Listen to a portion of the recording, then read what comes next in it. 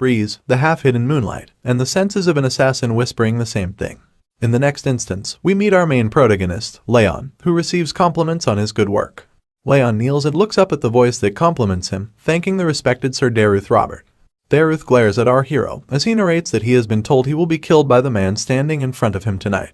He comments on the fitting performance of the protagonist as the Shadow Chief and commends that it is because of him that the family has been growing in power faster. Raon humbly expresses that he has just been doing what he should have, but in a slight change of tone, Derus asks him if he thinks the Shadow needs freedom. And following this question, our hero answers that they, Shadows, are not capable of questioning anything that has been commanded to them and are to only follow the orders given to them by their masters. But just then, our hero is startled when Derus questions why he had acted on his own when he knew of this rule in fact. Raon is taken aback by the extreme pressure and tense situation as Derus asks why he had undone the brainwashing. He glares at Raon as he kneels before him, wondering how Derus has come to know of this. We are then enlightened about what brainwashing actually is. It is the method that the Robert family uses to control their assassination organization, Shadow. It is elaborated that they buy or kidnap children and make them work as assassins their entire lives for the sake of the Robert family, engaging in all kinds of wicked activities. And our hero continues to narrate that, simply put, they groom the children into becoming their loyal dogs. However, he coincidentally was able to break free from these chains. Wondering how the man is able to confront him, he asks Derus how he knows. Derus then explains that he and the other assassins have two collars, one is for brainwashing, and he snaps his fingers to reveal the second collar. And just then, our hero feels a sudden intense pain in his chest. He bleeds from his mouth and continues to wail in agony and excruciating pain. He grabs hold of his chest firmly and wonders what kind of pain this is, expressing it to be as if his heart is being sawed in half. A dark red aura surrounds Raon as he glares upon the torturer in front of him, and Derus explains it to be the rage worm. He explains that there is an insect in his body that eats away at his heart upon his command, and this is the worst kind of enchantment that there is, allowing them to look into the emotions of the slave. Raon is startled and dazed in anger as he calls out at the sickening act, and he yells at Derus, questioning if brainwashing them wasn't enough that they had to feed them rage worms too. Derus, however, contradicts the fair and righteous comment as he tells himself to be thorough, and he elaborates that there is a saying that every person wears a mask. He continues to tell that his mask just happens to be thicker than others. This is when we get to know about the backstory of our hero. Raon says that he was kidnapped at an age he does not remember, and he was raised as the Robert family's hunting dog. He solemnly expresses that he was the head of the Shadow, and lived his life without any emotions or a mind of his own. He continues that coincidentally, he was able to learn a breathing technique called the Fire's Ring, and to prove that this was the divine skill of the best swordsman, he broke free from the brainwashing. But he expresses that he thought he would be met with freedom, yet he wonders why he has had to meet with death instead.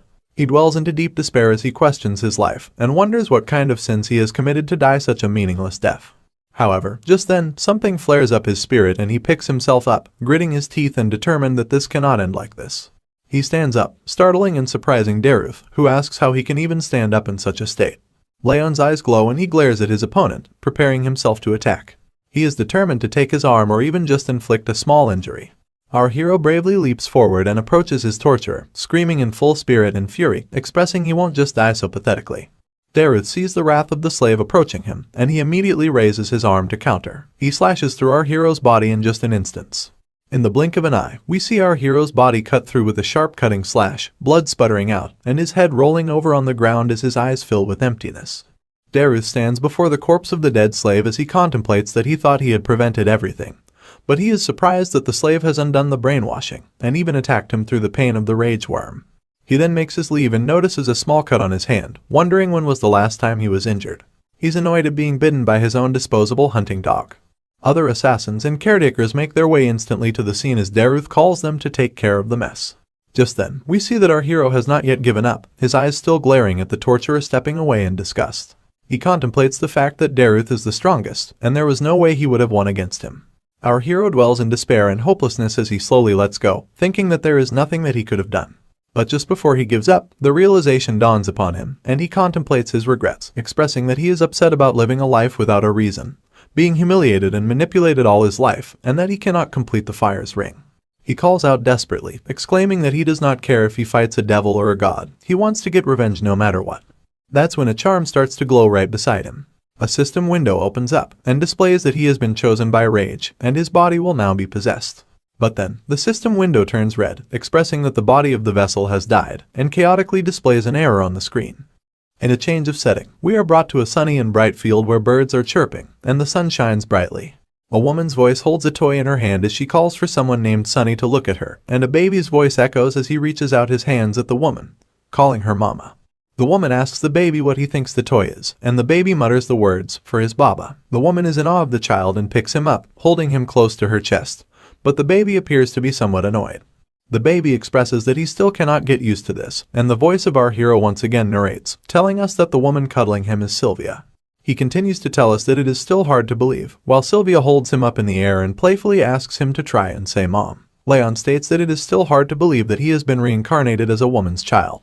With all the memories of his past life as an assassin, he first thought that he had been dreaming and sleeping for the past 100 days, and he did not wake up from a dream no matter how much he slept, so he accepted the fact that he has been reborn.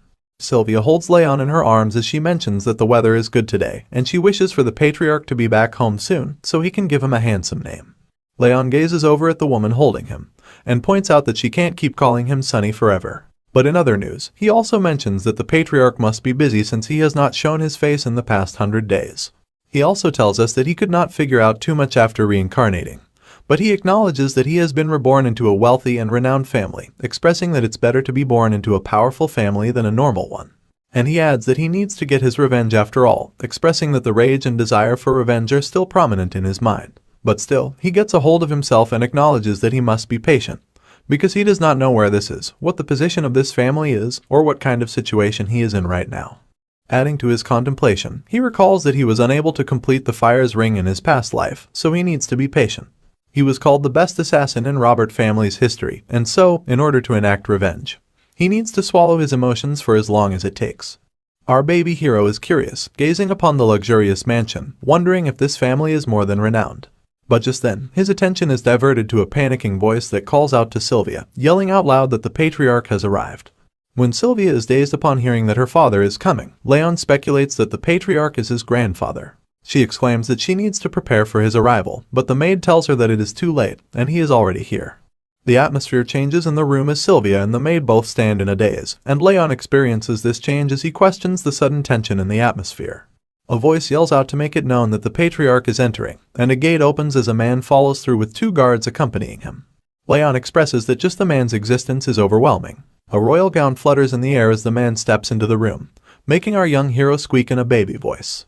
He speculates and acknowledges the man who has approached him, and Sylvia greets her father in respect. The man has a beard, and he questions if the baby that Sylvia holds is his grandchild. This is when Raon realizes his identity. He points out the golden blonde hair of the man, the flame-like red eyes, and his ice-cold aura. He explains the man to be the zenith of this continent, the northern king of annihilation, Sieghart. Our baby hero appears to be concerned and dazed as the patriarch gazes upon his grandchild, and wonders how the hell he got reincarnated into the most powerful family on the continent. Sylvia asks her father if he wants to hold his grandchild. All the while, our baby hero deems such a fate as ironic. Glenn, the esteemed patriarch of the house, exclaims that the baby will be named Raon, suggesting that the meaning of the name is to live like a shadow, as if the warrior is there but also not there. Raon's baby eyes widen at this statement. It's hard for him to process how he was given the same name as his past life. Night falls upon the land eventually, and moonlight shines through the room as Raon pretends to be soundly asleep in his cot. But actually, he is wide awake and wondering if everyone else has gone to sleep. He sits up and contemplates the fact that after 100 days, he now finally has his chance. He elaborates that he was always sleepy. Every time he would wake up, Sylvia would always be by his side, ready to cuddle him up. That didn't allow him to use his mana, but now, finally, he is able to sleep in a separate crib. Sighing in satisfaction, he expresses that he should get started. He sits upright, crossing his legs to perform a certain stance, calling upon the fire ring ability. Our baby hero explains that this continent's normal training method uses breathing styles. One absorbs nature's energy and gathers the aura in the energy core. However, he adds that the fire rings he has obtained use a different path. Enlightening us about the workings, he elaborates that when a mage uses his energy, it shapes the heart's ring, growing his overall physical abilities and energy manipulation techniques. Because of this, he mentions that this type of breathing technique is the best to become a perfect martial artist. Moreover, this sort of breathing technique has the advantage over transcendents like Derus, who don't know its full capabilities. And so, he expresses that by using the fire's ring, one can grow their mentality and body. He desires that if he can make the Sieghart's swordsmanship his own, defeating and enacting revenge upon Derus won't just be a dream. Analyzing himself, he is skeptical, but he points out that it's because of such a premature body, filled with freezing energy, that his body felt cold even after sleeping for more than 20 hours. He closes his eyes to analyze how many places are blocked, realizing the number to be 9. He concludes that at this rate, he is going to die due to his circuits being blocked by the cold. He knows that he needs to break through them using the fire's ring, but he expresses that throwing away such highly pure cold energy is a waste, although he questions if he can fuse it with the fire's flow and circulate it throughout.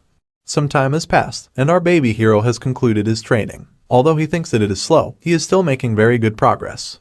Just before he decides to move on to the next stage, he feels a bit agitated. He acknowledges that his body is tired, questioning the stamina of this premature body getting tired after such little training. But our poor baby can't help it, and he feels the weight of his eyes as he slowly closes them to sleep. Raon has soundly slept in his crib, and this is when Glenn, the patriarch, emerges from the shadows to observe his grandchild. He raises his hand above Raon's head, and small sparkles of energy twinkle around him. Night changes into day, and the sun shines upon the window of the huge and luxurious mansion. The cutest protagonist, Raon, crawls on the floor muttering nonsense, and Sylvia follows him throughout, encouraging him to crawl a little more while playfully squealing in joy. But Raon seems to be distressed and annoyed, expressing that playing with Sylvia is a pain. I mean, our dude has the mind of an adult, and playing and pretending to be a baby like this makes him want to kill himself. Sylvia, however, cannot have enough of cuddling with her child, as she fiddles with him and calls him playful names. All the while, our poor hero gets more and more annoyed, exclaiming that enduring the cold energy is better than this. This goes on when suddenly Sylvia is called upon by a strange voice, and her attention is diverted towards the man who calls for her. Her face immediately lights up as she turns to face the source of the voice and calls the person the saint. The saint takes a slight bow to pay his respects to the lady, but requests her to simply address him as sir. Raon's eyes widen upon seeing the man. He wonders if the person in front of him is someone called the Saint of the Rags. And enlightening us with more background upon the characters, our hero once again narrates that the saint has divine power, medical techniques, and skills that can reach the ends of the world. However, he adds that although the man is the most famous physician, no one can see him due to his wanderlust. Coming up close, the saint gazes upon the baby, expressing that he came to see Sylvia after hearing about his birth, and he picks up Raon to gaze upon him closely. He compliments the red eyes and the blonde hair of the baby that he inherited straight from his beautiful mother. He then asks the name of the child, and at first, Sylvia hesitates to answer, but she says that the name of the child is Raon. The saint is taken aback, questioning if they named the child while knowing that it means shadow. Sylvia hesitantly agrees with the speculation, and the saint follows up with disappointment, not understanding what Glenn was thinking before naming the child. Raon observes his expressions, as he notices that the two are being quite casual with each other. In his past life, he had heard rumors of the Northern King of Annihilation being friends with the Saint of Rags, and it seems to be true. Nevertheless, the saint holds our baby hero firmly as he smiles in joy, wanting to have a closer look. He then places his hand over the baby's body, and a strange energy flows and glimmers over our hero.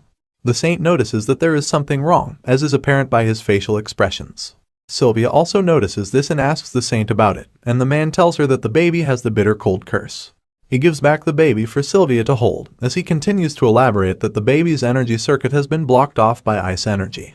If they treat him concurrently before his future checkups, he will not die. However, he also lets Sylvia know of the sorrowful fate, that the baby will not live for a long time if he is left untreated. Sylvia's eyes widen in shock, and her voice starts to shake as she states that the saint is lying. She does not believe this to be true. And just as the saint tells her about writing a prescription to start the treatment, a voice calls out to interrupt him. The voice belongs to a maid, who rushes forward to the saint to tell him that the patriarch is looking for him. The saint lets her off, telling her that he will be there with the patriarch once he is done with the conversation. But the maid insists that the patriarch wants to see him right now. Accepting the call, the saint hesitantly takes his leave, expressing that the patriarch cannot get his timing right. Observing the situation, Raon thinks that knowing about the disease does not change anything, because as long as he can complete the fire ring on time, such a curse won't be an issue. This is when a teardrop falls onto his face, making him halt in his thoughts. Our baby hero gazes upon the crying face of Sylvia, who still believes it to be a lie. She sniffles and expresses that she cannot lose her child like this, and she refuses to accept that he is dying. Sniffling and silent tears turn into wails and screams of agonizing pain as Sylvia falls to the floor, firmly holding her baby. She promises that she is going to make it better, no matter the cost. She is still in denial that her child is sick with a deadly disease. Raon's eyes widen and his heart skips a beat. He wonders what this emotion is, and he expresses that his heart is aching. He sees himself observing the poor woman, telling himself that he does not wish to see this. Among the wails and the screams, Sylvia suddenly stops crying when her baby's hand touches her face to wipe off the tears. She gazes upon her baby closely with her eyes full of shock, and Raon reaches for her in an attempt to call for her, until he manages to mutter the word mommy. Meanwhile, Glenn was busy engaging in a conversation with the saint, when suddenly, a commotion rises from the other room, diverting their attention. The voices of the maid yell and call for Lady Sylvia to stop, and Glenn questions what the ruckus is all about. The maid follows after Sylvia as the yelling continues, and she warns her that the patriarch is inside the room. The door breaks open, and Sylvia barges into the room despite the maid's best efforts. She glares at the patriarch while she huffs and puffs to catch her breath. The red eyes of the patriarch, Glenn, glare at his daughter as he confronts her about the reason for this ruckus. He mentions the rude and unsightly behavior, demanding a suitable answer. But he stops mid-sentence when he sees his daughter kneeling before him on the floor with tears in her eyes, begging him to save her child. Starting right off where we left, Sylvia is seen begging the patriarch to save her child. However, the patriarch does not seem to be bothered as he sips away on his tea. Being persistent as she is, Sylvia exclaims that the patriarch is well aware of the child's state and how much the child means to her. She repeatedly asks him to save him. But adding to the bleak and tense atmosphere, the patriarch coldly questions why he would want to save someone who cannot contribute to the family. He expresses that the child is an example of how difficult a martial artist's life is. Sylvia continues to persuade the patriarch as she mentions the child to be his grandson. But he is not fazed. The most he can do for the child is to give him the Sieghart name, and he asks his daughter to be thankful that he is being generous even with such an offering. Of course, Sylvia's tears do not appear to stop as she wails and screams for her father. The cruel man then asks the guards to take her away, and the brutish men drag her out of the room.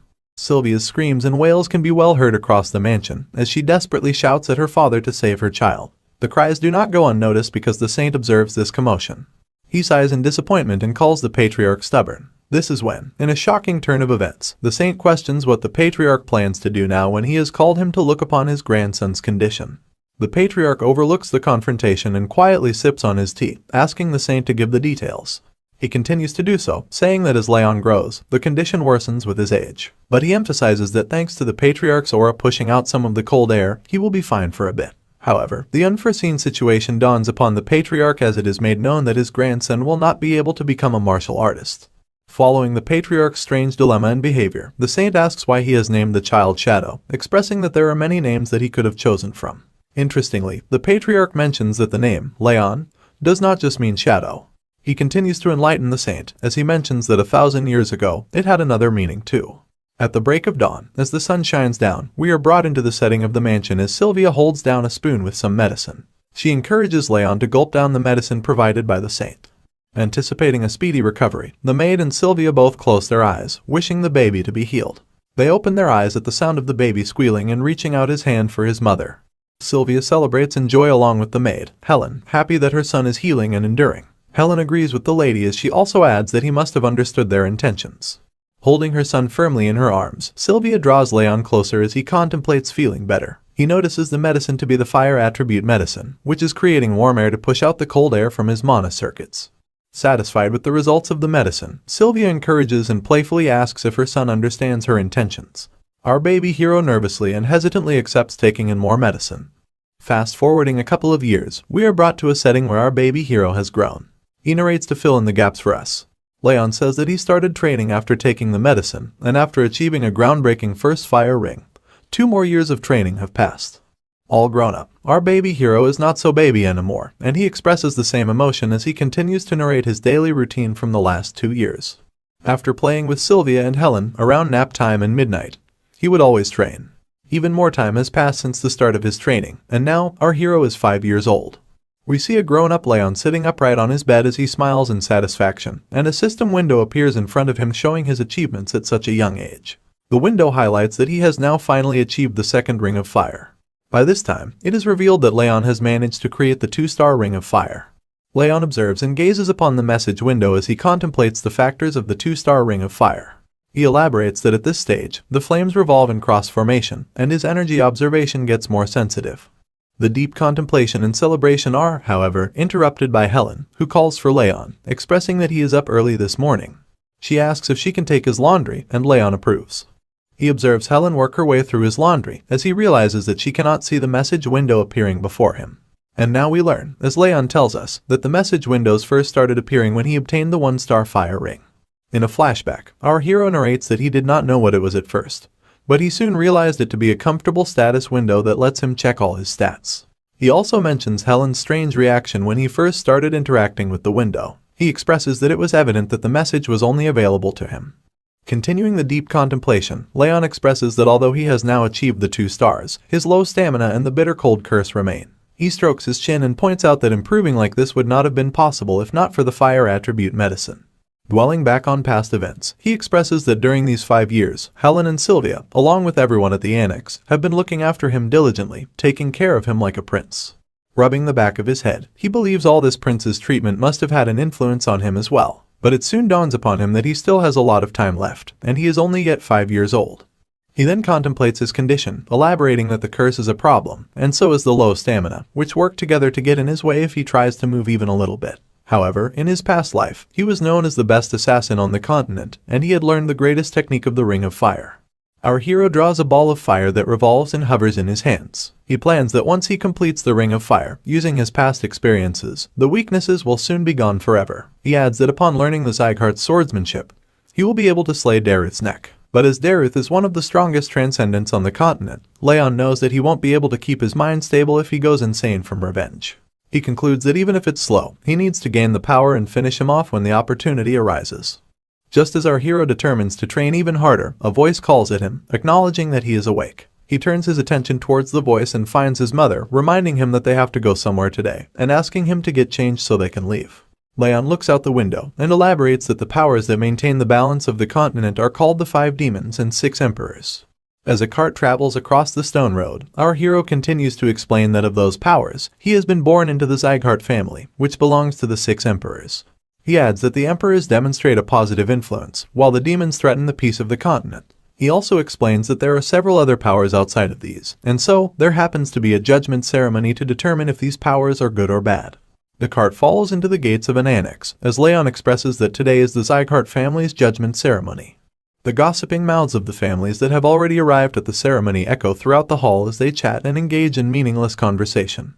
The gossiping continues as they call out to other families and their sons. Just when there is talk about Sylvia and her son, it is seen that Sylvia walks into the hall with Raon holding her hand. The chatter in the hall rises as they call Sylvia an outcast.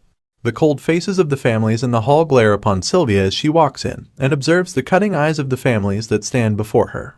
As Raon walks along with his mother into the hall, the chatter continues, and they point out at Raon, gossiping about his height and the rumors of him being sick being true.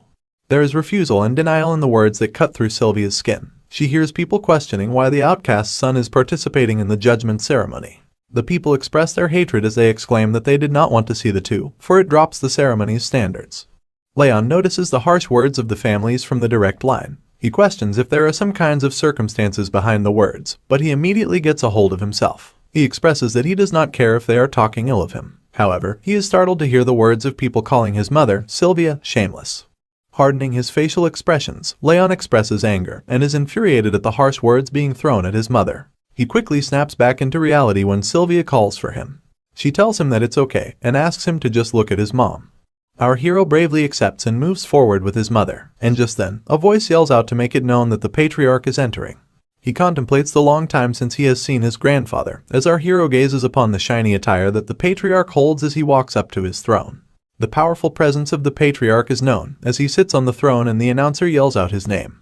Glenn acknowledges that everyone has arrived at the ceremony, and Raon glares upon what is to happen next. The patriarch's hand swishes, and a giant sword appears before the people in the hall. Raon is taken aback in nervousness as he questions if it is the sword of judgment. And then, the heavy voice of the patriarch calls out for the judgment ceremony to begin. Glenn Sieghart has made the judgment sword appear in front of the audience for the judgment ceremony, which our hero explains that upon placing one's hand on the stone sword, the sword determines the mana ability that they possess. Glenn glances upon the audience when the announcer calls for the name of Reincarnated Sieghart to begin the ceremony. Raon sits up enthusiastically at his call to be acknowledged. Raon observes Raon approach the stone sword, and he explains that from the age of 4, the skull of the child begins to close up, and from then on, the child's mana ability remains stagnant. Loud and shining energy flares up around the hall atmosphere as Raon holds his hand upon the stone sword. Raon adds that this place is where the judgment ceremony takes place to determine the kid's mana ability. Green energy illuminates the hall, and applause follows as the audience discusses and judges the light that is being emitted. They conclude it to be the wind ability of great quality and applaud the boy. The patriarch also commends the great ability, commenting it to be an attribute well suited for a swordsman and encouraging the child to channel the wind forth. Next up, a boy from the vassal family of Raon is announced to come forward, and he sits up to acknowledge his call. Observing and judging the different patterns and interactions, Raon concludes and explains that how far the light travels indicates the mana's purity, while the mana's attribute is determined by the sword's tip. He elaborates that this is how the Sieghart family determines their talent. He also observes the cheering and enthusiasm among the families as they applaud Raon for his ability, commending his family name and comparing him with Burin. Raon notices that these people value their talent just as much as they value their life. And so, he guesses that he won't be able to display good results. Although the Ring of Fire is on the 2-star levels, his mana circuits still have a lot of cold on them. But truth be told, such things don't really matter to our boy. Just in time, the announcer lastly calls for our hero, and he feels the intense glares and sights of disgust that the families portray at him. The patriarch joins this sentiment, and Raon is called forward. Sylvia smiles and calls for her son to proceed, and Raon obeys. He knows that he does not anticipate extraordinary results, he just needs to find a mana attribute that best suits this body. Sylvia guides Raon as she tells him to do the same as the other kids, and Raon listens. He steps forward and sighs nervously, before placing his palm on the stone sword. Surprisingly, a loud golden light is emitted through the stone sword, and our hero's eyes widen at this sight. He wonders what this light represents. The light blinds his vision, and he instead sees a sight of a man standing in front of him with demonic creatures observing from the side. He questions what all of this means. Demonic creatures glare viciously over the man standing in front of them, and Raon sits behind for cover as he witnesses this strange phenomenon. He wonders who the man is that stands in front of him, and before he could muster another thought, the man holds up a shiny sword that glows brightly illuminates the sky. The man swings the sword with full force as he grips the handle firmly, and the sword strikes through the demonic creatures that approach him while wailing in agony. A loud blast follows right after, and Raon snaps back into reality to acknowledge the task at hand, the stone sword. Just as he glances over at the sword, he is taken aback to find out that the light that emitted has not even made it to the halfway mark. Laughter and hysteria follow right after as the families taunt Raon for his light reaching such a low point, not to mention that it doesn't even have a color. The patriarch remains silent, observing the unfortunate outcome of his grandson's ability. Sylvia approaches Raon to comfort her son, and reassure him that he has done his best. But the harsh words of the families cut like blades as they walk through the shame. They question if Raon is truly a descendant of the Sieghart family and taunt him, suggesting that he might have only inherited the red eyes and blonde hair. The patriarch observes the humiliating commotion and calls out for the laughter and hysteria to stop. Naturally, the people immediately quiet down in fear of the patriarch's heavy voice. He calls off the ceremony and asks the families to return. One by one, all the families leave with their capable children, feeling proud. And shortly after, everyone leaves as the doors close shut behind them. Glenn sits on his throne in disappointment beside the stone sword, towering high in the hall. He calls for his warrant, mentioning that it can't be helped for his grandson. He dwells in regret over the incident, when suddenly, the golden light shines and illuminates the hall once again. His eyes widen at the unforeseen sight. The golden light flares and blazes through the hall, forcing the patriarch out of his throne to acknowledge the might of the light emitted from the stone sword. He recognizes this golden light. It's the signature aura of the Sieghart family's first patriarch, which displayed transcendental fire power that could melt even the flames of the demonic realm. Gazing upon the book to find enlightenment, Glenn, the patriarch, elaborates on the golden mana and golden flames, mentioning it to be a one-time occurrence throughout the history of the Sieghart.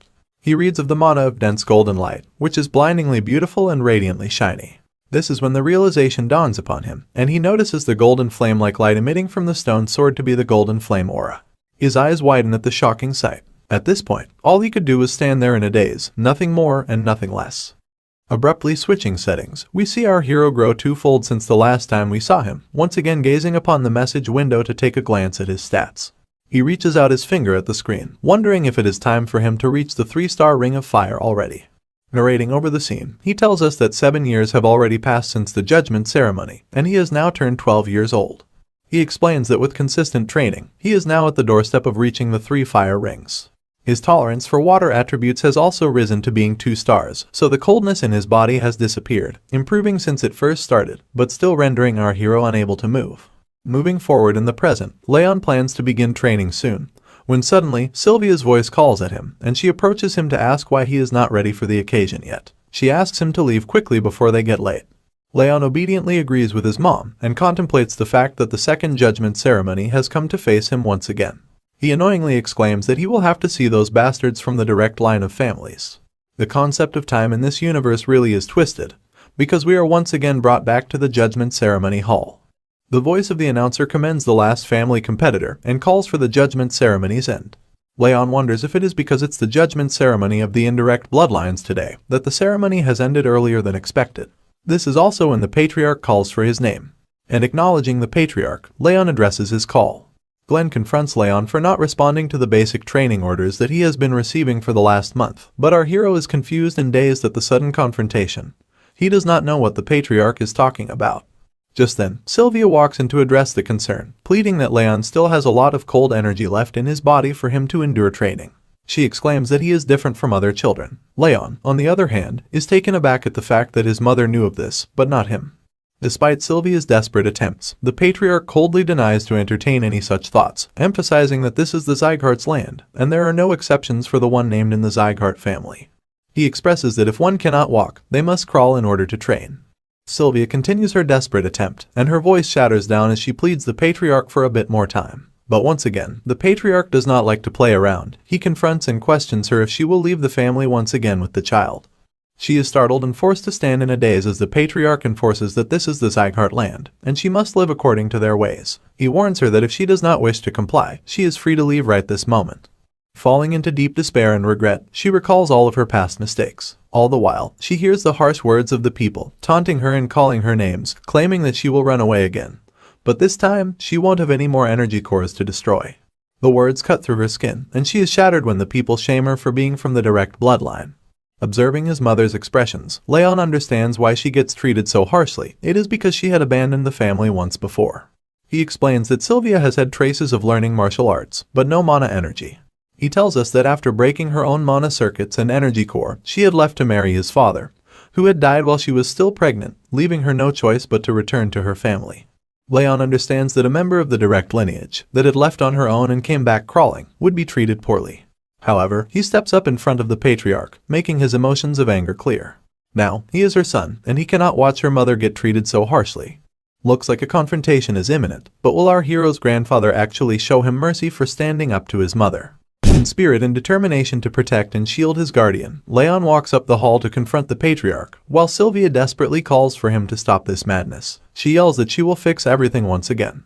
Denying his mother's wish, Raon walks up in front of the patriarch and sheds light on the matter. He expresses that, as the patriarch has ordered, he will begin his training next month.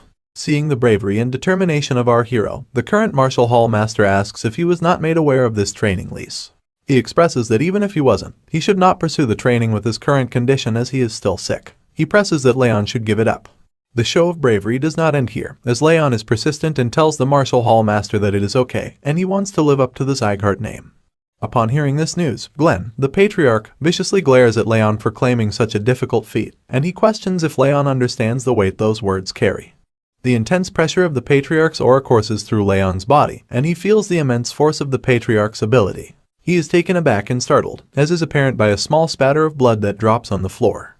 Raon's eyes widen as he firmly tightens his fist. He concerns and points out that just the patriarch's glare can do so much, elaborating that the feeling is as if his heart is being crushed by the immense force of the aura. He concludes that the patriarch is much stronger than Robert, and he asks himself if this is the true power of the King of Annihilation. Helen and Sylvia rush to his aid, and they comfort the distressed hero as the martial hall master joins them. He encourages the patriarch to calm down, exclaiming that Raon is just a child. But this does not stop the patriarch's deathly glare and aura. Instead, it intensifies, and both Sylvia and the martial hall master stand down immediately in nervousness. Sylvia cannot see her son being pressed on like this, and she immediately hugs him to protect him while screaming for her father to stop, pleading that Raon is not in the condition to train so intensely with his current state.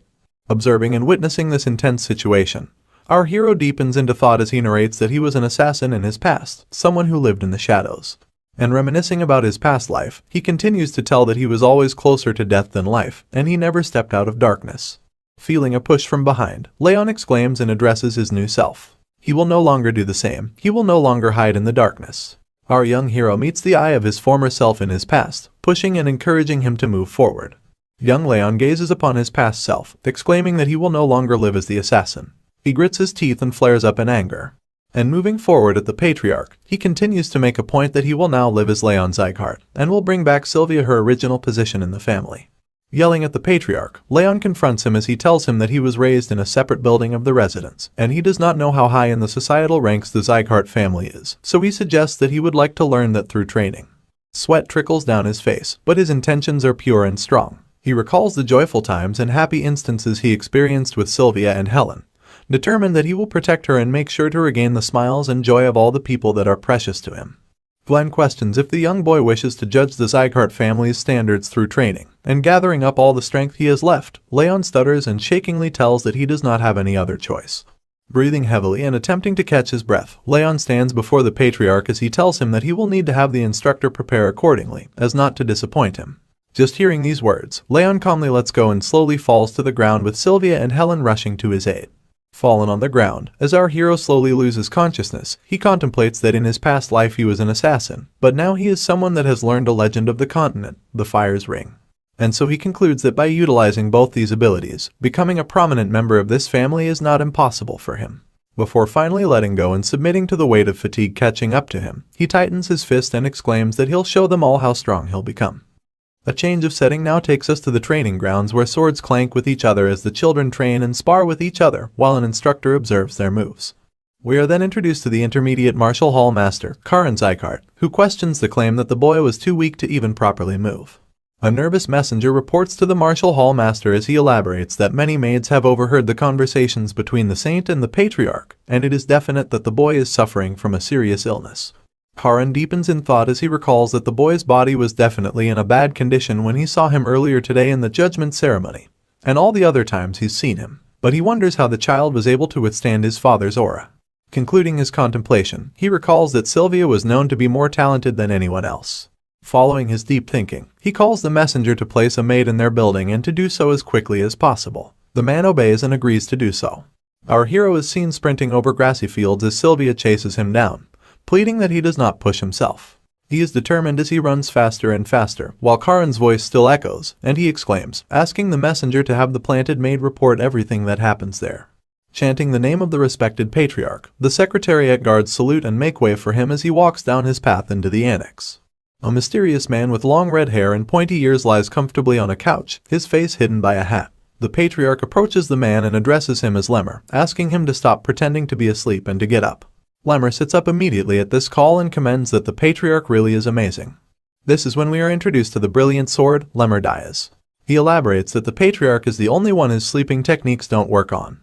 Glenn expresses concern that Lemmer, as the head instructor, is wasting his time on such nonsense while all the other instructors are working hard. Lemmer answers this concern by playfully telling him that they are only following his orders and are working with their bodies, while he works with his head. Annoyed, the patriarch exclaims that Lemmer has not matured even after 50 years, but Lemmer laughs it off, stating that people don't really change, and besides, he is an elf anyway.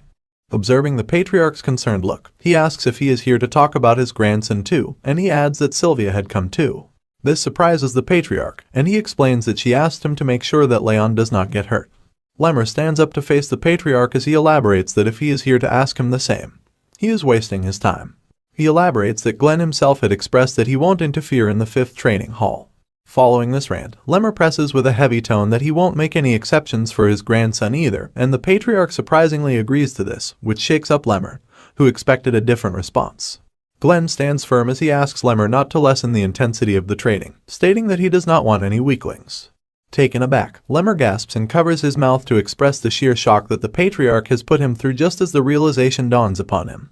He bursts out in awe and flutters, stating that the patriarch must love his grandson very much and is projecting that love onto him, which he could not give to Sylvia.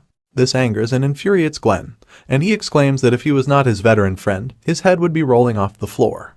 Adding on, Glenn asks Lemmer not to go easy and to fail all those who are unworthy so that only the worthy ones can receive his training. Lemmer agrees with this claim and expresses that he will do as he wishes. Concluding their conversation, the patriarch asks for his leave and steps away as Lemmer enthusiastically sees him off.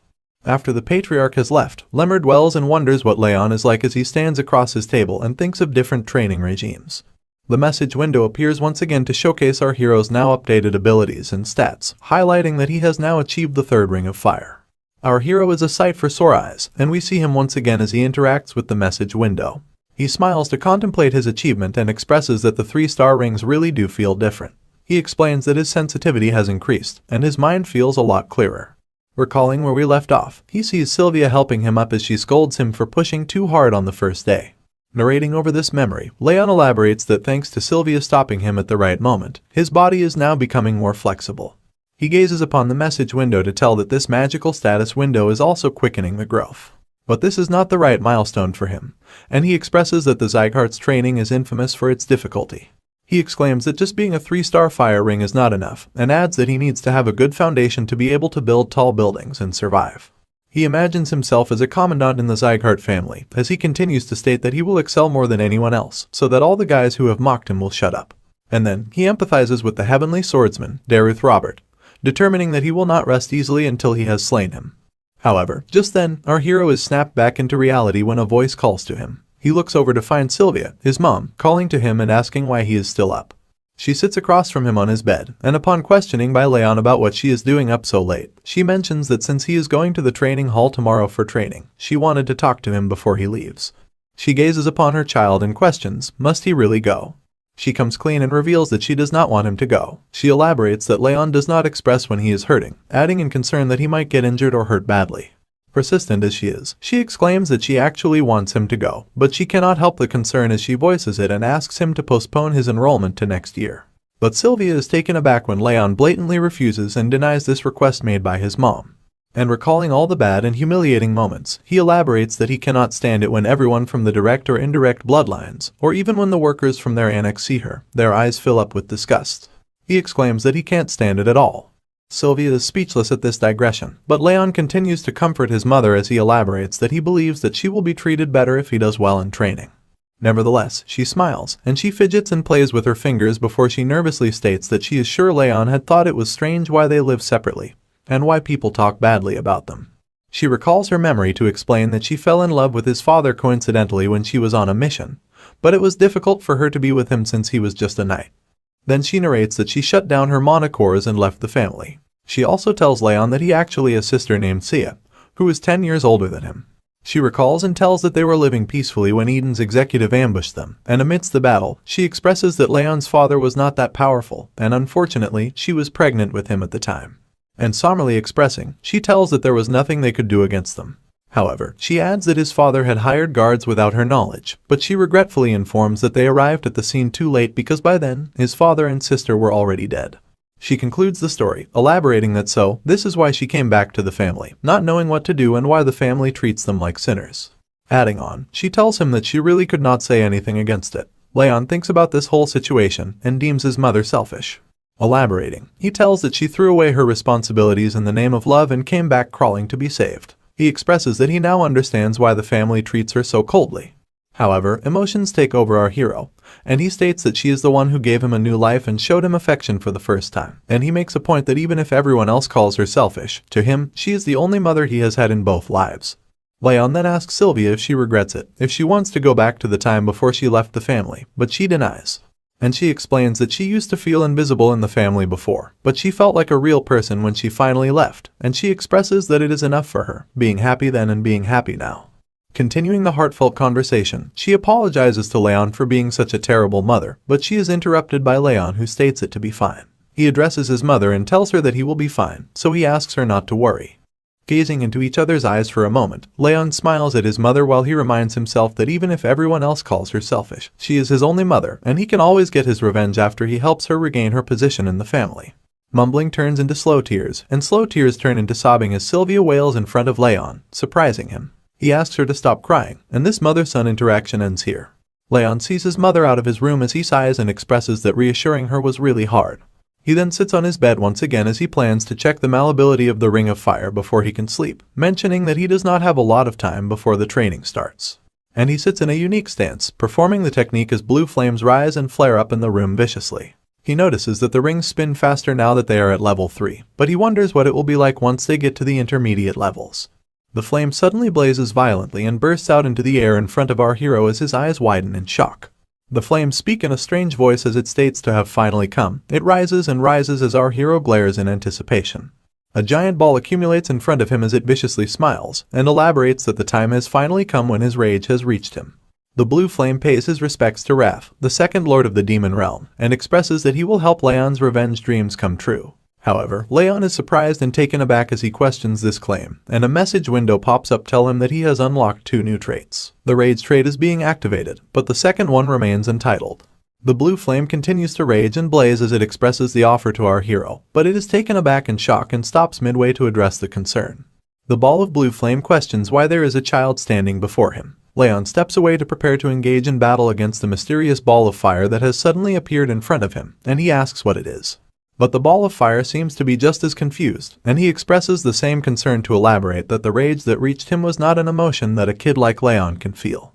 Upon a second glance, the ball of blue fire's eyes widen as the realization dawns upon him, and it exclaims that it was definitely the child standing before him. The child has been hiding a deep and dark rage within him. Raon hardens his facial expressions and is skeptical of the ball of fire as it asks him to give away his body and soul to him, and then he will help him get the revenge that he desires. He wonders if the ball of fire is here because of his violent rage against Derus Robert before he was reborn. But if it is, he expresses that the ball of fire is way too late. Following the skeptical nature and suspicion of the ball of fire, Raon denies his offer and states that he will get his revenge on his own. This confuses the ball, who anticipated an answer. He floats around Raon's body, as Raon tells him that he will exact revenge on Derus himself, thinking that he can't get the help of another in such a matter. But the ball of fire does not seem to buy this claim, as he expresses that Raon seems to be misunderstanding something. Smiling widely, the ball rises up once again and states that he is not here to negotiate. The huge ball of fire blazes again, and it viciously glares at our hero to alert him that he has already made his decision. Although the flames catch onto Raon's body, he immediately notices something strange. The flames are cold. Realizing this could only mean one thing, Raon steps back nervously. The ball of flame flares and rushes forward as it yells that now, all Raon needs to do is give him his body. Raon steps away from the threat as the blue ball of fire approaches him. The fire approaches nearer and nearer. There does not seem to be anything that our hero can do, and the flames finally reach Raon's body as a burst of light illuminates the room. Following the strange interaction, he does not seem to be feeling too well as he grabs hold of his chest firmly. His eyes widened in shock, and he expresses that he feels as if his mind is gonna freeze over. He wonders if it is the attribute of cold that is causing this strange and uncomfortable feeling. A mysterious and vicious avatar dawns over Raon, as its heavy voice instigates him to think of the person to bring up the rage, and he will kill him even if it is a god. Shivering and shaking, Raon rubs his hands over his arms, curling up into a ball as he expresses that he is able to endure the attack somewhat thanks to his water attribute tolerance ability, but he realizes that this attack is not just cold. Adding on, he elaborates that the mysterious entity is consistently stimulating his rage. Awful and torturous moments from his past life constantly replay in his head, as he is reminded of the pain he has endured and the days he has spent in torment. The mysterious man hollows over near to our hero's ear, as he exclaims that he will break the man's skull and eat up on his flesh, and so, Raon gives up on his body and lets the man take over. Recalling the joyful moments he has spent with the maids and his mother, Sylvia, he worries about what will happen to them if he gives up his body to this strange entity that has appeared so suddenly. He grits his teeth in frustration, determined to not let go so easily, and he exclaims that he cannot let him have his body no matter what happens. The blue ball of fire has once again appeared before our hero as it hovers over him and continues to persuade him by saying that it would have been easier for him to give in to his rage and accept the entity. But he is just holding on for no reason at all. He exclaims that he was going to minimize the damage since he was going to use his body, but our hero leaves him no choice. It expresses that it will just swallow Raon whole without waiting any further, and it seems like the situation is worsening. It's apparent by the look on Raon's face as he attempts to catch his breath, and he expresses that it feels like his body is going to break into pieces. Holding on to dear life, our hero expresses regret, realizing that he is almost at his limit and he'll end up dying at this rate if he does nothing at all to survive. But just then something clicks in Raon's head as his eyes widen and the realization dawns upon him. He grips his hands together and grits his teeth to give it his all, elaborating that if he could endure the cold due to his water tolerance attribute, then he might be able to reduce the pain in his body and mine through the ring of fire. Noticing it to be the only option he has left to survive, our hero musters up all his strength to counter the cold. And his move works as the heat from the ring of fire slowly pushes away the cold from Raon, surprising the ball of blue fire. He groans in frustration, seeing a child push away and counter his attack. He expresses that even if it hasn't been long since he has awakened, a feat like this is impossible. His annoyance is further elevated at the fact that the foe is just a human child. Sweat trickles down Raon's face as the cold slowly goes away and the heat of the ring of fire intensifies. He glares at the ball of fire and warns that he will get revenge on his own, without needing to let a ghost use his body. The blue ball of fire is offended by this statement as it rages and blazes violently at our hero. He questions how dare the human child call one of the great demon lords a ghost. Playfully teasing the entity, Raon asks why he hasn't been able to kill him if he is a lord of the demon realm. He continues to tease and taunt the lord as he states that the lord of the demon realm isn't anything special, and he suggests that he just disappears. Infuriated at this insulting interaction, the ball of fire starts growling at Raon. Observing and recalling the demon lord's words, Raon realizes that he is said to have just awakened, which could possibly mean that the ball of a demon lord has yet to restore his full strength. Raon's deepening thoughts over the strange lord of the demon realm are broken off by a message from the system window that notifies him of special abilities that have been unlocked. Gazing upon the message window in curiosity, he finds his stats to be shown in a number format. At this realization, the lord of the demon realm freaks out, yelling that it is his authority, and he questions why the little boy has it. Our hero asks if the blue ball of fire has anything to do with the sudden change in the format of the message window, and although the ball frowns at first, it affirms that he has made the system, and he annoyingly questions why it is with him. Feeding into his curiosity, Raon once again asks what kind of system it is, but the demon lord has no interest in revealing anything to him. But he finds himself immediately taken aback and dazed when Raon answers his own question to express that it might be for quicker progress. The blue ball of fire blazes in rage and confusion as he wonders how the little boy knows. Raon, on the other hand, blatantly glares at the spirit in front of him, concluding that he can't even hide his emotions at all. Contemplating over the mysterious workings of the system, our hero mentions that he too had thought it to be strange that his Ring of Fire ability was more effective than in his past life, but now he realizes that it was because of the system. Filled with rage and frustration, the spirit of the demon lord flares violently as he demands that the little boy gives up his authority and body to him. But just as he continues to press on our hero, he sees a powerful energy blow coming towards him, and he immediately dodges as the attack flows right through its hollow spiritual form. Enraged even more, he asks what the little boy is doing, and Raon gleefully expresses that he has hit him with mana just in case. Observing the outcome of the attack, he notices that the spirit of the demon lord does not have a physical body, which would mean that aura won't work on him either. And considering the fact that no one else has come rushing in after the ruckus they have caused, it's apparent that he's probably the only one who can see or hear this spirit. Having enough of the little boy taunting and playing with him, the blue ball of fire is fed up and yells at Raon before flowing directly at his wrist. Raon's eyes widen as he flinches at the sudden hostile movement, but he is taken aback again when the blue ball of fire has now turned into a bracelet with ice crystals for beads. And even in the form of a mere bracelet, the lord of the demon realm does not shy away from shit-talking. He exclaims that it hasn't been long since his seal has been undone, but his powers will return soon, and then no one will be able to stop him. He warns that he will stick with Raon till the day he dies. Our hero is nervous. He expresses the entity to be a leech, but he is afraid of the system going away if he tries to take him off, and he is also concerned about what he might do to Sylvia and Helen. But concluding the interaction, he glares at the bracelet once again, determining that it might be better to keep him close and watch him. He will just restrict him, and hope that he grows stronger fast enough before him. Bothered by the look of the bracelet, Raon asks why the spirit had to take the form of a floral bracelet, exclaiming that it does not look good on him. The spirit frowns and yells at Raon to respect his taste. And what can Raon even do at this point, which is why he just sighs. The sun brightly shines over the morning ground, and Helen and Sylvia are seen waiting in the grand hall of the annex. Sylvia is worried for her son, while Helen consoles and comforts her, assuring her that the young master will do well. That's when Raon finally comes down from his room. He calls out that he is ready, and Sylvia and Helen immediately glance over at our young hero walking down the stairs. He smiles and expresses that he will now be going to the training hall. Our hero leaves the annex for his big day at the training hall, and Helen can't help herself but worry for her young master as she asks him not to push himself too much. Raon affirms her concerns and takes his leave. Pointing out Sylvia's sad and gleeful face, Helen asks her if she is going to see off the young master with such a face and make him sad. She listens to her words as she crouches down to hold her son, and tells him that she believes in him. Raon smiles at this beautiful gesture from his mother and shares the same sentiment as he affirms that he won't push himself too hard and won't give up if it gets too difficult. Saying this, our hero takes off to achieve his dreams as he waves to say goodbye. Sylvia still can't help herself as she glares at her son leaving her side. She asks Helen if she thinks he will be alright, and she comforts her, telling her that he has gotten much better, so much so that he might even pass the training. Not being able to take her eyes off her precious son, Sylvia expresses that Helen is right. But she still cannot let go of the fact that Raon is different from other children. A few moments before the great send-off, we see Sylvia hugging the young master, as Helen notifies her that the instructor assigned to him is the best in the Sieghart family. She comforts her once again, saying that Raon has been trying really hard recently, so she is sure that he will be able to make it. And Raon shares the same determination, as he repeats Helen's words and tells his mom that he won't get hurt, staying true to his promise. He asks her not to worry. But Sylvia, being a mother, can't stop crying as she holds onto her dear son. Raon expresses that he will stay true to his promise and make sure to keep himself safe. She recalls her son's words, asking her to trust him, and she holds onto her chest, calling for her son as he walks away.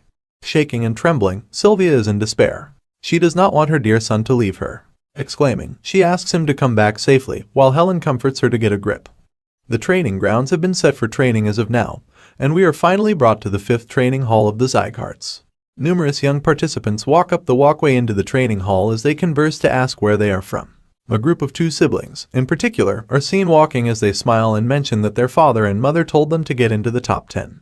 Walking among the huge crowd of aspiring martial artists is our hero, Raon, and he is also a bit surprised to see the number of people present.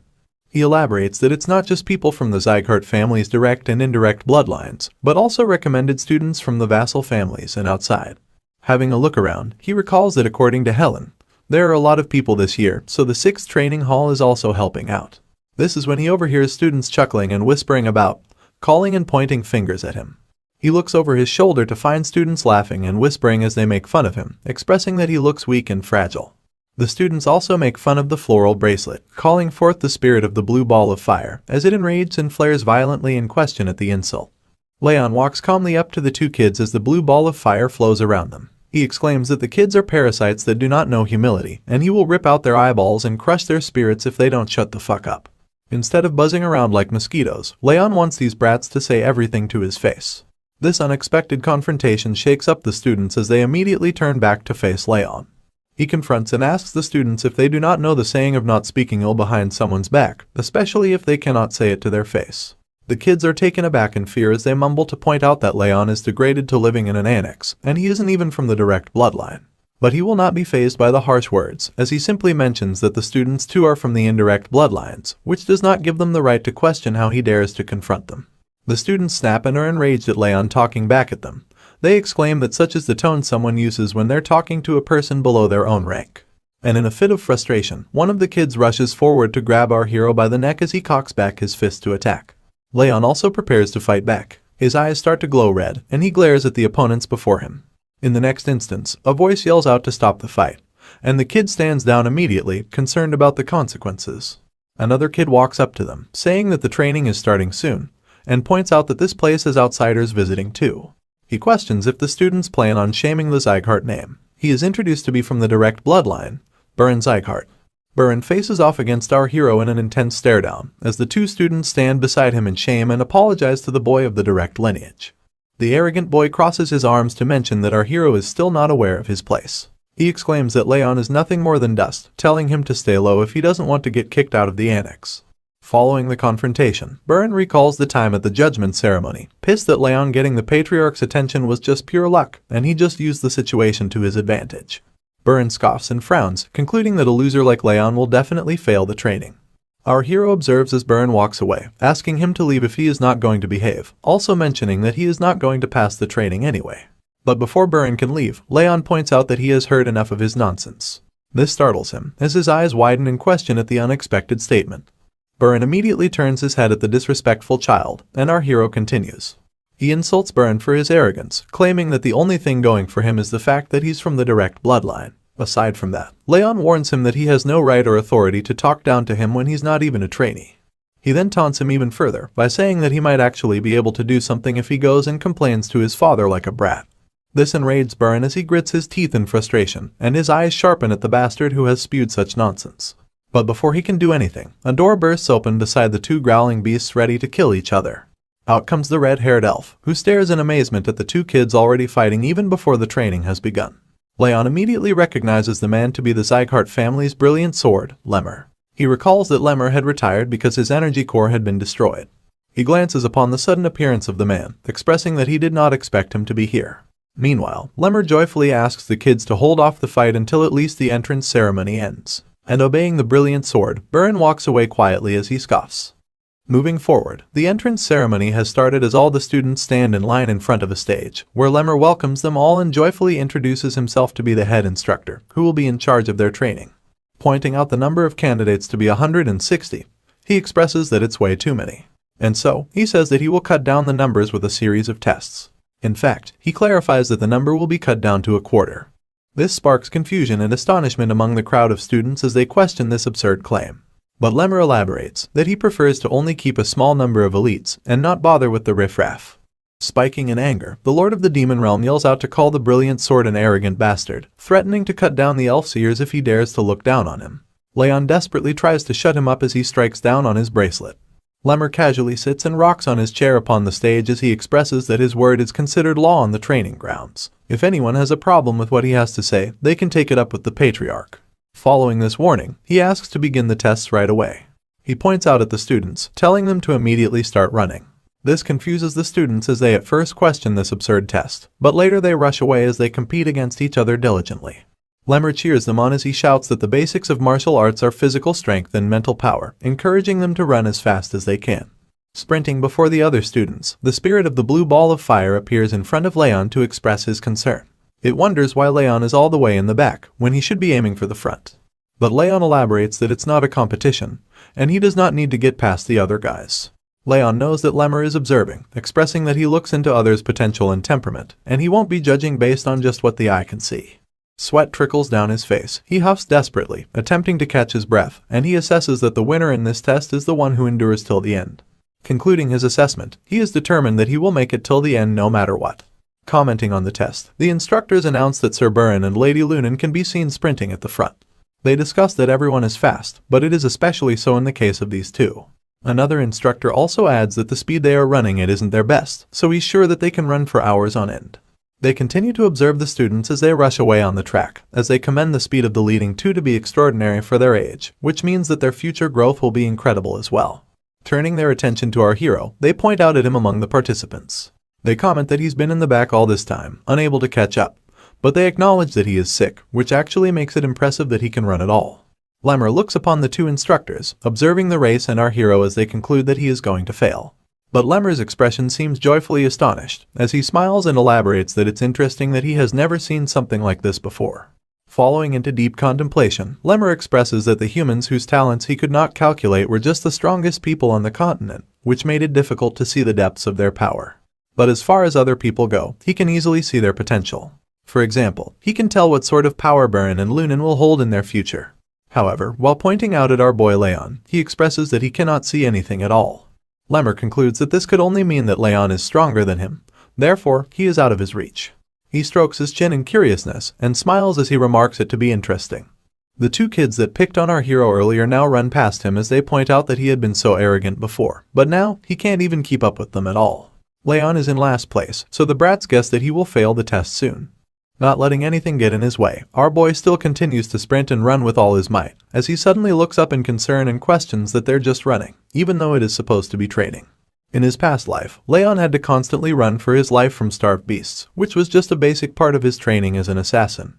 And so, he sprouts a wide smile on his face as he comments this training is far too easy in comparison. The race continues in full spirit as the students rush forward on the track. Observing the students is Lemmer, the brilliant sword. He singles out Raon, questioning how he is still running. He elaborates that Raon had exhausted his stamina long ago, and is way past the boundary of determination. Lemmer concludes that Raon shouldn't have any stamina left in him to squeeze out. He can tell that our boy has the same kind of mentality as those who have been trained to survive until the brink of death, which is quite fascinating for a young child. Observing this amazing talent, Lemmer deems the young master to be quite interesting. Seeing Raon continue running and keeping up with him enrages Burin. He scoffs and questions just how Raon is still able to keep running, when he was told that the boy was too weak to train. He recalls the information provided by his messenger that the Saint of Rags assessed Raon with the curse of the bitter cold. Raon has a low chance of surviving childhood, let alone learning martial arts. And even at first glance, it's not a secret that Raon looks fragile. Annoyed at things not going according to plan and everyone proving him wrong, Burin grits his teeth in frustration before yelling out the move, or utilization. A burst of energy follows right after, with beams of light crackling around his body. In his childish rage, Burin has started using his aura in the race, just to show off that he's much better than everyone else. And he rushes forward with electric beams crackling and sparking around him, leaving behind Lunan and Raon who follow him. Witnessing the sudden change in speed and agility, Raon is quite taken aback. He observes that although Burin speaks like a noble, he is just a kid. In comparison, he thinks that Lady Lunan might actually be much more mentally mature than the brat who rushed ahead. Keeping his focus, he then concludes that this is just a test and not a competition, so there's no need to break his pace just because his opponent wants to show off. The sun shines down once again as the hot beams scorch the ground, and all the other students who withdrew from the test due to exhaustion fall to the ground as they catch their breaths. The two kids that called Raon names and bad-mouthed him observe and question how the boy is still able to keep running. Another student adds that she had heard of Raon being weak because he is ill, but this result contradicts everything. Our brave young master keeps on going while the students wonder how he does not get tired. But you see, Raon denies these absurd claims because he feels as though he is about to die due to the coldness in his body. And he adds to the bleak situation, expressing that it also feels like his heart and lungs are going to collapse at any moment, but he is determined. He utilizes the ring of fire to squeeze out any little stamina that he has left inside him. Whatever the circumstances, he smiles at the conclusion that the ring of fire is improving quickly, and he plans that he just needs to activate it to full force in order to feel its proper effects. But before he can proceed, the voice of the blue spirit pops up once again, calling our boy pitiful. He questions the state of his body, and claims that he is nothing but his future vessel. The spirit of the blue ball of fire reaches out once again beside him, as he demands him to hand over his body and soul instead of trying to surpass the blue-haired human. Exclaiming in refusal of the unfortunate situation, our hero calls for it to stop. But it's too late. The spirit yells out that it will freeze everything, and a wave of freezing coldness strikes Raon. He frowns in pain and agitation just as the strong cold hits him, but he knows that he must endure the cold in order to pass the test and move on. Slowing down his pace, he feels as if his mind is being taken over by rage, but he knows he must endure it and pretend as if nothing is wrong. Fed up with the nonsense, Raon now confronts the spirit, asking him to stop this sabotage and stay still because this instigating act won't work on him. But the demon lord is persistent and questions Raon's claim, elaborating that there is no human that can withstand his rage. The cold intensifies and cuts through our hero's vitals, as is apparent when he grabs hold of his chest from the immense pain. The freezing cold strikes again, and the demon lord viciously expresses a desire to see how long he can endure the pain. This small setback is nothing for the brave warrior, as Raon knows that he has to endure the pain no matter what. Because if he shows even the slightest hint of weakness, the demon will swallow him whole. The pain intensifies and grows, but Raon holds his own to survive. The blue ball of fire is enraged, and it yells in frustration, questioning why his rage won't work on the weak little boy. Seeing the outcome of pushing himself too far, the fatigue catches up to him. He expresses that his body feels like it's going to collapse, and he might die at any moment.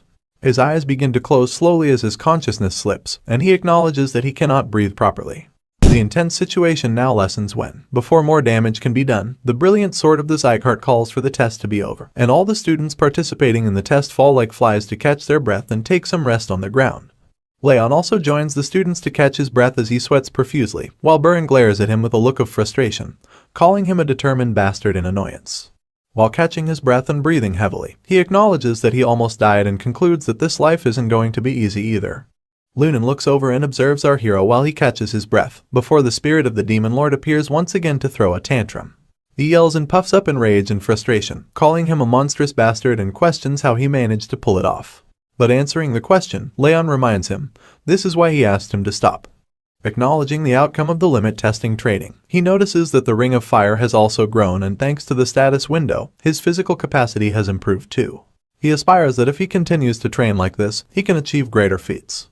Just then, his attention is diverted, and he looks up to find a huge status window in front of him that notifies him of fulfilling the conditions, resulting in increased experience points and physical capabilities.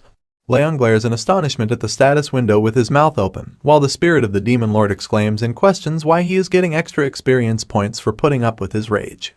He yells out and states it to be absurd. The students once again stand before the stage as Lemmer the brilliant sword commends everyone for doing their best, and he moves on to what he said before the test started.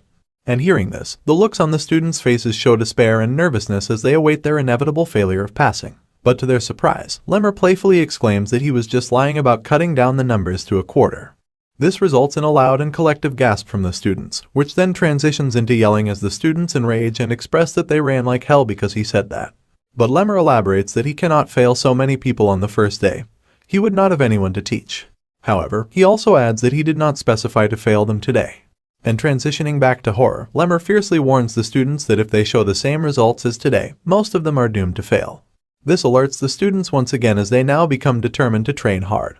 He paces across the stage as he addresses the students, and he reminds them of running with all they had. He points out that none out of all the 160 of them kept it up till the very end, except for one. He also mentions students who gave up and started using aura. This alerts Buren, who is guilty of doing so, and he fears suspension over this act. But as he crouches down in front of Raon, he adds that he does not care how they do it, as they are the ones taking the test after all. And he makes an okay sign up front of Raon as he continues to tell them that if the students do as he says, they won't fail the test. But he also mentions that it won't be easy either. Moving on, he now faces the students once again and addresses them to tell that they are now provisional trainees, but will become official trainees once they pass the tests they will take in the next 6 months. He joyfully mentions that he is going to pick the top trainees, although he won't be the one to rank them. Calling off the trainees, Lemmer lets them go and guides them to the top quality dormitories provided by the Sieghart family, mentioning that there is a training center next to it too. Tree leaves flutter and the sun shines through the forest. We are now brought to the forest near the training hall, as Lemmer walks up to a mysterious figure in royal attire that awaits his arrival. Lemmer the Brilliant Sword winks and addresses the person in front of him as he states that someone has taken up his napping spot, and he reveals the person to be the Patriarch. Glenn, the Patriarch, acknowledges Lemmer's arrival and immediately asks him what had happened. And he slowly walks up to him as he asks the Patriarch why he is asking him, when he himself was here the entire time to witness the whole thing. But continuing with his statement, Lemmer explains that the Patriarch knows he has great eyes and can see the future and children. Elaborating, he tells that Burin and Lunan are greatly talented, as they already knew, and the other children also have a lot of potential to become great pillars of the family. But he adds that he cannot see anything in Raon. The Patriarch proceeds to acknowledge this information, while Lemmer adds that he was sure Raon was out of stamina, which he questions and asks how he was able to keep on running. He also tells the Patriarch that it is the first time after him that he has not been able to see anything in someone. And he expresses in joy that his life has been very boring ever since his energy core had been ruined. But this is going to be interesting. Hearing what he came to hear, the Patriarch leaps off of the stone that he stands on as he tells the Brilliant Sword, Lemmer, that being a trainee instructor is what he had wanted, and as he walks away, he asks him to focus on his duties and not get distracted. Lemmer obeys the Patriarch, but he also mentions that he believes there is going to be someone this year to whom he can leave his future, but the Patriarch disagrees and states it to be just a coincidence. He exclaims that the child cannot become a martial artist. Seeing the Patriarch off, Lemmer acknowledges this statement and smiles, before he exclaims that the Patriarch knows very well that it's not just a coincidence. Sighing and finally having the rest he needed, our hero sets off to the training center now that the test is all over with. 2 students glare and observe him as he steps away, and the blue ball of fire is amazed that Raon does not seem to stop training. The group of students that stand behind Raon as he walks away glare viciously at him with murderous intent, and as the sun sets over the training grounds, they exclaim it to be impossible. 2 students rally on about how there's no way Raon held on for that long, when they had heard that he was sick. They go on while the yellow-haired man from the indirect lineage, Reincarnated Sieghart, gleefully assesses the situation. Crane addresses the situation and adds that he had heard Raon had some kind of miracle medicine, elaborating that the Saint of Rags gave him one long ago. This follows up with a shocking response from the 2 trainees who question the Saint giving him this kind of boost. They scream out to conclude that this means Raon had been dependent on the medicine to run that long, and he had the gall to show off.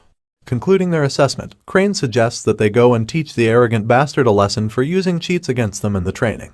Transitioning right into the act of words, our hero is seen being slammed into a tree as he groans in pain. He slides down to the ground under the pale moonlight and asks why the group of students is doing this to him, but Crane scoffs and questions this statement from Raon.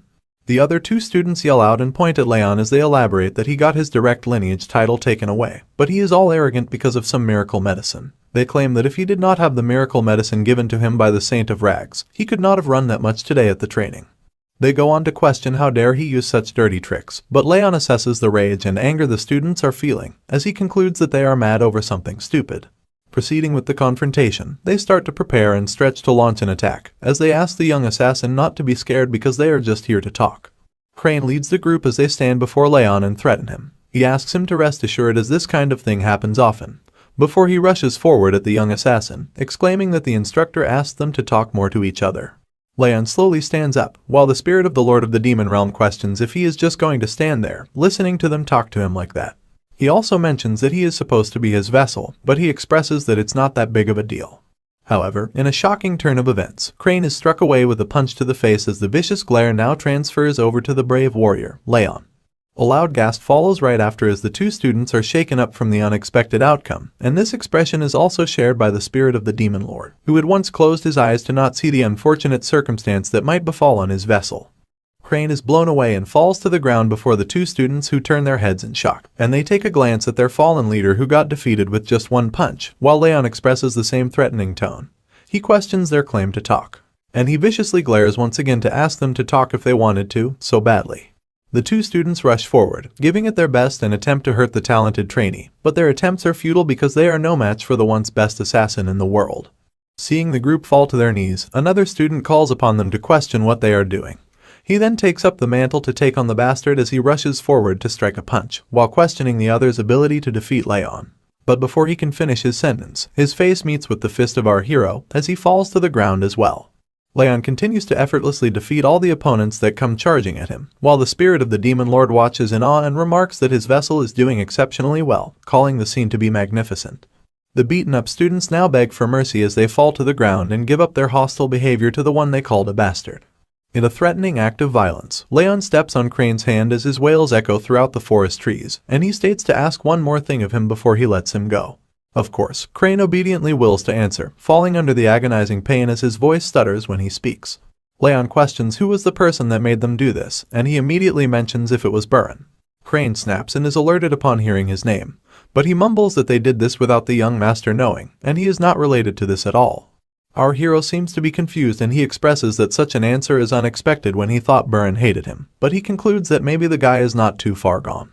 And following the confrontation, he questions Crane if he is safe to assume that he would not go on telling others about their conversation. Once again, Crane immediately mutters to agree to the terms. However, just then, the bully is grabbed by his hair and brought closer to Raon, where he glares viciously into his eyes to tell him that he better avoid him if he does not want to have another conversation with him. Filled with fear and horror, Crane immediately mutters that he will not even step on the young master's shadow. Raon lets him go, asking him to go away if he understands.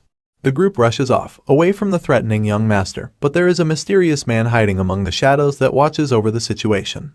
The man is revealed to be Lemmer, who smiles at the outcome of the quarrel as he deems it interesting to watch, and he expresses that it was like seeing the patriarch when he was young. Then he concludes that Raon seems to be talented in martial arts too, making him a true Sieghart. Lemmer's excitement reaches the skies as he mentions an unknown talent hidden among the most talented children, and he expresses that he is getting even more interested in our hero by the day. Not gonna lie, the dude is starting to creep me out. Bringing us back to the training halls, we see the former assassin gazing upon the message window as it notifies him of wrath, being satisfied with the conditions being fulfilled, and his agility being increased by 1. The spirit of the demon lord expresses rage and anger as it acknowledges the extra bonus points for something so pointless. He questions the increase in ability, but Raon asks why he doesn't know when he's the one who made the system. But the spirit grits its teeth in frustration as it confronts him and answers to tell that it's obvious that he does not know, especially when it has never been taken away from him before. He elaborates that Raon is stealing his power that remains in his original form. Now enlightened of such information, Raon acknowledges this fact in glee. This annoys the spirit as it flares up in anger and exclaims that the little bastard does not even show any gratitude. The young master ignores the spirit and sits across his desk with a cup in his hand, while the spirit scoffs in frustration. And it states that it has an offer to make, which sparks the curiosity of Raon, who asks about the offer. The spirit asks our hero to bet on something, with his rage and our hero's experience points on the line. If he loses, our hero receives his rage, but if he wins, he receives all his experience points. Sipping on his drink, Raon carefully gazes upon the message window as it displays the bet placed by the spirit of wrath. The condition is to pass as a top trainee for the training test, and the rewards and punishments follow. Raon questions if the bet has been placed upon the test that Lemmer has mentioned, and Wrath confirms, adding that he said he will choose only the top trainees. Raon's gaze falls upon a card labeled Trade Option, and upon questioning Wrath tells him that he'll be given one of his traits, but the level will be decreased since he is inferior. Curious to know, another question is shot up upon what is the rage, and Wrath answers to tell that he will take on the emotion of rage that he possesses. Smiling widely, Wrath elaborates that what he will get is next to nothing, but with enough of it, he won't be able to control himself and will go insane. Hearing such a statement, our hero realizes this is what Wrath is going for, and as he sips his tea, he adds that considering how he usually behaves, it does not seem like Wrath is lying, and he has answered every question he has been asked honestly. Contemplating over the rewards of the bet, he remarks that it is not too bad, elaborating it to be a poisoned apple that he has to eat. But he considers it nevertheless, given that it will be difficult to get the top place if he was a normal ill child, but he remembers that he has reincarnated. Reaching forth his hand, Raon accepts Wrath's bet, making him smile widely as he remarks his choice to be wise. Blue flames flare around Raon's hand as the message window notifies that he has accepted Wrath's bet. He believes that if he utilizes his past life, he won't lose. At the break of dawn, heavy breathing and panting fill the air as students lay down on the ground, sweating profusely while trying to catch their breath. They express that they feel like their legs are going to break, and they cannot even stand with all the running that they have done this early in the morning. Looking back at the training sessions, Lemmer explains the stance that he has asked the students to do, elaborating it to be the horse riding pose, which is every bit as silly as one can imagine, despite him disagreeing with this claim. The students struggle to hold the position as they tremble and shake vigorously, while Lemmer continues to explain that this is the building block of martial arts. Recalling once more the struggling horse riding pose, the students have now had enough, as one of them yells out to exclaim that he's done with this bullshit, and he now wishes to learn some actual swordsmanship from the head instructor. Another student adds to mention that they have done nothing except cycling between running and horse riding poses. Transitioning to Burin, he calls upon the fallen students to stand up and stop complaining, as they are going to train their swordsmanship because it might get rusty if they don't focus on it too much. Wrath pops up beside Raon once again as they observe the group walking away to practice swordsmanship, and he asks if Raon is not going to go after them.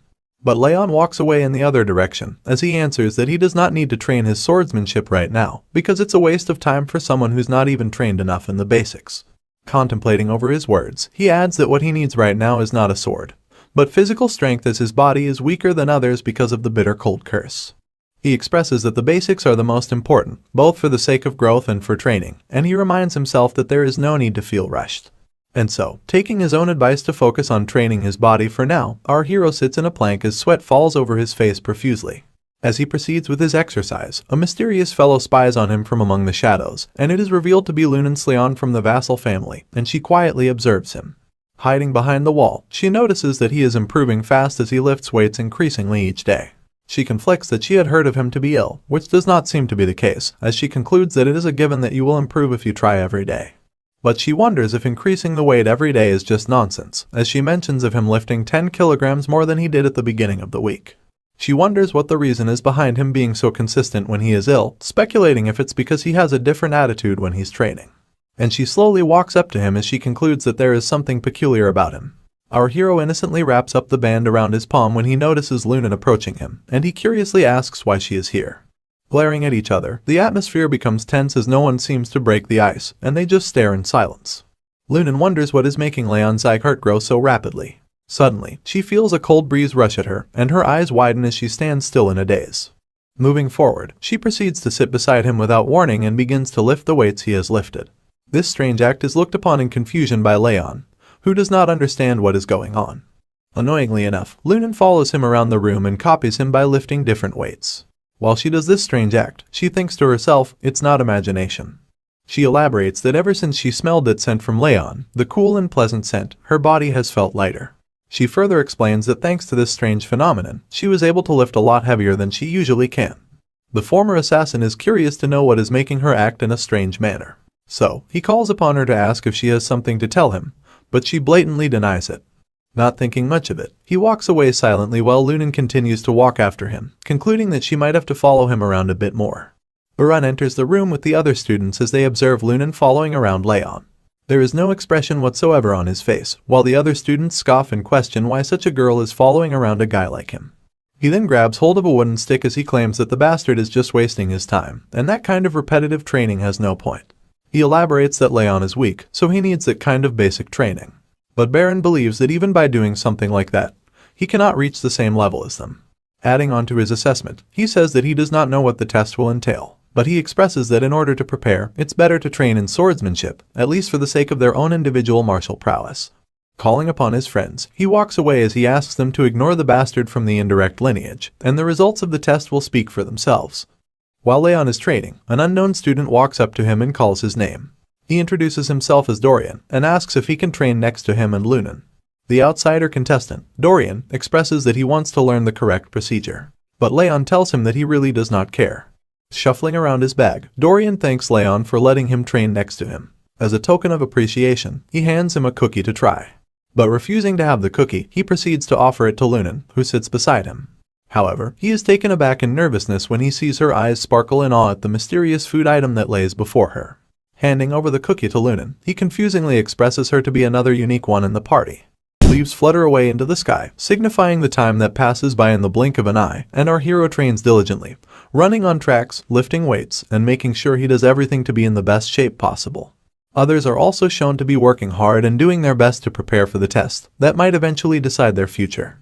Raon now once again runs on the tracks as he pants and huffs for air. He narrates that it's been 6 months since they began training, adding that he ran every day until he was ready to die, and the backs of those that he saw in front of him while running are no longer there. However, he elaborates that when he breathed out a shaky breath and looked up, there were only 2 people left in front of him. Moving on, he tells us that after all that, finally, the morning of the test day has come, and families of the participants are seen walking into the arena as they anticipate their children's success. An announcer greets everyone gathered in the arena as his voice echoes through the large area, and he elaborates that the guardians are all here to watch the event unfold. He also alerts them to follow his instructions carefully, and as Leon stands idly, Wrath appears before him to remind him of the bet that he had made all those months ago. And with a wide smile, he expresses that Leon was not able to surpass the 2 that are ahead of him. He warns him to be ready to take in his rage. But the young warrior is not fazed by the threatening words, and he shoos away the spirit of the demon lord as he expresses that this test is different, and they don't know for sure yet. Diverted towards Dorian, he then notices him laying down on the ground, and he asks what he is doing. Dorian has a look of despair on his face as he explains that he is nervous because of the test that is today and he had not slept all night.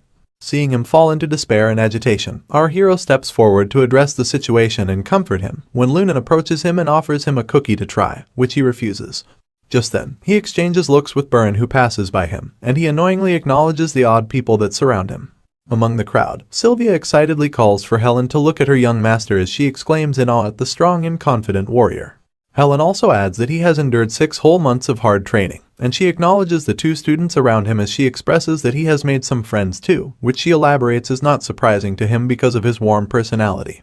She goes on to express that the young master Leon has always been so thoughtful, ever since he was young, and acknowledging that he has even made friends makes her feel proud of him too. Listening to Helen's strong words, Sylvia smiles in awe of her child, when suddenly this heartfelt moment is disturbed by the sudden call for the patriarch's entrance.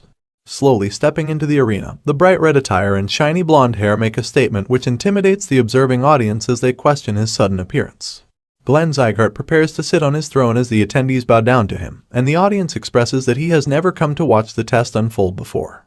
The brilliant sword of the Sieghart family, Lemmer, also expresses concern as he asks about the patriarch's sudden appearance. Acknowledging the questionable looks on the family's faces, Glenn states that this is an event that chooses the future of the family, and he questions why they act as if he shouldn't be here. Lemmer nervously then elaborates that it is not why he asked, and he expresses that the patriarch is always welcome on the training grounds.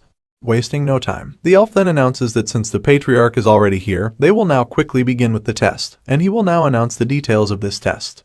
A green leaf falls to the ground, following the green aura that bursts out and falls upon the students that stand before Lemmer.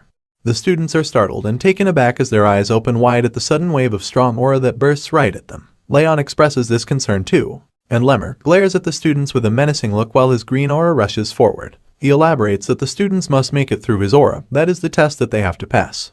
Continuing with the test, Lemmer elaborates that aura is inherent to a martial artist, and this test will judge the student's worth as a martial artist. But before the students can begin the test, a commotion sparks up among the crowd of families, and a man stands up to question why this is a test when the students have just started learning aura. The small commotion turns into a situation when the man yells out that this is unfair because some of the students are yet to even learn aura.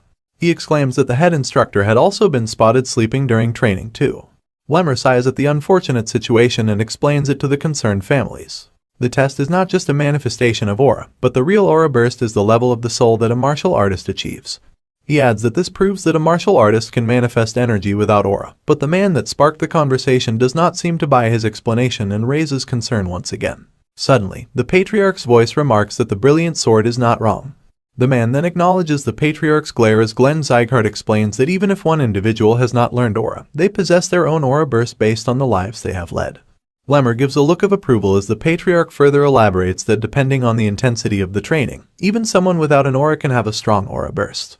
Adhering to all the concerns, Lemmer now asks if all questions have been answered before exclaiming for the test to begin. He then calls forth Lunance Leon, who slowly steps forward among the students, to the head instructor. And now that she stands before him, he explains that the aura burst that he will test her with is of a level that she can endure if she has trained her hardest, and she will pass if she gets through his barrier to touch him.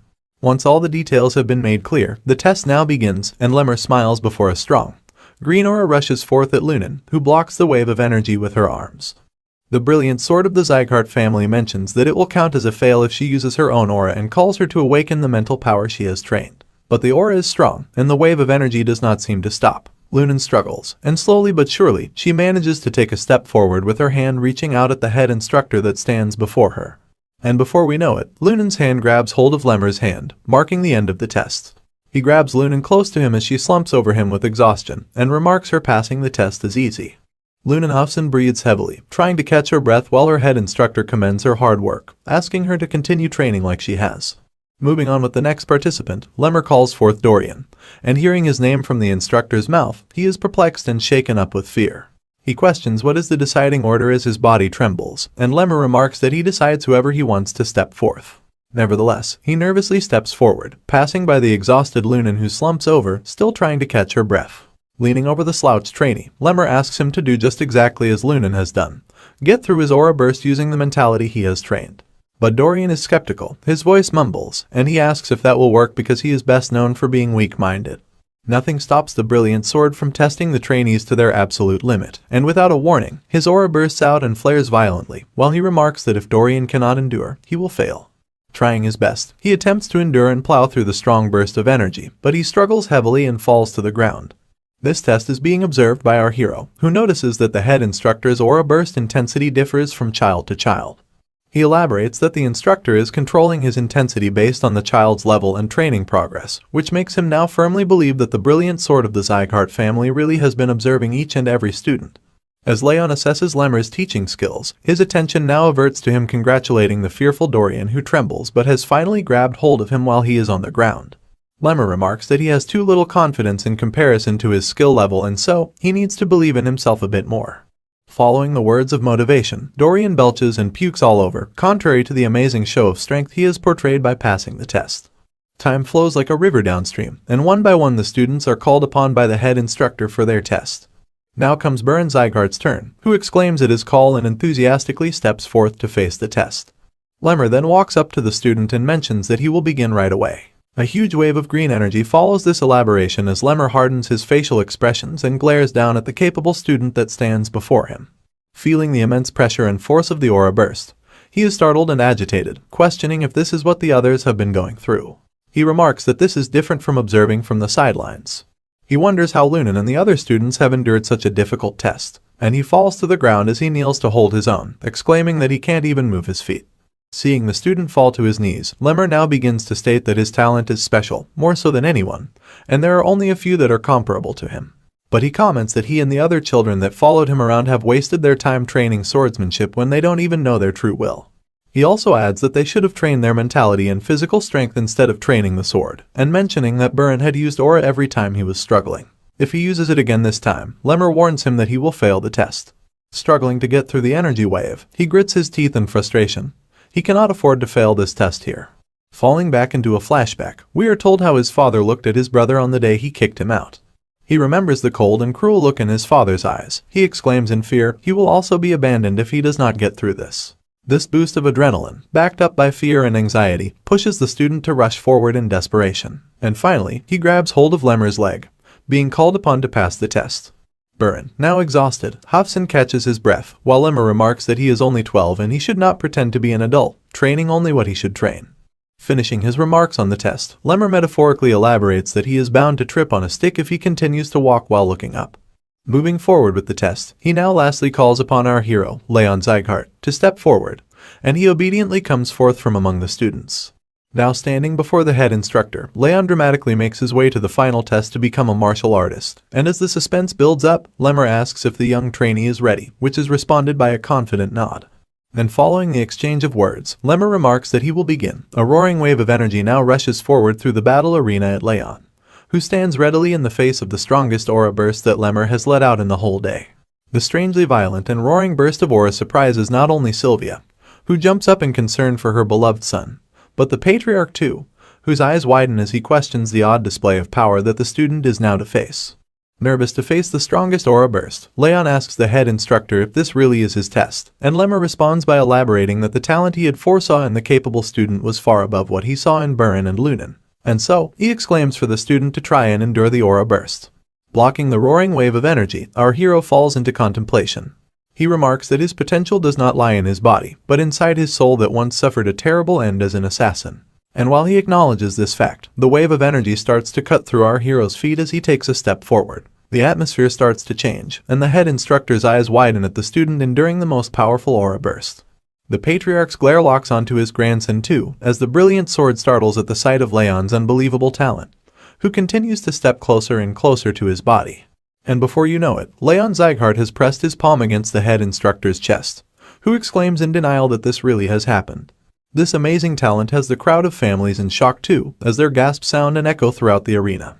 Lemmer and the patriarch widen their eyes in shock, and they are taken by surprise, but the brave young warrior smiles without a hint of exhaustion as he questions if the test is now over.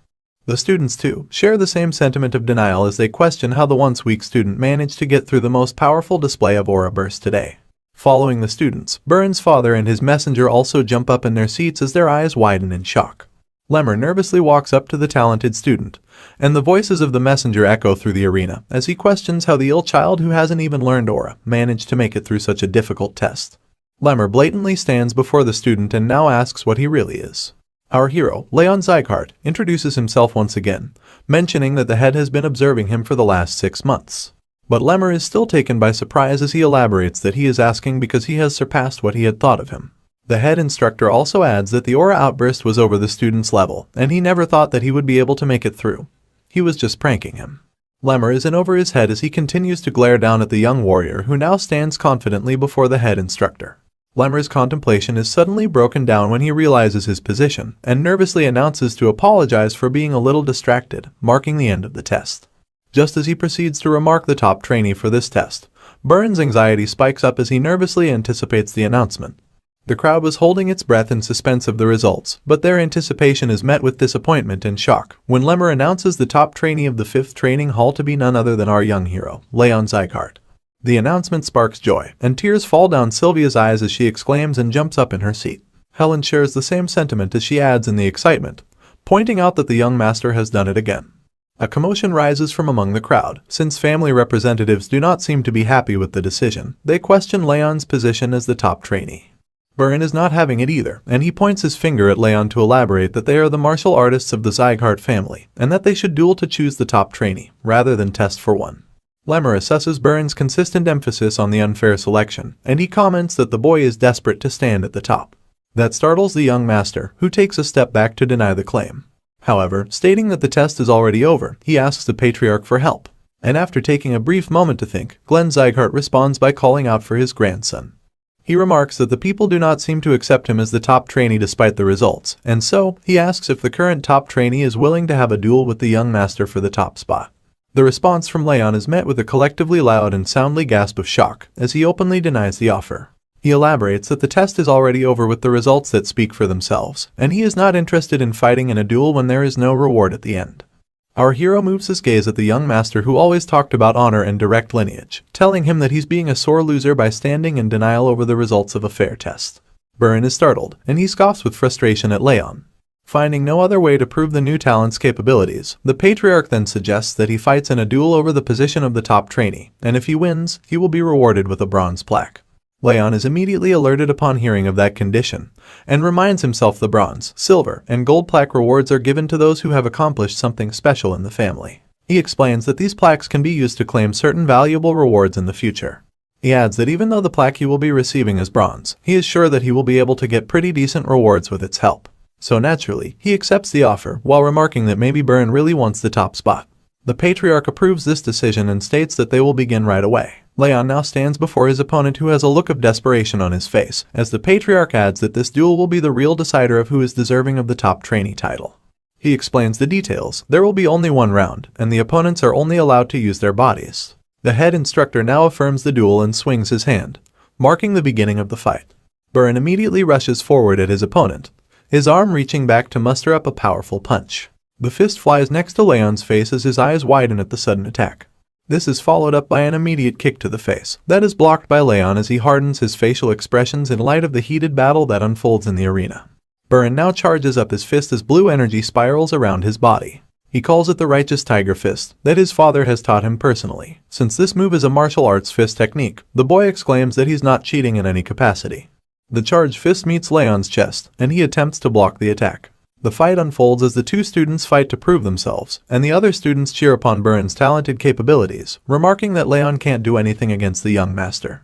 Amidst the fight, Burren gives it his all. He needs this victory more than anything. He glares down at the opponent he has always considered inferior, and his pride won't let him stand above him at any cost. He recalls his dark past, looking at the cruel treatment his father gave his brother as he asked him not to concern himself over such a weakling, one who has no place in their family. Afraid to disappoint his father like his brother, the boy feels incredibly desperate. Knowing that his father is watching over him, the scared Burin enrages, pushing himself even further in order to prove his worth. A barrage of punches faces our hero, as Burin tells himself that he cannot, at any cost, let someone like Raon keep him from falling behind and disappointing his father. Just as the punches flow through him and he attempts to dodge, the attacks appear to become slower and slower, almost as if they were being launched in slow motion. Raon now expresses that he can clearly see his opponent, his fists, his flow of attack, and where they are aimed. Burin notices his opponent lagging behind in thought, and makes his move as he yells and rushes forward, questioning if the weakling has finally decided to give up. Leaping in midair, he prepares to strike Raon with a powerful punch, but our hero does not give up this easily. He also cocks back his fist to charge up a counterattack, and glares fiercely at his opponent. The fist charges forward with a dramatic eruption, and Raon leaps forward to attack. His fist meets his opponent's, and a sparkle of energy is let out. Our hero wins this clash as his fist slips away, aiming directly for Burin's chest. Burin is taken aback when his attack is pushed back by Raon's strong punch. His eyes widen, and he scoffs with frustration. He questions how this is possible, looking back at the fist he charged up, continuing to rush forward to attack. Golden lightning sparks around Raon's body as he moves forward with a vicious gaze, and charges up another powerful punch before striking Burin in the gut. Finally, the boy is blasted away upon impact as he groans in pain. The crowd lets out yet another resounding gasp, unable to believe that young Master Burin was defeated once again. Burin's father jumps up from his seat and grits his teeth in agitation, as a man yells out that this is impossible. The patriarch, too, is taken by surprise when his supposedly incompetent grandson defeats the talented young master. The voice of the man from earlier exclaims that the move performed by Raon is in fact the righteous tiger's fist. Continuing the man's sentence, Burin questions our hero. His voice shakes, and he trembles while attempting to get up from the ground, asking him how he was able to use his martial arts skill. And standing confidently once again, Raon blatantly answers that Burin showed him how it was done, and simply copied him in return. This boy never fails to surprise us, always defying his body's limits to accomplish the impossible. Shocking jumps and sound gasps unfold from among the crowd of families that spectate the duel that has taken place, and they question Raon's righteous tiger fist, asking how he is able to perform such a move without having learned any aura. Nervousness fills the arena as the surprised families begin to speculate that maybe the student had learned the skill in secret, which they believe is the only logical explanation.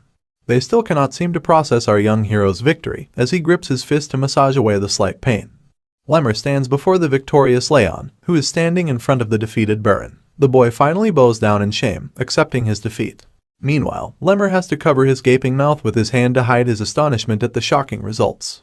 Assessing Raon's incredible show of intelligence, he elaborates that Raon countered Burin's attack by having him spin in the other direction. He mentions that just seeing the flow of one's opponent makes them worthy of being called a genius in the world of martial arts. Concluding his assessment, he explains that Raon used the flow to make his opponent's technique his own. Lemmer believes that this kind of talent easily sets someone on the path to being the strongest on the continent. And now that he has seen it for himself in Raon, he expresses that this is the kind of talent that the patriarch had wanted, naming it to be perpetual talent. The duel has come to an end, and Lemmer announces to the audience that the results speak for themselves, concluding the test by deeming our hero victorious.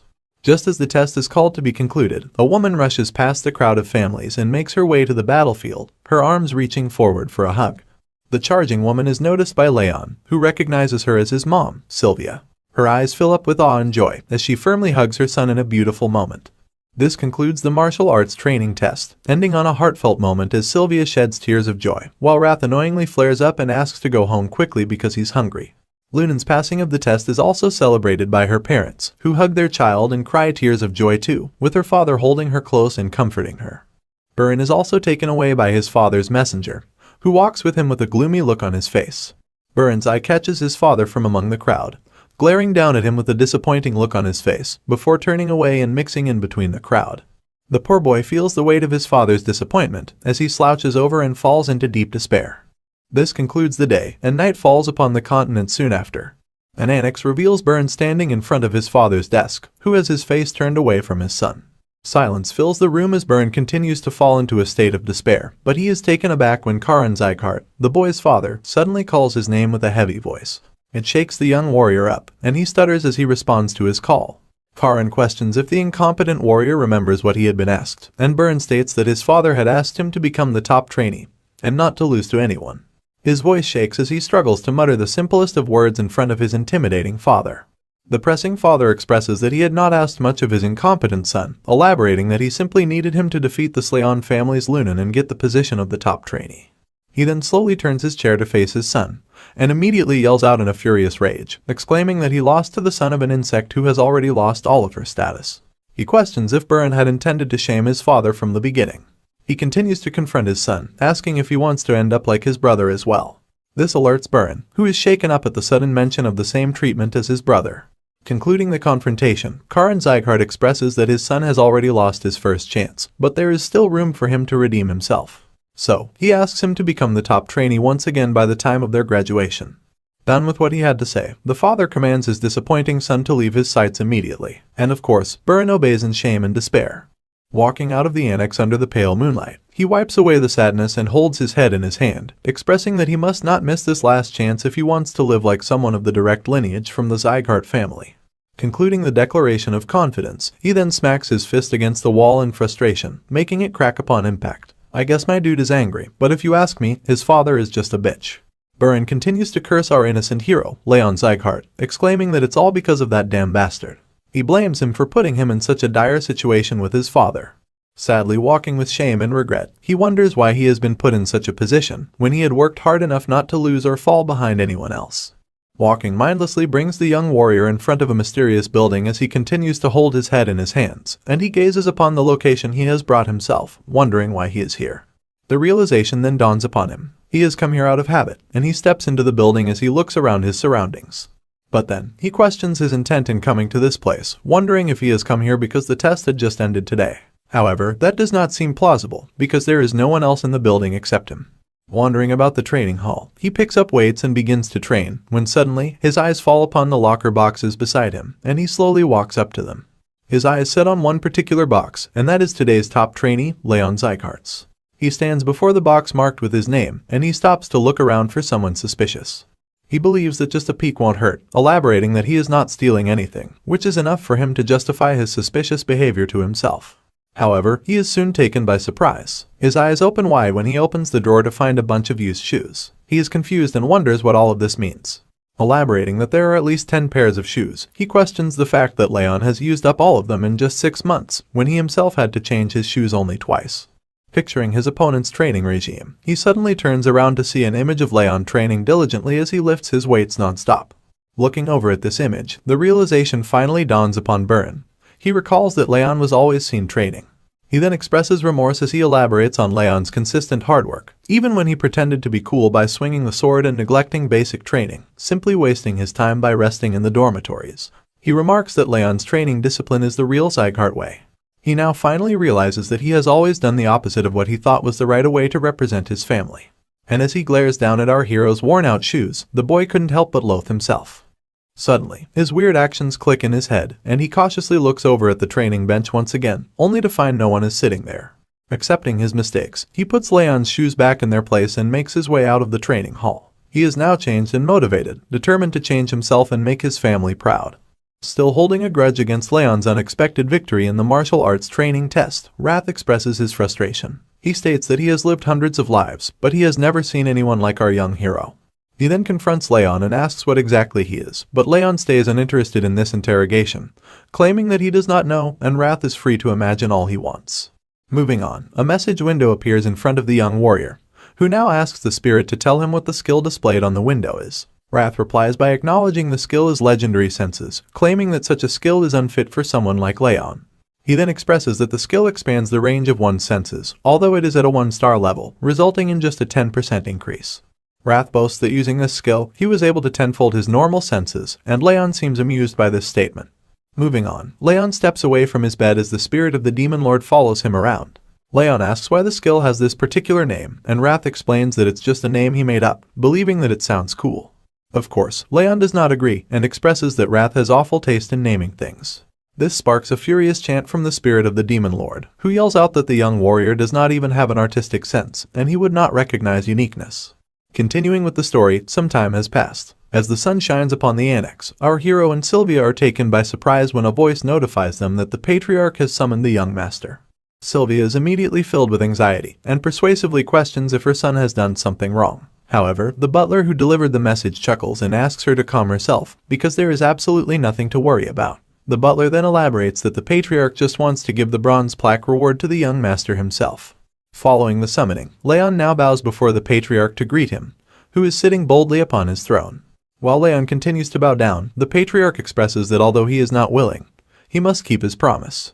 He signals the butler to bring out the item, which is exactly what he does. The bronze plaque is now presented before our hero. As promised, Sieghart announces that he bestows this bronze plaque upon his grandson, Raon Sieghart. He explains that if he is to return the plaque later on, he is to receive an item of the same value. Glaring down and thinking for a brief moment, Raon contemplates his options and says that he would like to ask for a reward right now. He mentions his mother, alerting the patriarch, who did not expect her name to be mentioned in this sitting. Raon continues and asks his grandfather what he has to do in order for her to regain her position in the family. The patriarch is immediately taken off guard, and the butler sighs in anticipation. Glenn wonders if his grandson wants to restore his mother's direct lineage title, and Raon affirms while he squints his eyes, expressing that the patriarch's energy now feels a lot softer. Glenn then mentions that such a feat is possible if one manages to gain enough accomplishments for the family, but he emphasizes that it is not that simple. Explaining the matter, he adds that gaining others' acknowledgement in this matter is like picking the moon from the night sky. He expresses it to be a difficult task, especially for a kid like him. Raon carefully listens to his grandfather's words as he glares down at his bronze plaque. And after listening carefully to what his grandfather had to say, Raon smiles and states that at least it's possible. He places the bronze plaque back into the butler's tray, and thanks the patriarch for his response. Our hero now makes his leave as he steps away, but he is immediately stopped by a call from the patriarch. Just as he responds to the call, the patriarch states that the young warrior has only asked a question, which he would have answered even without the bronze plaque. This surprises the young warrior, who is taken aback by the patriarch's sudden change in tone. He remarks that he had never anticipated the Northern King of Annihilation to behave so softly. The King of Annihilation then proceeds to ask the young warrior about his proper reward, and firmly tightening his fists, Raon contemplates that there is indeed one thing that he desires the most right now. He reveals his wish and asks the patriarch for a special training technique, which the king blatantly answers by saying that the instructors will teach him that during his basic training. However, Raon elaborates that he needs better aura training than what they teach at the training halls, so he asks the patriarch to teach him a training technique equivalent in value to the bronze plaque. Back in our hero's mind, he expresses that the shadow technique he used in his past life is not enough. To restore his mother's former title, and to confront his worst enemy, Derus, he will need a much stronger and better aura. Hearing his grandson's wish, the patriarch mentions a training technique. An immediate flick of the finger reveals a door that opens into the hall as a bright light shines through. Unable to do anything but stand there in a daze, our young hero gazes upon the countless bookshelves that appear out of nowhere, surrounding him from all sides. Suddenly, he now stands next to tall bookshelves filled with countless books. He begins to speak, but the patriarch sneaks through one of the bookshelves as he finishes his sentence. He tells the young warrior that these are a collection of a few books of the Sieghart family, and explains that if the young warrior places his hand in the middle, the book he wants the most will appear before him in the blink of an eye. Acknowledging and understanding the instructions now, Raon reaches forth his hand in nervousness. He expresses that he needs something better than the shadow training technique, hoping that something good will come out. While our hero reaches out his hand, the magic of the veil dramatically slides a book out of a bookshelf, and it suddenly appears before him, falling right into his hand. As the book falls into our hero's hands, he notices the worn-out panels and cover, making him question its origins. But seeing this particular book fall into the young warrior's hand, the patriarch, along with the butler, are both taken by surprise. It seems as if the presence of this book has alerted them. The patriarch immediately sits up from his throne in agitation, and yells out to question why that particular book falls into his hands.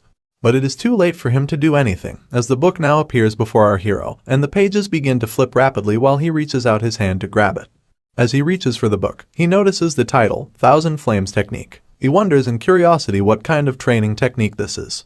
However, his excitement and curiosity soon turn into shock and despair. The book suddenly starts to flutter violently, and a strong wave of energy bursts out in front of Raon. He takes a step back while his eyes stay locked onto the book. Golden energy bursts forth around Raon as pages fly out, roaring among the surroundings, while the patriarch gracefully observes the situation unfold with an observant glare. Recalling past events, this is when we are told the backstory behind the patriarch's cold motives. A man questions if he thinks that Sylvia is being ostracized by the family, but he does not pay heed to his daughter's concerns.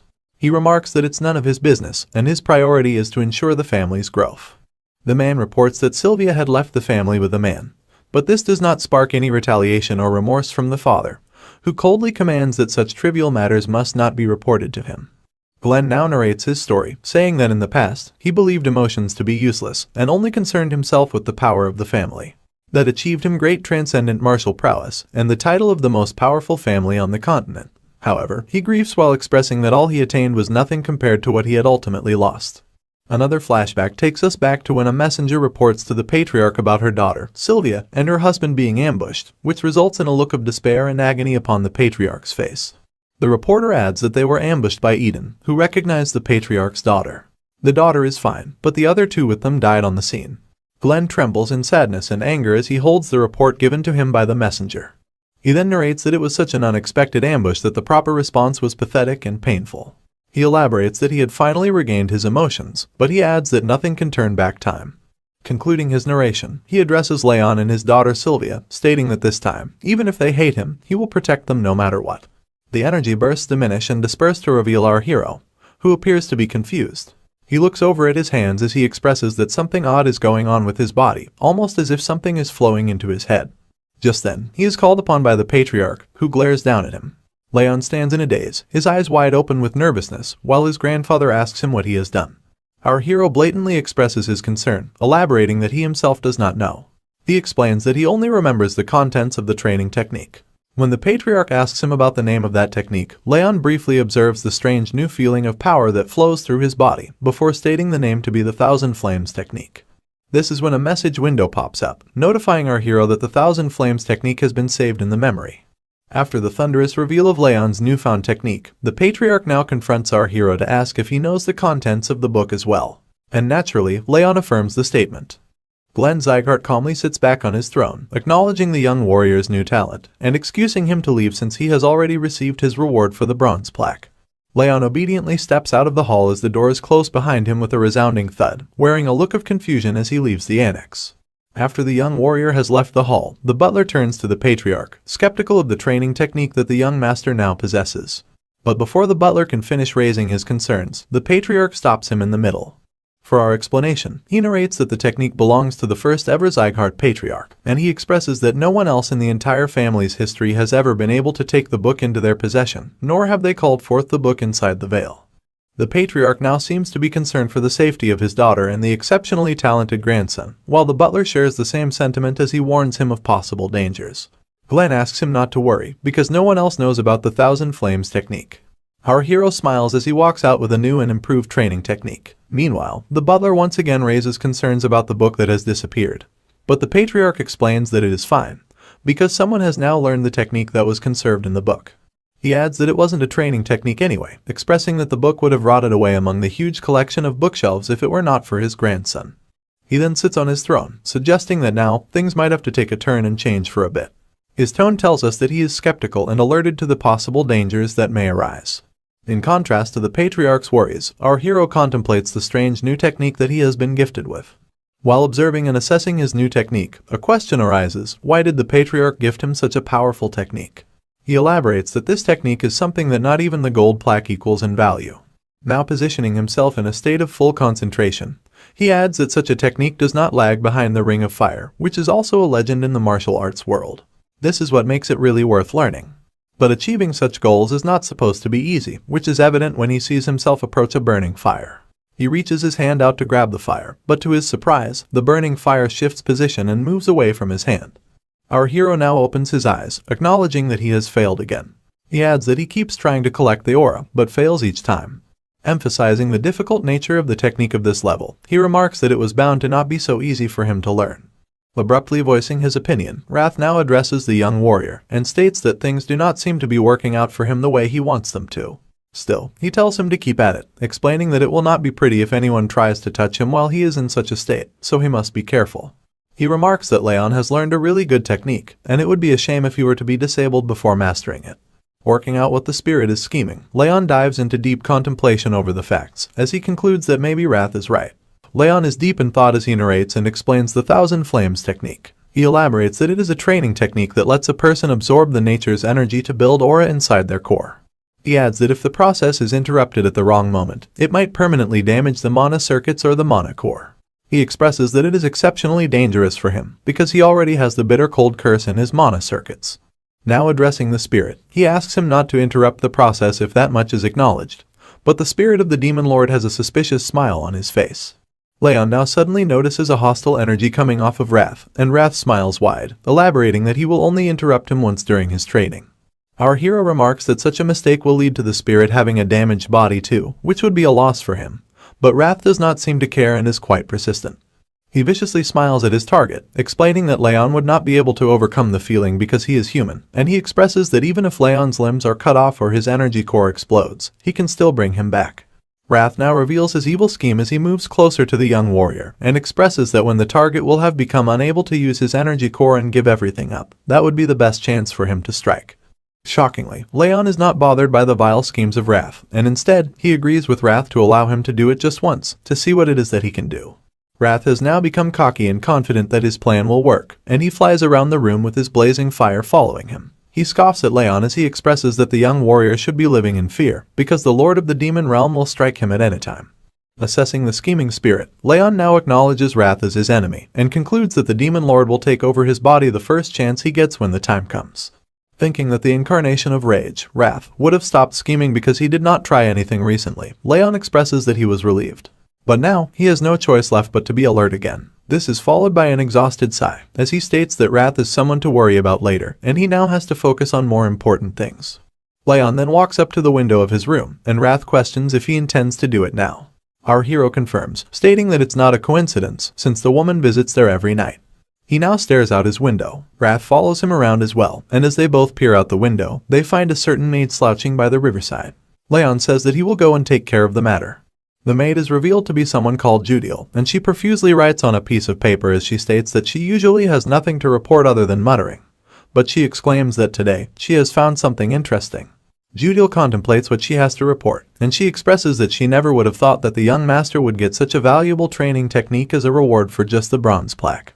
She adds that while observing Raon, the mana flow that she felt while he had been training his aura earlier was out of the ordinary.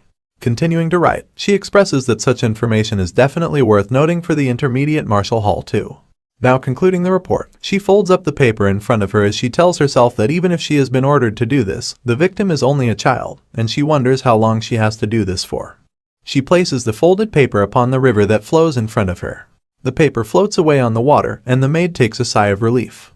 But just then, a blade suddenly appears, pressed against her neck. She was just about to leave, when suddenly she now faces this strange and mysterious anomaly.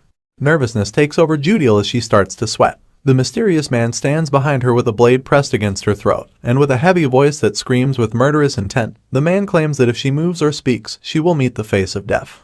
The man commands Judiel to look down at the lake, and she obediently tilts her head forward, nervously wondering who it is. She questions who could possess such terrible bloodlust. Just as she gazes upon her reflection in the lake, her eyes fall upon the face of the mysterious man that threatens her, and she is taken by surprise when she finds out that the one with such bloodthirst is none other than our hero, which makes her wonder how the kid had managed to sneak up on her at all. Raon now confronts the spy. He moves closer to her ear, as he states that he has felt a pair of eyes watching over him since the day he came back to the annex, and he asks if the spy had gotten the information that she wanted. This unmasking startles Judiel and takes her by surprise. She expresses it to be impossible as her eyes widen in shock, and she exclaims that she had thought she hid her presence perfectly. But then, the realization dawns upon her that Raon was simply pretending to not know. Pressing the blade further against her neck, Raon threatens her once again and commands her to open her mouth. She hesitantly opens it, and our hero shoves some sort of mysterious ball deep into her throat. Judiel gags and belches as she swallows the strange thing, and bends down to get a hold of herself when Raon lets go of her and steps away into the lake. He picks up the letter she had been writing, and opens it up to find nothing written on it. He realizes that he is not able to see the contents of the letter, and speculates that he may need some special method to make the words visible again. Raon now exclaims that the correct answer is moonlight, and upon hearing that, there is a look of despair and desperation on Judiel's face as she glares at her vicious young master. Judiel's voice shakes, and she trembles in confusion. She asks how Raon was able to know, but without answering her question, Raon now narrates the names of people from the Sieghart family: Alice, Daniel, and Karin. Just narrating a few of the family members' names, our hero concludes the perpetrator to be Karin Sieghart. He claims that this is Karin Sieghart's doing, which makes Judiel lose the color on her face. Her eyes widen, and she grits her teeth in agitation. She deems it impossible for Raon to be able to know all this so easily, when she is sure her face did not change when he recited the names. She adds that she has been trained to be a good spy, so there's no way he could have read the answer from just her face. But just then, the truth clicks in her mind. In a daze, she acknowledges the pain that burns through her body, and Raon's unexpected ability to read her thoughts so easily. This compels her to believe that what she had swallowed earlier was none other than a rage worm, the very thought of which sends waves of horror in her body. Traveling back in time, a flashback takes us back to when Karan commanded Judiel to infiltrate the annex and report every single detail about Sylvia and Raon. Karan offers her a reward. If she does well in this mission, he promises to make her wish come true, whatever it may be. Now returning to the present, she confronts our hero and blatantly asks if he has fed her a rage worm. Raon is taken aback to see that the maid knows about it, because that's not what he had expected. Judiel, however, has nothing she can do to reverse the effects now, but still, she immediately belches and gags in an attempt to spit out the rage worm from her system. Tears fill up her eyes as she squeals and pants heavily. She expresses it to be the worst curse, one that lets others know about the emotions of the person that ate it. But the horror doesn't end there, since the life of the cursed individual can be taken away by the owner simply by wishing it. She also acknowledges Raon's reaction, and concludes that he has definitely fed her a rage worm. Raon then states that sending a letter like this to House Sieghart must mean that she is a spy of the Intermediate Martial Hall. He raises his assumption that the plan must have begun around 7 months ago, probably at the time of the judgment ceremony. He then reads out the contents of the letter as he remarks it to be quite detailed, elaborating that Judiel has not only written information about him, but also about Sylvia, Helen, and all the other maids in the annex. Judiel is now cursing her past self for taking on this mission, and thinking that it would have been easy since Sylvia had broken energy core and mana circuits. She actually believed that she could have gotten this done easily. But as she assesses Raon's behavior and vicious intent, she concludes that the child that stands before her is not a child, but a monster instead. Judiel is now desperate for redemption, and will do anything she can to get out of this mess. She yells out in desperation, claiming that she will change the contents of the letter and put something false inside it. But our hero is not buying this, and he states that there is no need since his information will be leaked to Karan eventually. He adds that such an act will just prove her to be unskilled, nothing else. He now crouches down to face the spy maid, and glares into her eyes with a murderous intent. At the fierce and intimidating aura of the child, Judiel can do nothing but tremble. Raon tells her that from now on, she is to become a double spy. He elaborates that she can give information to others that they will eventually find out anyway, but will be careful to leave out the important information. He then demands that she also bring him information that he wants, and Judiel hesitantly agrees as her voice shakes with fear.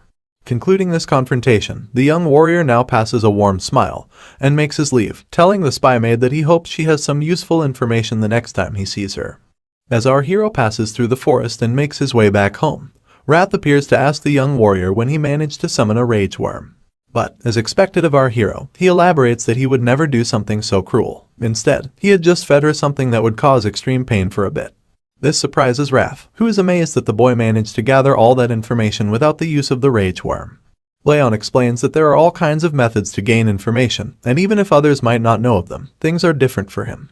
Wrath is also taken aback by this claim from the young master, and he recalls the spy maid calling him a monster. At this moment, the demon lord can't help but wonder if she was right. Moving forward with the story, Raon now narrates to tell us that he started focusing on training his aura, and soon enough, it was time for him to leave the annex for the training hall once again. He leaves the annex, while Judiel nervously stands beside Sylvia, accompanying the young master's mother. He says that even after having put so much effort into his aura, he was still unable to make it on the day of departure. Appearing at the training hall, Raon now observes the small number of trainees standing before him on the battleground, and notices that only about 42 people have passed the test to make it here. He recalls Lemmer's words, who had said that only a quarter of the trainees will be left behind. He also remarks that Lemmer is really precise about these kinds of things, when suddenly, a voice calls out his name. He turns his head to find Lunan trying to approach him. The girl steps forward to turn and face Raon, while he nervously stands in front of her. This is when some context is dropped. A few days earlier, at the Sleon family residence, a voice calls Lunan to question her if Master Raon had helped with her training. She agrees to answer the question, while she munches down on her favorite snack, cookies. Her mother sits across from her on the table, and asks her if she had thanked him for it. Lunan answers that she did when she received a cookie from him, but this is not what her mother is asking. She repeats the question, and once again asks if Lunan had thanked Raon for helping her with her training. The girl then answers and says that she didn't. This confuses her mother, as she questions why that is the case. Lunan exclaims and answers that her father had said to never talk to a guy first. Hearing this, Lunan's mother passes a wide smile as she now begins to confront her daughter. She explains that gender doesn't matter when someone expresses gratitude, and tells Lunan that when she receives help, she should always say thanks in return. As her mother's words echo through her mind, we are finally brought back to the present. Lunan now thanks Raon, which is responded to by a confused and nervous affirmation. The boy nervously steps away in confusion as wrath appears before him, questioning what is up with the girl. Raon responds that he does not know either. Watching Lunan leave, a voice suddenly calls upon him, and he turns his head to see who it is. Dorian breathes heavily and attempts to catch his breath, as if he has just come after running a marathon. After asking how the young master is doing, he exclaims that he thought he was going to die because he was a provisional trainee. Dorian goes over how hard it has been for him to qualify as an actual trainee, which even gave him nightmares and took away his sleep. But Raon is fed up with this long rant, as he spews out all the words from his other ear after listening from the first. Dorian expresses that he's glad that Raon is the top trainee, and he was about to say something mean about Burin, when suddenly, Burin walks up behind him, taking him by surprise. He glares down at Dorian with vicious intent, and Dorian immediately squeals in fear before falling to the ground. But Burin walks past Dorian and steps forward to face our hero, and there is a moment of brief silence between the two as they stare at each other. Until Burin suddenly bends down and bows in front of Raon. He apologizes and admits that he behaved pathetically a week ago at the training hall tests, and he also states that he acknowledges his defeat in the duel that they had. But that's not all he had to say. He remarks that he has not given up yet, and exclaims that he will keep on trying hard so that he can surpass him in the future. Saying this, Burin then takes off, leaving our hero standing there in a daze. Observing Burin's sudden change in behavior, he assesses that a 13-year-old child admitting his wrongs is unexpected. But then again, a renowned family isn't renowned for no reason. They usually tend to have the class to back it up. This sparks up rage and fury in Wrath, who flares up at the bastard who got beat up badly, but still does not know his place. He exclaims that he is going to go and poke out his eye, but Raon asks Wrath to calm down, because it was pretty impressive for a kid. Wrath does not seem to cool down though. He says that he does not care for it to be impressive. That's when Lemmer calls out to the students, apologizing for his late arrival. He explains that he had a lot to drink last night, so he had to sleep in. Rather enthusiastically, he asks if all the students had a nice break. Now continuing with the training, Lemmer once again stands on stage in front of the students, congratulating them on becoming official trainees. But then, he alerts the students that the real training begins from today. He adds that the basic routine is to be the same, but quite a few regimes would be added to it as well. Raon carefully listens over the directions of the head instructor, when suddenly, a loud bang diverts the attention of the students, who turn their heads around to witness the commotion. A voice calls out and announces that the first part of training is aura training. A girl is revealed to be standing before the gate to the training hall, as she curses and remarks that the door gave her a hard time. Dorian exclaims in horror and shock after recognizing the girl, and Lemmer greets her as she steps up, mentioning her to be a failed trainee from last year. Lemmer continues and tells the students that they have to continue training with her from now on, introducing her to be Martha Sieghart of the direct lineage. Martha glares down at the students, and Lemmer notices the vicious look, so he attempts to lighten the mood as he comforts the students that she is kinder than she looks. However, Lemmer is cut off, and Martha takes over. She stands in between to question who the top trainee among the new students is, and everyone immediately turns their heads around at Raon. Solidifying her animosity, Martha elaborates that she hates having someone who is worse than her, but stands at a higher position. She exclaims that she needs to check who the top trainee is, and calls out to challenge the student to a fight. Enthusiastically anticipating a brawl, Martha calls out to our hero. She really wants to test out who the top trainee really is. Skeptical of the sudden challenge, Raon nervously wonders what it is up with his luck, and why does he keep getting involved with weird people.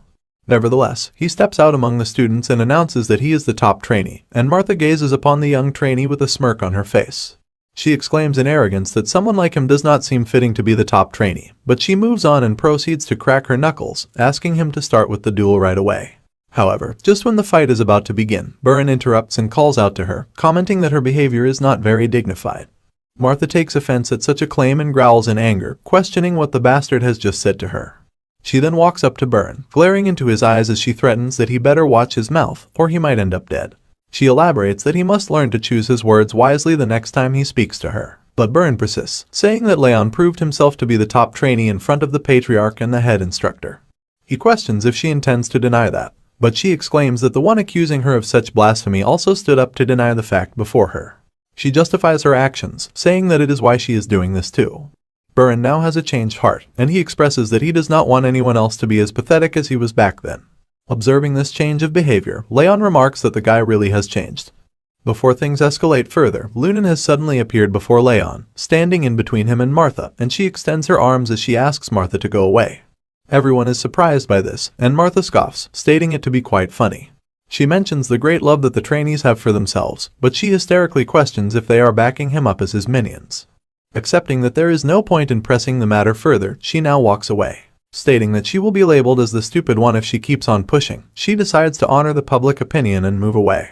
But before you know it, a vicious smile appears on her face, and in the blink of an eye, she now appears in the sky, approaching our hero as she states that she hates cowards who hide behind others, even more than arrogant bastards.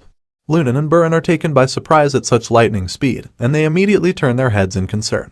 But Martha charges forward with her fist clenched, exclaiming that she will beat up the coward as she pleases. This does not prove to work, and Martha is easily handled by Raon, who dodges her fist and smacks her down. It's clear from her face that she cannot make sense of what's happening, wondering how her punch did not land. Just as she looks up to locate her target, her eye glances upon a fist that charges right at her. The punch connects, and Martha is blown away with the attack as she slides across the ground. Buran is startled, and Lemmer calmly observes the commotion with a smile on his face. Martha's eyes now open wide with her mouth agape, as she attempts to make sense of what had just happened. She is left speechless, and after a brief moment when the realization of failure dawns upon her, she scoffs, letting her anger quickly take over her body. Now enraged, she yells out to question what the hell has happened. Dark aura surrounds her body as she slowly steps forward, crushing and cracking the ground below her feet with each step she takes. She calls upon our hero, and raises her fist as she states that he will not be walking home today. But before things proceed any further, her fist is caught by the head instructor, as he states that the both of them have greeted each other enough. Martha is taken aback by the sudden appearance of the head instructor as she wonders when he appeared before her to grab her fist. Noticing this skeptical look, Lemmer questions why these guys are underestimating him a bit, and he elaborates that even if he's not as scary as the other instructors or family heads, he expresses that it's a bit upsetting to be treated like he doesn't exist. He addresses Martha as he mentions that Raon has not even started learning aura yet, and he asks her if she doesn't think that she would be winning by cheating if she fights him now. Annoyed by Lemmer's remarks and ongoing rant, she smacks away his hand to release herself from his grip, and Lemmer states that she can fight the young warrior once he has learned aura. She adds that she was going to stop anyway. The head instructor then commands the young trainee to head over to his spot, too, and he obeys. Martha also walks away with a frustrated look on her face. Wrath does not seem to be too happy with this conclusion to the brawl as he flares up in rage and he questions Raon's actions. He asks if he is not going to punish the woman who tried to punch him, exclaiming that he wouldn't be satisfied even if he were to rip off her limbs and lock her up in a glacier. Geez, that's a bit harsh. Our hero expresses that he did manage to land a punch, though, but this is still not enough for the spirit of the demon lord, as he claims that her skull must be crushed. But with a calm mind, Raon states that now is not the time. He walks as he plans and speculates that it's much better to bet over the top trainee spot when he has something better he can take from her. Wrath observes him and he wonders what the young warrior is planning. Following the other students, they walk into the training hall after Lemmer, and he asks Wrath to wait, because he will get his revenge later. The sun falls as time passes by, and upon the scene of the setting sun, the students stand in lines as they perform multiple stances, and that is when Lemmer announces a 10-minute break. The focus now shifts over to Buran, who takes a sip of his water to rehydrate and recover. He then looks over at his hands to contemplate his success, and he elaborates that it's not easy. He adds that it was not hard for him up until the second level, but he raises concern for the third level because of the advanced principles that are mixed in the training regime. Now turning his head, he looks over at our hero as he observes him and concludes that even though he started from scratch, he was able to learn the training regime in just a month. Comparing himself to our hero, he elaborates that it took him a month just to learn the 7-form fists, and he worries that at this rate, Raon will be able to move on to swordsmanship training at the same time as him. His attention is diverted by the constant clattering of wooden swords upon the targets, and he turns his head and observes that it's not only him who feels rushed. He notices it to be House Sieghart, who trains diligently without taking the break while everyone else rests. Now breathing heavily and catching her breath, Martha takes a brief moment to reflect upon her progress as she compares it with Raon's. She mentions that this must be his first time learning fist techniques, which confuses her as she questions how he can improve so quickly. She adds that it's not like he knows the fist techniques already like Buran and Lunan. Still, she expresses that even with the bitter cold curse, his body is not in a normal state, which raises the question, how is he able to train all day? Worrisome and frustrated, she grits her teeth and expresses agitation as she exclaims that she cannot fall behind. Now, for a quick backstory, we are told that she has always been referred to as the horrible talent, because she had fallen behind everyone else in her year. And she narrates her story. She was always the chaser, ever since she was adopted by the Sieghart family. She surpassed all the other kids who were arrogant and boasted about their direct or indirect lineage title and who called themselves geniuses. Martha laughed at their despair. She believed herself to be a genius, claiming that she always has been better than the others. However, her complex and anxiousness has gotten to the point where she can hardly deal with it. Later in the day, Martha walks forward into her annex as a servant greets her and commends her good work, but the girl does not pay heed to the servant as she passed next to him. The man observes the anxious miss, and he calls out to tell her that there is no need to feel rushed or hurried. This surprises her as she stops in her way, and she turns around to face the man. She asks the man about such a claim, and he elaborates that the young master Raon has been surprising a lot of people lately. However, he remarks that he will never be able to win against her. This grabs Martha's attention, so she asks the servant what makes him think that. This is when he explains that the young master has a critical weakness, something that he can never overcome. The scene then switches, and a wooden sword clatters and swishes in the air as our hero performs different moves and practices his swordsmanship. He sighs and briefly catches his breath when a group of 2 students walk up to him as he trains, and one of them begins to ask him something about their posture. He wants Raon to look at their posture, but chickens out at the last second and steps back without asking the question. The student that accompanies him expresses frustration as he states that Raon's swordsmanship is just too good. An applause echoes through the training hall as Martha approaches our hero and commends his training. She states that she did not expect him to be training alongside her in such a short period of time, and she remarks that he learns fast. However, she also points out his bad mana sensitivity, exclaiming that it's pointless when all this hard work will amount to nothing. Silence fills the room as the students quietly observe Martha dropping the harsh words upon Raon. She mentions that at this rate, he will at least be able to become a swordsmanship instructor. Lemmer also stands beside the students as he observes the commotion quietly. This silence does not go unnoticed by Martha as she leaves, and she concludes she had expected for no one to speak up.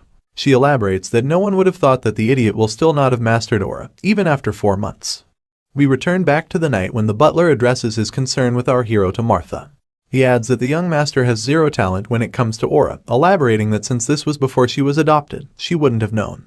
Then, he goes on to tell that upon the judgment ceremony, the young master, Raon's mana sensitivity, was the lowest it could ever be. He exclaims that the only person yet to learn aura in the 5th training hall is the young master Raon. Further elaborating, he states that the bronze plaque that he received will only get him a training technique that's intermediate, or something just a bit above average. The man continues to state that considering that the young master has not yet mastered a training technique, he presses that he's sure that Raon's judgment ceremony results are correct. He concludes that though the young master may be the best in swordsmanship and combat, he cannot handle aura very well. This information lights up Martha's face as she widely smiles before bursting out in joy and laughter, and the man finishes his assessment as he states that the young master can never become a proper martial artist. Back in the present, Martha arrogantly plays with her hair as she expresses that she's still mad that she lost to that halfling, but she adds that he wasn't someone that she needed to concern herself with in the first place.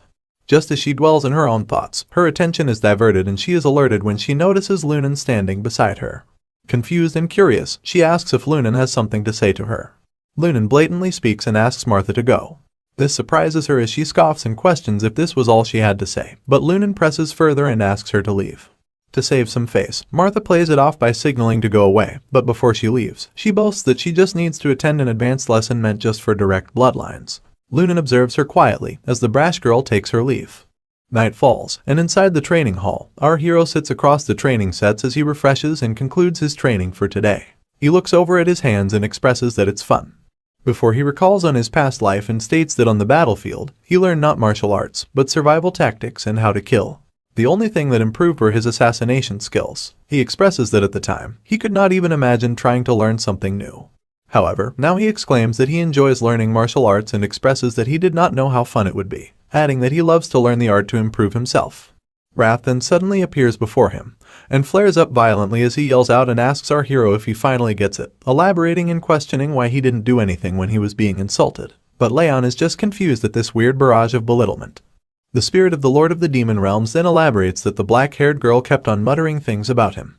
Raon is surprised to know of such information, and explains that he did not hear her say anything because he was too focused. Wrath then comments that Raon needs to care more, exclaiming that he would have frozen her on the spot if she were to say those kinds of things about him. But Raon states that as he has told before, there is no benefit to fighting her now. He steps up to leave as he adds that even without the Thousand Flames technique, he can beat someone like her easily. Raon slides the door in front of him to leave just as he says this, when suddenly, he finds Lunan standing before him as the door opens. This comes as a surprise and he asks why she is here. She holds a box in her hands and before she speaks anything, she reaches in and takes out a cookie. The girl offers the cookie to our hero as she asks him to eat, and he observes the cookie to conclude that it is strangely cool. Luna notices his skeptical nature and presses that he eats the cookie. Raon feels taken aback by her insistence and proceeds to put the treat in his mouth. He expresses that as an assassin, he has learned not to eat whatever someone gives them, but he remarks that he trusts Luna to not give him something bad. Just as he swallows the cookie down his throat, his eyes widen in shock and wrath appears before him, exclaiming that he has never tasted something so sweet in his demon realm, and he adds that the coldness makes it even better. He is curious to know what it's made of. Wrath swirls around Raon in joy, asking for more of this good stuff. Meanwhile, Luna asks him how he feels about the cookie, and Raon nervously states that it's good. Before leaving our boy startled, the girl cutely states that it was made out of marbled ice. Raon jumps up to stop her from leaving, as Wrath presses and desperately asks her to give him more. All their attempts are futile, and Luna leaves without turning back. Raon stands there in a daze, observing her figure from behind. Wrath remarks her to be an odd human, while our hero wonders if she was worried for him. He then contemplates her character, stating that she has a sweet tooth like a child, and recalls that there would have been 4 in the box that she held, which means she specifically saved 1 for him. She didn't really have to, but the girl gave away something to him which she really liked. Now leaving for his home, he walks towards the annex while stating that he should repay her in some way, and Wrath immediately pops up to ask him if the girl can give him more of that marbled ice cream. Announcing that he's back, our hero makes it to his home, and Sylvia immediately yells out at him in worry. She asks what took him so long, and if he has had something to eat, but our hero simply responds that everything is fine. He now holds a letter in his hands, as Judiel expresses that this is the letter that she will deliver to the Intermediate Martial Hall. Raon questions what they had to say, and she nervously answers that it was nothing much, before stating that they ordered her to look into things more deeply because he had mastered his combat and swordsmanship so fast. But she expresses that they have lost interest in him because he has not been able to learn the use of aura. Continuing with the conversation, he asks her what she has to say about his mother, and Judiel explains that people seem to have lost their interest in Sylvia as well. Judiel adds that at this rate, they will pull her back from her spy duties, which Raon doesn't like. After all, there's a lot more information he'd like to gain from her. Voicing her concern, Judiel nervously mutters and asks Raon if it may be on purpose that he has not learned aura yet. Not willing to reveal anything to a double spy, Raon asks the maid what she thinks. Of course, that startles the spy maid, as she stutters and nervously apologizes for asking such a rude question. Concluding the conversation, he then excuses the spy maid, and after she leaves, Wrath appears before him, as he repeats that someone would actually think that he is not learning how to use aura on purpose. Our hero explains that it's smart to utilize the situation and atmosphere to one's benefit. Wrath raises a question in curiosity about how the talented master is having a hard time learning something so simple. He exclaims that it's something unimaginable to him, and the young warrior sighs that he does not know, asking him to come along as he goes to train. Wrath is enraged and taken aback at the mention of training once again. He thinks our hero is a monster who doesn't need sleep. Our hero is unbothered by his complaints, elaborating that training should make things easier for him. But before he can finish his sentence, just as he opens the door to leave for training, he is taken by surprise when he finds Lemmer sitting peacefully in his garden, playing with the birds around him. Raon calls out at the head instructor, and upon noticing our young hero, Lemmer asks if he has had a good night's sleep. Confused and curious, Raon asks what he is doing here, and the man expresses that he has come here to tutor him. He pats him on the shoulder, telling him that he's here to teach him about his attribute. Tree leaves rustle and scatter upon the ground as footsteps trail across the forest floor. Our hero walks behind Lemmer and asks him if this is what he meant by teaching him his attributes. They continue to hike along the hill, as Lemmer asks the young master to stop whining and just wait. He elaborates that he's a little lazy, but that shouldn't be mistaken for incompetence, because he is an excellent teacher. Raon raises concern, and questions how he's supposed to learn his attributes in a place like this. To answer, Lemmer turns to his student and explains that he cannot forget the day he first saw his training technique. He describes it as if he were looking into flames so strong that they resembled magma. He mentions the boldness with which he tried to accept the coldness in his body, instead of removing it from his mana circuits. He exclaims in anticipation of the possibility that our hero might actually manage to master this training technique. Now breaking out of his recollection of memory, he observes the student resting against a tree to catch his breath. He claims that this place should be suitable. Raon observes his surroundings and looks around to notice that they are in the middle of a forest, which makes him question if this really is the right place. He asks why they needed to come all the way over here, but before he gets a chance to gather himself, Lemmer throws a strong wave of aura burst at the student without warning. This takes him by surprise, and the instructor explains that he wanted to create a blade of wind to protect his lord. He elaborates that what the student is feeling right now is the wind he has chosen. Our hero takes a step back to reflect upon the impact that the wind has brought. Lemmer explains that he may have weakened the wind just to give him an example, but he is surprised to notice that the student is not surprised at all. Since Lemmer is an elf, he explains that this is how he has always felt the wind. But Raon on the other hand is a human, and since his mana circuits are filled with cold, it will be much harder for him to feel the same wind. The instructor also mentions that there are many kinds of winds, naming them as warm, cold, and sharp. He elaborates that he wanted to create a blade of wind that could pierce through anything. And with his hand held up towards the sunlight, the elf exclaims that he has finally achieved it. Lemmer then asks Raon to find out what kind of blade of wind is best for him, suggesting that he thinks of what kind of fire he wants to possess. Our hero, however, raises concern that they are in the middle of the forest right now, and there is no way that he can see proper flames without setting the whole forest on fire. The instructor also agrees, exclaiming that they will have their heads chopped off if they do. Stepping into a strange barn upon the hill, the instructor mentions that this place will be the best place for the student. They walk into the small hut as a mysterious man with a beard sits across a burning fire. Lemmer greets the man, and the man expresses that he was just wondering why the flames were acting up, before pointing out that it's because the elf is here, suggesting that his presence is killing the flames. Lemmer smiles and expresses that the man's attempts were going to fail anyway, while our hero nervously questions why they are here in such a strange place.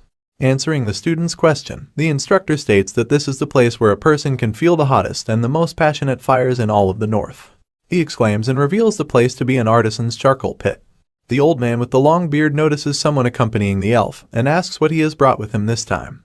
Lemmer remarks that the student is the grandson of the patriarch, but the old man does not seem to be amused as he expresses that he is just an old man and he does not pay heed to anyone unless it's the patriarch himself. Just as the old man is expressing his concerns, our hero finds his eyes fixated on something else. He notices the intense heat coming from the fire that burns in front of him, wondering if this is really a normal flame. He expresses that he has seen countless flames in his past life, started bonfires himself, and even witnessed advanced flame magic coming from the hands of a mage. But he emphasizes the impact of the fire burning right in front of him, and thinks back to the instructions given to him by the elf instructor earlier. He sees himself reaching for the fire that blazes in front of him, imaging its passionate heat in his mind, and concluding that this is the fire that he wants to possess. But just before he can reach it, his daydream ends, and he realizes that the old man has lessened the flames. This is when the man introduces himself as Valken, which is a name that our hero has definitely recognized. He looks over at the man sitting across his table, as he tells him he's not one to show manners. And if etiquette is what they're looking for, they can fuck right off. Our hero would like to retort to that comment, but instead, his eyes widen in shock as he recalls that this is the name of the artisan who is famous all over the world for his mastery. So, he takes a step back to question if this man really is the Valken he's thinking about. Recalling the tales, he remarks if the old man is the same person who supposedly created Glenn Sieghart's True Heaven sword, but disappeared 30 years ago. He finds it hard to believe that such a legend would be found in a place like this. Without wasting any more time, he immediately bows down to greet the legend, and introduces himself politely. Valken observes that the young master recognizes him, and he turns his gaze to Lemmer, asking him if he had told the student anything about him. Of course, the elf denies immediately. Lemmer then turns to our hero to explain that this old man is the Sieghart family's artisan, but has already retired a long time ago. He adds that it's been more than 10 years since he has been sitting here and stoking the flames. And since he has been doing this absolutely stupid thing for the past decade, the elf tells the man that this is probably the only place where Raon can truly picture the fire that he needs to trigger his aura. As the old man keeps fiddling his stick in the fire, Lemmer asks him for the favor regarding Raon. Before he agrees, the artisan wonders why the elf does not take him to the blacksmith's workshops. Lemmer then explains that there are too many eyes there, and he does not think it'd be a good idea for others to see the student's training technique when he has not yet mastered it. This confuses the artisan, who asks what the elf is trying to say.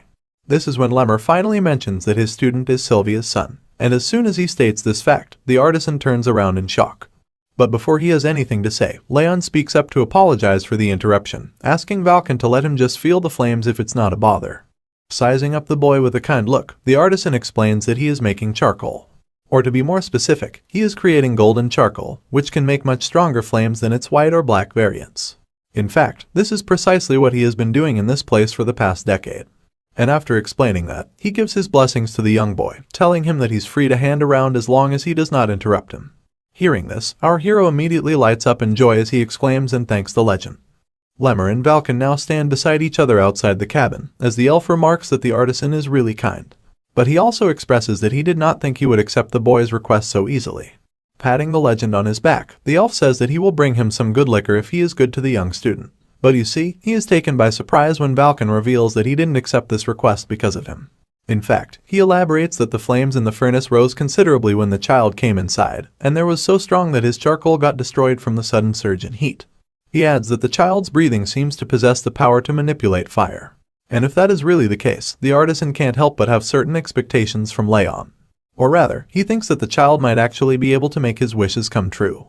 We open with our hero reminiscing over the 7 months he had spent visiting Vulcan's furnace, as he elaborates on how he thought about the fire he wanted to obtain. Now fully understanding himself and his goal, he expresses that contrary to popular belief, trained fire is more stable than any other element. Acknowledging the thousand flames technique that is also in the process of awakening, he recalls Lemmer asking the young warrior to emphasize the fire he wants to obtain. Deep in thought, Raon reflects upon his ambitions and goals. He wants to slay Derus, save Sylvia, and make sure she keeps her direct lineage title. With all these ambitions and goals in mind, and with unwavering determination, he expresses all the attributes he wants his fire to have. Now, sitting across from the furnace fire, he contemplates and expresses the powerful effect that the seeping heat from the furnace brings. With strong will, he is dedicated to catching the fire of the energy that he feels. He now transcends and expresses himself to see an image of his mind clearly. He emphasizes that he needs to concentrate and focus more. But that is when suddenly he is startled by a strange blue flame that flickers and makes its way over him. The raspy and ominous voice of wrath takes over the confusion that Raon expresses. The spirit of the Lord of the Demon Realm exclaims and questions if Raon had forgotten the warning. The spirit would take over his mind and body the moment he was at his weakest. The moment appears to be exactly that, as wrath takes over Raon's mind in the image that he sees himself in, and exclaims while asking the target to freeze. Startled and taken aback by the sudden attack, our hero struggles to break free from the grasp of the spirit. He contemplates and expresses that he has let his guard down at an untimely moment. Because the spirit had not tried anything lately, it led him to believe that it is on his side, which is far from the truth and is evident by such betrayal. Wrath appears to have fully taken over Leon's mind in the image that is portrayed before him, and as the spirit of the demon realm snarls and smiles widely at the now weakened hero, the realization dawns upon him, the reality of the demon that wants to take his life. Bearing the effects of the takeover, Leon expresses discomfort and elaborates that it is getting hard to breathe, and his body feels as if it is going to break into pieces. However, adding to the unfortunate circumstance, Leon expresses that he cannot move or stop the Thousand Flames technique unless he accepts the fate of death. He emphasizes that he needs to concentrate his aura somehow. Experiencing the daunting effects of the spirit slowly taking over his mind, Leon desperately realizes that he needs to think to survive, despite his consciousness slowly fading away. The chilling cold crystallizes and crisps up over the body of our hero as he struggles to make it through. This attempt to break free is observed by the spirit of the demon. Wrath addresses the target with a vicious smile as he speaks, stating that such a sight of desperation is pitiful. He questions if Leon really thinks he can endure the mighty power of the Lord of the Demon Realm like before. He believes this attempt is pointless as he exclaims that our hero's body and soul are now in his grasp. The freezing cold and numbness finally catch up with Leon as he sees himself slowly drift away while his eyes begin to close. Sinking into despair, he hears the voice of the spirit echo through the atmosphere as he claims that his efforts are pointless, comparing him to the man working in the furnace. Wrath continues to boast about his inevitable victory as he expresses that he will aid the young warrior in his quest for revenge. Suddenly, Leon's eyes widen as he recalls the word furnace. He thanks the spirit for the hint as he attempts one last desperate struggle, believing that it's all for nothing and he will die if he does not try anything now. Explaining the realization that dawns upon him, he elaborates that instead of absorbing nature's mana, he must now absorb the mana from the furnace directly. Further emphasizing the much stronger and hotter fire, he makes his final move to take it all in. The fire rages violently as Wrath exclaims in confusion, asking what the bastard is doing. Bravely enough, Raon has succeeded in absorbing the mana directly from the furnace. He answers Wrath's question, elaborating that he is struggling. Vulcan calmly sits across from the furnace as he absorbs nature's mana, when suddenly, the flames rise up violently, and he is forced to back down. He questions what this is, as he expresses that he has never seen the flames be this strong. This leads him to believe that something is happening at the other furnace, scratching his curiosity as he turns his head. Observing that Raon sits across the other furnace, he wonders why it is so cold on his side when the furnace rages up so violently. He walks up to him as he questions if the young man is okay. Vulcan wonders why he is shivering vigorously, but before he can begin to approach the young man to offer his help, he is stopped by Lemmer, who steps in between and raises his arms, signaling him to stop. Acknowledging his confusion, Lemmer remarks that Vulcan cannot be near him or touch him, and he must be left alone. Upon justified confusion, Vulcan exclaims that the young warrior might die if he is left alone like this. But Lemmer is adamant and explains that our hero is in a spiritual state of complete selflessness, and there is nothing they can do to help him. The elf also warns that the hero may cough up blood and die if he is interrupted. Holding their ground, Vulcan now wonders if this is the same coldness that Lemmer had previously talked about. Vulcan worries for the young master as he questions if there is nothing they can do to help him, and Lemmer blatantly denies as he exclaims that it is too dangerous. He expresses doubt and worry as he nervously addresses the young student and asks him not to die. On the other hand, in the apparent spiritual realm, the flames burn hotter than ever as Wrath screams in discomfort, exclaiming that there is no hope. But this is not like before. Our hero emphasizes that believing such a thing is bullshit, as he has already faced a helpless death before. He recalls his previous, meaningless life, expressing that he could not close his eyes till the very end. But this time it's different. He claims that he will not make the same mistake twice. Meanwhile, Vulcan expresses concern as the pressure and heat meter upon the furnace whistles and hisses violently. He remarks that at such a rate, the furnace will blow as it cannot take the sudden surge in heat. Lemmer observes and notices that the mana emerging from the furnace is coagulating at one point. He immediately realizes that the bright student is absorbing all of it. The intense clash comes to a conclusion as Raon yells out in fury and determination, while Wrath screams in discomfort and denial. Our hero's hand reaches out desperately and firmly grasps onto the flame that appears before him. Following this brave act, a blast ensues, and the tavern is blown up as a large smoke cloud fills the sky. The loud bang shatters the roof of the structure as the flames seep out roaringly. From among the smoke, Lemmer and Vulcan emerge fearfully as they yell out for our hero, asking if he is okay. Upon not getting a response, Lemmer yells out, demanding the young warrior to answer. Before noticing our hero, in a strange stance as glowing sparks surround him. Lemmer steps forward to have a closer look, and his eyes widen as he realizes the golden sparks emerge from the golden flames that roar around our hero. The system window appears before Raon, delivering that he has finally learned the Thousand Flames technique. A lily flower falls into his palms as the sparks diminish, and the system window pops up once again, expressing that the bitter cold aura has reached 2 stars due to the strong cold rage. The lily flower also fades away into steam as our hero smiles and acknowledges the unexpected turn of events. He expresses that he will be able to bloom right away. Just as he contemplates the doubt he had been feeling over putting himself through so much, his eyes catch the attention of another system window that pops up before him. He turns to the window as it delivers the fortunate news of our hero's stats being increased, as a reward for enduring the hardships put forth by rage in a situation of urgency. Raon is taken aback and confused by such a gracious reward. He can't believe he is being rewarded this much. What would have taken him years to achieve happened in just a moment. Contrary to the celebratory expression, Wrath expresses frustration and anger as he spirals around the room in a rage, exclaiming and questioning how our hero had been able to endure the situation. Teasing and adding to the spirit's frustration, Raon remarks that he had told him to stop trying because it would not have worked in the first place. Though our hero puts up a brave smile in front of the spirit of the demon, he nervously eyes Wrath as he recalls that he did almost die this time around. He concludes that this makes it certain that Wrath is not his friend. Following the confrontation, Raon determines that he cannot let Wrath discover his secrets and weaknesses. Suddenly, he is called upon by Vulcan. Turning his head toward the voice, Raon acknowledges Vulcan's worrisome look and remarks that he is, in fact, okay. Vulcan then questions if the young warrior has finally learned aura.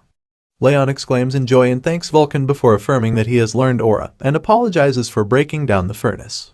To his surprise, Vulcan is the least bothered by the furnace and brushes it aside, exclaiming that he can just make another one. However, before Vulcan can finish his sentence, his attention is diverted to a sparkling object that catches his eye, and he turns to the furnace in curiosity. The young hero wonders what disrupts the blacksmith, as Vulcan steps forward toward the furnace and picks up a shovel before digging through the ashes. After some digging, Vulcan gasps and exclaims when he finds the source of the sparkles to be golden charcoal. One glance at such beauty sets the blacksmith back all those years as he recalls the criticism and mocking words he had faced from the upcoming passengers and town members. Following the sudden reveal, Vulcan expresses that our hero might just not be the only lucky one. He moves the shovel filled with golden charcoal forward at Raon, startling the young man, before he proceeds to explain that such charcoal is stronger than white charcoal and lasts longer than black charcoal. He thanks our hero, exclaiming that he has now obtained what he had been trying to make for decades. Our hero is visibly startled and confused when the blacksmith strangely thanks him for seemingly nothing he had done intentionally. But Vulcan elaborates and expresses that each time the young master trained here, the flames grew wilder and became enlivened, and the heat from that spread all over the place. Further explaining such a phenomenon, Vulcan states that he is just a dunce who has done nothing but beat his hammer all his life, before exclaiming that he can tell such a feat is only possible because of the young warrior. He then thanks our hero for making this possible, before expressing that he wants to ask one simple question: what are our young hero's goals? Following up with the question, and upon visible confusion from Raon, Vulcan elaborates and asks Raon what kind of swordsman he wishes to be. Raon then expresses that he wants to be a swordsman who does not give up, regardless of the situation or enemy he is faced with. Upon such an answer, Vulcan is visibly confused, and he expresses that he did not expect such an answer from a young master.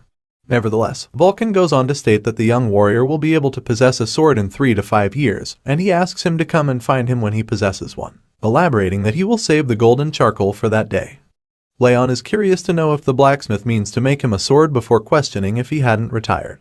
Vulcan blatantly answers that people tend to go back on their word of retirement, before concluding the interaction as he waves goodbye to our hero, asking him to stay alive until then.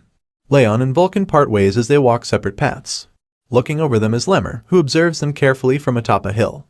Lemmer nervously expresses that he had been wondering what would happen, before exclaiming that the young master has a really good talent for making people worry about him.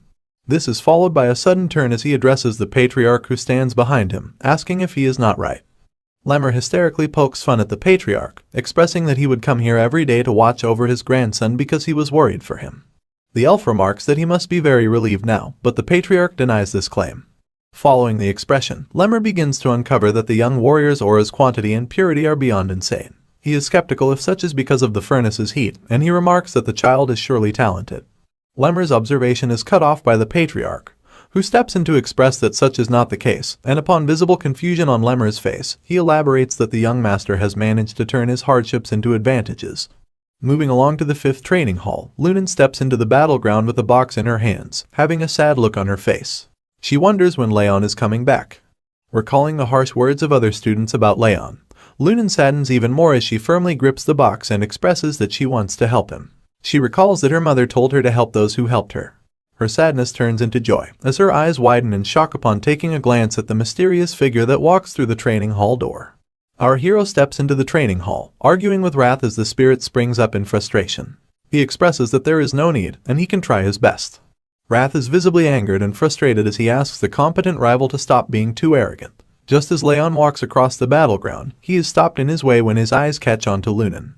He is confused at the sudden appearance as he turns over to the girl, and she opens the box she holds in her hands, showing him the treats she has made for him. Lunan offers him the treats as she asks him to cheer up, and Raon joyfully accepts as he recalls the treats to be ice cream that she had previously offered him. Something strange takes Lunan by surprise just as she is offering him the treats, and her eyes widen in shock as she exclaims that the cool air and scent from Raon have turned much stronger and pleasant than before. It seems this ship is ready to sail. He thanks her for the kind gesture. The moment the sugary treat touches his tongue, his blue companion appears on his shoulder, expressing utter delight at the taste and flavor of the cake. With the way his eyes pop out, one would assume he's in love with the ice cream, because he starts to lose all self-control and begins yapping about how it's just as good as the first time he had it, so he immediately urges our hero to eat the 2 remaining pieces as well. Raon sees his blue friend's misbehavior and points out that Lunan decided to share the treats even though she really likes them too, so he tells him to calm down and stop being immature. After scolding the spirit, our MC closes the box of treats while Lunan is still holding it, and he thanks her again for it, admitting that it was really good too. However, the white-haired girl almost seems disappointed that he only had one of the sweet treats, and she just stares at his hand on top of the box before finally asking him if he doesn't want any more. Once again, our blonde hero assures her that one is enough for him, and he thanks her too. So, with a very concerned look on her face, she asks him if he feels better now, but it appears that the question takes him off guard. Raon manages to shake the shock off his face, and lets out a sigh while telling her that he feels much better. Of course, the caring girl is pleased to hear this, and she expresses her relief that she managed to cheer him up. And while she's smiling at him, her big purple eyes do the same too. Satisfied that she made him feel better, Lunan turns around to leave with her box of treats, and while she's walking away, our blonde hero stares at her with a smile etched on his face, thinking about what a mysterious kid she is. The scene shifts, and we see the red-haired elf addressing Raon and the others while standing on a platform. He jokes about how it must have been boring for the students with all the training they've been doing lately, and so, he decides to spark things up a bit by preparing something special for the next month. Since they've trained their basics and training techniques, he believes that it's about time they moved on to their energy cores and started training in that regard. But while he's saying all of this, the students don't seem to have any idea what energy cores are all about. Perplexed, they all start to murmur among themselves, wondering what on earth the elf is talking about. The instructor notices their confusion, so he smiles, before revealing that they'll proceed with duels in a month. While the others seem unsure about the whole arrangement, a certain dark-haired girl seems to be excited by the prospects, because the smile on her face is unusually wide. The red-haired elf continues addressing them, and informs them that the results of the duels will affect their graduation status, and that they would also be ranked accordingly. He's still talking and encouraging them to prepare thoroughly for the month ahead, when he's interrupted by someone who raises his hand, and simply tells him to wait. We finally get to see the person's face, and find out that it's the dark-haired girl who was smiling earlier. With her hand still raised, she asks him what would happen to the students like her friend, who are falling behind and haven't yet been able to create their aura. All the others turn to look at her in shock, and then the instructor informs her that he heard that her friend actually succeeded in the end. As it turns out, she wasn't aware, and with a surprised look, she faces Raon to confirm what the elf is saying. Realizing that he's not pulling her legs, another wide smile appears on Martha's face, because now she believes that there are finally opportunities. She reveals that she almost died of boredom because of how long the training went on, and as she walks closer to Raon, she reminds him of what she said before about how she doesn't listen to guys who are weaker than her. However, now that she knows he passed the training, she's starting to think that she's been patient with him for long enough. The blonde kid looks like he's already tired of listening to her, but he just stands there and stares at her with his red eyes. At this point, she's trying to get on his nerves on purpose, because she starts suggesting that he must have struggled a lot because he's in a position that he's not qualified to be in. With this in mind, she tells him that she's going to teach him a lesson, but just when she's about to get even closer to him, someone places a hand in her way, and tells her to back off. The blocker is none other than Burin, and reminds her that it hasn't even been a single day since Raon got his aura. He continues to scold her, pointing out that the duels are in a month, and even questions her honor as a swordsman for wanting to confront the hero at this time. Of course, Martha gets offended by his sharp words, but she manages to keep her cool so she can calmly throw some shade at the young master. She places a hand on his shoulder, and teases him for taking honor so seriously, and suggests it's because he grew up so treasured. And then, she gives him a reality check by informing him that where she comes from, honor is reserved for people who deserve it. Burin tries to hit back with some remarks of his own, but she doesn't give him the chance because she immediately starts walking away. And while she does, she points out how even the average students learned how to use aura within a month, and yet their top trainee took over 6 months to do the same. Martha goes on to explain that even advanced techniques take 7 months to learn on average, so if Raon is taking that long to learn only the basics, then it means that he isn't talented at all. At this point, Burin is pretty annoyed, but he can't say anything to defend our hero, so he just stands there speechlessly, while Martha mocks him some more for being present during the judgment ceremony. It turns out that the reason for the humiliation is the fact that a swordsman who has not learned aura can never become famous, because there's no point in being talented if you can't master the basics. After lambasting our hero and Burin, Martha turns to the instructor to suggest that the reason he came up with the whole idea of duels is because he wants to change the top student at the moment. But upon receiving the mild accusation, the guilty-looking elf just feigns ignorance, claiming that he doesn't know. When the red-haired elf denies the allegation, Martha immediately turns to face Raon again, and bluntly tells him that he's been the top student for too long, even though he doesn't deserve it. So, with this idea in her head, she tells him that it's time he stepped down from the position. Our hero doesn't say anything in response, so once again, she challenges him to a duel, where the winner would become the new top student. But before she can finish talking, Raon cuts her off with a very loud and clear no. His response takes her by surprise, and she finds it hard to hide the look of disbelief on her face. Finally, our quiet hero decides to respond to the annoying girl, and he starts by asking her if she thinks she can gamble without having any money. And then, he makes it clear to her that she has to offer something of equal value if she wants to bet on his position as top student. Even though she didn't expect him to defend his title, she taunts him some more to get on his nerves, reminding him that in his current situation, nobody around is on his side. Martha attempts to use her words to trick him into accepting her sham deal, but our boy cuts her off once more. And this time, it really gets to her because he suddenly asks her if she's scared to put something of value on the line as well. You know when someone is so mad that they just smile at first, instead of flipping out. Well, that's what happens to Martha when she hears Raon ask her that question. With a creepy smile on her face, she asks him if he seriously just said that to her. And then, in an instant, she starts laughing hysterically, claiming that she finds the conversation very amusing. She eventually stops laughing like a maniac, and after catching her breath, she arrogantly tells our boy that she'll tolerate his question because she understands that he doesn't want to bet on nothing. Desperate to get him to accept her challenge, Martha reluctantly presents the Calamity Orb, which turns out to be the miracle medicine that her father gave her. This white ball in a box helps strengthen her body and aura, so clearly it has a lot of value to her. As the challenger, she waves the box in front of Raon's face, vowing to give it to him if he wins the duel. She asks him what he thinks about the offer, suggesting that it's not a bad prize to win. And in that brief moment when our boy is considering it, his blue companion, Wrath, pops out again to also have a look at the Calamity Orb. Our boy reminds the spirit about how he planned to wait for the perfect time to screw Martha over, but Wrath doesn't seem to know what he's talking about. So of course, Raon explains that there's something he wants to get from the mean girl, and with a knowing smirk on his face, he claims that this is their chance to do it because now is the perfect time. Unfortunately, we don't get to see what our genius hero planned right away, because the scene shifts to a month later. And in this scene, we see the anxious challenger looking at her calendar, because it's already been a month since she convinced our hero to accept her challenge. Martha is very excited about the duel, feeling that she finally has her chance to get payback on him. You see, Martha had never been hit in a fight by someone her age before coming to the training grounds. But Raon ended her streak with ease. And so, after 8 months, she finally wants to pay him back for the shame he caused her back then. She continues to think deeply about how the fight could go, and she recalls that it's only been a month since he learned how to use aura, which makes her feel very confident that she'll win. After all, she's already trained in her art for more than 3 years, so a mere noob shouldn't even stand a chance.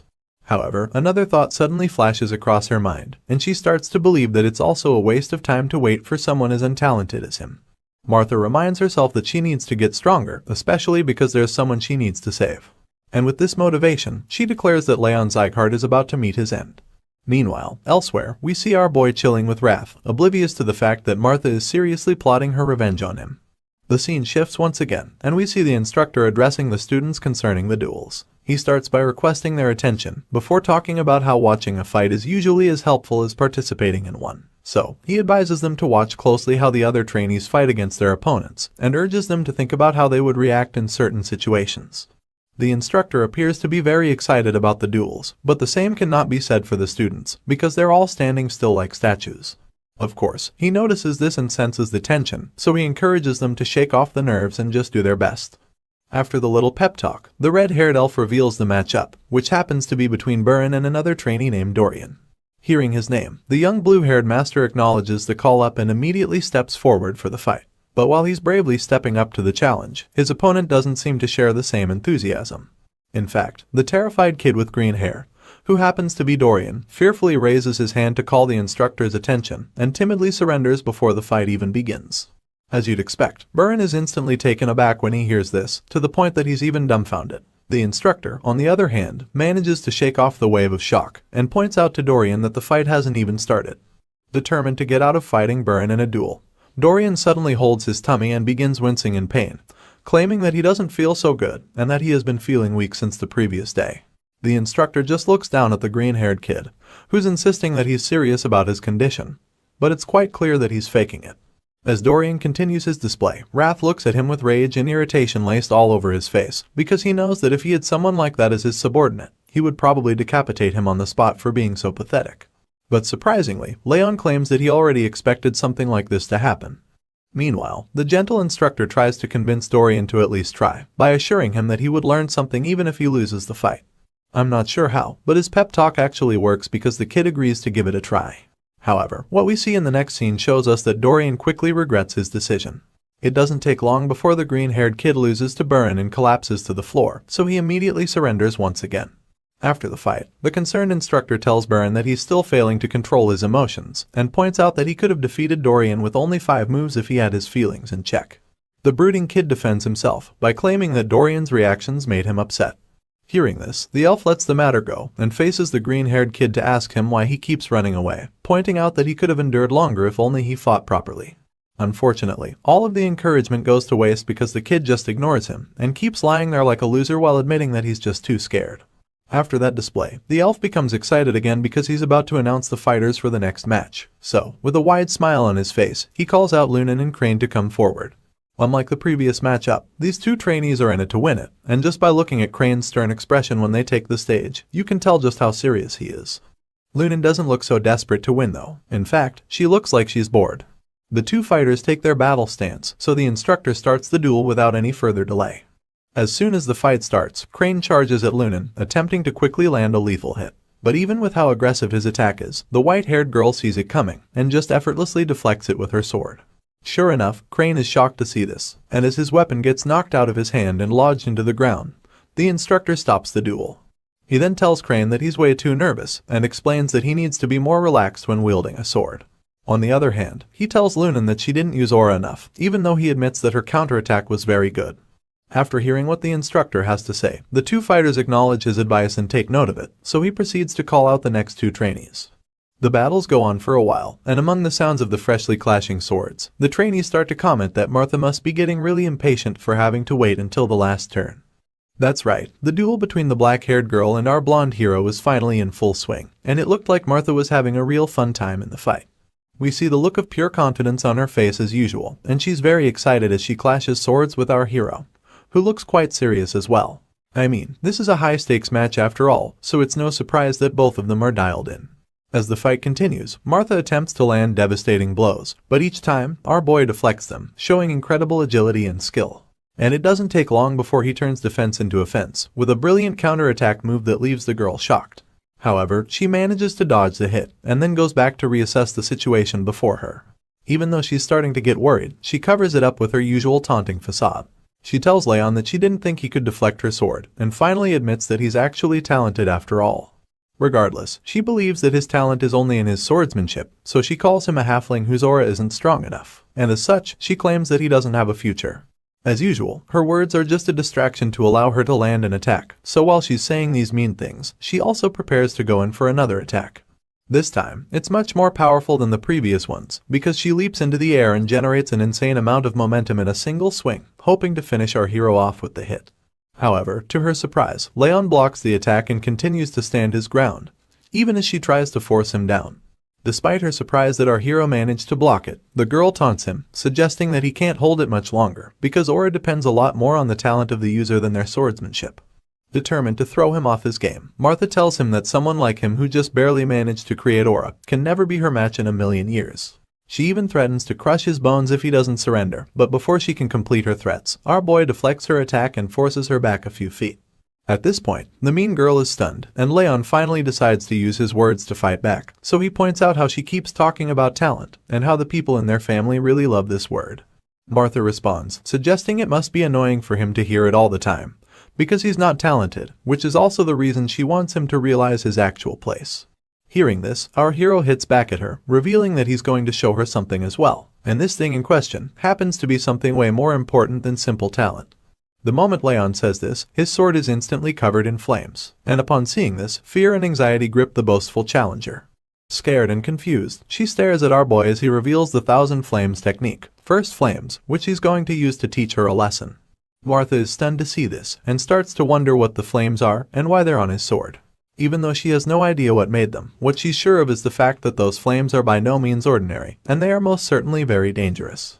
Despite her fear, she notices that there is a very strong intent behind Raon's flames, which makes it possible for them to feel so alive.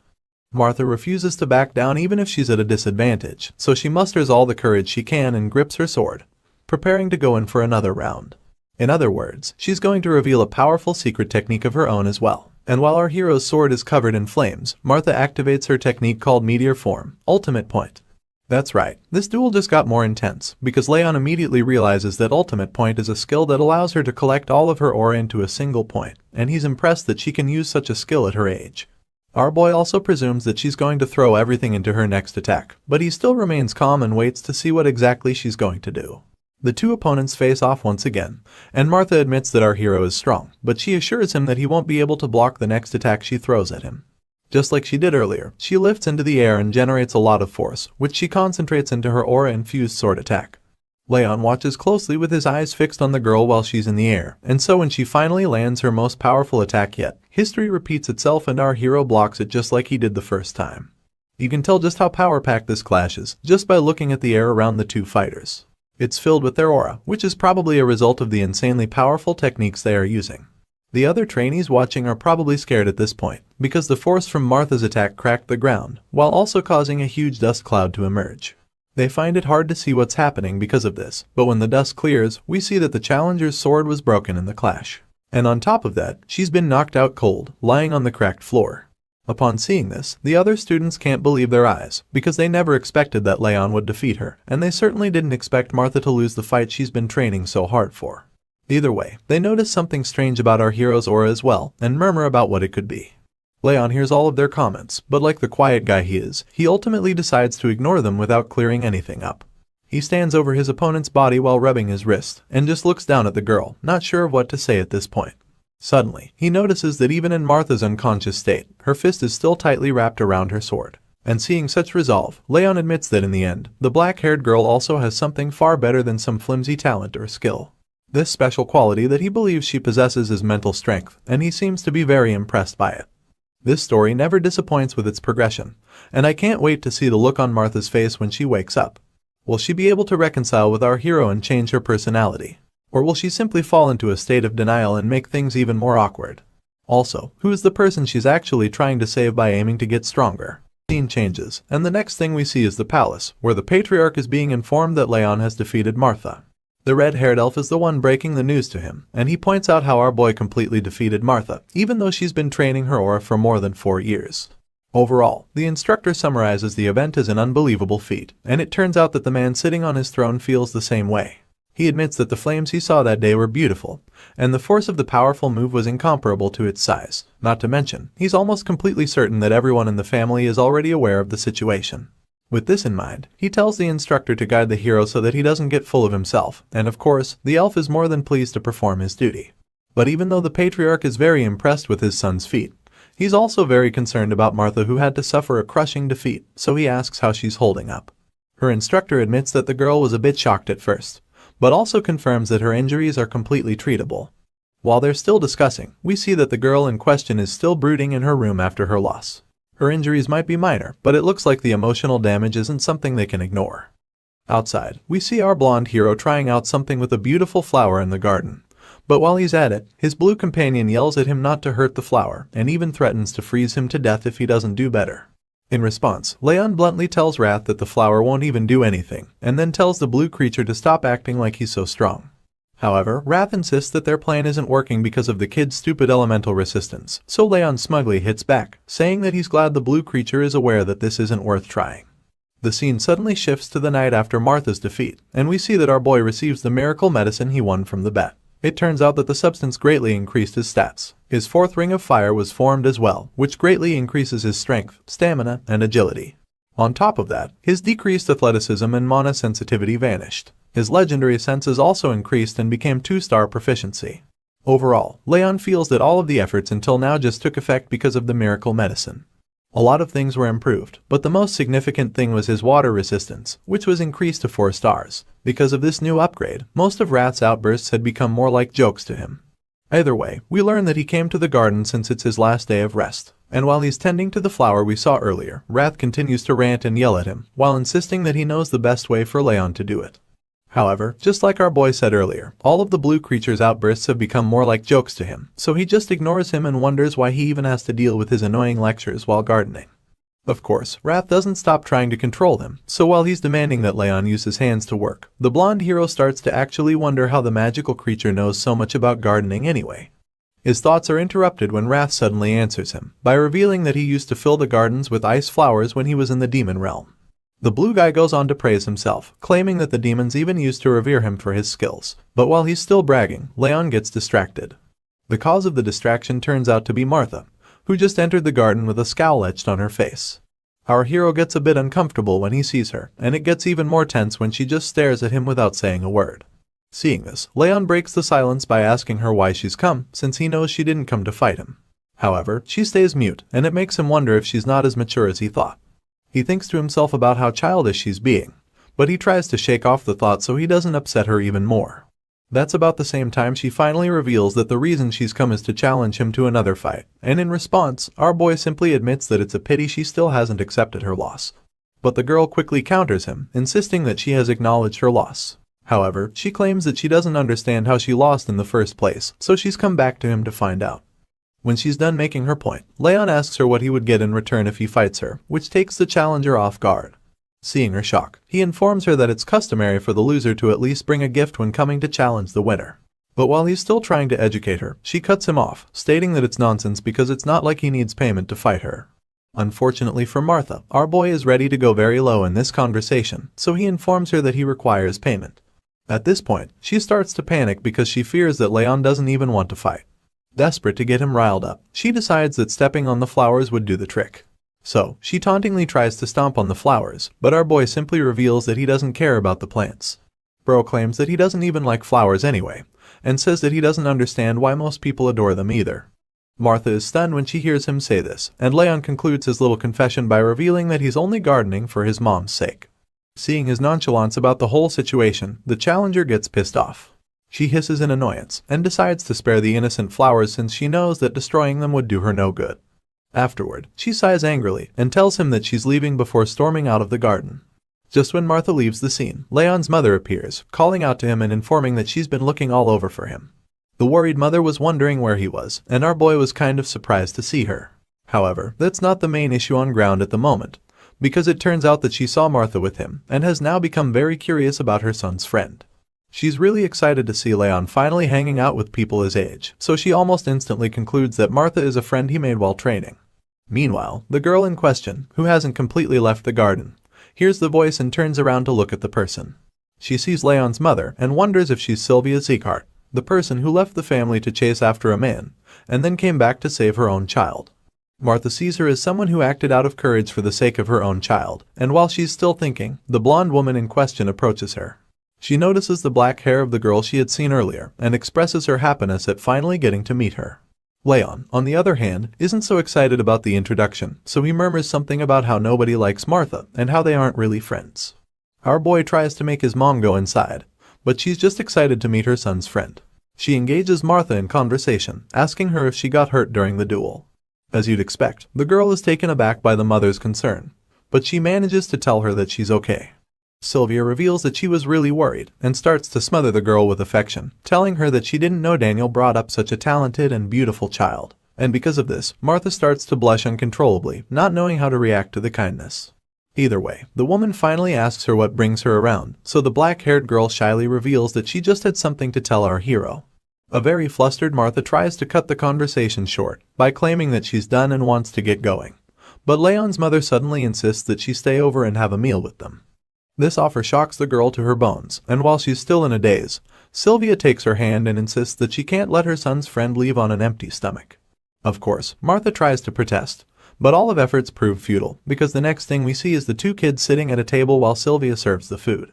Leon is utterly confused by his mother's politeness, and a bit embarrassed by the way she talks about the food he likes. When Sylvia sits at the table, she tries to make small talk with Martha. She confirms that the girl is a year older than Leon, and then asks her if she had faced any troubles during training. The girl claims that she's fine in that department, so the lady goes on to talk about how the meat might be a bit tougher than she's used to. As a result, she asks Martha to chew well so she doesn't get indigestion, and the moment the girl hears this, she literally sees her mother and Sylvia for a brief moment. The flashback of Martha's childhood with her mother is brief, but it hits really hard. She continues to eat in silence, and by the time she's done with the meal, she thanks Sylvia for having her. The kind lady reveals that she's glad Martha enjoyed the meal, and then she asks the girl to be nice to Leon going forward. Meanwhile, the son in question is standing a few meters away in utter confusion, because has no idea why the hell Martha is also acting so nice all of a sudden. It makes him wonder if she ate something bad, and Wrath, who's just as confused as him, suggests that it might be a possibility. Later, while walking home, Martha thinks about the meal and concludes that Leon must think she's crazy. However, Sylvia's eyes look just like her mother's, and it made it impossible for her to reject the offer. Martha thinks about how her hair color, face, and voice were all different, but despite that, she could really feel the warmth of her own mother from Sylvia. We suddenly learn that after Martha's real mother was kidnapped by the White Blood cult, she was adopted by Daniel, and from that day, she vowed that she would never lose until she found her mother. Since then, she had done everything to keep that promise, but that was until she lost to Leon. Martha knows that the Siegharts adopted her for her talent, so she fears that she might get kicked out if she keeps losing. It seems that her father is a soft person, but the girl starts to wonder what would happen if it's all an act. If that's the case, then it would mean that she would lose all hope of finding her mother. This is why she is so hard on herself, because she thinks in her mind that she's never allowed to lose. When Martha gets home, she's met by a messenger who's been waiting for her, because he has a message for her from Daniel. The young lady is shocked to see the letter that her father left for her, and the messenger claims that it was probably written right after the duel. In the letter, we see her father congratulating her on her first loss, reminding her that one loss doesn't make her a loser. He encourages her to think about what made her lose, and improve on it, rather than get worked up about the defeat. In the end, he wishes that he could be there to comfort her, and apologizes for how long his mission is taking him. But he also assures her that he loves her, and that he's still looking for her mother with the best of his abilities. The note closes with him telling her to hold on, because he hasn't given up on her. After reading the note, Martha seems rather cold about it, and simply tells the messenger to inform her father that she'll keep his words in mind. The moment she enters her room, she resumes beating herself up about the loss. The girl thinks that the defeat was really pathetic, because it wasn't even a result of her letting her guard down or something. Troubled and frustrated, she stands in front of her mirror and picks up a knife, deciding that she has to acknowledge her loss and move forward. Martha insists that she can't bring shame to her father, so she cannot pretend that her defeat never happened. As such, she decides that she has to mark the event and improve upon her mistakes, and ensure that she won't be ashamed to see her father. With this in mind, she begins to cut her hair with the knife. And by the time she's done, she decides that it's time to set her mind straight, so that she can let go of her stupid and pathetic past. Martha then stares at her new appearance in the mirror and vows that she will become stronger than ever. The next day, when she arrives at the training ground, the other students can't believe how different she looks, but she just ignores all their murmuring and heads straight down to where Raon is sitting. Our boy is also quite shocked by her change in appearance, but she doesn't even give him a chance to ask anything before stating why she's come to see him. The young lady suddenly admits that she knows an apology won't make up for the way she's treated him in the past, but she assures him that she's going to keep her promise. As you'd expect, Raon has no idea what she's talking about, so he reluctantly asks her what she's trying to say. In response, the girl begrudgingly admits that she's talking about the deal they made before the first duel, where the loser is supposed to obey the winner. As much as it pains her to say it, she admits that it's the reason she came, and then quickly storms out of the place before her ego can take any more damage. Once she walked away from him, Raon calmly processes everything that she just said, and thinks about how random and unexpected it was. Regardless, he's quite sure that she's not going to act so docile just because of the promise, and it makes him think that she might actually have changed a lot in such a short time. As such, Raon starts to feel that Martha might actually be a lot more mature for her age. However, this conclusion gets proven wrong immediately when he sees the girl in question kicking one of the other students for getting in her way all the time. As he witnesses her kick the shit out of the green-haired weakling, he realizes that she probably only changed towards him. After that scene, the next thing we see is that the new year has arrived. Right from the start, there have been many small changes, and it's mainly because of Martha's promise. Everyone initially felt that her ego wouldn't let her keep the promise, but she proved them all wrong by actually obeying our hero. Some other changes include the fact that Byrne finally learned to be more patient with other trainees, and that Lunan was still a bit dazed out, but her sword had gotten a lot more precise.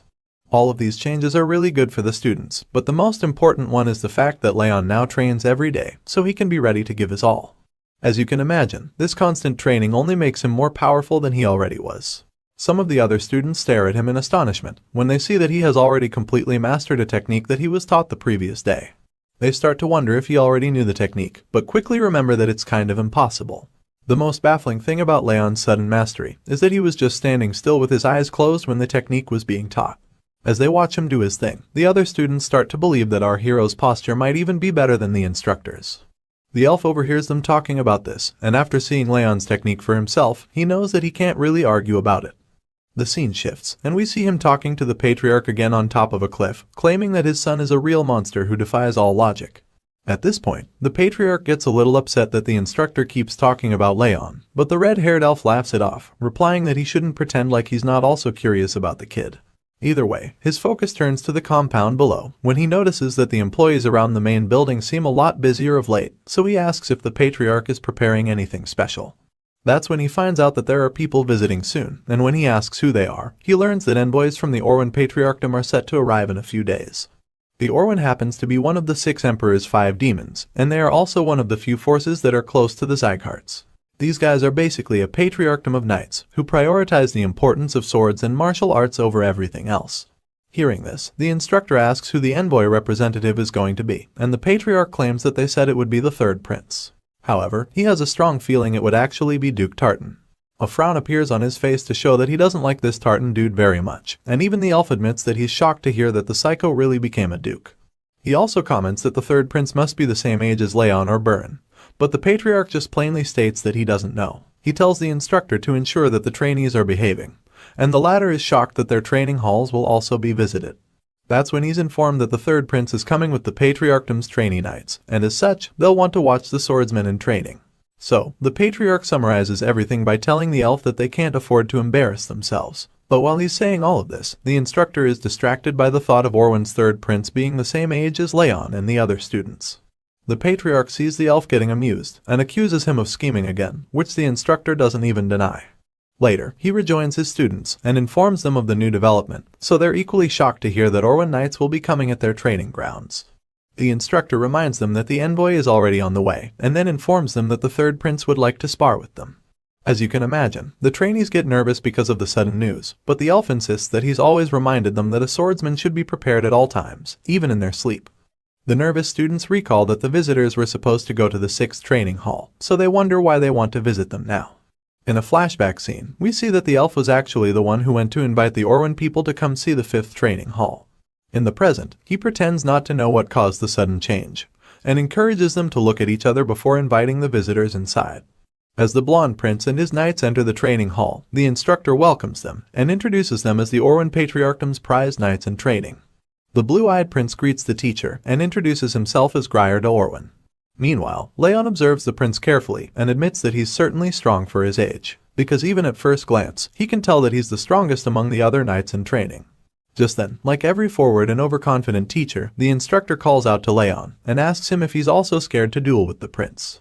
Of course, our boy thinks carefully about his answer so he doesn't end up embarrassing himself. In his mind, he admits that it would be nice to practice the footstep technique he just learned, as well as connect his sword skills, so after thinking deeply, he replies that he would like to train with the visitors. The elf immediately concludes that Raon spoke for the whole class, so he decides that both sides have agreed, and proceeds to tell his students that they need to pick 20 from their side. He asks each of his trainees to lock who they would like to duel against, and as if the pressure wasn't already enough, he informs them that he's bet his entire month's salary on them winning against the visitors. The students are horrified to hear this, especially since he tells them that he'll put them through hell if they lose. A while later, we see that Raon has helped the students to pick out the best 20 among themselves, and tells them to look closely at the opponent's hands. That's when the students realize that the Orwen Knights are shaking too. Our boy tells his team that even though the visitors have handsome armor and confident posture, they're still trainees like the rest of them, who can't help but get nervous about a duel. Raon continues his pep talk, assuring the students that the intensity of their training is in no way less than that of the 6 emperors or 5 demons. He pumps them up, reminding them that the blood and sweat they've shed training until this day has been worth it, and encouraging them to do their best and not get nervous. With high spirits and a lot more confidence, they acknowledge his words, so Raon decides that he'll be picking the order in which they go in. This blonde-haired mini-commander knows that the first fighter is an important factor in increasing the spirit of others, so he decides that it must be someone strong. With this in mind, he calls Martha and asks her if she can do it. But before he finishes talking, the girl starts walking to the arena, confidently assuring him that she'll end it quickly. Martha asks everyone to gather around the center to watch, and as she takes the stage, the other students are horrified to see the huge opponent she'll be going up against. They start to wonder if these knight trainees are even the same age as them, and fear that even Martha might not be able to win. The Orwen Knight in training introduces himself as Tars, and compliments her body for being so well trained, even though it's not fully matured. He then admits that he's looking forward to their duel. But while the other students worry about how the fight would go, Martha is so confident in her victory that she tells Tars to stop acting polite and just start the fight.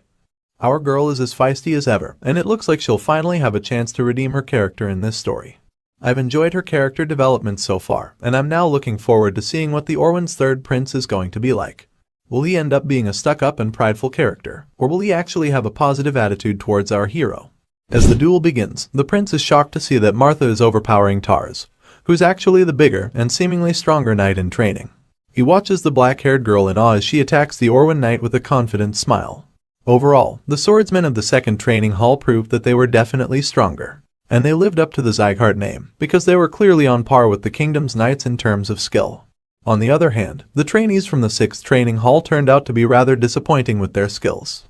Even though they were well trained, they were still inferior in skill compared to the Robert family's knights in training. However, the prince couldn't help but admit that the 6th training hall is still where the most talented trainees were, especially after seeing Martha's brave and epic display of incredible swordsmanship. From a distance, we see the Orwen Kingdom's duke speaking with the red-haired instructor. He asks Lemmer if this is the reason he came out of nowhere to suggest a visit to the 5th training hall. In response, the elf claims that it's a rare opportunity to be able to duel against one of the 6 emperor's knights in training, and then reveals that he suggested the matchup because he thought it would teach his students a lesson. The visitor is surprised to hear this statement, and admits that he can't believe those words just came from the person who used to be called the Brilliant Sword. Hearing this, Lemmer just teases him, asking if he should act the way he used to back in the old days. He even suggests that they make a bet, at which the Duke confirms that the elf's betting tendencies are still very much a part of him. Interested in the offer, he asks the elf what the terms of the bet are, so he responds, saying that they should have 20 duels in total, and then reward the winner. Lemmer believes that it would be a lot more fun if they wagered on the duels instead of just watching the matches, but the guard captain finds his suggestions overly confident. He reminds the Duke that his knights were given training in Orwyn, so he asks him if he's really sure that his trainees in the training hall can beat them. This question just causes Lemmer to burst into laughter, before telling the visitor that he has way too much faith in his trainees. The elf admits that he too has great faith in his students, implying that he's very sure they can defeat the visitors. The scene shifts back to the fight, where we catch up with Martha, who's still giving Tars a horrible time in their matchup. She lands a powerful sword slash which he manages to block, but the impact is so great that it pushes his feet into the wooden floor. Immediately in the next second, the force of her attack shatters his sword, and as a wave of horror washes over his face, he starts to ask himself how the girl could be so strong. The guy is sweating at this point, because of how terrified he is, but Martha doesn't even care that he's now defenseless. She just follows up with another powerful hit to the gut, which should ordinarily be enough for Tars to start coughing out blood. Even though he's wearing metal armor, the hit is still so strong that it forces him to his knees. As such, Martha is announced as the winner of the honestly one-sided duel. Our boy watches the whole thing feeling dazed, and admits that he thought she would be softer in her swordsmanship after fighting against him. He's completely taken aback by the fact that she has even increased her speed and power instead. After the massive win, Martha sheathes her sword, and with a smug look on her face, she asks her defeated opponent why he would depend on his strength so much, when he didn't even put everything into his first attack. This dark-haired girl with no chills even calls him an idiot for making that costly mistake against her. Seeing her confidence and increased strength, Raon admits that he finds it pretty amusing. But Wrath instantly chimes in claiming that there's nothing amusing about watching these little ants fight. The grumpy blue creature claims that all the duels are even boring to him. But our blonde hero just responds, reminding him that not all ants are young. Wrath just scoffs when he hears this, and begins to brag about his exploits back when he was in the demon realm. He claims that back then it was more entertaining to him when he pitched younger demons to fight against each other. However, before he can finish bragging, Raon just smashed him back into vanishing. Our boy is having fun, so he just wants the blue guy to shut it for now. Not long after that, we see that it's time for the next duel between the trainees and the visitors from the Orwyn Kingdom. It's the 18th match, and this time, it's between Lunan and another knight in training, named Idalia. Once the announcement is made, Raon prompts Lunan to step forward for her fight, and the white-haired lady timidly walks her way into the arena. Standing face to face with her opponent, we see that the redhead appears to be a lot more confident in the fight. Idalia sees Lunan coming to meet her, and tells her that she doesn't like the spaced-out look in her eyes. Apparently, it annoys her, so her confident demeanor quickly changes into an angry mood as she activates her powers. Huge flames appear all around the redhead, and when Lunan sees this, she quickly retorts that she doesn't like fire either, especially since she has the power of ice. The white-haired knight in training grips her sword tightly, and activates her own power as well, which causes cold icy chills to fill the air and surround her. Even though it doesn't show on her face, Lunan immediately assumes a more confident stance in preparation for the duel. And the next thing we see is the two girls clashing swords. Idalia seems to be more ferocious in her attack, while Lunan tries her best to remain focused. As the fight goes on, a huge cloud of steam erupts, and the other trainees just watch anxiously, not sure what's going on. Inside the smoke and mist, the redhead seems to be lost as she can no longer find her opponent, and while she's still standing confused, Lunan sneaks up behind her from within the dust and fog. Idalia instantly senses the sword attack coming from behind her, so she quickly turns around to land a powerful slash of her own. Unfortunately, she misses the shot, and Lunan disappears into the dust once again. At this point, the redhead is even more perplexed, but then she quickly concludes that it must have been an illusion. She's still trying to process the entire thing when the white-haired knight in training sends chills down her spine, by placing the cold edge of her sword on the visitor's neck. Idalia is bewildered by this sudden turn of events, and as she stands in that vulnerable position, Lunan is declared the winner of the 18th match. After the announcement, the calculative knight in training starts walking away, so Idalia calls out to her, admitting that it was a good fight even though she lost. But she suddenly stops talking when she sees that Lunan isn't even listening to her. The winner walks straight to Raon to ask him if he watched her fight, like a student seeking for validation. Thankfully, the blonde hero commends her for improving on her footwork, and the victory overall. Even though Raon tells her she did a good job, she doesn't seem to be proud of herself. She just sits on the floor like she's the one who lost, and our boy is pretty confused by this. Meanwhile, Lemmer is having a kick out of the results he's seen so far. Since the little tournament started, his students have had 9 wins and 9 losses, which means that they're currently tied with the visitors on the number of wins. So, he jokes about it, suggesting that things are getting pretty heated for the two sides. Regardless, it doesn't make him any less excited to announce that it's time for the 19th round of the day. This time, Burin is called up to face off against the next opponent from Orwin, Saren. The two swordsmen take equally confident stances as they stare each other down before their fight. The visitor introduces himself first, revealing that he's Saren Kaisel, a knight in training. And that's when House Sieghart does the same, introducing himself as a trainee. While the two are exchanging pleasantries, Raon takes a closer look at Saren and claims that he looks pretty strong. This worries him, because he feels that Saren is the strongest visitor after the third prince. But while he's getting worked up about it, the fight begins. As you'd expect, the two knights in training engage in a very heated duel. Burin attempts to land a low hit, while Saren opts for an approach from above. Not surprisingly, they cancel each other out over and over, so Burin begins to realize that his opponent is very similar to him in skill. He starts to feel threatened, and fears that it will be over for him if he lets his guard down for even a second. Saren launches at him to land another powerful blow, so the blue-haired swordsman knows that the guy must be thinking the same thing. The two guys are clearly evenly matched, but they're both aware of this, so neither of them holds back. Burin and Saren go at it with all their might, and after a grueling duel, we see that there's no winner this time. Both fighters point their broken swords at each other, and they're panting heavily after such an intense fight. Meanwhile, the other trainees watching are astonished to see that Burin and Saren somehow managed to break their swords. Seeing that this is the result of the 19th duel, the instructor confirms that the match has ended in a tie. After the announcement, a very pissed-off Burin just walks back. Still, Raon commends him for doing a good job, claiming that Saren was the strongest fighter out of all the Orwin knights in training so far. But of course, the grumpy blue-haired guy just storms past him, feeling very disappointed with his own performance. He claims that it doesn't matter how strong Saren was, because he feels that he should have won at all costs, since he went out there to fight with the Sieghart name on the line. However, while he's beating himself up about it, the blonde swordsman just calms him down with a pat on the shoulder, telling him not to worry about it. Burin turns around wondering why he said that. But then our boy suddenly starts walking away, but not before vowing that he'll win the last fight for them. Raon is very certain that he'll defeat the strongest Orwin knight in training, who is none other than the third prince, Grier de Orwin. So, with the determination and zeal to bring glory to his family name, he walks up to face his blue-caped opponent for the 20th round of the very intense tournament. The third prince sees our boy walking up toward him, and he starts to panic because he didn't expect that Raon would be the trainee to fight against him. Using his power, he senses our hero's martial prowess and feels that it's way too ordinary, so he asks Raon if he's even a direct bloodline descendant of the Sieghart family. In response, the hero just bluntly reveals that he isn't, so Grier de Orwin scoffs, because he didn't expect to fight an obvious duel. From the tone of this voice, and the look on his face, you can tell that he's underestimating our boy. This snobby prince even claims that he'd prefer to fight someone between Burin, Lunan, and Martha than enter a meaningless duel with Raon. He then calls out to Instructor Lemmer and claims that he has a suggestion for the fight. The red-haired elf asks Grier what he has in mind, so he points to Lunan and Martha, claiming that he doesn't think they're even tired after their own duels. So, he asks the elf if he can fight them after beating Raon. I swear, this guy is overconfident for no reason. After hearing this very bold idea, Lemmer gleefully accepts the proposal, reminding the prince that it's only going to happen if he defeats his current opponent. With the instructor's approval, Grier asks that the girls start getting ready for him right away, because he thinks his fight will be over too quickly. This dude is so confident that he's going to win, that he even decides he won't use his aura against Raon, feeling that he wants to save his power for the girls. After making this decision, he unsheathes his sword, probably thinking that he's just going to casually defeat our boy in a few seconds. Raon hears everything the third prince says, but he doesn't even respond to his insults. Instead, he chooses to do the talking with his sword, so he unsheathes his blade as well.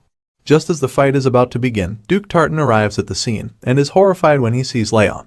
He asks the instructor who the blonde monster is, and comments that he didn't even notice him before because of his inconspicuous presence. However, now that he sees him, he feels very disturbed by him. Lemmer just responds by saying that the Duke isn't so blind after all, and asks him why he didn't warn the third prince if he knew about Raon's strength.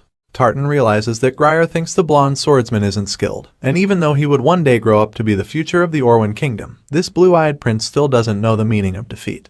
The Duke confesses that he felt it would be a good idea for the prince to learn what it feels like to lose in a safe environment.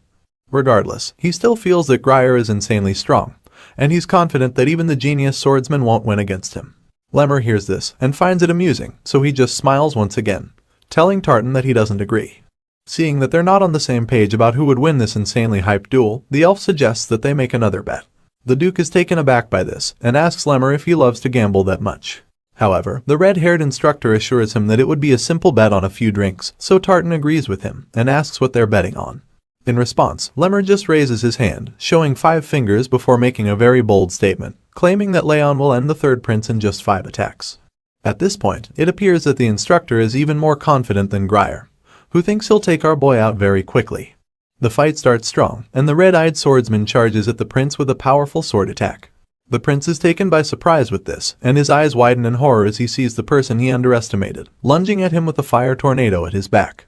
Even the Duke is stunned by this instant attack from Raon, but before he or his champion can even think of a counterattack, the genius swordsman lands his first blow. With great force, speed, and precision, our boy hits Grier in his side, leaving him stunned for a while.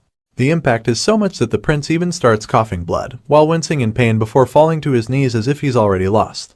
Seeing this, Raon assumes that the prince is already down, so he concludes that the fight is over and starts to cover his blade back. While he's doing that, Lemmer starts laughing again, feeling that he overestimated the prince by thinking 5 attacks would be needed to knock him down. On the other hand, Duke Tartan just watches the whole thing with shock laced all over his face. The guy can't believe his eyes, and while he remains stunned, the prince starts to reflect on his earlier thinking. He admits that he judged incorrectly, and finally starts to realize that Raon was the last fighter for a reason. Well, of course, it's because he's the real deal, and Grier finally understands this as well. Meanwhile, the Duke tries to start an argument. Tartan finds it hard to believe that Raon is just a trainee, because, in his eyes, the blonde kid already has the footwork and swordsmanship of a trained knight. But Lemmer doesn't give him any room to continue, explaining that it's the exact reason he said that Raon would win. With the way things are looking, the instructor feels that his student has brought home the win already, so he tells the Duke that he'll make reservations at a nice and fancy place where they can have some drinks. But before he can finish talking, Grier interrupts him. The injured prince tells Raon to stop when he tries to walk away. It turns out that he's not done fighting yet, and even when others try to explain that the fight is already over, he insists that he hasn't even shown his real skills. The third prince claims that the fight would have been very different if he had used his real powers at the start of the fight. And while he's being a sore loser, Martha cuts him off, insinuating that he's just a barking dog. She mocks Grier for refusing to admit his defeat, and being so whiny when he's supposed to be a prince. She also uses the opportunity to take a jab at Byrne, who's still brooding on the sidelines after his tie against Saren.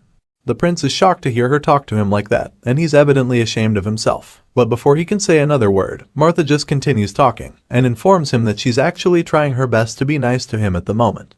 And after claiming that she's being polite, she yells at him to get the hell out of their training hall, reminding him that he already lost.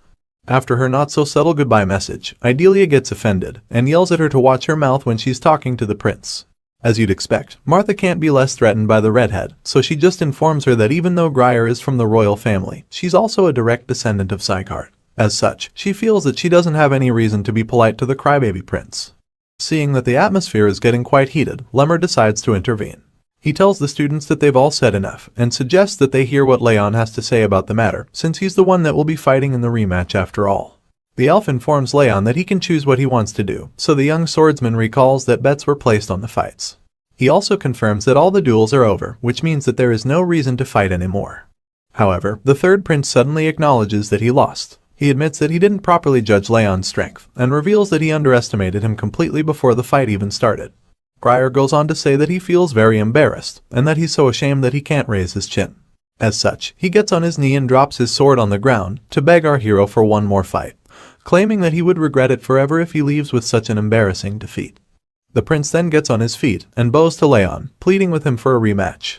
Seeing this, the blonde swordsman is taken aback, because he didn't expect the boastful prince to even apologize or even put down his sword. He initially felt that Grier was just an arrogant brat, but now that he's seen the guy put his pride aside, he changes his mind and agrees to one last fight between them. The prince assures him that it will indeed be the last one, and as Raon pulls out his sword for the second time, Grier reveals a gold pendant around his neck that has his family's crest imprinted on it. Feeling remorseful, he admits that he lost the first time because he was too arrogant to even recognize his opponent's strength. All of a sudden, he rips the necklace off his body and vows that he'll give his all in this second fight. The moment he does this, a powerful surge of energy surrounds his body, and he literally starts glowing with blue sparks of lightning. Our boy is stunned when he sees the insanely powerful aura coming off the prince's body, and Martha is just as shocked. At last, the prince was showing his true strength. The power seems so overwhelming that Tartan tries to discourage Grier from using the technique, but the prince just cuts him off, insisting that this isn't the time to be hiding his powers. Feeling very confident and driven for the rematch, he unsheathes his sword and makes it very clear to everyone that he wants to fight our hero with everything he's got. While Grier is charging himself up for what he believes will be an epic fight, Wrath reappears to our boy and calls the prince a stupid idiot. Not surprisingly, Raon was also hiding his real powers the first time, but it seems that the prince doesn't know that. Our genius swordsman calmly assures his blue companion that he can beat Grier this time too, but Wrath points out that the opponent has a lot more aura and is also stronger than Raon this time around. Still, feeling confident that he can take the prince out 2 times in a row, Raon asks Wrath if he's willing to make a bet on it. And of course, the hot-headed blue creature accepts the deal. With the both of them on the same page, a blue window appears, revealing the terms of their little wager. Wrath bets that if Raon can win against the third prince of the Orwan Kingdom, then all of his stats will be increased by 4 points. On the other hand, if our boy fails to defeat Grier, rage emotion will increase by a whopping 10 points, which means the blue fellow will have a lot more power in Raon's body. The genius swordsman accepts the conditions, and takes a very strong battle stance to activate his aura, waiting for the prince to make his first move. Seeing this, Grier, who already has a point to prove, reveals that he'll start first. So without even wasting another second, he charges at the hero with his powerful aura engulfing him and his sword. The prince leaps into the air to land a powerful attack from above. But as you'd expect, Raon is up to the task, so he delivers a counterattack immediately. The two fighters clash swords in a heated aura-infused duel, which causes a huge blast that leaves everyone watching completely astonished. Inside the fight, Grier starts to panic, because even though he's giving everything he's got, Raon doesn't even seem to be affected by it. This makes him wonder if the red-eyed swordsman should even be called a genius, because he feels he's more like a monster. Desperate to win this rematch, the third prince decides to finally use all of the power he's been keeping aside. His sword starts to glow even brighter this time, and when Raon sees this, he concludes that Grier must be using the Pier's sword technique, which is only passed down to the successors of the Orwan Kingdom. Looking at the opponent's energy, it's easy to guess that he's planning to end the duel in a single strike. So of course, our hero braces himself and tells Grier to come at him with everything he's got, while also taking a stance to counter the attack. The prince sees that Raon knows what he's planning to do, so he reveals that he's putting everything on the line with his next move, and then tells the genius swordsman that he should get ready for impact. Looks like an epic clash is about to go down. The prince's aura surged, and Raon's eyes widened as he identified the unmistakable signature of the parry sword technique, a legendary art unique to the most elite warriors of the Orwan Kingdom. With this, it became evident that the prince was preparing to unleash a decisive, all-out assault. Raon's hand closed around the hilt of his sword, his mind racing with the intricate patterns and deadly precision of the third prince's signature techniques, etched indelibly in his memory. With that, Raon unleashed the Thousand Flames technique, first flames surrounded by his splendidly blazing aura. Raon's overwhelming power surprised the prince. Witnessing the emergence of golden flame aura from a mere trainee, the prince realized Raon's strength far exceeded his youthful appearance. Nevertheless resolute, the prince reaffirmed his resolve, employing his own technique, unleashing a battle cry as he swung his sword towards Raon. Equally determined, Raon's and the prince's swords clashed, illuminating the surroundings with Raon's golden aura opposing the prince's blue aura. Their swords clashed once more, seemingly establishing an equal footing, until Raon's leg gave way, catching the prince off guard. As he gained an upper hand with a resolute determination to prevail, Raon unleashed his powers, shattering the prince's sword into multiple pieces. The prince was astounded, utterly surprised that his aura had been repelled. In a swift motion, Raon struck, leaving the prince on his knees with the duel victoriously claimed by House Sieghart. Observing his damaged sword, the prince remarked on his advantage in speed and strength, then smiled, pondering whether Raon had countered with adept footwork in response to his aura. "The world truly is vast," mused the prince, extending his hand for a handshake. He expressed gratitude to Raon, acknowledging the valuable lessons learned from the duel, conceding his defeat. Raon reciprocated the handshake, offering a smile and admitting his own gained insights. As they shook hands, the prince apologized for underestimating Raon earlier, attributing it to lack of insight. Curious, the prince inquired about Raon's age, to which Raon replied that he had turned 14 that year. The prince sighed, feeling defeated by a swordsman younger in both skill and character. The prince graciously handed Raon an item, requesting him to keep it. Curious, Raon inquired about its significance.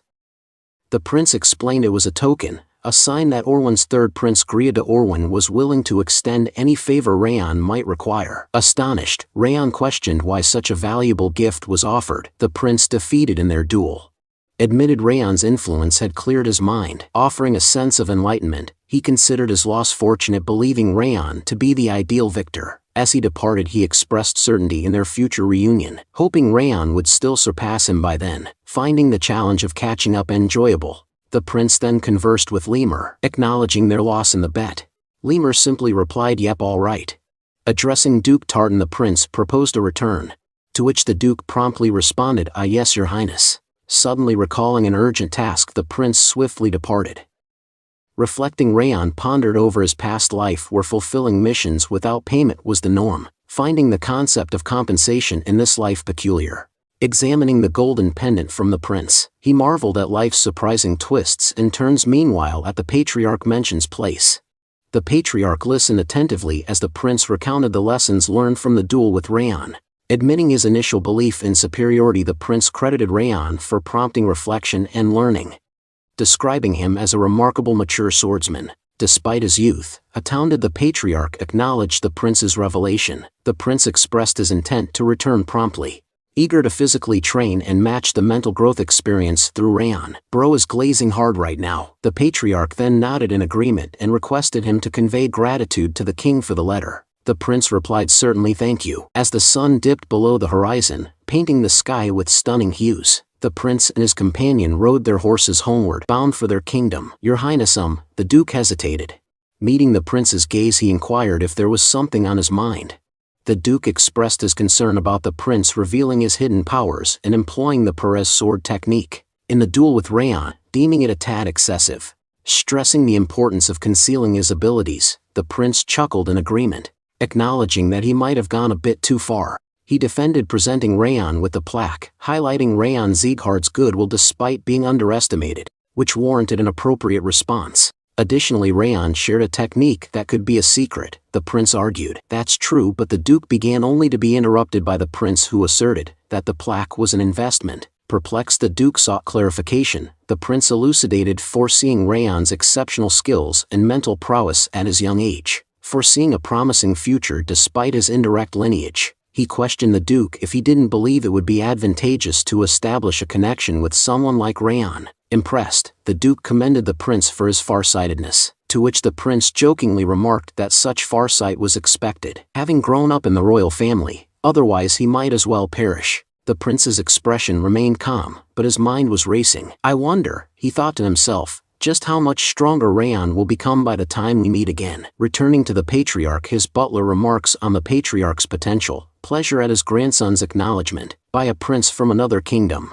The patriarch, bewildered, inquires about the butler's reference. Noticing the absence of warmth in the patriarch's demeanor, the butler remarks on the rare sight of his radiant smile. The patriarch, puzzled, touches his own face, questioning the notion of a smile. The butler, insistent, claims the patriarch has been beaming ever since the prince mentioned Raon's name. The patriarch dismisses the assertion, attributing it to the butler's possible lapse in judgment due to age. Prompted by the butler's concern regarding Duke Tartan's words, the patriarch remains silent, contemplating his response. In a fleeting flashback, Duke Tartan's words echo, revealing a conversation beyond the prince's letter. The duke conveys a message from the king of Orwin and Lekros Albertan D. Orwin 11, detailing the resurgence of the five darknesses. Attentively, the patriarch listens as the duke informs him about the unsettling movement of these forces once more.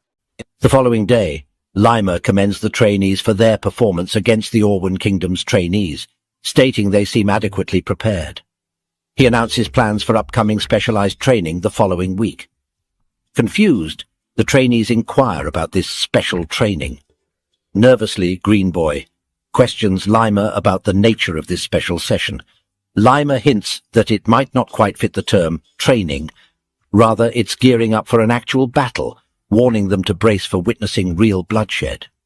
Lima divulges details about a group of mountain bandits, the Snow Tiger Claw, residing a bit south of the Sieghart territory.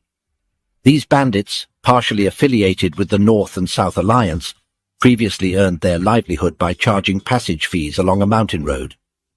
However, their recent activities have taken a darker turn, involving theft from merchants and even fatalities. The trainees speculate if their mission involves eliminating these bandits. Lima admits it was the initial plan. When asked why he used past tense, a trainee hints that circumstances might have changed and entertains the idea of ambushing the bandits instead. "We can't," Lima replied somberly. He revealed a harrowing incident where the mountain bandits had ambushed a village to the south of the mountains, mercilessly slaughtering all the villagers and setting the place ablaze before fleeing. The trainees were visibly shaken by this revelation. Lima clarified that this was precisely why their mission now involved tracking down and eradicating these bandits.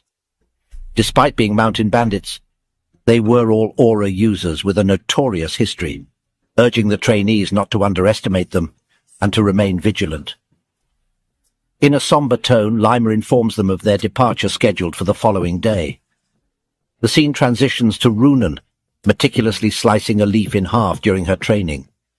Despite her dedication, a tinge of disappointment colors her expression as she inwardly acknowledges her desire to refine her posture before their imminent departure, recognizing her struggles to meet her own expectations.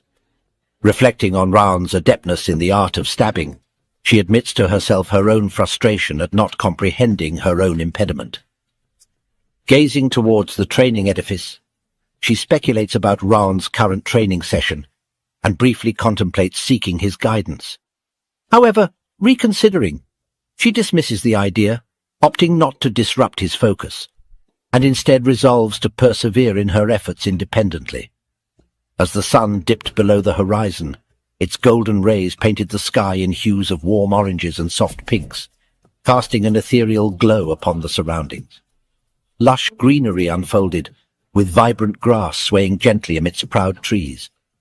The subsequent panel revealed a serene oasis, a petite pool mirroring the tranquil training building, each ripple preserving the essence of the edifice in its crystal-clear reflection. The harmony between nature's splendor and human craftsmanship was captured in this picturesque moment. Sorry about that. Runan reclined on a boulder, musing silently that her posture had weakened since earlier. Yet her movements had notably gained fluidity. She reckoned that today's efforts had sufficed. Rising and casting a glance towards the training facility, she speculated that Raon might still be there, contemplating bidding him farewell before heading home. Then a recollection struck her, her mother's request to return early this weekend for a promised treat of ice cream. With this memory, she resolved to depart promptly and seek Raon's guidance on the following day, intending to treat him to ice cream then. As she traversed the street solo, a figure trailed behind her, eventually calling out her name. Startled, she pivoted and inquired about the identity of the individual. Her countenance abruptly shifted to one of terror as she laid eyes upon the person. The man possessed hair as white as hers and greeted her, remarking on the passage of time. Syria Slyon, the white-haired man with striking purple eyes, bearing a resemblance to Runan, is introduced as a member of the vassal family Slyon. His smile faltered upon seeing her dismay, questioning why she appeared so distressed at the sight of her own brother. Expressing his discomfort at her reaction, he reminded her of his prior advice against wearing such an expression. Runan, upon hearing his words, began trembling visibly, a palpable fear taking hold of her. Syria then knelt down, acknowledging the effectiveness of Lima's training, noting with surprise that she had grown significantly stronger than he had anticipated. He rose, expressing his pride in her. Yet his countenance swiftly shifted, assuming a menacing demeanor as he addressed her. "But you wouldn't dare engage in warfare or partake in duels, risking your own life, would you?" Following her brother's words, Runan cried out and distanced herself from him. He then questioned whether she had forgotten all he had taught her in that brief period, reaching into his pocket, suggesting he might need to remind her again. Inquiring about the name of her former squirrel, he speculated if it might be Ruby. Syria, cradling a slumbering squirrel, witnessed as he continued with a smile, expressing certainty that she would now recollect how Ruby had met her end, and what would transpire if she disobeyed him. Despite Runan's cries to halt and wait, her brother proceeded, squeezing the squirrel in his grasp until it met a gruesome fate, blood splattering in all directions. Runan's eyes widened in astonishment. She was transported back to a haunting memory of discovering two lifeless squirrels on the ground and attempting to bury them, only to have her brother intervene and crush them. The recollection of that trauma caused Runan to collapse to her knees, unleashing a scream of terror. Her brother, wearing a smile, drew close, whispering, "Runan, you belong to me," emphasizing that until a certain appointed time, she must refrain from engaging in anything arduous or hazardous. He instructed her to merely stay alive and await his further directions. Abruptly, an assault targeted Syria, resulting in a massive explosion narrowly evaded by him. Shaking with fear, Runan found herself facing Raon, who had appeared before her and her brother. With a serious and intimidating demeanor, Raon demanded, "Who are you?" Raon stood his ground, demanding the man to reveal his identity. Syria grinned and retorted that proper introductions should come before seeking someone's name, especially after his sudden intrusion. Raon pointed out that Syria was the one blocking the path in such a narrow alley, and asked with a threatening tone if he was a thief or a robber. Syria acknowledged how Raon might interpret the situation, but clarified he wasn't a robber. In fact, he was Runan's older brother. Glancing quickly at Runan, Raon noticed her trembling in terror, wide-eyed and holding her head. Turning back to Syria, Raon questioned if he truly was her older brother, because she looked terrified. Syria, lifting his hand, admitted he might have taken the prank too far, expressing joy at seeing Runan after a long time. Raon questioned if Syria considered squeezing a squirrel to death in front of Runan a prank. Syria giggled and remarked, "So you caught that," explaining that it was not a real squirrel but just a toy. He displayed his empty hand to Raon as proof that there was nothing there, asserting that there is no way he would have killed a real squirrel. Internally, Raon noted the intensity of this man's aura, which he used to disintegrate the flesh and blood of the squirrel. Syria then placed a box on the ground, mentioning he had come solely to give his younger sister some snacks, before embarking on a long-term mission. He complimented Runan on her great friend, encouraging them to maintain their strong bond. Apologizing for taking the prank too far, he waved it off, wished Raon good health, and took his leave. Raon quietly recognized the man. He's the exceptional swordsman of House Sieghart, one of the 12 formidable figures destined to shape the continent's future. Known as the Azure Sword, Syria Sieghart was merely a name Raon had heard of before his reincarnation. This encounter marked their first meeting. He shared that Syria was a deceitful figure, a man who posed as a merciful hero yet carried the same repugnant aura as Derus. Raon extended his hand to escort Runan, suggesting they depart together. After a stroll they paused near a carriage. Runan expressed her gratitude as she boarded, bidding farewell. Raon reassured her, urging her to sleep early since they were departing the next day. He lingered, watching the carriage vanish into the distance. Inside the carriage, Runan remained silent until reaching her room, where the ice cream awaited beside her bed. Internally, she noted her brother's return, unchanged from previous encounters. In a fleeting flashback, Runan brushed off a squirrel scratch on her hand, attributing it to her pregnancy and reassuring her older brother Ruby that it was insignificant and caused by the squirrel being overly sensitive. Yet the subsequent scene showed Ruby lying lifeless on the floor. With a chilling demeanor, Syria asserted ownership over her, emphasizing that she must remain unharmed indefinitely, her only role being to breathe. He warned her that disclosing the incident to their parents would result in their demise. He also mentioned he doesn't need the house, threatening to wreck everything if she spills the beans, even going so far as to harm everyone except her. As she grew older, she figured speaking up might lead to someone getting hurt, so she chose to stay silent. Everything seemed fine as long as she kept her mouth shut. She believed she was the sole loner, the only one in pain, until she found solace in House Sieghart. She discovered his kindness, the effort he put in, and the suffering he endured. Seeing how he transformed perceptions through hard work, she hoped to change herself too, but it seems impossible. Back in the present, she sat on her bed crying, whispering, "It's all right, as long as..." She endures. The following day, Lima explained they were in the southernmost area of Sieghart's domain, the Yartan village. He informed the kids they'd be staying there for the night, acknowledging their successful traversal through the dimensional door. Recognizing their likely exhaustion, he advised them to rest well, as it was their last chance to relax before the mission. A local welcomed the Sieghart swordsman and offered to guide them to their rooms. Lima thanked him graciously for his hospitality. Inside his room, Raon was burning firewood and expressed gratitude to Roth, who was confused and asked him what he meant. Raon mentioned he wouldn't have caught on yesterday without the hint, and didn't realize Syria was concealing his presence. In the flashback, after Raon's training, Roth hinted something trifling might be there, prompting Raon to investigate. Now, Roth mentions he'd go to such lengths for the sake of the ice cream girl. Raon believes Syria won't return soon due to a long mission, but knows Runan will stay that way as long as he is her older brother.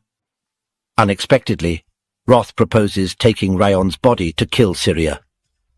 Raon reacts with a shocked "What?" in confusion. Roth explains he owes the girl for introducing him to ice cream and offers to return favor tenfold because the King of Revenge returns twice the favor and 10 times the revenge. "Surely you're joking." "I decline," Raon responded. Despite this, Roth insisted he was serious. Raon reiterated that even if Roth's words held truth, he wouldn't comply. He emphasized that Syria's actions had deeply scarred Runan, and even if Syria were eliminated, it wouldn't alleviate her suffering.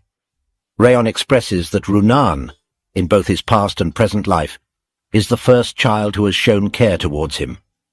He firmly declares that he'd kill anyone responsible if something were to happen to her.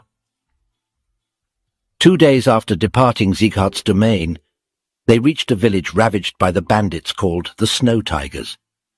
The children quivered at the sight of charred bodies, voicing questions like, "What's happened here?" and "Why would someone do such a cruel thing?" Baron, beside a burnt corpse, found words to convey the sheer brutality. Raon surmised internally that they must have been decapitated before being burned, glancing at Martha, who appeared unperturbed by the grisly scene. He presumed she might have encountered numerous corpses before or taken lives herself. Suddenly, Raon scanned the area, abruptly stopping and anxiously wondering about Runan's whereabouts. Runan is seen next to a corpse, and on the next scene the young girl stood frozen, her eyes locked on the horrific scene before a burned corpse, an image that seared into her mind, inducing a heart-wrenching surge of terror, revulsion, and an overwhelming sense of disbelief that can shatter any person's innocence in an instant. Lima addressed the children, explaining that the distressing scene before them was the work of the Snow Tiger bandits. He urged them to etch this memory into their minds, advising them to stay vigilant when encountering such situations. Holding an object he referred to as an inaudible whistle, he clarified that it wouldn't emit an audible sound, but would be detectable by trained individuals. In case of danger, they were to use it, signaling the supervising instructors for immediate action. He cautioned them about the bandits' ruthless swords, suggesting that before resorting to the whistle, they should attempt self-defense, even considering not to hesitate beheading them if they get the chance. With resounding agreement from the trainees, Runan, however, stood silently. She couldn't kill even an insect, let alone a human. Lima then organized them into groups led by the top trainees, assigning Martha to Group A and Baron to Group B, each composed of 4 members. Gripping her sword, Runan recalled her brother's words, reminding her that she belongs to him and to avoid perilous situations. She just needs to keep breathing until the day he needs her. He also mentioned that he'd kill everything that injures her. Suddenly, Runan snapped back to reality as Raon called her name, urging her to join him. Runan appeared downcast and hesitant at first, but eventually agreed. They both positioned themselves in front of a stunning colossal mountain. Raon quietly pondered if the peak they glimpsed belonged to Rutan Mountain. The elevated vantage point would offer a clear view below, plus it'd be easier to escape or take cover if things turned dicey. It seemed like the perfect spot for bandits to lurk, but Raon suspected they wouldn't choose the obvious location. knowing they were being pursued. Since it's the perfect place, they won't be in the mountain. He reasoned they must have accounted for that and likely settled on the hill yonder. It appeared exposed from outside but might hide another area within. He reasoned that the bandits wouldn't opt for the obvious hiding spot, knowing they were being pursued. They must have anticipated that their pursuers would expect them to choose the mountain, so the visible hill seemed like their sole option from the outside, but there might be an interior area hidden from view. With that conclusion, Raon called to Runan saying, "Let's go." He suggested they investigate that hill while leaving the forest to the other teams. Runan simply responded with an "okay." As Runan moved ahead, Raon glanced at her with a somber expression. Wrath then appeared and remarked on Raon's evident concern for her, questioning why he wouldn't speak up. Raon admitted he wasn't sure what to tell her. Moreover, it was a family matter. He added that since he didn't even understand his emotions toward his mother Sylvia, he felt incapable of offering any advice on family matters. However, he's well aware of Syria's actions towards Runan. He silently acknowledges that he should find an opportunity to address the issue, although it might prove challenging to do so. While heading toward their destination, Raon notes internally that, as per his expectations, there exists a concealed forest within the hill, unseen from the outside. It's notably deep and appears to mask human tracks, making them difficult to locate. Yet such concealment tactics may work against inexperienced individuals, but they won't hinder Raon. He reflects that becoming the best assassin doesn't solely involve eliminating targets. It encompasses observation, analysis, and information gathering. While these strategies might fool an average pursuer, they're futile against Raon, because he was the best assassin in his previous life.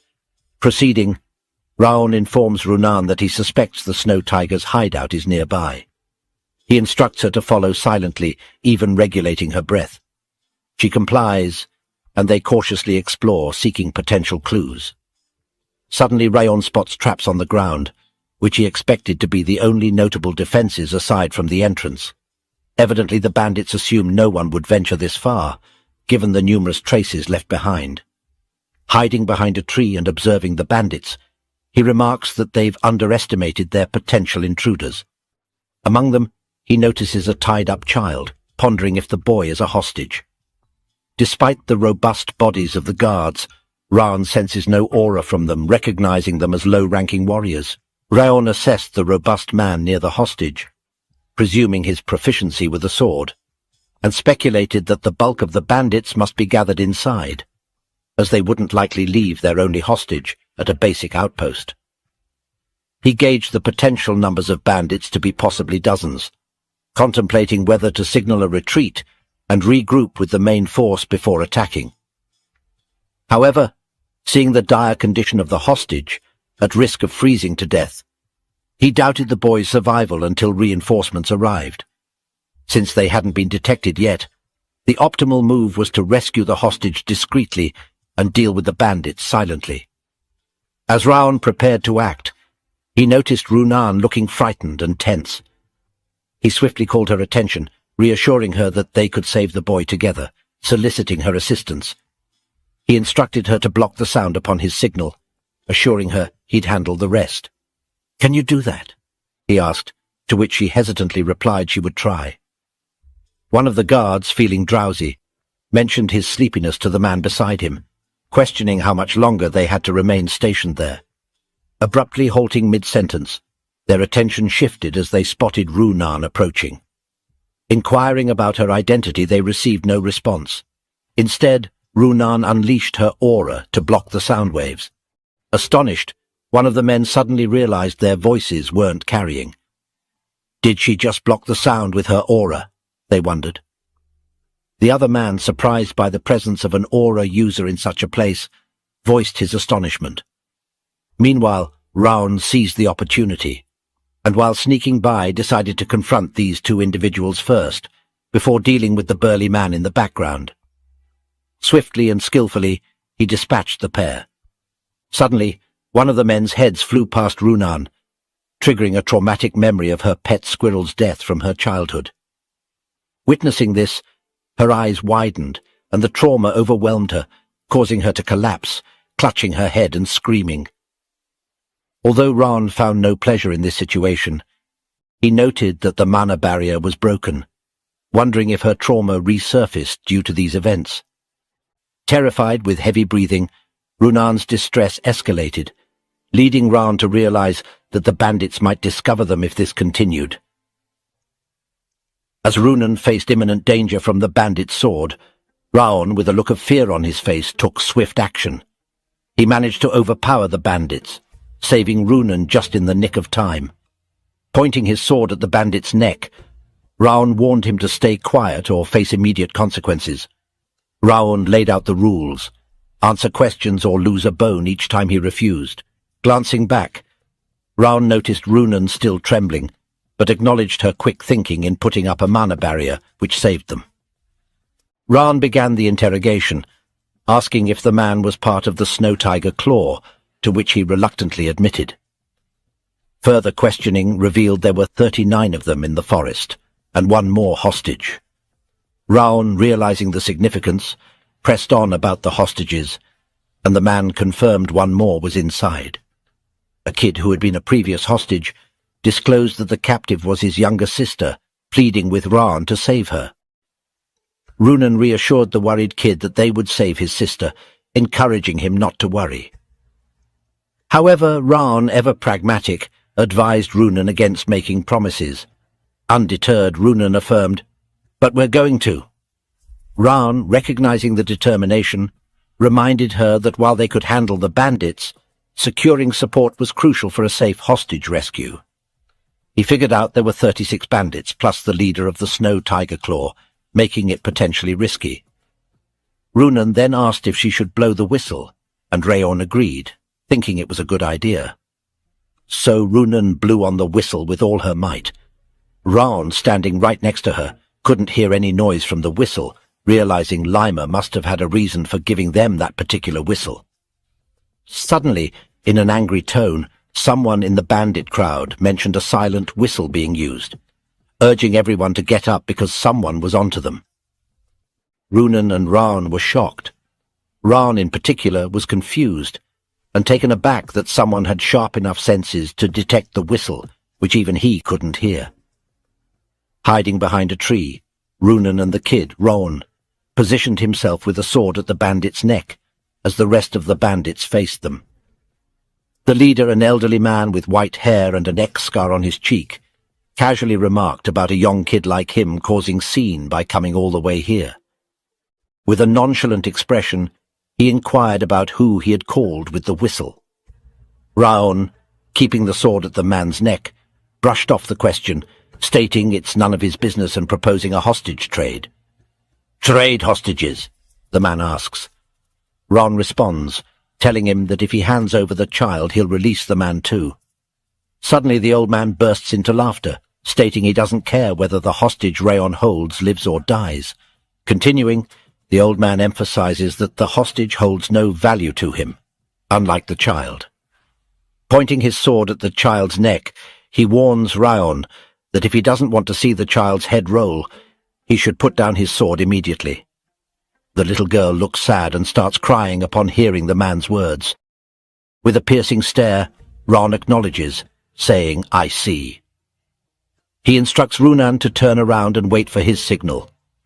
After Runan complies, Raon swiftly slashes the throat of the man he held hostage, blood splattering everywhere. The bandits witnessing the scene scorn Raon. In a sudden motion, Raon throws his sword towards a bandit, catching him off guard as the sword pierces his chest. In a loud tone, Raon instructed Runan to create a frost fog using aura, and she swiftly followed his command. The frost fog enveloped the surroundings, leaving the bandits unable to see anything. Exploiting the confusion, Raon dashed past them, rescuing the unconscious little girl who had been the hostage. The bandits, realizing Raon had escaped with the child, cursed and vowed to find and kill him. Hiding somewhere safe, Raon observed the unconscious kids and mentioned to Runan that they might have passed out due to the cold. Unable to run away with them in that state and uncertain about the bandits' plans for the village, Raon decided they needed to eliminate the threat. Despite sustaining an injury to his hand, Raon insisted that Runan stay and protect the kids while he dealt with the bandits. With a concerned look, Runan informed Raon about his bleeding arm. Raon reassured her, insisting he's okay and expressing his intent to swiftly deal with the bandits before returning. As Raon prepared to depart, Runan grasped his sleeve, urging him not to go due to the danger of fighting while injured. She pointed out that the instructors would arrive soon, suggesting they wait for assistance. Raon met Runan's gaze, kneeling to her eye level, and empathetically acknowledged the frightening nature of the battlefield, understanding the shared experience between trainees like them and seasoned swordsmen. He inquired if she knew what was even more frightening, promptly responding, being paralyzed by fear and unable to take action. He states that the bandits have committed egregious and unforgivable acts. He's confident that among the deceased, there are individuals who attempted to shield their village and others, who fought valiantly until the very end to safeguard their loved ones. Emphasizing their allegiance as Sieghart swordsmen, he asserts that they cannot overlook these deaths. Raon continued, emphasizing the importance of completing their mission to honor the sacrifices made and safeguard those who survived. Although uncertain about her brother's actions, he conveyed that the more frightened she becomes, the greater the influence of that man's shadow. He warned her that succumbing to fear would only deepen its hold, advising her to resist letting fear dictate her actions. With a final expression of words, he called her name, Runan Slyon, affirming that she alone has the power to protect herself and those she cherishes. From his pocket he took something and handed it to her, stating that the choices they make from this point forward are hers to decide. As he rose and headed towards the bandits' lair, he reassured her that she no longer needed to linger in the shadows. Runan remained silent, reflecting on his words and recalling his brother. Internally, she expressed a desire for change, wanting to break free from the constraints of the past. Determined to protect what mattered to her, she resolved to step out of the dark shadows and into the bright light. The scene revealed that Raon had given her a figurine of a squirrel, reminding her of her old pet squirrel Ruby, a gesture that meant a lot to her. Raon re-entered the bandits' lair, displaying ruthless efficiency by dispatching 3 of them with a single slash each. Amidst the chaos, the bandits, infuriated, cursed, urging each other to end the young threat. Despite their attempts, anyone who approached Raon met a swift demise. As Raon skillfully eliminated foes, the old man, baffled by their inability to stop a mere child, shouted in frustration. In a dramatic turn, someone leapt behind Raon, ready to strike. Alert and quick, Raon turned just in time to dodge the impending attack. The old man, now facing Raon, declared, "You're dead, you little brat," and lunged again. A cloud of dust enveloped the scene as the old man attacked, but to his astonishment, Raon had vanished from his original position. Bewildered, he muttered, What? Where did he just vanish to?" Unbeknownst to the old man, Raon had positioned himself behind, questioning the man's cowardly waiting tactics. Without hesitation, Raon effortlessly decapitated him, the old man's head soaring as blood scattered. The bandits, witnessing Raon's prowess, nervously dubbed him a monster, grappling with the mystery of how such strength could exist in someone so young, questioning if Raon was truly just a trainee. Raon instructed them to surrender after their leader's demise, but his attention quickly shifted as he skillfully intercepted an incoming attack.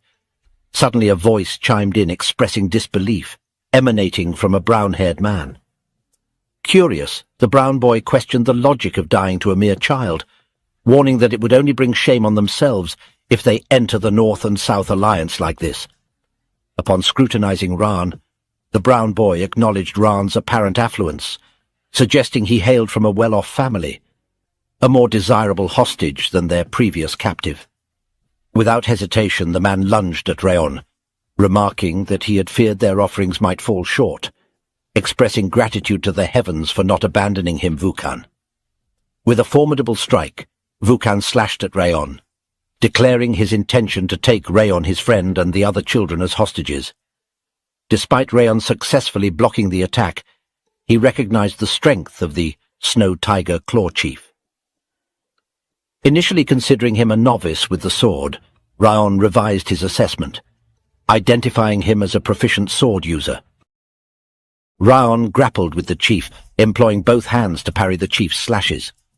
Meanwhile, a voice from the sidelines exclaimed the discovery of Runan and the hostages. Observing Runan in a tense struggle with an opponent, Raon, torn between the two conflicts, inwardly worried at the unpreparedness of Runan for battle, feeling the need to rush to her aid. Distracted, Raon barely blocked a slash from the chief, who, seizing the opportunity, questioned Raon's gaze diversion, expressing disbelief at his concern for his friend and the hostages. The chief, adopting a menacing tone, suggested reveling in the battle, and urged Raon to forsake thoughts of his friend for the moment. Outside the fray, a bandit, observing Runan, cursed at her utilization of peculiar skills, while noting her apparent lack of killing anyone before. Approaching Runan, he demanded the release of the hostages instead of engaging in fouling around. Surveying the children behind her, Runan resolved to protect them at all costs. Gripping her blade tightly, she acknowledged the necessity of killing the enemy in front of her, thankful that the bandit posed no significant challenge. She wants to kill the man, motivating herself and recalling not to forget Raon's words. As the man rushed at her, a vision of her brother holding her sword flashed before her. Trauma resurfaced, and she felt the need to push it away, haunted by the fear from that day. Wondering if she could protect something like Raon does, she realized her inability to wield a sword properly, scared as she had never protected anything before. Suddenly, someone called her name, and as she snapped back to reality, she realized it was Raon. His gentle tone reassured her, saying it's okay and that she can do it. His words felt like a comforting message to her younger self, urging her not to worry and come along. Runan's eyes welled up. Now prepared for the fight, she silently acknowledged that she had to thank Raon for instilling courage in her. Her sword now surrounded by her cold aura, she faced the bandit about to strike, ready to retaliate. With a swift motion she slashed the man, inwardly expressing gratitude to Raon for helping her move forward and for believing in her. The chief, observing the situation, criticized everyone for losing to these kids, branding them as useless. However, Raon caught his attention, insisting they were not just little kids. Charging his fire aura, he declared to the chief that Runan is a child who overcame her dark past on her own and possessed a kinder and stronger heart than anyone he knew. Flames growing, Raon portrayed her as a swordsman who had overcome trials. Employing his powers, he executed the 1,000 Flames technique, first flames, flower fall, swiftly slashing and defeating the chief. Moments later, Raon checked a chest for remaining traps before the instructors arrived. There he discovered a two-tone flower, a rare miracle herb. Pondering if the bandits massacred an entire village for this, he was interrupted by a voice asking if it was already over. Raon and Runan turned to see a red-haired man, noticing Raon holding the same two-toned flower that Vukan had. With a smile, the man inquires if they killed them all. The man is revealed to us as the North and South Alliance's eternal bandit chief. Raon, unfazed, asks what if they did. The man maintained his smile, remarking on Raon's boldness. He acknowledged Raon's ability to judge situations, attributing his confidence to skill. When Raon questions his affiliation with the North and South Alliance, the man confirms it, introducing himself as Richter. Upon hearing the name, Raon inwardly acknowledges Richter with a hint of nervousness. Inwardly, Raon recalled hearing Richter's name before, a genius swordsman who joined the North and South Alliance with only a sword, rising to chief of a large mountain bandit group in a decade. Raon acknowledged that the Snow Tiger Claw bandits couldn't compare. Richter was a true martial artist with genuine skills. Richter discerned that these kids hailed from a renowned family, a direct lineage of the Siegharts. Observing the absence of engravings on Raon's and Runan's swords, he concluded that they must be trainees. What should I do? He uttered, then with a nonchalant tone and expression, he casually proposes, "Should I kill you?" Richter unleashes his formidable aura, signaling his hostile intentions. Raon, having once lived the life of an assassin, remains unfazed, drawing his sword in response. Richter, impressed by Raon's composure, questions how he can withstand such a potent aura. Now he understands that Raon is not just a normal kid. In his mind, Raon was contemplating all the things he can do to kill this guy. He knows he can kill this man if he approaches from behind, but he can't defeat him as he is right now in a head-on fight. But for some reason, Raon doesn't want to back down, so he tells him to take his sword and come at him with all his might. Richter is shocked to hear this, because he knows that Raon already understands the situation, knows that he is going to be defeated. But Raon, with a confident voice, says that it's common sense for the weak to die to the strong. This leaves Richter dumbfounded, because he feels that it's something a kid should not say. After hearing this, he actually loses his interest to fight with Raon, because now he knows what kind of person Raon is, and he thinks that it will be a shame to kill someone like him. But Raon doesn't back down even now. He says, "A martial artist doesn't choose where he dies." All this stuff coming out of Raon's mouth is making Richter more confused and flustered. He sarcastically asks Raon if he's sure he is a kid. Does he have a collection of famous quotes or something? He was standing right in front of him and says that there is another reason why he doesn't want to kill him right now. He says, "The vicious wind has been watching us for a while." Raon doesn't understand what he is saying, but Richter jumps and gets away from Raon and tells him that it would have been fun if he were a part of the North and South Alliance. He stands on a snowy peak and asks Raon about his name. He looks curious to know more about Raon. Raon tells him that he is House Sieghart. After hearing Raon's name, he tells him that he hopes that one day he will hear about him from across Mount Terukan and Rabel River, and then he vanishes away from here. After this, Raon checks on Runan and tells her that they should leave from here too. Runan is thinking about something now about her fight. She asks him if she was good. Raon is confused and dumbfounded by this question, but he simply smiles and tells her that she was the best. This makes Runan happy, and this was the end of Raon's short but also long first mission. After a while, Raon returned and met the other trainees. He had returned with the head of the Snow Tiger Claw Bandits chief. Because of this, Martha and Buren were upset that they lost to him once again. Other students were a little bit upset too, so Lima comforted the other students for not performing as well. He also gave them some advice, which actually turned into a storytelling of how great his own first mission went for him. So we can say that the headmaster was pleased with how he did on his own first mission. Even Roth started to brag about his first battle, and he started to tell Raon about his first battle in which he froze an entire castle. Listening to the two very talkative people reminiscing almost made Raon feel his ears were bleeding. The rescued children had lost their parents, so the Slyon family decided to take them in. Slyon family is the family of Runan, and even the children liked the decision, since they started to like Runin after a few days. Upon returning from the missions, Runin and Raon were summoned by the Patriarch, where they were awarded with a bronze medal for their accomplishments. At first, Raon was surprised to be praised by the Patriarch, and we get to know the Patriarch gave Raon the two-tone flower by calling it Raon's own loot, despite the flower being a very rare miracle medicine. The Patriarch decided to give it to Raon. Raon is visibly confused about this, but he still takes it since getting the two-tone flower is quite a big deal. At night, when Raon came back to his home, his eyes were stunned to see someone in front of him. He was confused and flustered to see Dorian here.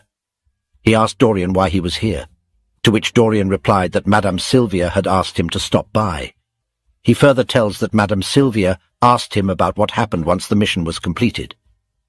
Raon was stunned to hear this. Beads of sweat fell from his face as he was in terrible shock. With a pinch of fear in his voice, he asked Dorian if he had told her everything. Dorian's eyes teared up when he informed Raon that he told Madame Sylvia about the touching story. Raon was dumbfounded by this and inwardly wondered, what has this idiot done? Suddenly he heard Sylvia's voice, who was accompanied by Maid Helen. Both of their faces looked like they couldn't process what they had just heard. Raon thought that Sylvia would be really mad if she knew that he stepped up to kill the bandits. He tried to explain the situation, but suddenly Sylvia ran up to him and hugged him. She smiled and told Raon that he did a great job. Raon was confused by this series of events. Sylvia asked her why she thought she would be mad. Raon replied that Sylvia always tells him to be careful. Raon was about to say some more things, but Sylvia cut him off and said that the reason the first patriarch wielded his sword was to protect the weak. She told him that he always has reached out his hand to those in need since then. The Sieghart continued to carry out his will to protect the weak. She tells Raon that her dream was to become a swordsman like the first patriarch. So how could she scold Raon for saving the hostages? She put both of her hands on Raon's shoulders and told him that she was proud of him. Maid Helen was also proud to hear the story, and she told the other maids that tomorrow she would go to the main residence and she would brag about Raon's successful first mission. Sylvia was very emotional, but on the other hand, Raon was not able to understand her.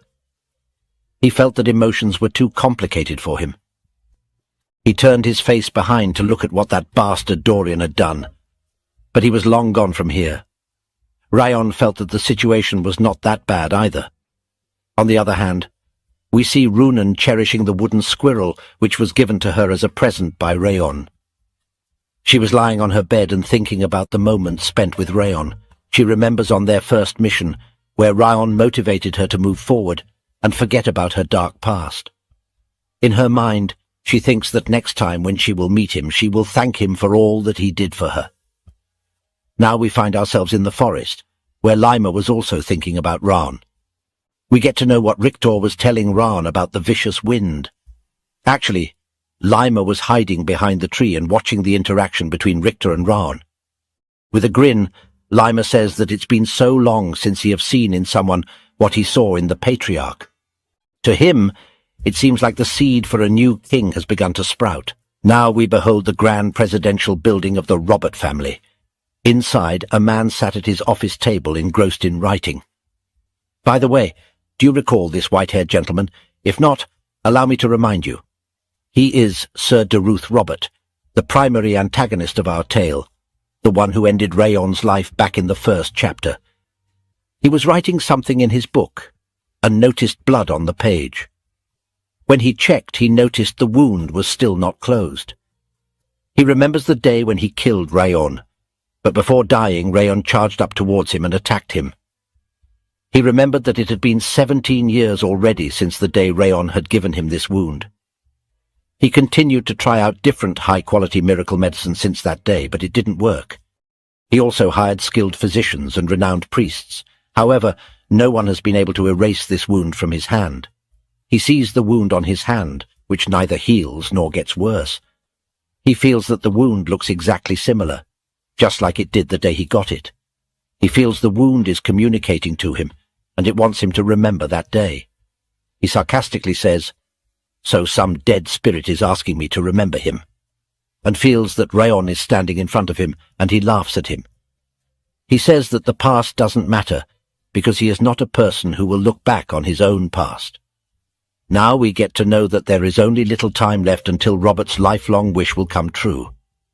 I feel he is planning something cruel, but we don't know what that is. Now we see Raon, who has achieved many rewards on his status window. We can see the bitter cold curse has been weakened. He got the 3-star Thousand Flames technique, and he has also achieved 3-star bitter cold aura. He got 3-star legendary senses, 3-star flame attribute resistance, and now he has achieved entry to sword expert. His aura manipulation speed has also increased. All of his stats have greatly increased. His sword proficiency has increased. His footwork technique proficiency has also increased. His PP has also increased. He is happy to see all these appraisals in his skills. He finally reached the expert realm, and he is satisfied with his performance. Although it is still entry level, but we all know that Raon has worked really hard to reach this point. Roth tries to insult Raon by saying that it is ridiculous because even a swordsmaster is just near an insect in front of him. So why is Raon being proud of himself for becoming an expert level? Raon tells him that it is rare for a 15-year-old to become an expert level.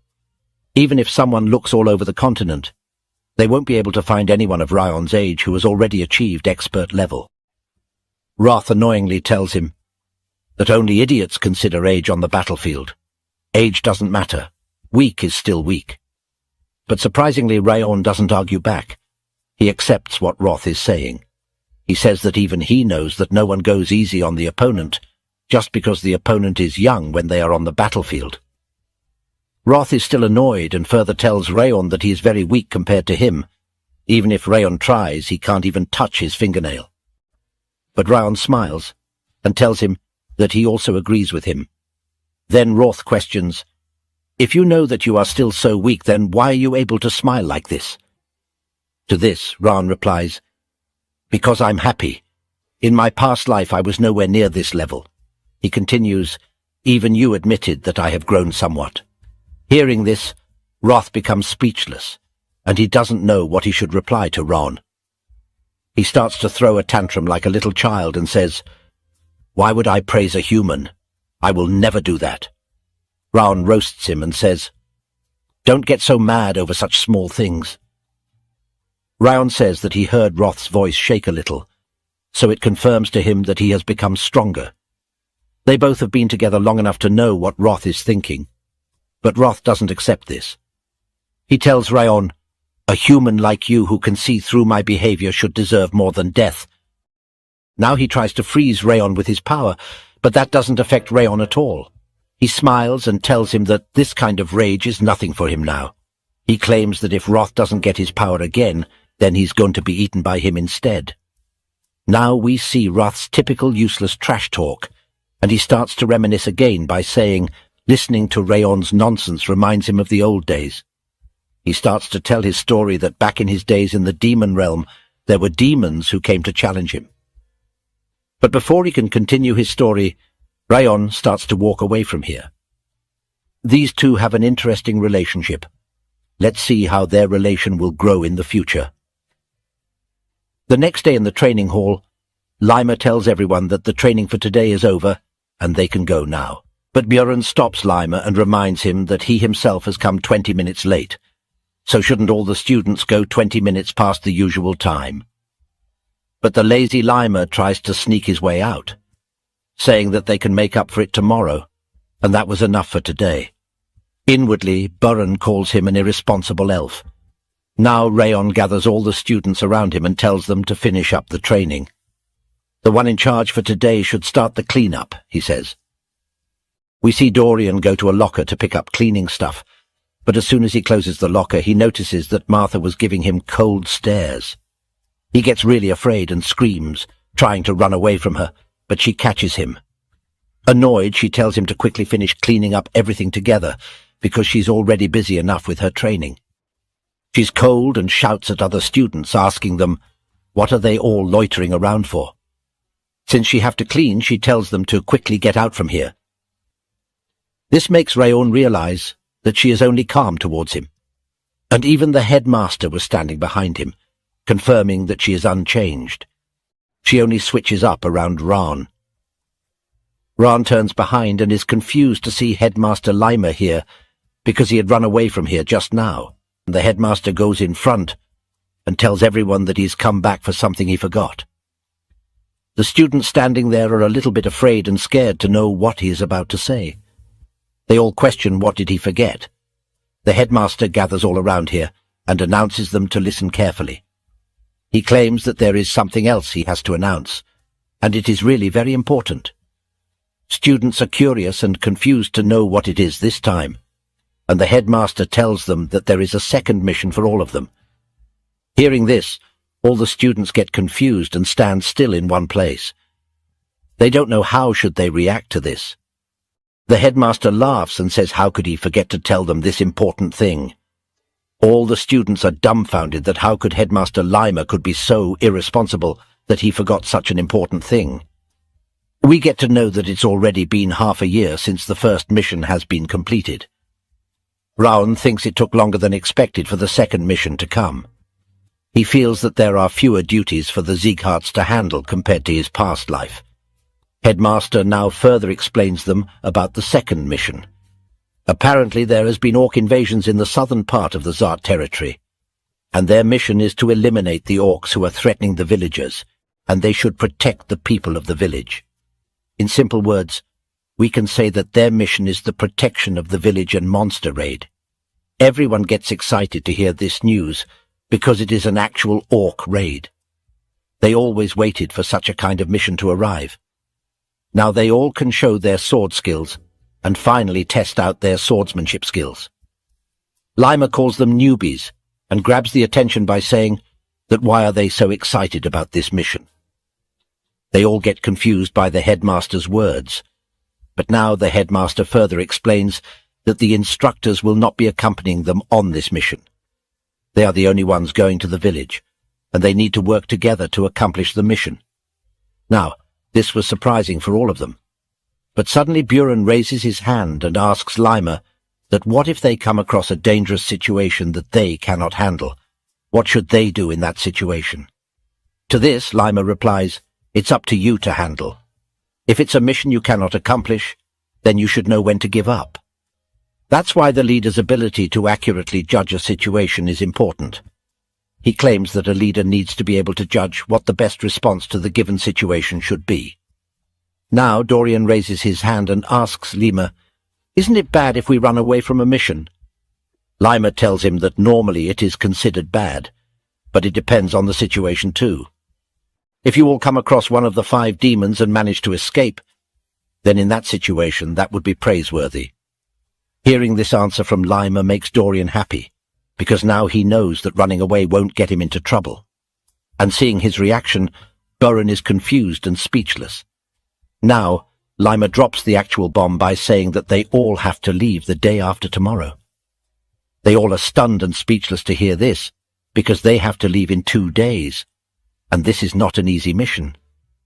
The kids were surprised, wondering why they had so little time allocated to them. It felt like they were being rushed too much. One person mentioned that the approaching nightfall made them feel even more rushed, squeezing their time down to just 1 day. Lima jumped in, explaining the complex preparations needed for an upcoming monster attack, differentiating it from regular guard duties or dungeon explorations. With a friendly smile, he stressed the potential consequences for the village if they didn't prepare well in advance, advising them to be careful. On the other hand, Buren suggested they could have prepared better if they had been warned earlier. Suddenly, Raon spoke up, ending the growing argument with a firm statement.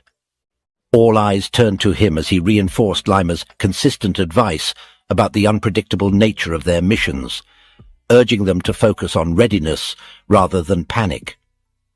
He pointed out that the more they worried about their situation, the less time they would have to prepare. Encouraged by Raon's words, one student admitted he was right, while another agreed that waiting for the perfect moment might not guarantee success. So they decided to take action together. Lima then explained how tough orcs were, highlighting their aggression and superior strength, emphasizing the difference between past skirmishes and the upcoming battle, due to the large size and numbers of the orc enemies. Realizing a direct fight wasn't practical, he suggested a strategy of evasion rather than defense.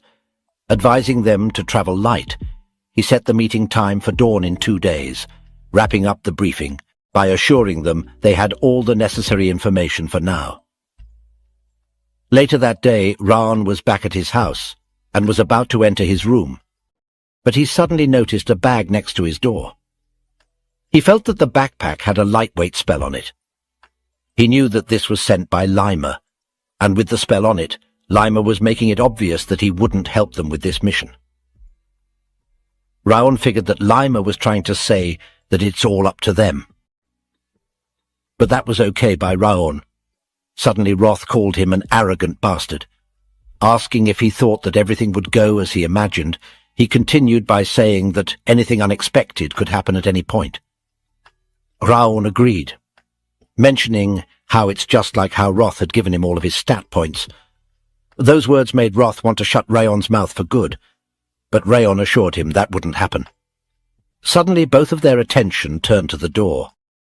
As Raon opened it, he wondered who could be visiting him at this hour. He was shocked to see his mum standing there looking mad.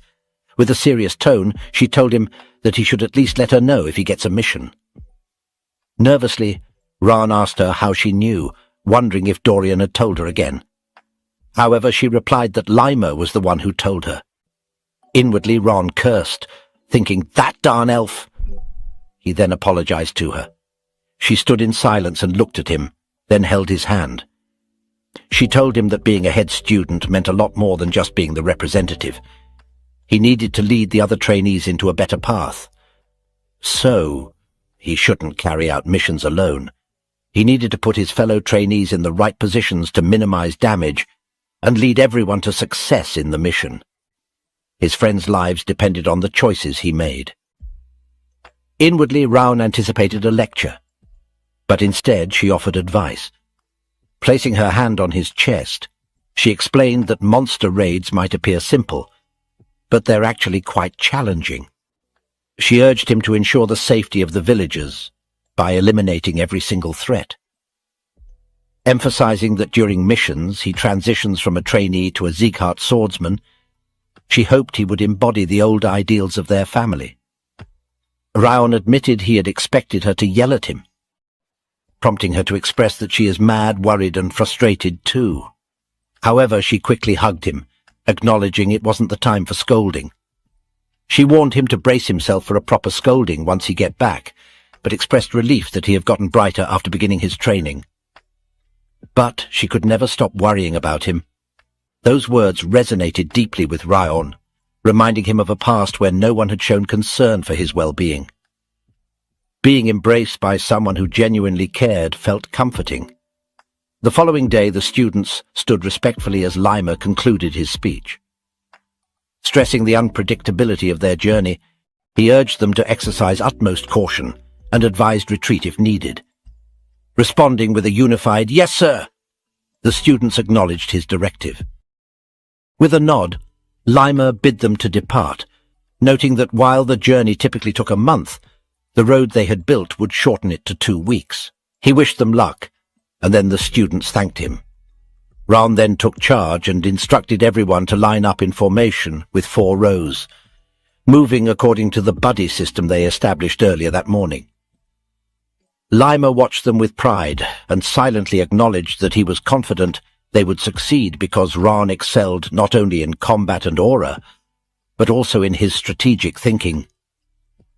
Lima was certain Raon would breeze through this mission and return triumphantly, especially considering Raon was only 15.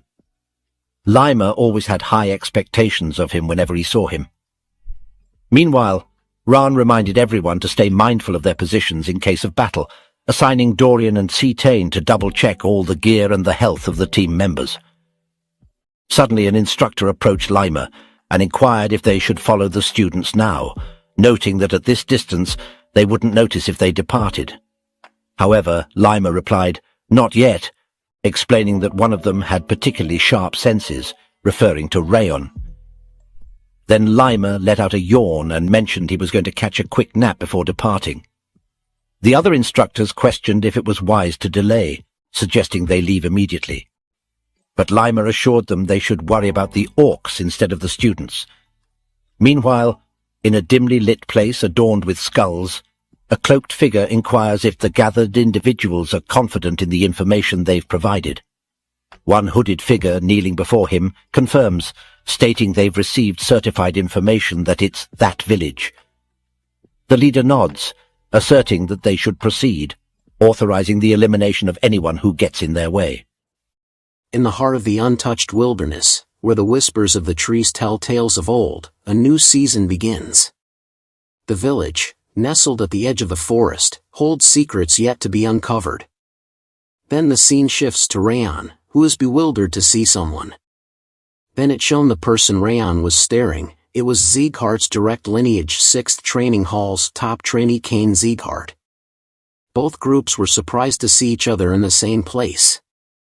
Raon spoke up, his voice tinged with surprise. Why is the team from the 6th training ground here? Kane, the leader of the opposing team, echoed Raon's question. I have the same question. Why are you guys here from the 5th training ground in this area? Raon's gaze locked onto Kane, and a name echoed in his mind. Despite being from the 6th training ground, Kane seemed to be in surprisingly good shape. Raon thought to himself, he's in much better condition than I remember. He also seemed to be a pretty advanced sword user now. Kane replied to Raon, we're heading out on our orc raid mission. But what about you, Raon Sieghart? What brings you to this place? Raon replied, we're also on our orc raid mission. Kane's eyes widened in surprise.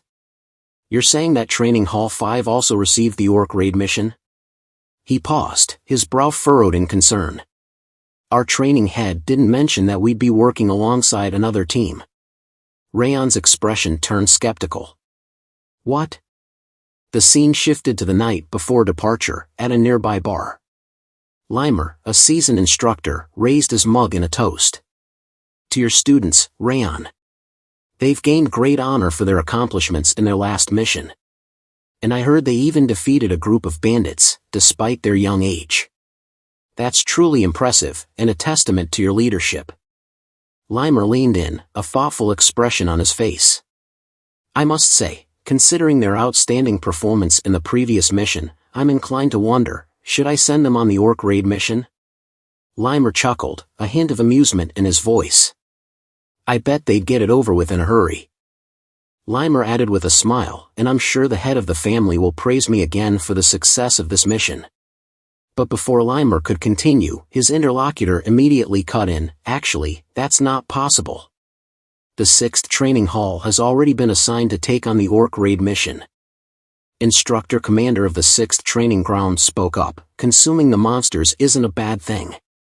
What's important is proper teamwork to accomplish the mission, rather than relying solely on individual strength. Your students are undoubtedly strong, but they seem to rely too heavily on their own abilities. In contrast, the students from the 6th training ground are better suited for this mission, as they have been trained to prioritize teamwork. Manhwa, the instructor of the 6th training hall, spoke with confidence.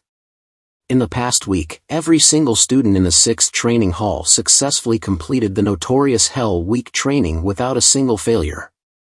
Therefore, we will be taking on the orc raid mission. Limer let out a sigh, a hint of amusement in his voice. Are you anxious or something because my students have been getting attention recently? Why don't we just send both teams on the mission? Manhwa's eyes widened in surprise. You want to send 2 training halls out on the same mission? Limer smiled, a hint of mischief in his voice. Anyway, we have to get rid of those orcs sooner or later. So, we'll send the 2 training halls together. If 2 groups are competing with each other, they'll get it done much faster and better, don't you think? Both Limer and Manhwa were excited to see how this would play out. Manhwa nodded, a serious expression returning to his face. I'll go ask for permission from the Patriarch. This is an unconventional approach, after all. The scene shifted back to Raon's group, where Ben was addressing Kane's team. There must have been complications in the communication. You guys can head back. Ben's expression exuded confidence as he turned to Kane's group. We can take this mission on our own. Kane's face darkened with frustration, his tone taking on a sharp edge. I won't let your words slide, Ben Sieghart. Has your time in the 5th training hall made you arrogant? Kane's anger boiled over, his words cutting deep. The 6th training hall excels in missions that require teamwork, far surpassing the 5th training hall in this regard. I'm certain this mission will be overwhelming for you, given your lack of experience with teamwork. Ben chuckled, a hint of amusement dancing in his eyes. Kane Sieghart, I'm well aware of your impressive skills, but you'd do well not to underestimate the 5th training hall. Raon's thoughts turned inward, a hint of puzzlement crossing his mind. I'm sure Limer knew that both training halls would be here. But why didn't he tell us in advance? Raon closed his eyes, his thoughts clarifying. Limer believes that experience is crucial. If I consider that, then this mission is very close to the real thing. But teamwork and tactics are crucial in monster raids, and those are exactly the areas where we're lacking. A more sinister thought crossed Raon's mind. What if Limer intentionally pitted us against the 6th training hall, wanting us to learn through competition and discover our own weaknesses? Raon's eyes narrowed, a hint of annoyance crossing his face. That sly, snake-like elf, he muttered under his breath, cursing Limer's cunning nature. Raon's expression softened, his thoughts taking a more reflective turn. Well, I suppose it's a valuable learning opportunity for the others too. And then there's what Mother told me before I left. Raon's gaze drifted inward, his mother's words echoing in his mind. I want you to show me that you're a swordsman who protects others. The memory had lingered with him ever since, a constant reminder of the promise he'd made to her. Raon intervened, his voice calm and measured. Hey, calm down, both of you. Are you just going to waste time arguing? Raon's expression turned thoughtful, and then a hint of a smile played on his lips. You know what? Why don't we just settle this with a bet instead? He suggested, his tone light. Otherwise, we'll just keep arguing in circles and never reach a conclusion. Ben's eyes widened in surprise, and he turned to Raon, his voice laced with skepticism. What? What do you mean, a bet? We have no idea what kind of situation we'll be facing, so why waste our energy on something like that? Raon's expression remained calm as he replied to Ben's concerns.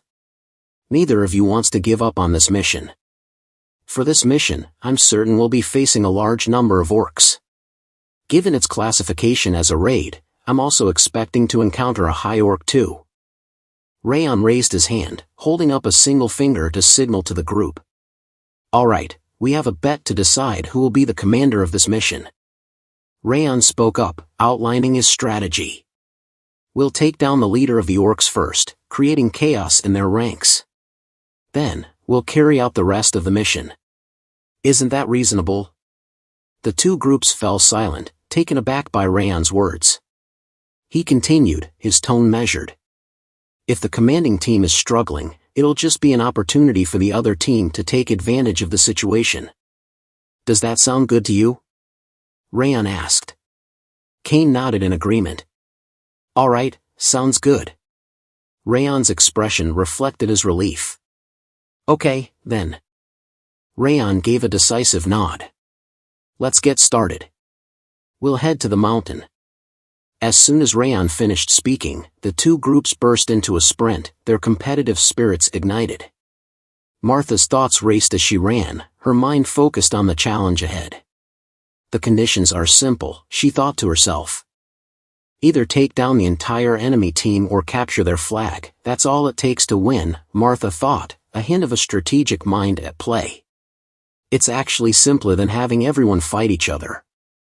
Raon turned to Martha, a thoughtful expression on his face. Then shall we plan our approach, he asked. Martha's eyes sparkled with confidence as she replied, a hint of disdain in her voice. Why bother? They're all just a bunch of losers. Martha called out to Raon's group as she sprinted ahead, her voice laced with competitive spirit. I'll go wipe them all out. You just sit here and wait. I've got this. Martha's voice dripped with disdain. There's no need to use tactics against those losers. As Martha clashed with the enemy, her anger erupted in a fierce roar. Unleashing her legendary sense skill, she tapped into her heightened awareness. Because of my sharpened senses, I don't need to see, she declared, her voice echoing through the battlefield as she struck down her foes with deadly precision. Ben's eyes narrowed in concentration as he thought to himself, carefully picturing the situation on the battlefield. Raon watched as the battle commenced, a thoughtful expression on his face. Just then, Lunan approached him, concern etched on their faces. Is it really okay to have them fight without a plan? They asked. Raon shrugged, a hint of resignation in his voice. They're all so confident. It's not like they'd listen to me anyway. Lunan turned to Raon, a hint of concern in his voice. Is it possible to win against them? Raon's expression was grim. No, I'm sure we'll lose. Martha's frustration boiled over, and she couldn't help but think of herself as pathetic. The feeling only intensified her anger. Ben, too, seated with frustration, his emotions simmering just below the surface. Martha's thoughts swirled with growing frustration. Why can't I get through them? She seethed inwardly. They're all weaklings, but their defense is infuriatingly strong. Martha's thoughts were sharply interrupted by a young man from the opposing team. You guys aren't the center of the universe, he exclaimed, his eyes blazing with determination. Don't look down on us. Martha's eyes widened in surprise, and for a moment, she was left speechless. The sounds of clashing steel and pounding footsteps echoed through the forest, a cacophony of chaos as the battle raged on. As the dust settled, Ben and Martha stood amidst the aftermath of their battle, their faces etched with shame and disappointment. Their eyes cast downward, they couldn't help but feel humbled by their defeat. Raon asked with a smile, so, was it as easy as you imagined? It looks like you guys were the ones to fall back, though. Raon's expression turned stern, his voice taking on a serious tone. You guys are mistaken, he said, his eyes scanning the group. The world doesn't stay still while you're improving. Did you look down on them because they were ignored by the Orwan Kingdom? He paused, his gaze piercing. I'm sure we'll win since we did better than them recently. Isn't that what you guys thought? Raon's voice cut through the air, his words sharp with criticism.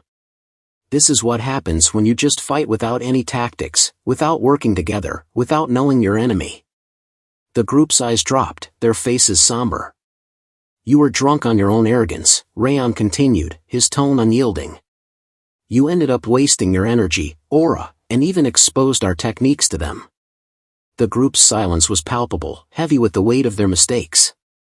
Kane's group was abuzz with excitement, their voices filled with admiration as they congratulated each other.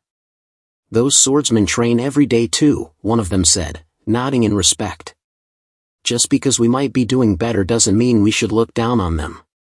Kane watched his team with a warm smile, his eyes shining with pride. He stood silently, his presence a testament to his leadership, as his team basked in the glow of their hard-won victory. The scene shifted to Raon and Lunan standing off to the side, their voices hushed in conversation. Lunan's brow furrowed in concern as she asked, "Then we lost?" Raon turned to the group, his eyes locked on Lunan as he replied, "No, we still have a chance."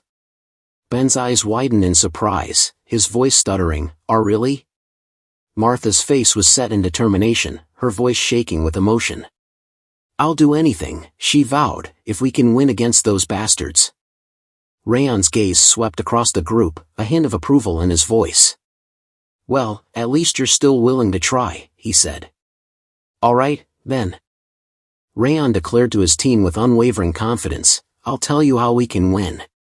The scene shifted to the 6th Training Hall's team, who were ecstatically chatting about their victory. The 5th Training Hall was a cakewalk. One of them exclaimed. Another team member chuckled in agreement. It was so refreshing to watch them struggle. However, a more cautious team member interjected, "Don't let your guard down. We can't underestimate them." After all, the 5th Training Hall had already proven themselves to be formidable opponents, having successfully taken down the Snow Tiger Claw Bandits, an affiliate organization of the North and South Alliance. He muttered to his team members, "I'm sure they won't give up." Suddenly, the sound of footsteps echoed through the air, and the atmosphere shifted. Everyone's eyes snapped towards the direction of the sound, their faces alert and attentive. The group's eyes widened in surprise and shock as Martha appeared before them. Instantly, they grasped their swords, ready for battle. One of them sneered, "As expected, we'll put an end to this." Martha's expression, however, was one of amusement. She chuckled, her eyes glinting with mockery, and said, "What an idiot." Martha's amusement slowly gave way to a stern warning. "You're going to regret it if you ever talk badly about us again." As soon as Martha finished speaking, she charged forward with incredible speed. The 6th Training Hall's team sprang into action, their eyes locked onto Martha. "Attack, 4th formation!" One of them shouted. As Martha closed in, the trainees of the 6th Training Hall gripped their swords tightly, steadying themselves for the impact. Their leader called out, "Concentrate your aura towards the front." As Martha closed in, she swiftly shifted her foot to the side and launched a sideways attack with her sword, catching her opponents off guard. The 6th Training Hall's trainees were caught off guard, their minds racing in surprise. What the? They thought, stunned. They're attacking from the side, not head-on. The battle raged on, with the clash of swords and the sounds of intense combat echoing through the forest, refusing to subside.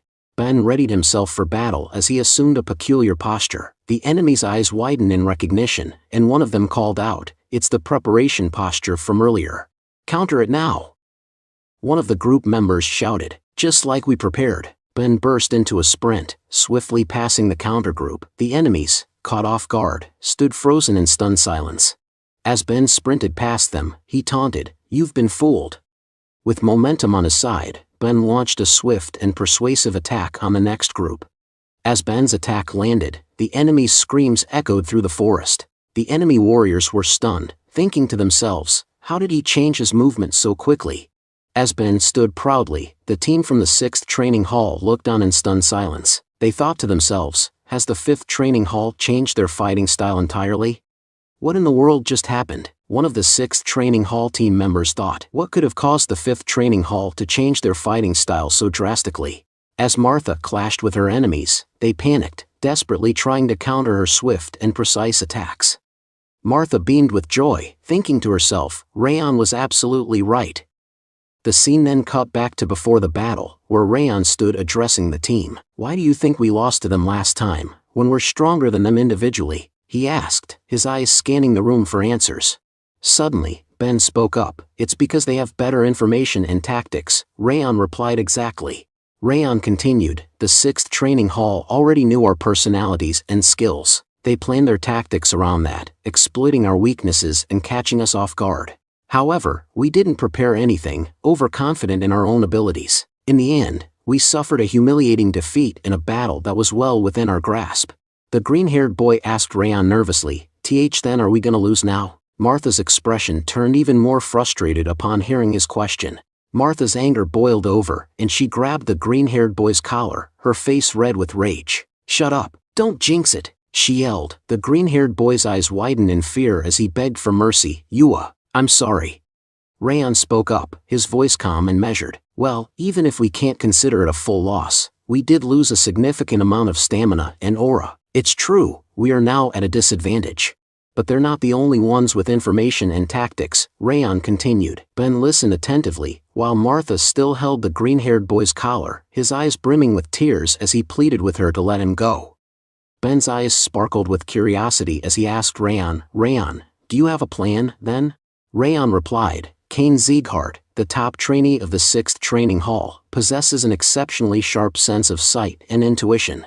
Raon continued, thanks to that, he was able to anticipate your approach from a distance and strategically deploy trainees who could counter your strengths. Martha's eyes widened in surprise, and she muttered, damn it, House Sieghart. Raon analyzed their opponent's strategy, explaining, Martha, your strengths lie in your power and endurance, but your attacks are relatively simple. Kane sent swordsmen who could withstand your blows, aiming to drain your aura. He turned to Ben, and you, Ben, are incredibly fast, but your skills are somewhat predictable. Kane countered by sending swordsmen who are more agile and quick-witted, able to adapt to your movements.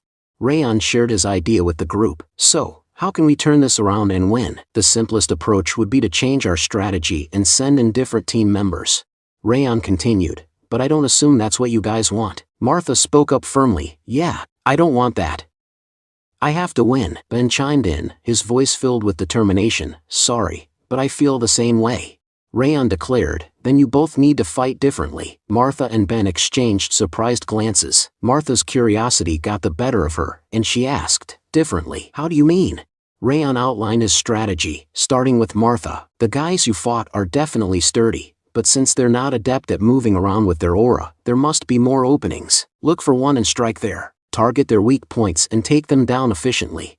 Raon turned to Ben, you tend to struggle against opponents who rely heavily on their instincts to fight. However, those types of fighters often have a weakness. They can be vulnerable to deceitful tactics. For now, you need to abandon your usual fighting style and try to deceive them instead. Martha and Ben spoke in unison, their voices laced with curiosity. Martha asked, that sounds good, but haven't you been here all this time? Ben chimed in, his tone slightly accusatory, you make it sound like you've just been watching us fight. Raon's expression turned confident as he replied, It's true that Kane has sharp senses, sharper than most trainees. In fact, he paused for a moment before adding, but mine are better. The scene shifted to the heat of battle, where Runan fiercely exchanged blows with her opponent. Meanwhile, Raon scrutinized the situation with his razor-sharp senses. A thought crossed his mind: everyone's performing well. Runan's also gaining the upper hand. It doesn't look like she's going to lose. The scene shifted again, and Raon was seen sitting calmly on a rock, his eyes fixed on an unwelcome visitor who had arrived without permission. Raon's voice was firm as he spoke. Now, then. Raon's gaze intensified as he spoke to the person standing behind him. Shall we begin? The figure stepped forward, revealing a familiar face. It was House Sieghart. As Raon sat on the rock, lost in thought, he mused to himself. Given the drastic turn of events, Kane's options were limited. He had no choice but to come searching for the flag. Kane's expression turned serious as he spoke up. I was wondering why we were suddenly losing. So, you ordered them to change their tactics, huh? His eyes narrowed slightly. The rumors that you're not recognized by the other trainees were false. Then, Raon's eyes widened in surprise, his face a picture of bewilderment as he stood there, frozen. The wind whispered through the air as Raon and Kane stood frozen, their eyes locked in a piercing stare. Then, Kane's voice cut through the silence, his tone low and deadly serious. But this fight ends here. Kane's hand tightened around the hilt of his sword as he called out to Raon, his voice firm and commanding. Raon, I've heard that your aura is a fire type. Kane's eyes flashed with intensity as he unleashed his aura, its full power bursting forth in a majestic display. Raon's eyes widened in astonishment as he gazed at Kane's aura. His mind reeled in shock, and he thought to himself, is Kane's aura also a fire type? As Raon gazed at Kane, Kane's expression turned confident, and he declared, unfortunately for you, I possess the highest tier of fire-type aura. Moreover, my aura reserves surpass those of most official swordsmen. Theoretically, you don't stand a chance against me. Raon's voice took on a grim tone, his words laced with a hint of annoyance. Why does everyone in this household talk so much before a fight? Raon's eyes blazed with intensity as he unleashed his aura, its full fury bursting forth in a spectacular display of flame-like energy. Raon and Kane stood facing each other, their auras blazing with fierce intensity. The atmosphere crackled with anticipation as their auras clashed, swirling together in a mesmerizing dance of fire and flame. Raon's voice cut through the tension, his words a challenge to Kane. Let's begin. Raon's eyes flashed with determination as he declared, I'll show you that my fire can overpower yours. His voice was like a spark, igniting the air with an intense, fiery passion. As Raon darted forward in a flash of speed, Kane's eyes widened in surprise. His mind racing, he thought to himself, he's fast, and those flames, they're enormous. Kane's thoughts continued to whirl as he processed Raon's sudden display of speed and power. I'd heard rumors that he defeated not only Martha, but also Orwan's prince. His aura can't possibly rival mine in terms of sheer power, and yet, I sense that he's incredibly strong. As Raon unleashed a swift and fiery attack, Kane sprang backward with incredible agility, narrowly avoiding the flames that licked at the air where he had just stood. Undaunted, Kane's confidence surged forth as he thought to himself, however, I'm still stronger. With a fierce battle cry, he charged forward, his sword flashing in the light as he clashed with Raon. The two combatants exchanged blow for blow, their swords ringing out in a cacophony of steel and flame as they fought with unbridled fury.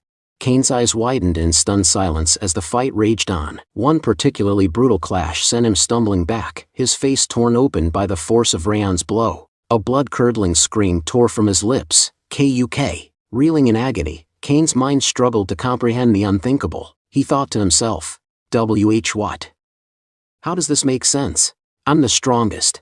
I'm the one with the highest tier fire-type aura. How can he be overpowering me? Raon seized the opportunity, launching a relentless assault on Kane. Though still reeling from the previous blow, Kane somehow managed to raise his sword and block Raon's attack. Stunned, Kane's mind struggled to process the impossible. His thoughts tumbled forth in disbelieving chaos. Though my flames are weaker. No, that can't be. I'm the one with the superior fire-type aura. As he stumbled backward, Kane's eyes locked onto Raon with a mix of shock, denial, and growing dread. He thought again. This can't be. Kane's face contorted in a fierce snarl as he unleashed a mighty roar, the sound waves shaking the air. With a burst of adrenaline-fueled fury, he summoned every last ounce of his strength and unleashed a devastating strike. The clash between Raon and Kane culminated in a cataclysmic explosion, as if the very fabric of the air had been torn asunder. The sound wave from the blast echoed through the forest, a deafening roar that sent birds fleeing in terror. The explosion sent a massive plume of smoke billowing into the air, casting a dark, impenetrable shroud over the surrounding area. The once clear forest was now a scene of utter chaos, the smoke swirling with maddening intensity as the two combatants struggled to regain their footing. As the smoke finally began to clear, a haunting sight came into view. Cain lay motionless on the ground, his body battered and bruised. Raon's sword, its blade still shimmering with a faint, fiery glow, hovered menacingly above Cain's head, its point poised mere inches from his head. The air was heavy with tension, the only sound the soft, ragged gasps of Cain's labored breathing. Raon stood over him, his chest heaving with exertion, his eyes blazing with a fierce, unyielding intensity. Raon stood tall, a confident smirk spreading across his face as he spoke. "Your fire is stronger." As Cain lay defeated on the ground, his battered body a testament to the brutal battle he had just endured. Raon stood over Cain, a triumphant smile on his face. "Your fire is stronger?" he asked, his voice dripping with confidence. He paused, then answered his own question with a smirk. "Yes, sure." Suddenly, Raon's group returns, and their jaws drop in shock. They can't believe their eyes. Cain is lying there, defeated. The green-haired boy stammers, that person. What's about to go down?" Cain slowly stands up, his movements deliberate and calculated. The group watches him with a mix of curiosity and caution. The green-haired boy's voice trembles with unease. What is House Sieghart doing here? The tension is palpable. What's Cain's next move? Ben steps forward, a sly grin spreading across his face. The easiest way to turn the tables when you're losing in battle is to take down the enemy's commander. He gazes at Raon with a smile. "You knew that this would happen?" Ben's grin widens. That's not all." Ben's eyes narrow slightly as he responds. "You were right.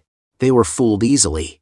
He pauses, acknowledging Raon's strategic mind. "It wasn't just me either. If it weren't for your orders today, we would have lost to the 6th training hall today." Martha's expression turns slightly sour as she speaks up. "I don't like that he's right, but it's true. If your advice didn't work, I was going to take back my promise to submit to you." She pauses, a hint of begrudging respect in her voice.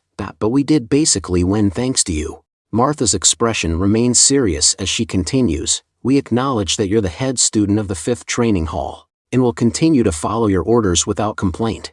Raon thinks to himself, a hint of a smile on his face. Looks like they matured a bit from this experience. That's nice to see. Raon's thoughts continue. "This is the 5th training hall that I know." Just then, Lunnon walks over to Raon and sits down beside him. Meanwhile, Ben and Martha exchange a weighted glance, their eyes locked in a silent understanding. Raon stands up, his presence commanding attention. He gathers all the trainees of the 5th training hall around him. "Good work, everyone," he says, his voice filled with pride. "But I'm sure you all learned something through this fight." Raon's expression turns serious as he continues. "It's dangerous to be drunk on your own confidence and arrogance. And we saw what happens when you rush into action without planning any tactics in advance." His voice takes on a stern tone, driving home the importance of the lesson. "If this wasn't a bet, but a real battle, we would have died. Do not forget what you learned today." Raon's expression softens into a warm smile, aiming to lift the group's spirits. "It's late now, so we'll camp in this forest. Get into groups, prepare to set up camp, and choose who'll stand watch." As the group scatters to begin their preparations, Cain's gaze lingers on Raon. His eyes cloud with thought, his mind consumed by the mysterious head student, Raon Sieghart. Cain's thoughts take an introspective turn. "He's much better than I had anticipated. He's obviously more accomplished in both mental fortitude and combat." A hint of self-awareness creeps into his mind. "I thought that the 5th training hall was just full of arrogant people, but I guess I was the arrogant one." Raon is engrossed in a conversation with his teammates when Cain suddenly interrupts, his voice tinged with a hint of sincerity. "I learned from this, Raon Sieghart." Cain's eyes lock onto Raon's, a hint of newfound respect evident in his tone. "You've taught me that I shouldn't let my guard down until the end, and that I need to prepare a backup plan for if the initial plan fails." Cain's expression turns introspective, a hint of humility in his voice. "I thought that we would win no matter what. We had known about you guys from the start, after all." His words trail off, implying a realization that his prior confidence was misplaced. Cain's voice takes on a tone of genuine humility, his words laced with sincerity. "But not only did we lose, I also lost a duel against you. I thought I was stronger, but I guess I was just arrogant." He pauses, reflecting on the lessons learned. I've learned a lot from this. Thank you. You're my savior. Kane's eyes lock onto Raon's, a deep appreciation evident in his gaze. Raon's eyes narrow slightly as he observes Kane, a thoughtful expression on his face. To himself, he thinks, Kane is much better than the others from the direct bloodline. Raon extends his hand, and Kane reciprocates, their palms meeting in a firm handshake. I learned from this too, Raon says with a nod. Kane smiles, his eyes gleaming with determination. We'll be supporting you in the mission, as promised. The scene shifts 2 weeks forward, the group now standing at the edge of a forest, near a towering cliff. Their destination lies just ahead, but the sheer scale of the cliff leaves both groups perplexed. Raon walks towards the cliff's edge, his eyes scanning the landscape below. He turns to face the group, a serious expression on his face. So, that's the village. His voice trails off, inviting the others to take in the breathtaking view. Raon's gaze sweeps over the village below, his thoughts turning inward. A small village, without any special regional products or tourist attractions. Just a simple place where a few people farm and live off the land. His eyes narrow slightly as he reflects on their mission. This isn't a special mission either. It's just a routine operation, carried out regularly because of the occasional monster appearances. Raon's expression turns thoughtful, a hint of weariness creeping into his eyes. However, why do I feel like someone has been watching me all this time? Raon's eyes narrow, his mind racing with growing unease. It doesn't feel like an instructor is here with us, he thinks to himself. It feels a lot more ominous. Like they're trying to figure out how to fight us. Raon's thoughts trail off, his expression grim. He remains speechless, his mind fixed on a single conclusion. The best we can do right now is to deceive that person and be wary of them. Raon turns to Ben, his voice low and serious. Ben, I have a favor to ask. Ben's eyes narrow slightly, his curiosity piqued. What? Raon's voice is firm and decisive. You take the leader position for this mission. Ben's eyes widen in surprise, his face a picture of stunned silence. Ben's expression is incredulous. What are you talking about, Raon? Raon's expression turns serious, his voice filled with conviction. Remember our first mission? It was just me and Runan fighting the Snow Tiger Claw bandits. So, it'll be better if you guys lead the mission this time. He pauses, his eyes locked intensely on Ben. Didn't you say on the first day of official training that you'd catch up to me? Raon's gaze remains steady, his challenge hanging in the air. You meant that, didn't you? So show me what you've learned until now. Ben's expression sets in determination. Alright, I'll show you that I've changed. Ben's voice rings out, filled with newfound confidence. I'll be the one to lead this mission, then. Raon turns to the group, his voice clear. You guys heard, right?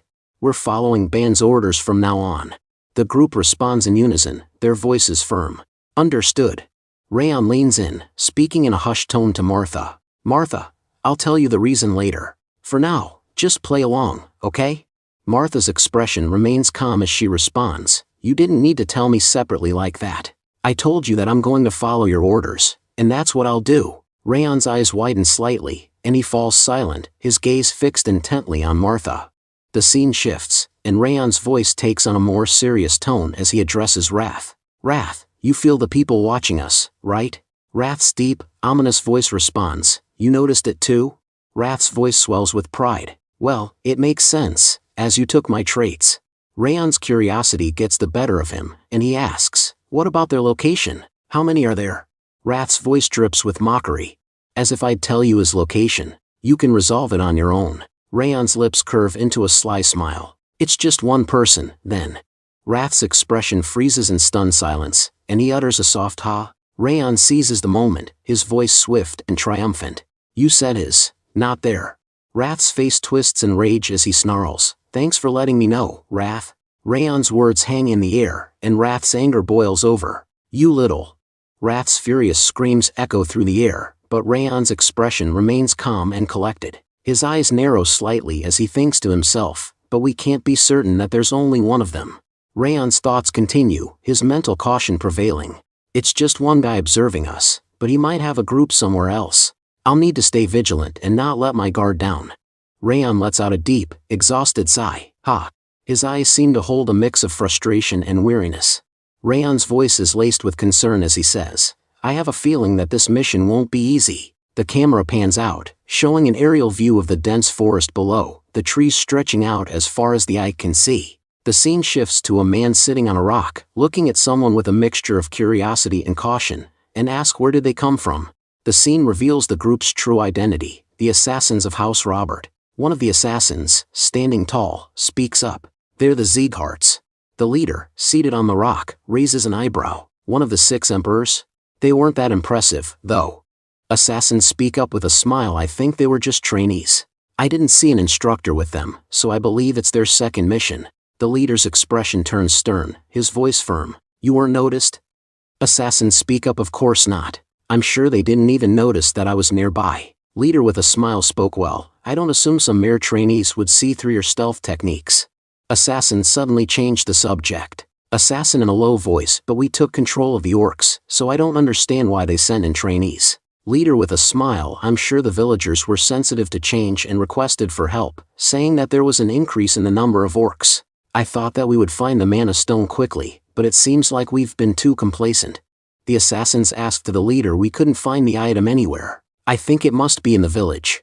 Assassin in firm voice. Shall we attack right away? No, we'll stand by for now, the leader declares, his voice firm. But the assassin, ever the opportunist, counters. But this is a perfect chance to eliminate the trainees. But the leader, with a more strategic mind, counters. While it's easy to kill them, acting rashly could reveal the existence of the mana stone. That would be a far greater loss. The tension between the two is palpable, as they weigh the risks and rewards of their next move. Meanwhile, Raon's group is warmly welcomed by the villagers. As they settle in, the leader and assassin continue their clandestine conversation. The leader, with a cunning smile, suggests a compromise. Let them deal with a few monsters. Make them think that they've completed their mission. The leader stands up, a sinister glint in his eye. With a swift motion, he and his men begin to transform. The scene darkens as they don orcish costumes and armor, their faces twisting into grotesque masks. In a grim voice, the leader declares, "We'll strike the village once they've left. We'll ravage everything, leaving nothing but destruction in our wake." The air grows thick with tension as the men nod in unison, their eyes gleaming with a mix of excitement and brutality. The village, bathed in the warm glow of hospitality, remains blissfully unaware of the horrors that await it. Raon's group, still basking in the villagers' gratitude, has no idea that their departure will signal the start of a nightmare. As the night deepens, the scene shifts to a cozy house within the village. Raon's group is seated around a warm dinner table, laughing and chatting as they savor their meal. The soft glow of candles and the crackling of the fireplace create a peaceful ambience, a stark contrast to the darkness gathering outside. Raon takes a bite of his food, his eyes drifting into thought about Ben Sieghart. Raon, to himself, I was a bit worried about him at first, but he's doing much better than I anticipated. Noting that he didn't exploit his title for personal gain or to feed his ego. Instead, he prioritized the success of their mission and took the time to reassure the village chief and its people. Raon observes that Ben is genuinely making an effort to improve. Raon's thoughts continued, shifting his concern elsewhere. It wasn't Ben I should be worried about. Ben and the trainees were more than capable of handling the monsters on their own, even if I weren't here. Raon's mind turned to a more pressing concern, the mysterious individual who had been monitoring their movements from the outskirts of the village.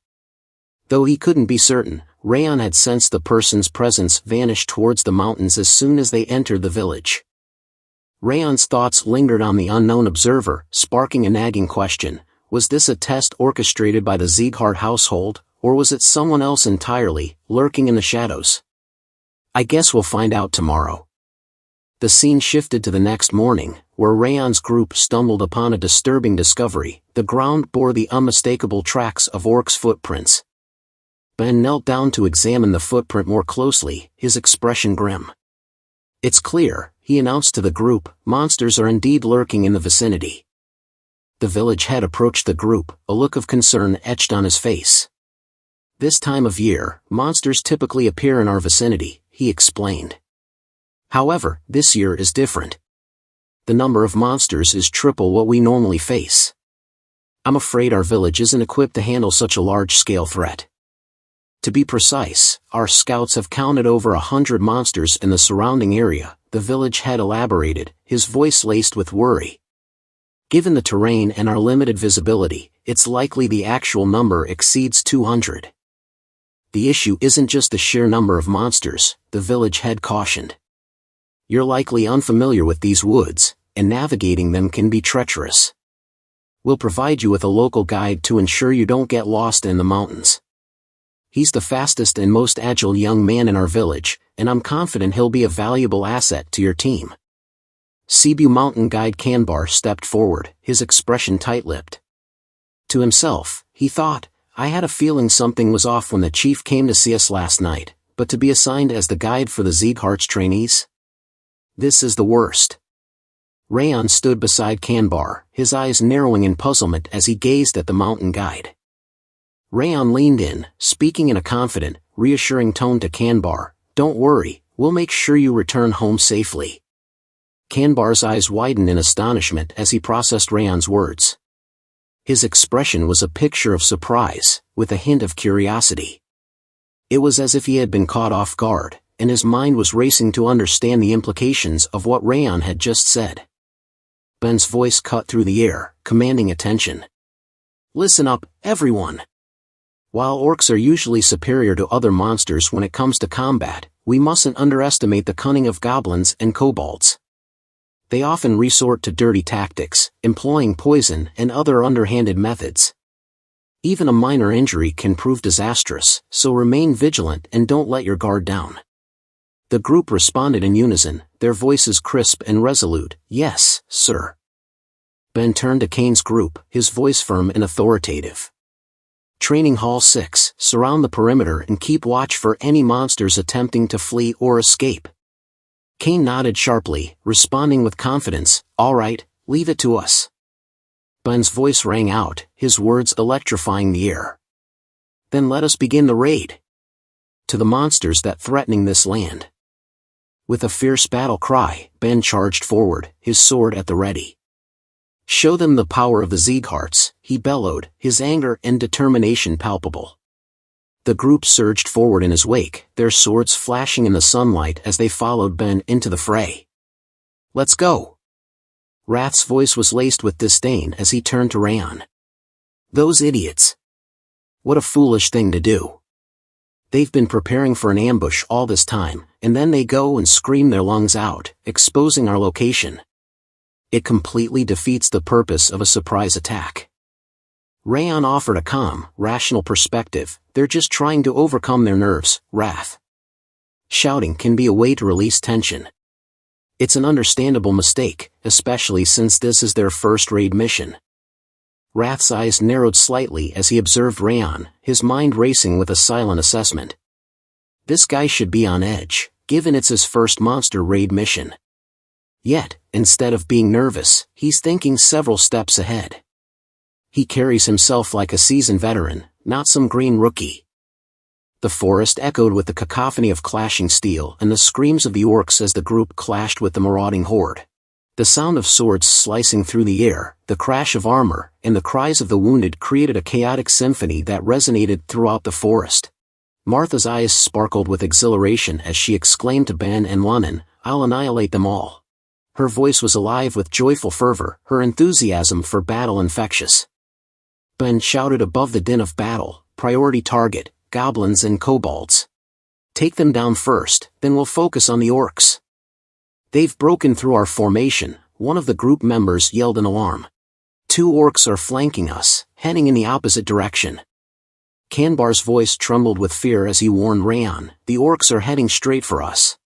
Meanwhile, Raon stood frozen for a moment, his mind racing with a panicked thought, Ugh, I shouldn't have come here. But he quickly snapped out of it, gripping his sword tightly as he steeled himself for the impending battle. With a fierce determination, he prepared to face the orcs charging towards him. In a swift, deadly motion, Raon sliced through the first orc, his sword cutting a precise, bloody arc. The orc's lifeless body crumpled to the ground, its blood spilling everywhere. Raon then turned to face the second orc, his eyes blazing with fury. The orc, taken aback by Raon's sudden display of skill, swung its sword in a wild, desperate arc. But before the battle could even begin, Raon had already ended it. The orc stood frozen in shock, its sword still raised, as Raon stood before it, his chest heaving with exertion. With a calm, deliberate motion, Raon slid his sword back into its sheath, the sound echoing through the sudden silence. Kanbar's eyes widened in stunned amazement as he slumped to the ground, his gaze fixed on the lifeless bodies of the orcs. He turned to Raon, his voice barely above a whisper. "Acha? When did they die?" The silence that followed was oppressive, punctuated only by the sound of Raon's heavy breathing and the rustling of leaves in the gentle breeze. The two orcs lay motionless on the ground, a grim testament to Raon's deadly efficiency. Raon approached Kanbar, his expression concerned. "Are you hurt anywhere, Mr. Kanbar?" Kanbar's eyes widened in surprise, as if he hadn't expected Raon's solicitude. "Ah, no. I'm fine." Raon nodded, a hint of relief in his voice. "I'm glad." Raon's curiosity got the better of him. "There's one thing I've always wondered. Are there any urban legends about this mountain?" Kanbar's expression turned thoughtful. "Urban legends?" Raon replies yes. "There are stories about great treasures hidden deep within the mountain, and tales of terrifying monsters that roam the peaks." Kanbar's eyes sparkled with recollection. "Ah, there is one. I remember hearing it from the villagers when I was a child." Kanbar's eyes took on a faraway look as he began to recount the legend. According to the story, hundreds of years ago, a fierce battle took place on this very mountain. The king of the goblins, a powerful and malevolent ruler from the western lands, marched his dark army against the knights who protected this realm. Raon listened intently, his interest piqued by the tale. Kanbar's voice took on a conspiratorial tone as he continued the tale. "It's said that the Goblin King's ring, a powerful artifact rumored to grant its wearer immense power and control over the dark forces, is still buried somewhere on this mountain." Raon's eyes widened in astonishment, his expression frozen in stunned silence. Raon's gaze drifted off into the distance, his mind racing with newfound understanding. He thought to himself, "I see. I get it now. The eyes I can feel on me right now, and the ones I felt before. It all makes sense." Raon's eyes narrowed, his mind digging deep into the recesses of his memory. A name, long forgotten, resurfaced. Eden. He whispered to himself. A shiver ran down his spine as he recalled the tales of old. They're one of the 5 demons. Raon's expression darkened as he recalled the lore surrounding Eden. They're infamous for their insanity, he thought to himself. Eden's purpose is restoration, a twisted desire to revert the world to a time when monsters ruled supreme. A chill ran down his spine as he contemplated the implications. They seek to resurrect an era where beasts and darkness reigned, and monsters were worshipped as gods. Raon's thoughts turned grave as he acknowledged the true extent of Eden's powers. If their twisted ambitions were all there was to them, they would have been eradicated long ago. But they possess a far more sinister ability, the power to tame and control monsters. He paused, his mind reeling at the implications. They can also wield the abilities of the monsters they command, despite being human themselves. It's a power that rivals that of the Siegharts, making them a force to be reckoned with. Raon's eyes seemed to gaze into the past as he spoke in a hushed tone. This strange power that Eden possesses, it's a secret that even the most esteemed households on the continent are unaware of. He paused, his expression hinting at a long-held confidence. "But I know that secret, thanks to Derus Robert." Raon's thoughts drifted back to the fateful events that had left an indelible mark on his life. The entirety of the Shadow Squad was slaughtered, leaving only me behind in that hell. His mind still grappled with the mysteries of that time. "I didn't realize it then, but it's definitely strange." Derus knew from the beginning that Eden used mana stones. A hint of skepticism crept into his thoughts. How would he know that, as one of the 6 emperors? And why didn't he reveal that to the world? The questions swirled in his mind, fueling a growing sense of unease. Wrath's sudden question cut through the air, his voice low and discerning. "Raon, what are you thinking about right now?" "I can feel a deep, dark rage emanating from within you." Raon's eyes snapped back into focus, his gaze meeting Wrath's. He was taken aback, realizing that his emotions had become apparent. "Thinking of Derus is messing with my emotions," he thought to himself, a hint of self-awareness creeping into his mind. Raon took a deep breath, his eyes never leaving Wrath's face. "Let's calm down," he repeated, his voice measured. "What's important right now is Eden." Raon's eyes seemed to bore into the ground, his mind fixed on the possibility. I assume Eden's purpose is to find the Goblin King's Mana Stone, he thought, his voice low and measured. It's been hundreds of years since the Goblin King's defeat here. Raon's gaze swept across the landscape, his eyes burning with a mix of determination and trepidation. I'm sure a Mana Stone of incredible strength is buried somewhere, he thought to himself. Raon's eyes narrowed as the pieces fell into place. His mind racing, he thought to himself, so, their plan must be to make us think we've accomplished our mission, just to get us out of the way, allowing them to secretly search for the Mana Stone once we're gone. Ben's voice pierced the air, his eyes blazing with a fierce determination. That's the leader, he screamed to the group. I'll end this with one ultimate attack, and rush to attack.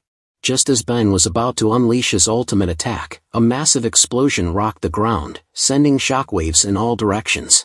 Ben's eyes widened in surprise as he instinctively covered his head with his hands, stumbling backward from the force of the blast. Martha's voice rang out, filled with pride, as she declared, "It's mine." A triumphant smile spread across her face. Ben's expression, on the other hand, was a picture of disgruntlement. He muttered under his breath, his voice low and laced with embarrassment, "How undignified." Martha's smile only grew wider as she gazed at Ben, clearly delighted by his reaction. Ben's expression transformed, a wide grin spreading across his face as he turned to the group. "The leader's dead," he exclaimed, his voice ringing out across the battlefield. "Now we only have to take care of the rest." The group erupted into cheers, their voices screaming out in happiness as they celebrated their hard-won victory. The scene shifted back to Raon, asking Kanbar, Mr. Kanbar, about that Goblin King story. Has anyone ever found treasure or jewels in the mountains ever since? Kanbar's eyes seemed to gaze into the past as he continued, "Actually, when I was a kid, the chief went to the mountain and returned with a red jewel he found at the mountain summit." Raon's eyes widened with excitement. "Where's that jewel right now?" he asked, his voice filled with curiosity. Kanbar's voice dropped to a whisper, and he glanced around cautiously before revealing, "Most people aren't aware, but it was buried underneath the chief's house."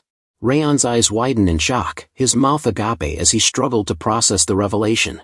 Raon's thoughts turned grim as he realized the gravity of the situation. "This is worse than I imagined," he thought to himself. "If Eden doesn't find the Mana Stone in the mountain, they'll burn down this village." Scene shift. The 5th Training Hall and 6th Training Hall groups combed through the area, searching for any remaining orcs. A member of the 5th Training Hall group spoke up, "We don't see any more orcs around." One of the group member from the 6th Training Hall replied in agreement, "Same here." After completing their mission, the group returned to the village, where they were greeted with warm smiles and open arms. The villagers welcomed them back with joy, relieved that the threat of the orcs had been eliminated. The village leader, beaming with gratitude, shook hands with Ben. "Thank you for doing all this for us," he said, his voice filled with sincerity. The village leader continued, "You're just as skilled as they say the Siegharts are." "Thank you again." Ben smiled humbly, replying, "Of course, I'm glad we were able to help." Raon watched the village head and the group, lost in thought, when suddenly Martha appeared beside him, sitting on a tree branch. "Did things go the way you wanted?" Martha asked, her eyes sparkling with curiosity. "Although I'm not too sure what it is that you wanted." Raon's eyes widened in surprise as he called out Martha's name. "Martha. I'm not sure either, but I'll tell you when the time comes." Martha jumped down from the tree, her movements agile and swift. "Don't worry, Raon," she said with a determined look. "No matter what happens, I'll follow your orders until the mission is over." With that, Martha walked away, leaving Raon to ponder the weight of her words. Runan's sudden appearance breaks the silence. "Raon, what are you doing here?" Runan asks, curiosity etched on her face. Raon turns to face Runan, a mixture of surprise and caution in his expression. Runan's concern is palpable as he asks, "Are you worried about something? You don't seem like you're in a good mood." Raon's response is calm and collected, a hint of a mask slipping into place. "It's okay, there's no problem. The chief said he's holding a banquet. Let's go." The tension is subtly deflected, but Runan's eyes linger on Raon's face, searching for any hidden truth. As Raon walks alongside Runan, his thoughts drift to the impending situation. "Eden will not step in until we leave," he thinks to himself. "What happens tomorrow is going to be important." A sense of foreboding settles in, and Raon's expression remains calm, but his mind is racing with anticipation and concern. The next day, the group walked along the outskirts of Cebu village, chatting and laughing together. Their conversation was filled with a sense of pride and accomplishment. "That was perfect," one of them exclaimed. "We took down all of the monsters in Cebu Mountain, and we ended up with very few injured." Another member nodded in agreement. "It was our first mission, but we were able to clear it perfectly." As Ben glanced at Raon, he thought to himself, "I assume that's why Raon isn't asking to take the lead again. There was no flaw in my leadership. I'm not sure why he gave me the authority, but I hope he'll realize that my leadership skills are comparable to him." With a sense of confidence and determination, Ben spoke up to the group, "Let's hurry out of here." His voice was firm and decisive, urging the group to move forward. As the group continued to move forward, Raon stood frozen, his eyes fixed on them.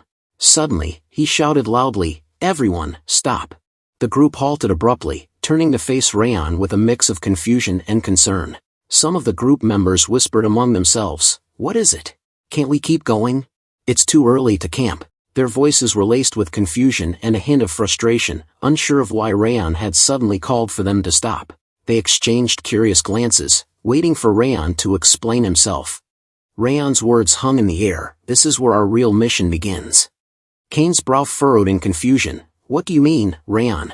Raon's expression remained enigmatic. "Just like I said, the mission is not yet over." Ben's face darkened, his voice rising in protest. "What are you talking about?" The group's confusion and unease grew, sensing that something was amiss. Ben's question hung in the air. "We killed the orcs and even cleaned up after them, so what are you talking about?" Raon's expression remained calm, his voice measured. "Our mission was to take down the monsters and to protect the village." Ben's curiosity got the better of him. "So what's the problem?" Raon's eyes scanned the surrounding area, his voice low and serious. "There was someone watching us until just a moment ago." Ben's eyes widened in surprise, his voice bursting out in alarm. "What?" The group's heads snapped towards Raon, shock and concern etched on their faces. Raon's expression turned grave, his voice laced with concern. "They were watching us until an hour ago and then disappeared. You could say that it might have been an instructor, but I felt hostility. Too hostile to think that it could have been an instructor." The group exchanged uneasy glances, the atmosphere growing thick with tension. Raon's eyes seemed to gaze into the distance, his voice low and serious. "I felt those eyes even before we arrived at the village, and I sensed them disappearing toward the village when we had gone far enough from the village." Ben's face went pale, his eyes wide with shock. "Are you serious?"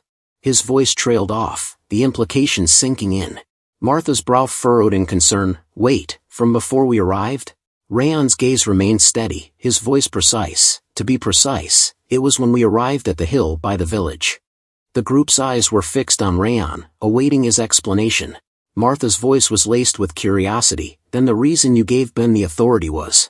Raon's expression remained calm, his voice measured. "Yes, I hid my presence in order to get a better sense of the enemy." Kane's eyes remained fixed on Raon, but his mind began to wander, reflecting on the events that had transpired. He thought to himself, "I felt this during the bet too." But his tactical sense, as well as his other senses, are better than an ordinary instructor. Even I couldn't tell that there was someone watching us. A mixture of surprise and admiration swirled within Kane. Ben's eyes searched Raon's face, seeking clarification. "That's the reason you gave me the leader role?" Raon's expression softened, his voice filled with a hint of warmth. "Yes, I thought that if you were the leader, you could take good care of the trainees." Raon continued. "You did great too. I'm sure the enemy thought that you were the top trainee thanks to that, and they didn't notice me at all."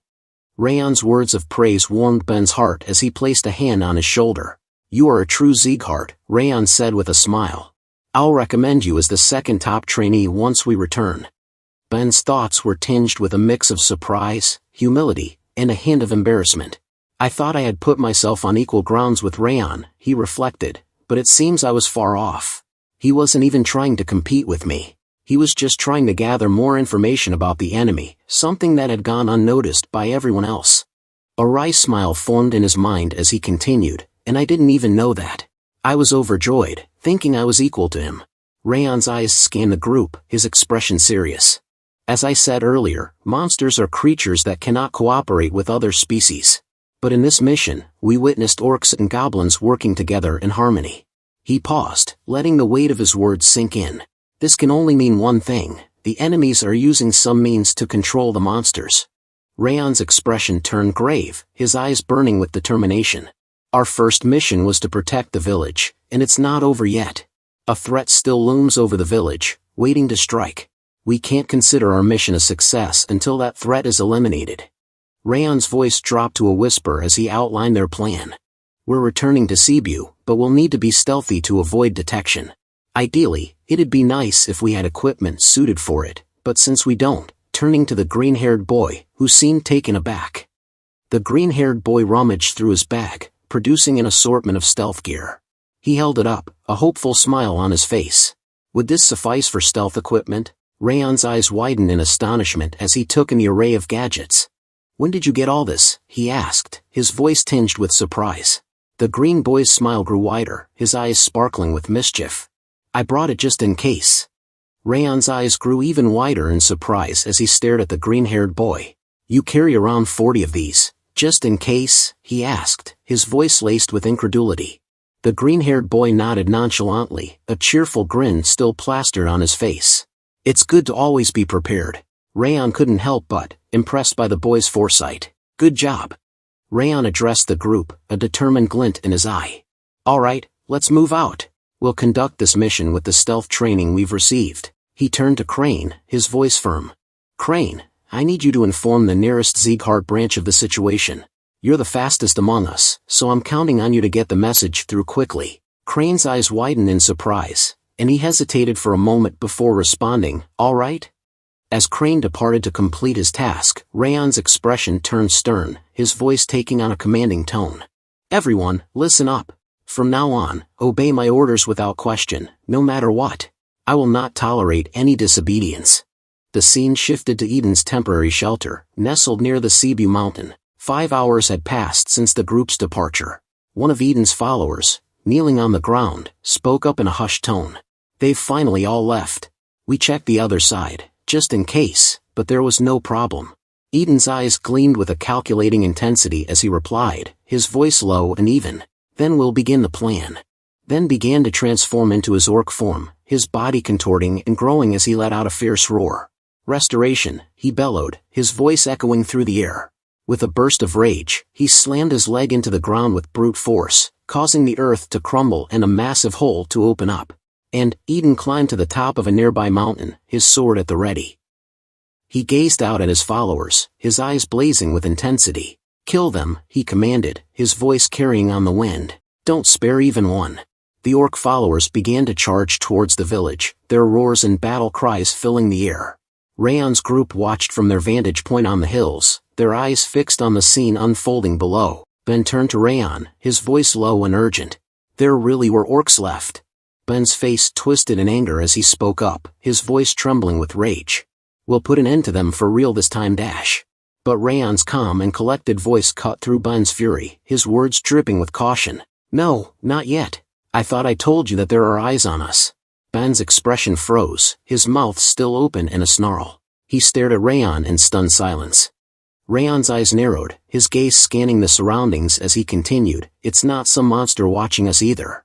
It's a human. We don't know the identity of the enemy yet. Ben's face contorted in frustration, his voice rising in urgency. But look how many of the orcs there are. The villagers won't be able to stop all those orcs. Raon's voice remained calm and measured, but his words carried a sense of caution. But if we just intervene now and lose, we'll all die too. Ben's expression turned desperate, his voice laced with urgency. We better intervene now if we want to save the village. Raon's eyes locked onto Ben's, his gaze steady. Don't you remember the instructor telling us that it's important to really understand the mission? The timing is not right yet, and we need to be even more careful since the enemies are from Eden. The group's eyes widened in surprise, and Kane's voice rose in shock. Wait, Eden. Martha's voice trembled slightly as she spoke up. You mean the Eden of the 5 demons? Ben's face went pale, and he was rendered speechless, his eyes wide with alarm.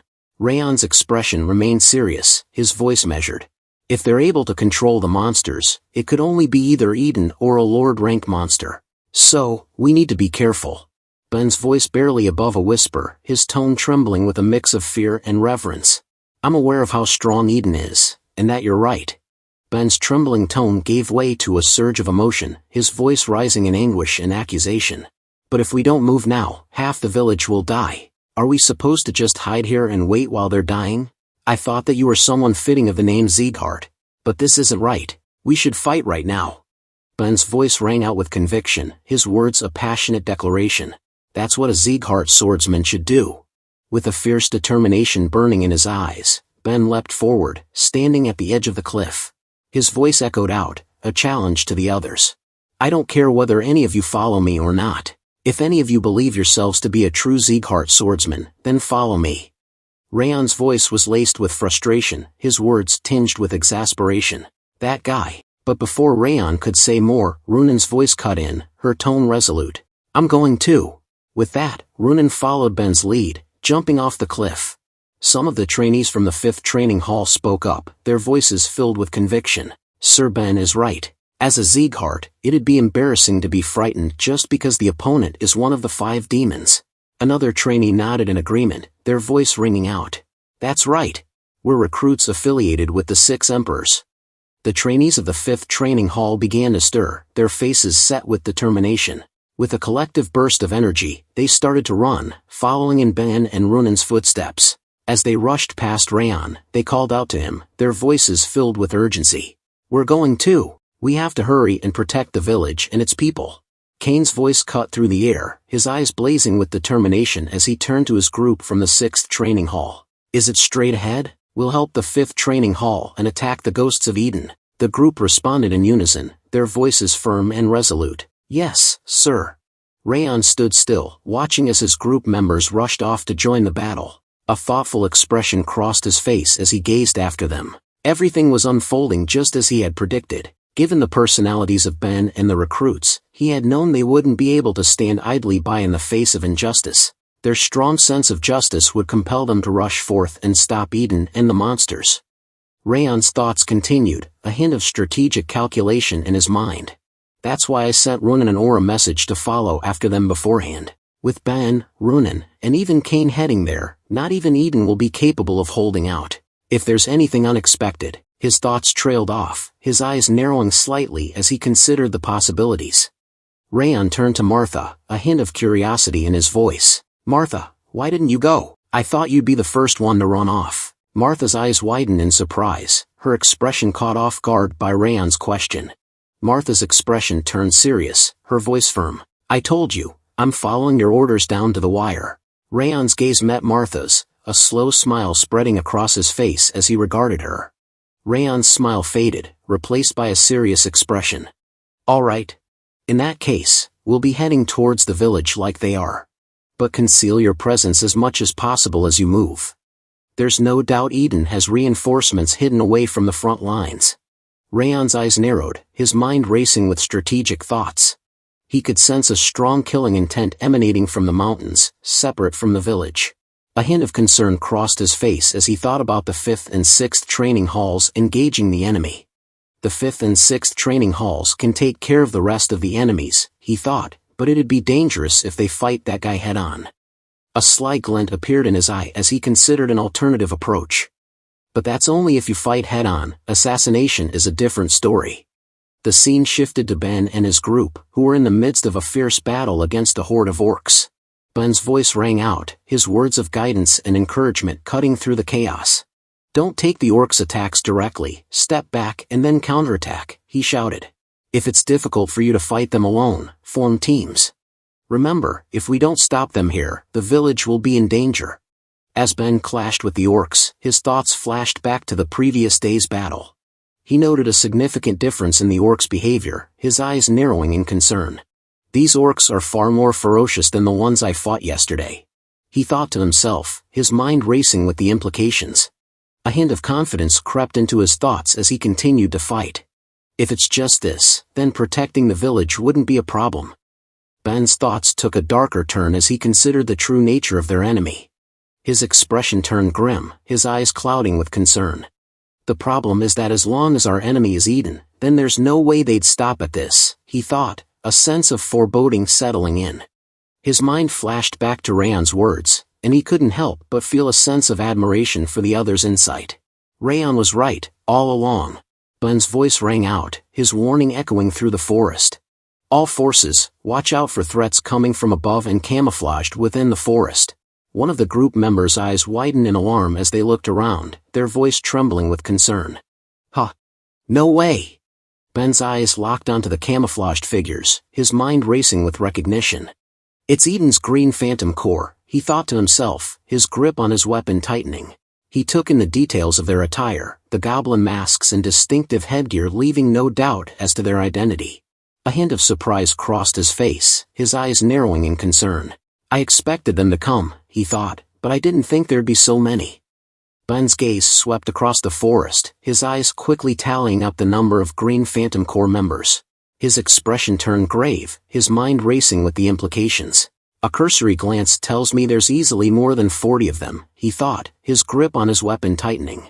We've got to play our cards right if we want to fight this many foes. Ben's voice rang out, his words clear and decisive as he issued orders to his comrades. Kane, you hold back the orcs with the others, make sure they don't reach the village. Ronan, use your cold air to freeze the orcs and Green Phantom's feet, immobilize them.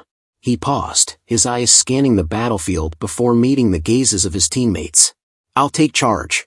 Runan's voice was firm and resolute as she acknowledged Ben's order. Understood. I'll freeze them all. With a swift motion, she raised her sword, and a brilliant, frost-icy aura burst forth from her sword. The air around her seemed to shimmer and chill, as if winter itself was being unleashed. Suddenly, towering ice pillars erupted from the ground, their crystalline structures glinting in the fading light. The pillars encased the orcs and Green Phantoms, freezing them in place, their feet and legs trapped in the unforgiving ice. With a fierce battle cry, Ben unleashed his continuous flow sword technique, his blade slicing through the air with deadly precision. He pushed off the ground with his leg, using the momentum to propel himself forward. As he charged, the autumn wind sword technique kicked in, imbuing his blade with the fierce energy of the autumn gusts. The sword sliced through the crowd of orcs, leaving a trail of destruction in its wake. Ben's movements were a blur, his sword dancing through the air with a rhythmic whoosh, cutting down any orc that dared to stand in his way. His technique was a perfect blend of speed, power, and agility, making him a formidable force on the battlefield. As Ben stood victorious, his chest heaving with exhaustion, a sudden movement caught his attention. A Green Phantom, camouflaged in the branches of a nearby tree, swiftly drew back their arm and launched a poison-tipped needle. The needle flew silently through the air, striking Ben's back shoulder with deadly precision. He let out a pained scream, his body jerking violently as the poison coursed through his veins. Ugh! Ben gritted his teeth. Ben's voice rang out, warning his comrades of the new threat. There's poison needles from above. Use your aura to block it or dodge it with your footwork. But before anyone could react, one of the group members shouted out a new warning. Sir Ben, they threw down a bag of poison gas. Ben's eyes snapped towards the source of the warning, and he saw the bag exploding on the ground. Ben's eyes widened in alarm as he realized the potency of the poison gas. This poison is stronger than what the monsters use, he thought to himself, his mind racing with the implications. Without hesitation, he shouted out a warning to his group. Everyone, cover your mouths, he yelled, his voice carrying across the battlefield as he instinctively raised his own arm to cover his nose and mouth. The poison gas had already taken its toll, spreading quickly through the group. Some members began to sit down, their bodies weakened by the toxic fumes. One of them spoke up, their voice laced with desperation. Forget aura. I can't even lift my sword. Ben's thoughts were a jumble of worry and desperation as he assessed the situation. In that single moment, not only the other members, but even I was exposed to it, he thought, his mind reeling with the implications. He glanced around, taking in the sight of his teammates struggling to stay conscious. Runan's complexion is getting worse too, but the Green Phantoms and the orcs look completely fine. He noted, his eyes narrowing in concern. The realization hit him like a ton of bricks. At this rate, we'll get wiped out, he thought, his heart sinking in despair. Just as all hope seemed lost, a sudden explosion rocked the ground near Ben, sending him stumbling backward. Ben's eyes widened in surprise as he stumbled backward from the explosion. This energy, and destructive power, he exclaimed, his voice trailing off as he realized who was responsible for the sudden turn of events. Martha, he called out, a mix of surprise and relief washing over him. Martha and her group charged onto the battlefield, their presence a whirlwind of steel and fury. Martha's voice rang out, her words a stark contrast to the desperate situation Ben's team had found themselves in. In place of these idealistic fools, let's clean up all the Eden trash, she shouted, her sword flashing in the fading light. Don't let a single one go. One of Ben's group members shouted out, his voice filled with relief and excitement. Reinforcements. Lady Martha and reinforcements have arrived. The news spread like wildfire, and the morale of Ben's group skyrocketed. One of them exclaimed, if they were just a little later, we would have passed out from the poison. Another member nodded in agreement, their face set with determination. Let's get up and join the fight, they urged, their voice filled with a newfound sense of hope and energy. Ben's eyes scanned the battlefield, his mind racing with strategy and hope. I can't see Raon yet, he thought, a hint of concern lingering in his mind.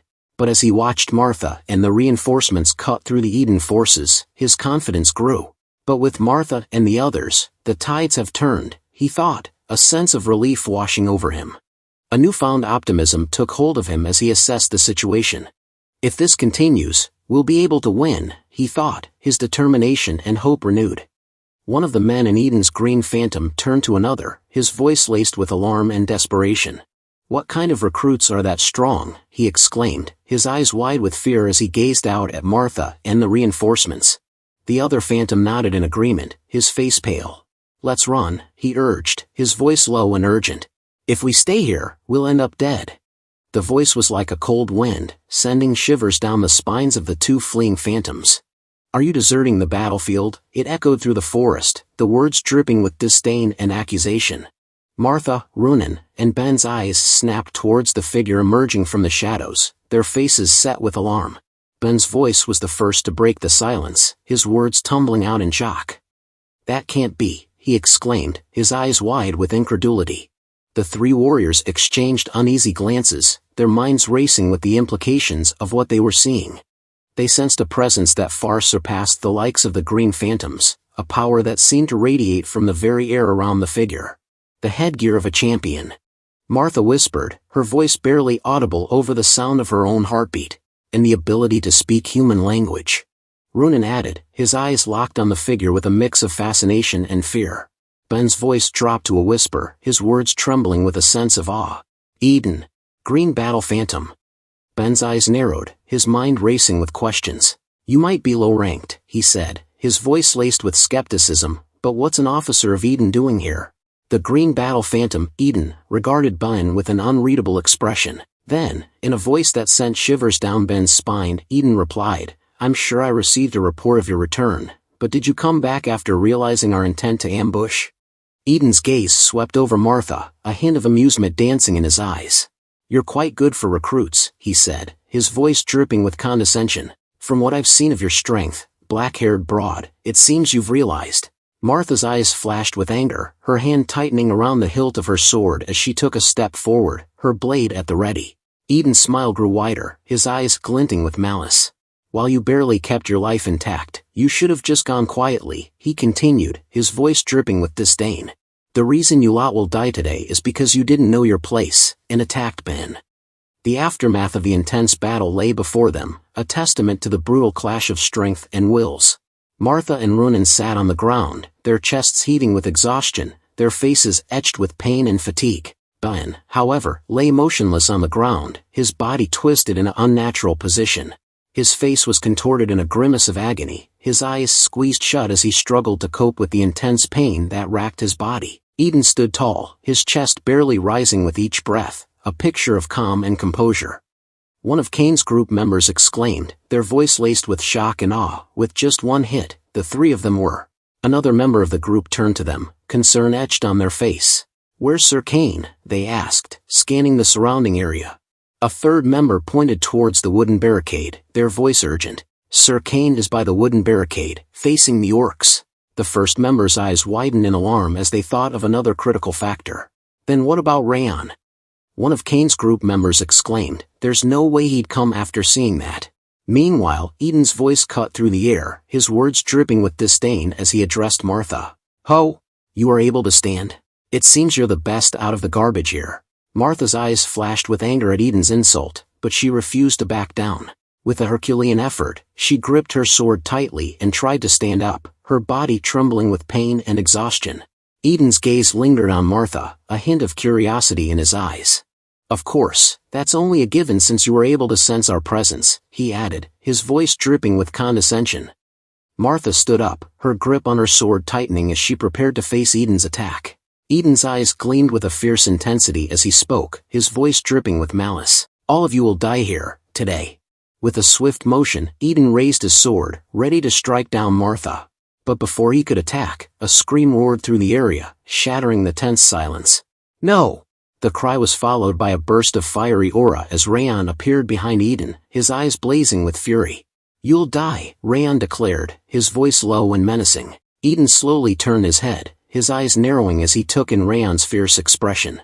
Raon stood tall, his sword at the ready, and with a swift motion, he unleashed his Thousand Flames technique. The first flames, cyclorsion, erupted in a blaze of fire and steel, slicing through the air with deadly precision.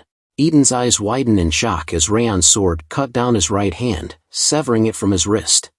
Eden's smile grew wider as he gazed at Raon with an unblinking stare. That was a good ambush. However, it seems you didn't think I would step in to avoid a blow to my neck. Raon's face twisted in frustration, his eyes blazing with anger. You crazy dash, he growled, his voice trembling with rage. Giving up your arm because of that, that's why I wanted to end this with an assassination.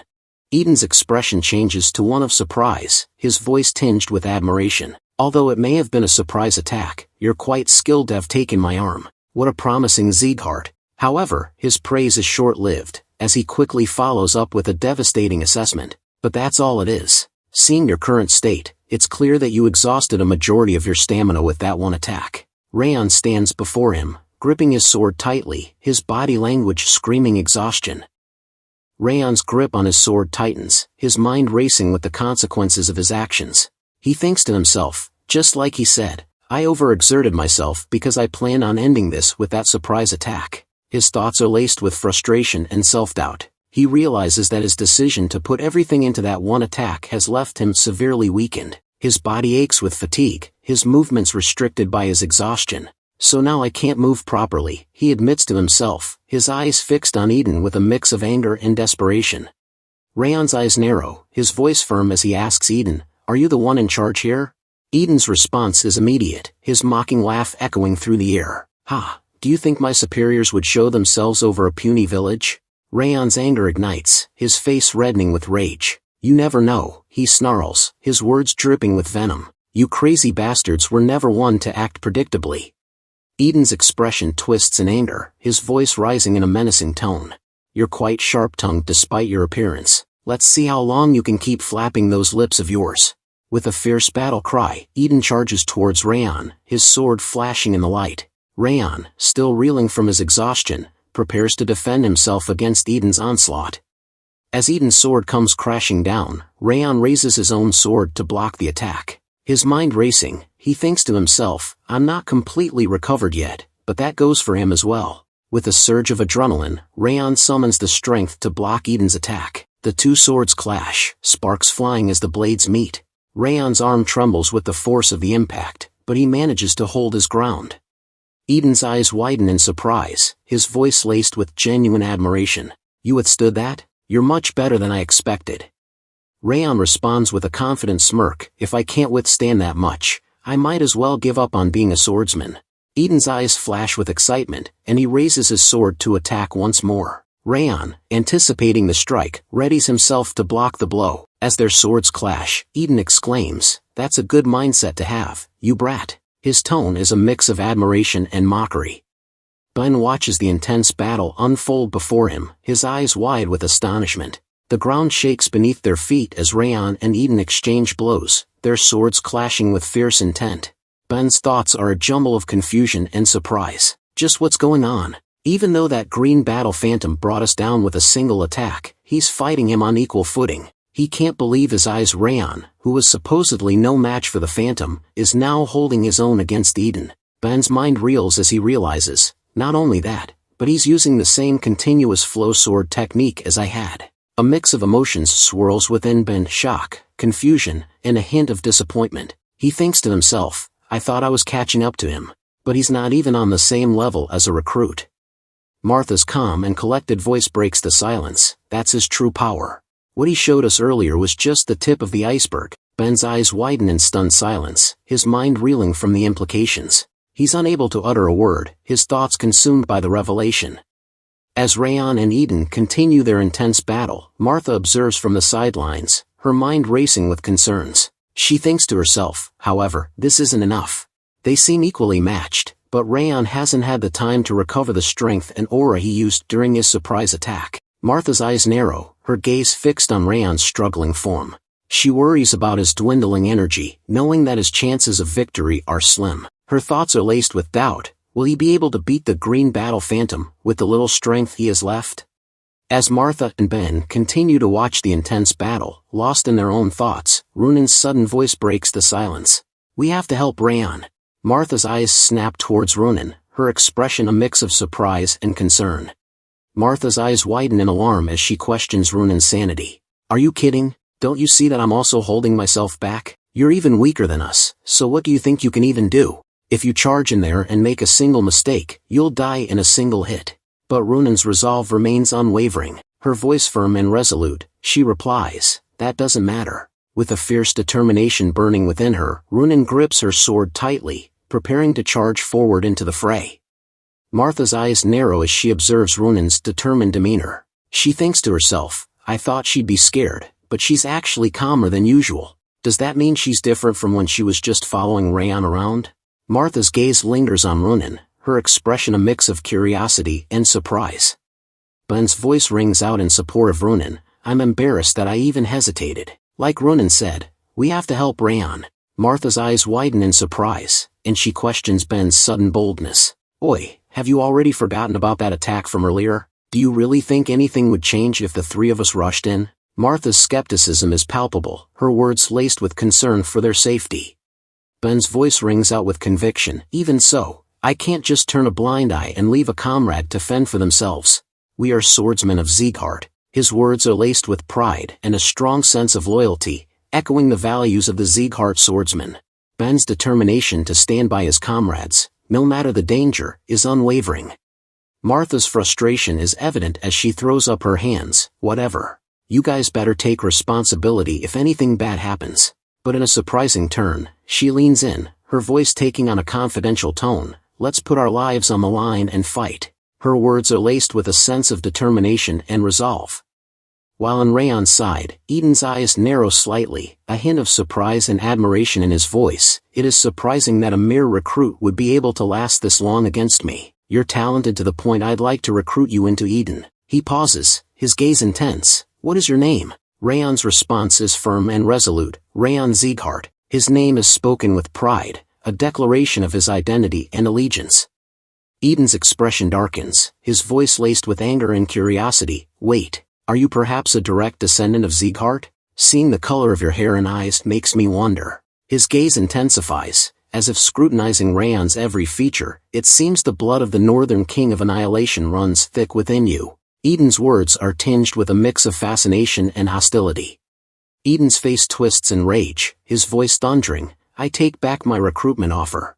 As things are now, I will use whatever means possible to kill you. His words are laced with venom, his anger boiling over. With a fierce battle cry, Eden screams, no matter the cost, and swings his sword at Raon with reckless abandon. Raon's thoughts are a jumbled mix of alarm and desperation as he dodges Eden's frenzied attack. This lunatic, he thinks to himself, his mind racing to keep up with the intensity of the battle. As he narrowly avoids Eden's blade, Raon realizes, he got faster. Is he utilizing his very life force to draw out more strength? Raon's concern grows, his own strength still not fully recovered. He's relying on the ring of fire to hold on, but even that might not be enough. His thoughts are laced with a sense of urgency. I'm barely holding on, but I haven't fully recovered yet. The weight of his own vulnerability hangs heavy, as Raon struggles to survive Eden's relentless onslaught.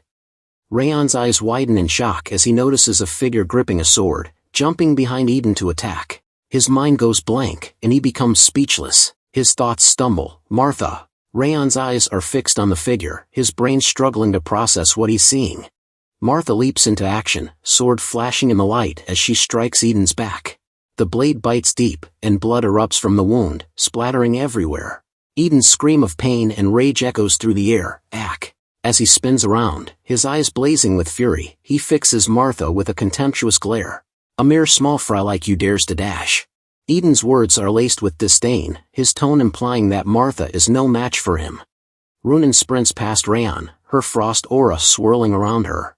As she reaches the optimal distance, she unleashes her breath of winter, a chilling blast of frosty air that envelopes Eden. With perfect timing, Runan calls out to Ben, "Now!" Ben bursts into action, speeding towards Eden with incredible agility. With a powerful leap, he jumps into the air, his sword at the ready. As he reaches the apex of his jump, Ben unleashes a mighty scream, HAAP, and activates his continuous flow sword technique, Starlight Entwined Radiance. A radiant glow envelopes Ben's sword as he begins to weave a complex pattern of strikes. Eden's massive hand shoots out, catching Ben in a vice-like grip. Ben's eyes widen in agony as Eden tightens his hold. Ben screams in pain, his voice echoing through the air, but Eden's expression remains impassive, his eyes gleaming with contempt. Eden's voice drips with disdain as he sneers at Ben. "Did you think you could bring me down with such petty tricks? It seems you've greatly underestimated me." Eden's words are a crushing blow, his tone implying that Ben's efforts are nothing more than a nuisance. Eden's smirk widens, his voice dripping with condescension. "If you aren't at least on the level of that blonde brat, you'll never be able to land a blow on me." Ben's expression remains steadfast, his eyes gleaming with determination. A hint of a smile plays on his lips as he responds, "Yeah, like you said, with the attacks we just used, it'd be hard to take you down." Ben pauses, his gaze never wavering from Eden's, but it can at least buy some time. Eden's eyes widen in surprise, his voice barely above a whisper, "What?" But before he can react, Martha unleashes her Titan aura, transforming into the meteor form, Ultimate Point. Her body glows with an intense, brown light as she jumps towards Eden. With a fierce battle cry, Martha screams, "Let's see if you can take this, Eden." Her sword flashes in the brown light, its blade biting deep into Eden's body. Eden's eyes go wide as Martha's attack slices through him, her sword passing through his torso with a spray of blood. The force of the blow sends Eden stumbling backward, his body trembling with the impact. Eden's face contorts in agony and rage, his voice thundering, "Arg, you brats!" With a swift and brutal motion, Eden hurls Ben towards Martha, the two colliding in midair. The impact is tremendous, their bodies crashing together with a sickening crunch. Both Ben and Martha scream in pain, their voices echoing through the air as they stumble backward, their bodies entwined. The force of the collision sends them both tumbling to the ground, their limbs tangled in a heap. Eden's eyes blaze with fury, his chest heaving with exertion. He takes a step forward, his massive frame looming over the two battered warriors. Eden's voice drips with disdain as he gazes down at Ben and Martha, his words laced with scorn. "Mere insects like you ought to know their place." His expression twists in contempt. "Do you not understand that this last stand of yours is meaningless?" Eden's tone implies that their efforts are futile, that they are nothing more than insignificant specks to be crushed beneath his heel. Behind Eden, Raon's eyes blaze with intensity as he charges his aura to its fullest potential. His voice thunders through the air, "It's not meaningless." The ground trembles beneath Raon's feet as he unleashes a mighty roar, his aura bursting forth in a spectacular display of power. The air around him seems to distort, as if the very fabric of reality is being warped by his energy. Eden's eyes widen in shock, his face frozen in a mixture of surprise and incredulity. He becomes speechless. Raon's voice remains steady, his determination unwavering. "Thanks, everyone. I had enough time to recover, thanks to your efforts. I'll make sure that this opportunity, that you've risked your lives for, won't go to waste." With a confident nod, Raon declares, "Leave everything to me." It shown Ben and Martha, who lie unconscious on the ground, their bodies battered and bruised from the intense battle. Eden's eyes widen in astonishment as he turns to face Raon, his voice filled with incredulity. "How do you still have that much strength remaining? Just who are you?" Raon stands tall, his fiery aura blazing around him like a raging inferno. With a swift, deadly motion, he raises his sword, ready to strike. His eyes burn with intensity as he declares, "Green Battle Phantom of Eden, you should feel honored. This is my first time using this technique against an enemy." Raon's voice echoes through the air, filled with a sense of accomplishment and determination. "I thought I wouldn't be able to use it yet, but thanks to the realization I made during this battle, I can." With a fierce battle cry, Raon declares, "Thousand Flames Technique, Winds of Blazing Dominion." As he speaks, his fiery aura surges to new heights, engulfing his body in a blazing inferno. The air around him seems to distort, as if the very fabric of reality is being warped by the intense heat emanating from his aura. With his sword at the ready, Raon prepares to unleash a maelstrom of flames upon Eden, his eyes burning with an unyielding determination to emerge victorious. Eden's thoughts are a jumble of alarm and urgency as he realizes the true nature of Raon's flames. What's with those flames? They're different from what he had earlier. My instincts are telling me that they're dangerous. With a growing sense of desperation, Eden knows he must act swiftly to eliminate the threat. I must kill him now, regardless of what it may take. Unleashing a fierce battle cry, Eden charges towards Raon with reckless abandon. Raon, anticipating this move, flashes forward with his fiery aura, his sword gleaming with an intense, orange light. With every ounce of strength at his disposal, Raon slashes downward, unleashing a devastating blow that seems to embody the very essence of his being.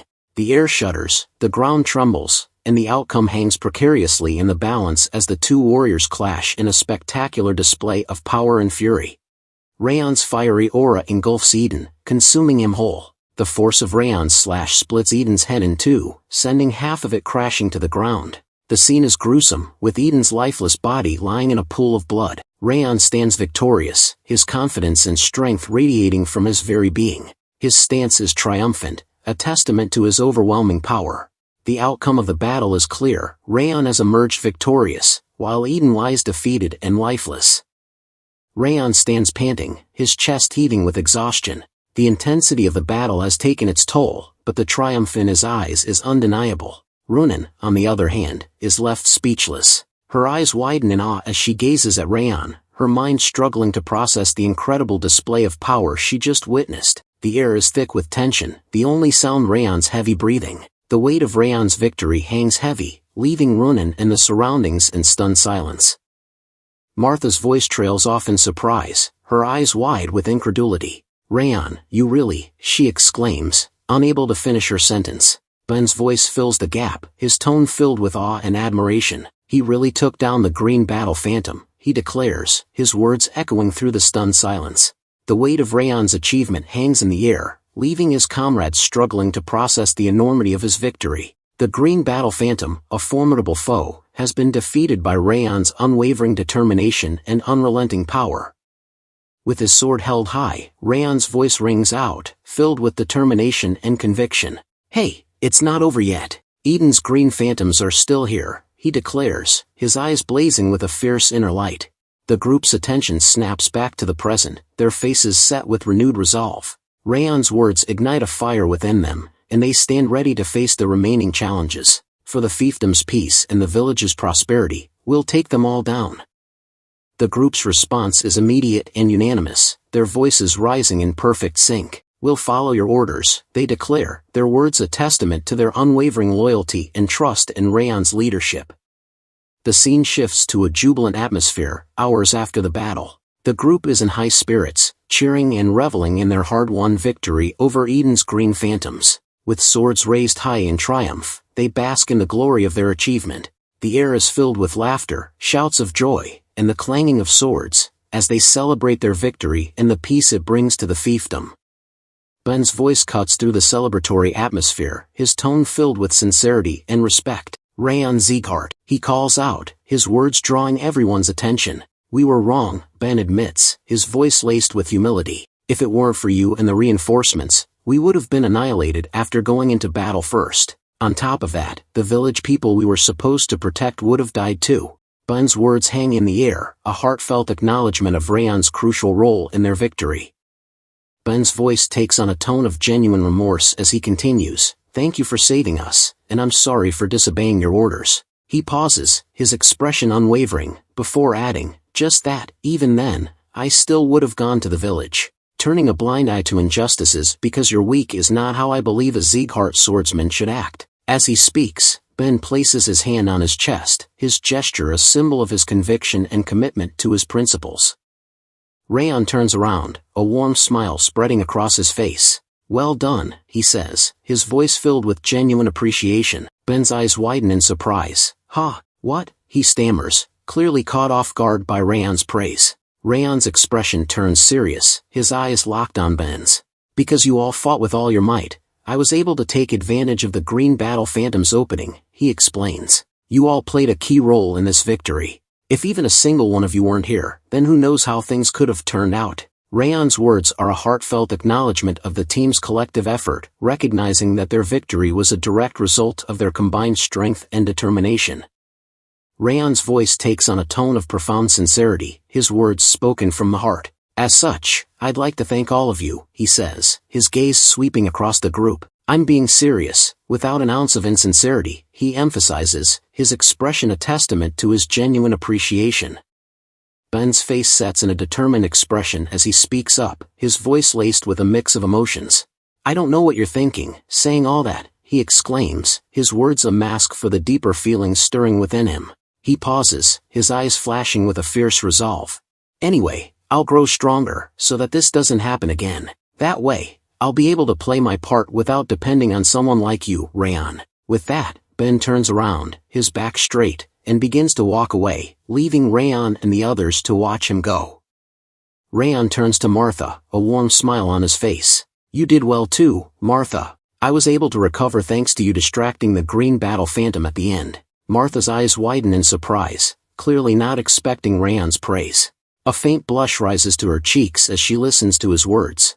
Thank you for following my orders, Raon adds, his voice filled with genuine appreciation. Martha's expression softens, and she smiles, her eyes sparkling with amusement.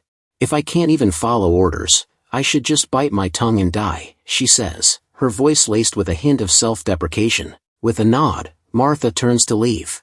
I'll head to the village first and help with repairs, so take your time, she says, her voice fading into the distance as she walks away. Raon's eyes gaze off into the distance, his mind consumed by a sense of relief. I wonder if this mission is finally over now, he thinks to himself, his body beginning to succumb to the weight of exhaustion.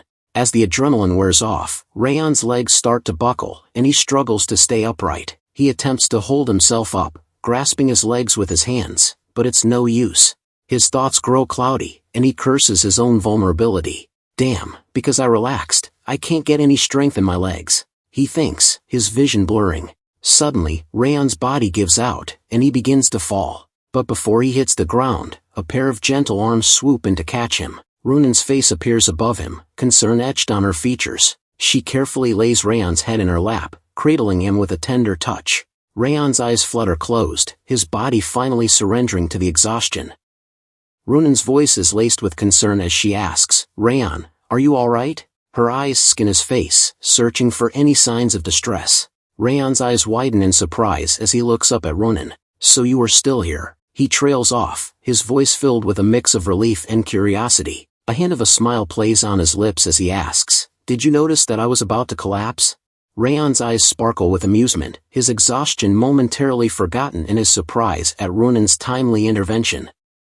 Runan nods, a gentle smile on her face. Ah, just like when you were training at the training hall, it looked like all the strength left your body. Raon's eyes widen in surprise, and he says, I see. A thoughtful expression crosses his face as he realizes that Runan has been paying closer attention to him than he thought. He thinks to himself, I wasn't just looking after these guys. They were looking after me too. A sense of gratitude and appreciation washes over him. Raon's gaze meets Runan's, and he says, thank you, his voice sincere and heartfelt. Raon's peaceful moment with Runan is abruptly shattered as his eyes scan a sudden influx of system notifications. His gaze darts back and forth, taking in the numerous messages and alerts. Raon's eyes scan the system notifications, his mind racing with excitement and curiosity. The messages reveal a plethora of rewards and upgrades, a testament to his remarkable performance in the battle against the Green Battle Phantom. As he examines his updated status window, a satisfied smile spreads across his face. His name, House Sieghart, is now accompanied by the esteemed title, Unbreaking Spirit. The trait, Unseen Strike, is a welcome addition to his arsenal, granting him new possibilities in combat. Raon's thoughts turn inward, reflecting on the significance of these upgrades. Looks like this is the result of taking down the Green Battle Phantom, he thinks to himself. All my status points have gone up, along with earning a new trait and title. I'll have to look into this more later.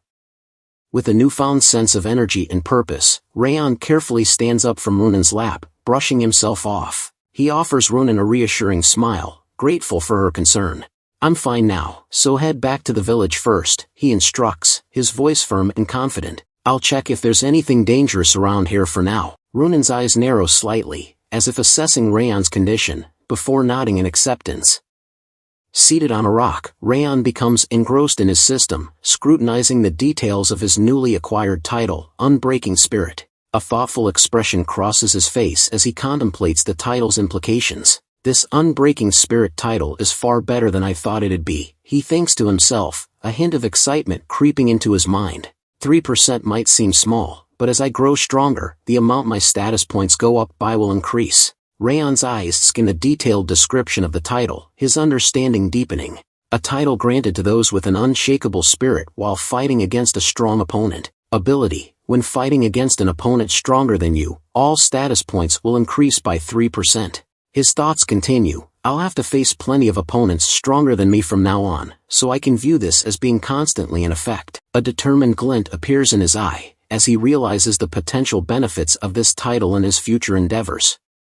Raon's attention shifts to the Unseen Strike trait, his eyes scanning the description. When attempting an ambush or assassination, your presence will be reduced and the chances of landing a fatal blow to your opponent will be increased, he reads. A thoughtful expression crosses his face as he contemplates the trait's potential. Unseen Strike does look like an assassination-specific trait, he thinks to himself. If I had gotten this before I fought with the Green Battle Phantom, could I have taken him down with my ambush? Raon's mind replays the battle against the Green Battle Phantom, considering how the Unseen Strike trait might have altered the outcome. Wrath's eyes widen in astonishment as he gazes at Raon's rewards. His expression transforms from calm to incredulous, his voice laced with a mix of surprise and frustration. Wait, you got this kind of reward by taking down a lousy opponent like that? Wrath's words trail off, his tone implying that the Green Battle Phantom was hardly a formidable foe. He pauses, shaking his head in dismay. This may be a system designed by me, but how does this make any sense? Wrath's outburst conveys his bewilderment at the generous rewards bestowed upon Raon. Because of you, I'm getting stronger with every passing day. Thanks, Wrath, Raon says, his voice sincere and calm. Wrath's face twists in rage, his voice dropping to a menacing growl. I'll make sure you don't get an easy death, he snarls, his words dripping with malice. I'll bite and tear your flesh apart endlessly and grant you eternal pain. The intensity of Wrath's fury is palpable, his words painting a gruesome picture of the agonizing fate he has in store for Raon. Raon turns his back on Wrath, his movements calm and deliberate. As he begins to walk away, he tosses a casual challenge over his shoulder. Try it if you can. Wrath's eyes widen in surprise, his face reddening with rage. He's taken aback by Raon's nonchalant response, clearly expecting a more fearful or submissive reaction. Wrath's surprise quickly gives way to frustration, and he lets out a mighty roar. The sound echoes through the air, a primal expression of his anger and helplessness. Undeterred by Raon's dismissal, Wrath gives chase, following him as he walks away. The scene shifts to the village, where the group is busily repairing the aftermath of the battle. The air is filled with the sounds of hammering, sawing, and shouted instructions. Someone calls out, "Bring some lumber over here," while another voice asks, "Where did you put the debris?" A third person shouts, "The wooden barricade is finished here." Villagers and group members work together, their faces set in determination as they labor to restore their home. Some villagers chat with each other, exchanging stories and concerns, while others lend a hand with the repairs. Raon slowly opens his eyes, blinking away the haze of sleep. He looks around, taking in the bustling scene of the village repairs. The sounds of hammering, sawing, and chatter fill the air, a stark contrast to the peaceful atmosphere he had been seeking. He talks to himself, a hint of amusement in his voice. "I just wanted a quick break, but I guess I fell asleep in that short time." Raon's words trail off, and he rubs his eyes, trying to shake off the remnants of sleep. As he sits up, he takes a deep breath, feeling a bit more refreshed. Raon pushes open the door and steps out of the house, blinking in the bright sunlight. He takes in the scene before him, noticing the progress made on the repairs. The wooden barricades, once damaged, now stand sturdy and strong. As he surveys the area, a familiar voice calls out to him. "Raon, are you awake?" It's Runan, her eyes sparkling with concern as she approaches him, a bucket of water in hand. "Are you feeling all right?" she asks, her voice gentle and caring. Raon offers a reassuring smile, feeling a bit more refreshed after his nap. I'm feeling better after getting some shut-eye, he replies, his voice calm and relaxed. Runan's expression softens, relief evident in her eyes. Runan's expression turns serious, and she speaks with a sense of urgency. Then you have somewhere to be. Everyone is waiting for you, so hurry. Raon's eyes narrow, confusion etched on his face. Huh, who's waiting for me? He asks, his voice tinged with puzzlement. Runan's response is accompanied by a flashback to the previous day's events, where the people of Cebu village are shown bowing in gratitude. The village chief steps forward, a warm smile on his face. All the people of Cebu village have come to greet our savior, the Sieghart swordsman, he announces, his voice filled with sincerity. The chief's eyes lock onto Raon, his gaze filled with admiration. Thank you for saving our village. You put your life on the line and fought for the sake of our village. If it weren't for you, swordsman, our village would have suffered greatly. The chief's voice takes on a tone of deep gratitude. Both your noble visage and what you've done today, we shall never forget either of them. The villagers nod in agreement, their faces filled with appreciation and respect for Raon. Raon stands frozen in surprise, his eyes widening as he takes in the village chief's words. Suddenly, he turns to his group, his thoughts shifting inward. I can feel it, he thinks to himself, a sense of awareness washing over him. My comrades' respect, aspirations, as well as the village people's gratitude, awe, and sincerity. Raon's mind is filled with the weight of their emotions, and he can't help but feel a sense of pride and responsibility. Raon's thoughts drift to his past life, and he can't help but compare it to his current existence. A hint of wonder crosses his mind as he realizes, it's my first time feeling this. Memories of his life as an assassin flood his thoughts, and he recalls the stark contrast between then and now. When I lived as an assassin in my past life, goodwill was something I'd never come into contact with. There was merely life and death. A tinge of bitterness creeps into his thoughts as he remembers his past allegiance. Everything of mine was for Derus Robert. However many people I killed for Derus, however many filthy things I did, all the recognition went to Derus. Raon's eyes seem to gaze into the past, his expression a mix of nostalgia and regret. Raon's thoughts take a profound turn as he reflects on his current situation. A sense of wonder and awe washes over him, and he thinks to himself, but right now, for the first time in my life, I'm being acknowledged. His expression turns serious, and he pauses, lost in thought. He asks himself, have I ever been acknowledged like this before? As he stands before his group and the villagers, Raon feels a sense of vulnerability. He's unaccustomed to receiving praise and recognition, and it's clear that this experience is having a profound impact on him. Raon's thoughts continue, exposing a growing desire within him. I can feel my greed growing. The desire to be acknowledged further. The desire to feel even more awestruck gazes. As he tightens his hand, his determination solidifies. From now on, I will live not as an assassin, but as a swordsman. I'll see this scene countless times. Raon's gaze lifts, and he's met with the breathtaking sight of the full moon hanging low in the night sky. The serene beauty of the moment seems to seal his resolve. He makes a promise to himself, his voice a whispered vow. That's how it'll be, from now on. The night air seems to vibrate with the weight of his commitment, as Raon embarks on a new path. The scene transitions to the village street, where a group of villagers are gathered, chatting and laughing together. The atmosphere is lively and carefree, with a sense of community and camaraderie. Meanwhile, Raon's group is walking around the village, taking in the sights and sounds. As Raon approaches the village chief, he calls out to him, "Do you have a minute? There's something I'd like to ask you." The village chief's expression changes to one of surprise, and he responds with a hint of reverence, "Ah, Sir Raon, of course." The chief's tone conveys a sense of respect and deference, acknowledging Raon's status as a hero and a savior of the village. The village chief and Raon stand near a small hut, away from prying ears. The chief's expression turns serious as he asks, "So, what did you want to ask me?" Raon's voice drops to a calm, measured tone as he inquires, "Do you know who controlled the orcs to attack the village?" The village chief's eyes widen slightly, and he nods solemnly. "Ah, yes, the blue-haired swordsman told me. I heard they were one of the 5 demons of Eden." The chief's words trail off, leaving an air of foreboding and unease. The village chief's expression remains puzzled as he continues, "I truly don't understand why they would attack this village. This is just an ordinary, small village." His words convey a sense of innocence and naivety, highlighting the village's peaceful nature and lack of any apparent threats or motives that would warrant such an attack.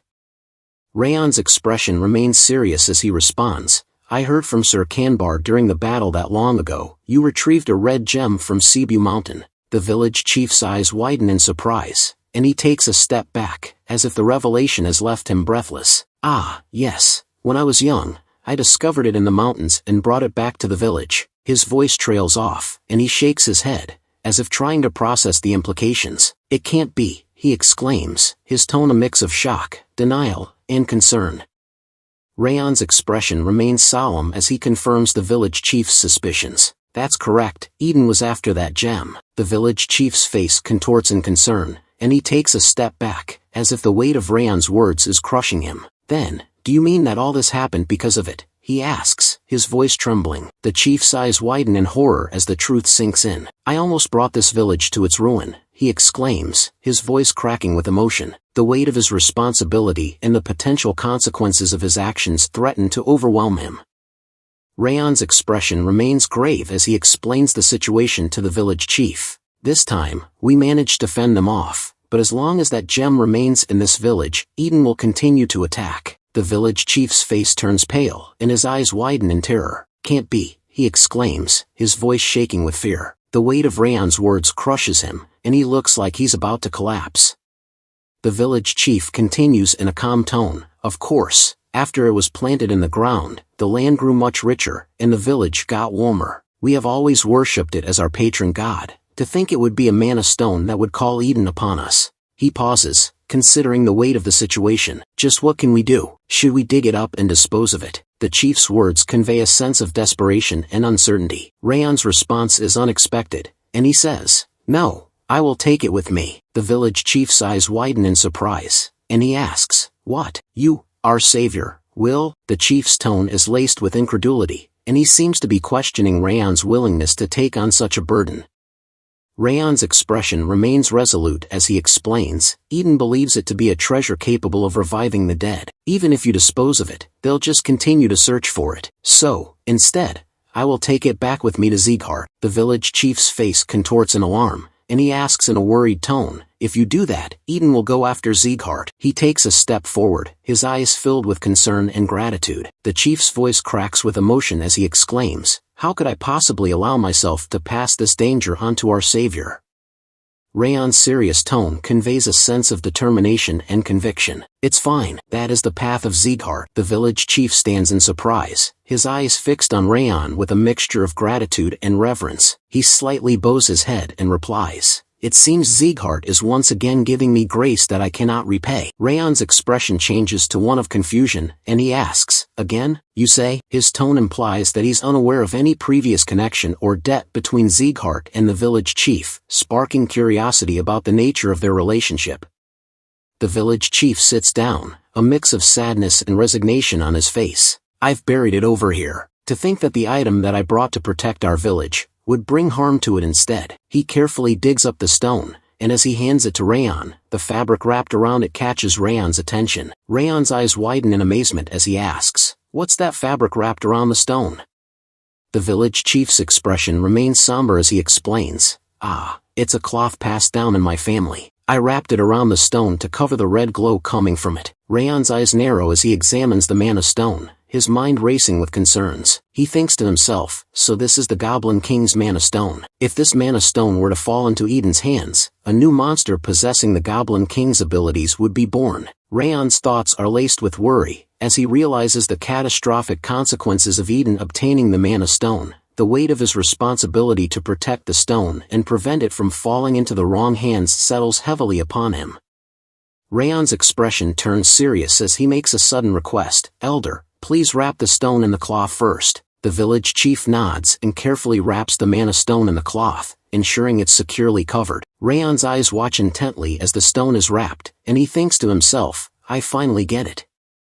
The village chief's eyes gaze into the distance, as if memories from decades ago are resurfacing. Decades ago, when I was barely older than you, there was a time when Glenn Sieghart, the current patriarch of Sieghart, had saved our village. Raon's eyes widen in surprise, and he asks, the patriarch did. His tone is laced with incredulity, as if he's struggling to connect the dots between the village chief's story and his own knowledge of the patriarch. The village chief nods, a warm smile spreading across his face. Yes, I can still recall it vividly. Just as you did, he saved the village from an onslaught of monsters, and he faced us with a smile and treated us kindly. The village chief's words paint a picture of a heroic Sieghart, one that contrasts with Raon's own perceptions of the patriarch.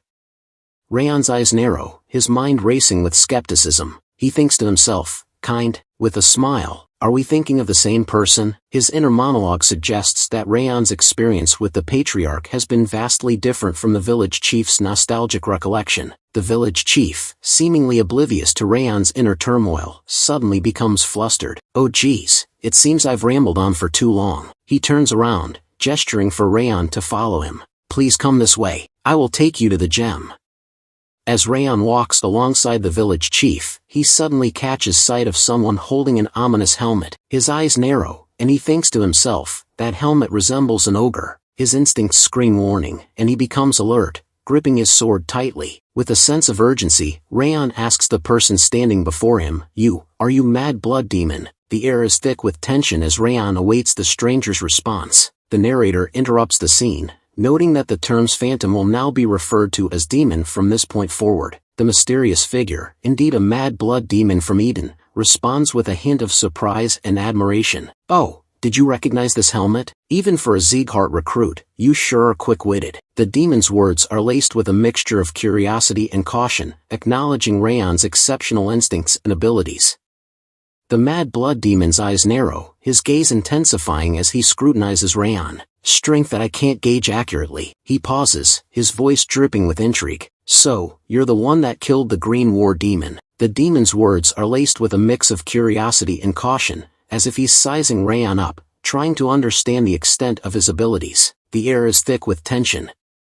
Raon's voice trembles with fear as he asks, are you the superior that he mentioned? I'm pretty sure he said you wouldn't come here. His eyes are wide with alarm, and he takes a step back, as if trying to create distance between himself and the demon. The mad blood demon's expression remains calm, but his words send a chill down Raon's spine. Because that cloth was hiding the Mana Stone's energy, I could never find it no matter how much I combed through these mountains. The demon's gaze falls upon the village chief, and he takes a step closer, his presence menacing. The village chief and Raon exchange a nervous glance, and Raon's eyes widen in shock. He's speechless.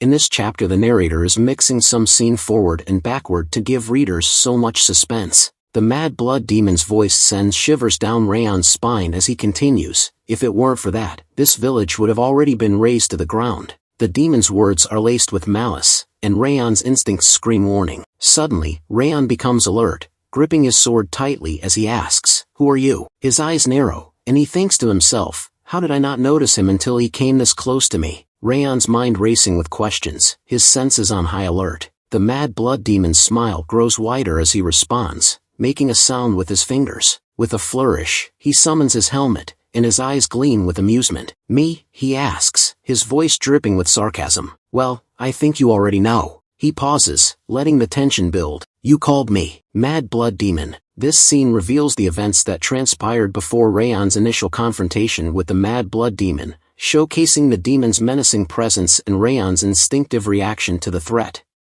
With his helmet securely in place, the mad blood demon's transformation into his orc form is complete. His voice is now a menacing growl as he says, that's because I dumped this mission onto him. If it weren't for you killing him, I wouldn't have come here. Thus, it's all your fault that I am here. As he speaks, the mad blood demon begins to release his dark aura, and the air around him seems to distort and ripple with malevolent energy. The village chief, sensing the impending battle, begins to move backward, his eyes fixed on the demon. With a steady hand, the Raon grips his sword, readying himself for the fight ahead.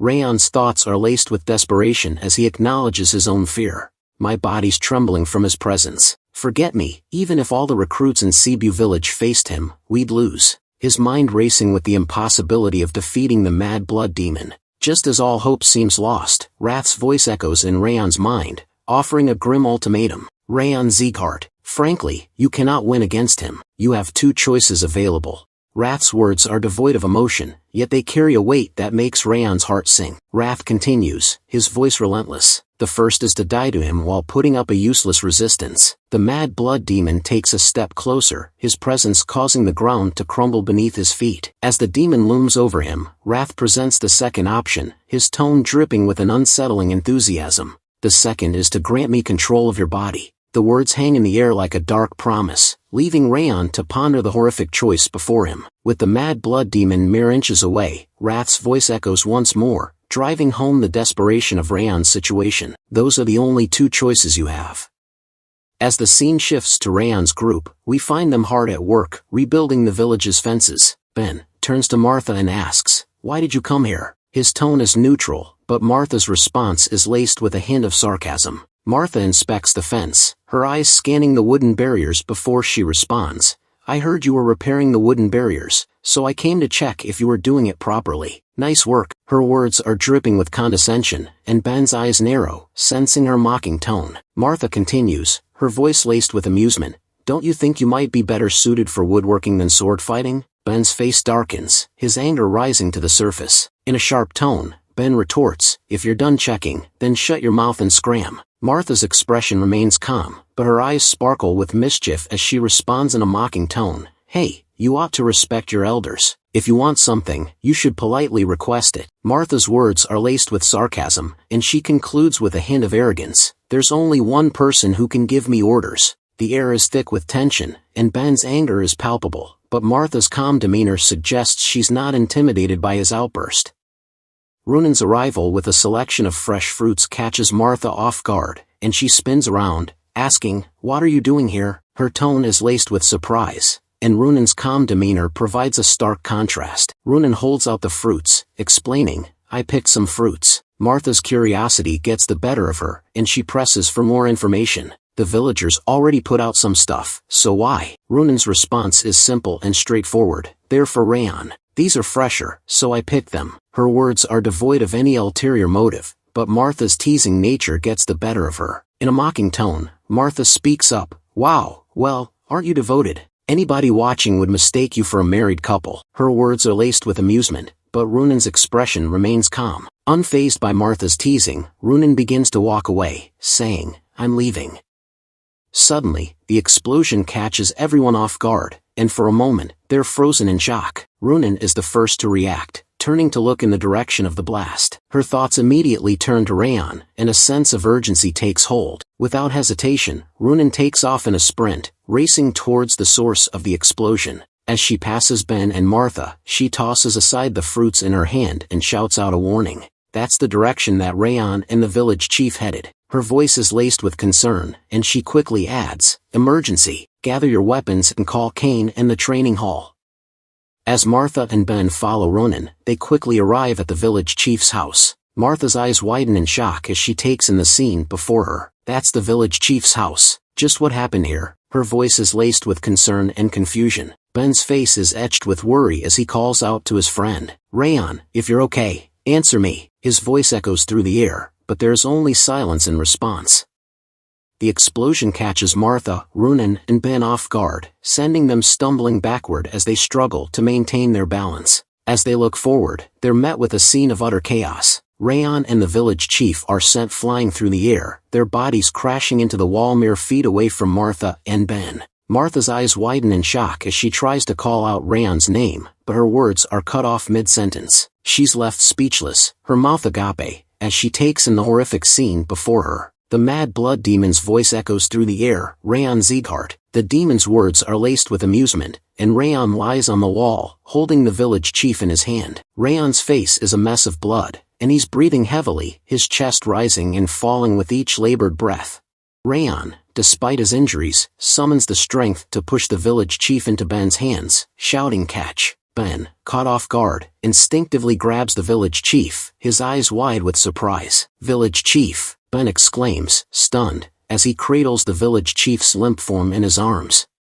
Raon's determination is palpable as he orders his friends to retreat. "Everyone, get away from here." Despite his obvious pain and injuries, he begins to stand up, his eyes fixed on the mad blood demon. As he reaches for his sword, Martha, Ben, and Runan exchange worried glances, their faces etched with concern. They watch in amazement as Raon prepares to face the mad blood demon alone. Suddenly Raon shouts, "Take the village chief somewhere safe and run."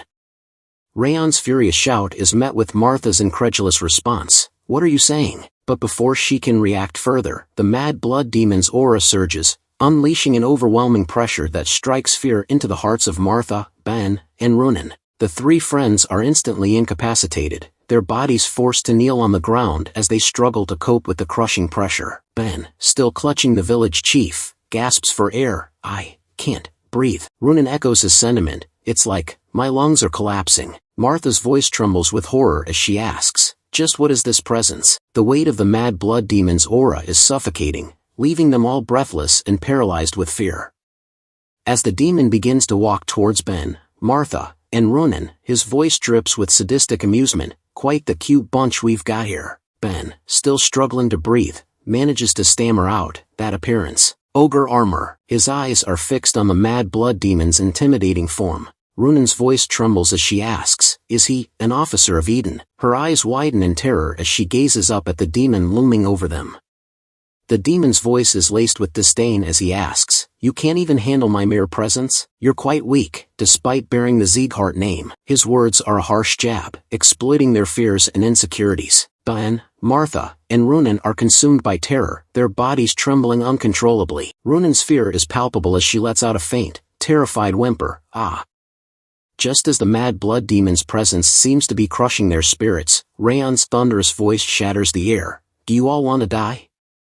Snap out of it." His words are a wake-up call, snapping his friends out of their terrified trance. Ben, Martha, and Runen are shocked to hear Raon's voice, their eyes widening in surprise. Raon's commanding tone brooks no argument. "He'll kill you all if you just stand there doing nothing. Focus your aura to withstand his spirit and then get out of here." Raon's words are a call to action, urging his friends to tap into their inner reserves of strength and courage. "Ben," Raon calls out, his voice firm and commanding, "You go to the village and evacuate the villagers." Ben responds with a resolute, "Okay, I'll be back soon," before rushing off to fulfill his task. Raon then turns to Martha and Runen, his eyes burning with determination. "Martha, Runen, retreat and prepare for battle." The two friends swiftly draw their swords, their faces set with resolve, as they begin to prepare for the impending fight. Raon's strategic thinking is evident as he cautions them, "Don't even think about facing him head-on. Just keep your eyes on the situation." With that, Martha and Runen take up positions behind Raon, ready to provide support and follow his lead in the battle against the mad blood demon. Raon's words are a powerful reminder, echoing the wise teachings of Instructor Limer. Instructor Limer said it a lot, right? That you have to surpass your limits. This is that time. Now is the time to surpass the limits of your mind and body. With these inspiring words, Raon, Martha, and Runen steel themselves for the battle ahead. They take a deep breath, focus their minds, and prepare their bodies for the ultimate test. The three friends stand united, ready to face the mad blood demon and push beyond their limits. The demon's laughter sends chills down the spines of Raon, Martha, and Runen. His amusement is palpable as he taunts them, "Hey, I like your spirit, but do you think surpassing your limits will be enough?" The demon's words are laced with condescension, implying that their efforts will be futile against his overwhelming power.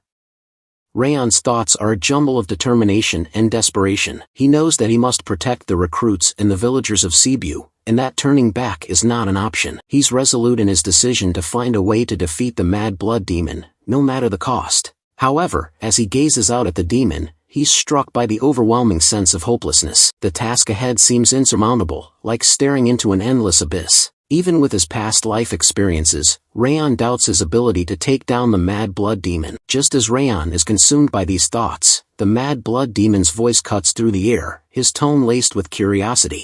You were acting like you'd attack me at any moment, but now you're saying you'll stand back and watch the situation?" The demon's words are a stark contrast to Raon's inner turmoil, and they serve as a harsh reminder that the demon is still waiting for him to make a move.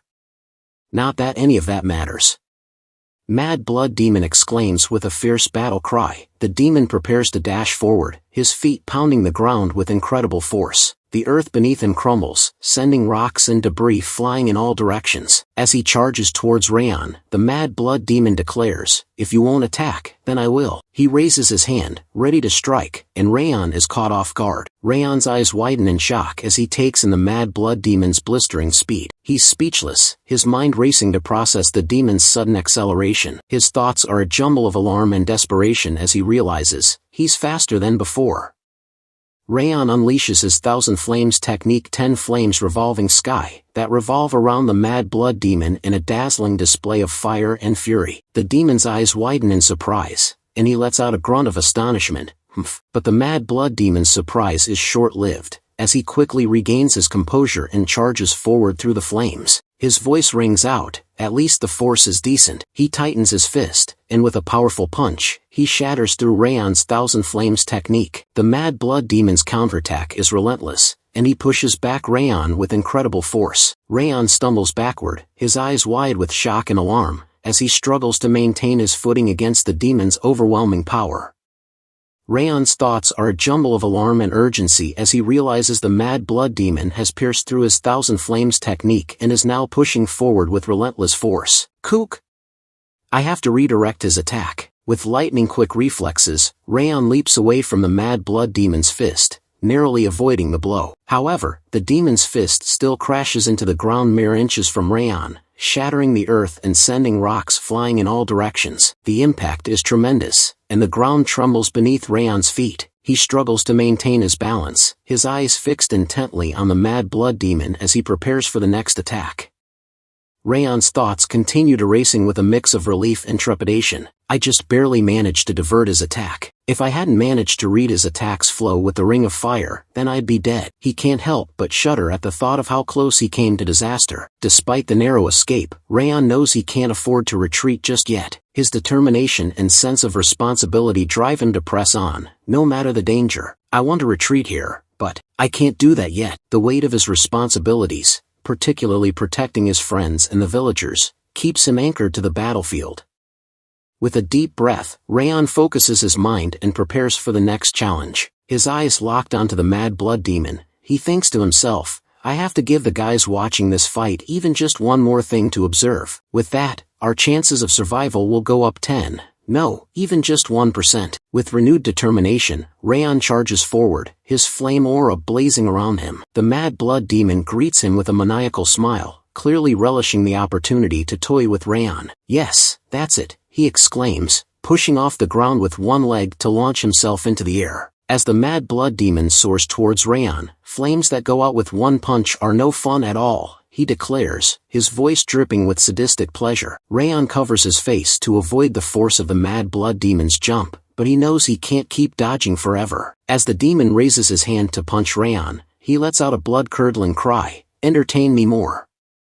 Raon's eyes widen in surprise as he gazes up at the mad blood demon, who is mere moments away from delivering a crushing blow. With lightning-quick reflexes, Raon springs into action, jumping away from the punch at the last possible instant. The mad blood demon's fist slams into the ground, mere inches from Raon's face, sending shockwaves through the earth. The force of the punch is so immense that it creates a massive hole in the ground, causing the surrounding soil to crumble and sending debris flying in all directions. The sound of the punch echoes through the forest, a deafening boom that sends birds fleeing in terror. The air is filled with dust and debris, reducing visibility to near zero. Raon, still reeling from his narrow escape, struggles to catch his breath and regain his footing.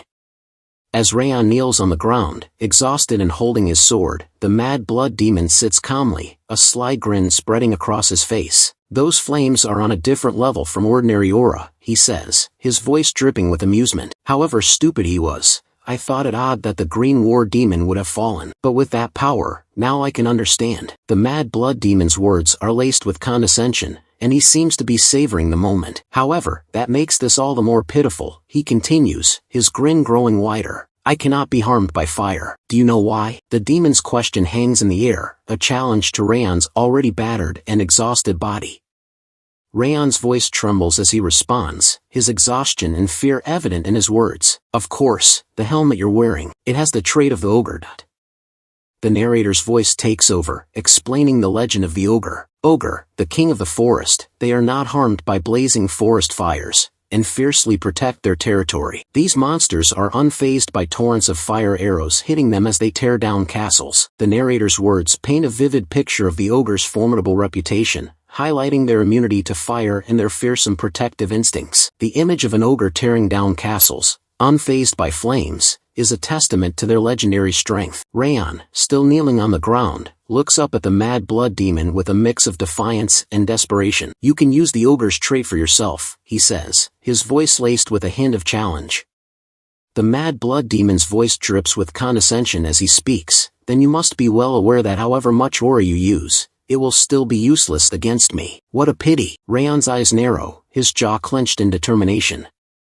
Raon's voice rings out, filled with a newfound sense of determination. "If fire doesn't work, then I can just use something else." The mad blood demon's grin falters, his eyes widening in surprise. He takes a step back, his voice tinged with curiosity. "What?" he asks, his tone dripping with skepticism.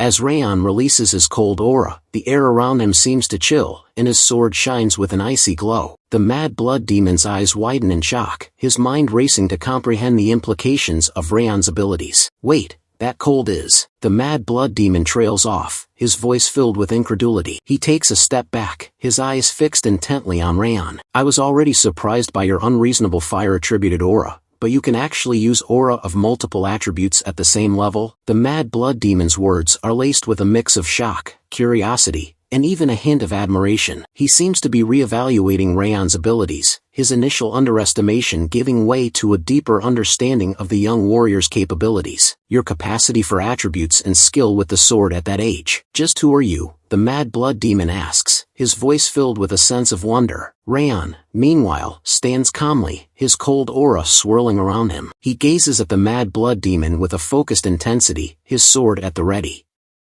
Raon's voice is firm and resolute as he responds, "Is there any need for you to know? You'll die soon at my hand either way." His words are laced with a quiet confidence, a sense of determination that he will emerge victorious. The mad blood demon's laughter echoes through the air, a deep, menacing sound. "Hee, how arrogant," he says, his eyes glinting with amusement. With a fierce battle cry, Raon leaps off the ground, his sword flashing in the dim light as he channels the cold aura. The air around him seems to shimmer with icy energy, and his sword shines with a frosty glow. The mad blood demon, undaunted by Raon's sudden attack, raises his massive fist, dark aura swirling around it like a vortex. His eyes blaze with malevolent intent as he speaks, his voice dripping with malice. "Let's see how long you can keep that attitude." The scene shifted to Ben and his group. As they run, the sounds of intense battle grow louder, and the air is filled with the acrid smell of dust and smoke. Ben's voice rings out, concern etched on his face. "Hey, are you guys alright?" But before he can finish his sentence, he's left speechless. His eyes widen in astonishment as he takes in the scene before him. Raon and the mad blood demon are locked in a fierce battle, their auras clashing in a spectacular display of energy. What leaves Ben speechless, however, is the fact that Raon is holding his own against the mad blood demon. The two combatants are evenly matched, their movements a blur as they exchange blows. Ben's eyes dart back and forth, struggling to keep up with the intensity of the battle. Ben's eyes remain fixed on Raon, his mind racing with the implications of what he's witnessing. "That aura, it's not the fire he normally uses. It's a cold aura," he thinks to himself, his inner voice laced with incredulity. As he watches Raon's fluid movements, Ben's thoughts continue to spiral. He can use two different kinds of aura, his aura burst and swordsmanship on top of that. Just when did he reach sword expert? Raon's voice rings out, clear and commanding, as he says, "If you don't think so, then perform your duty." The words hang in the air, a challenge to Ben to take action. And then, Ben's eyes snap back into focus, as he's jolted out of his thoughtful reverie and back into the heat of the moment. Ben's voice echoes through the air, loud and clear, as he calls out to his companions, "Everyone, retreat." The urgency in his tone is unmistakable, and his words are followed by the sound of footsteps as the group quickly turns to flee. As they run, Ben continues to shout instructions, his words punctuated by the pounding of their feet on the ground. "Focus on running away from the mad blood demon. We have to save even one more person from the mad blood demon."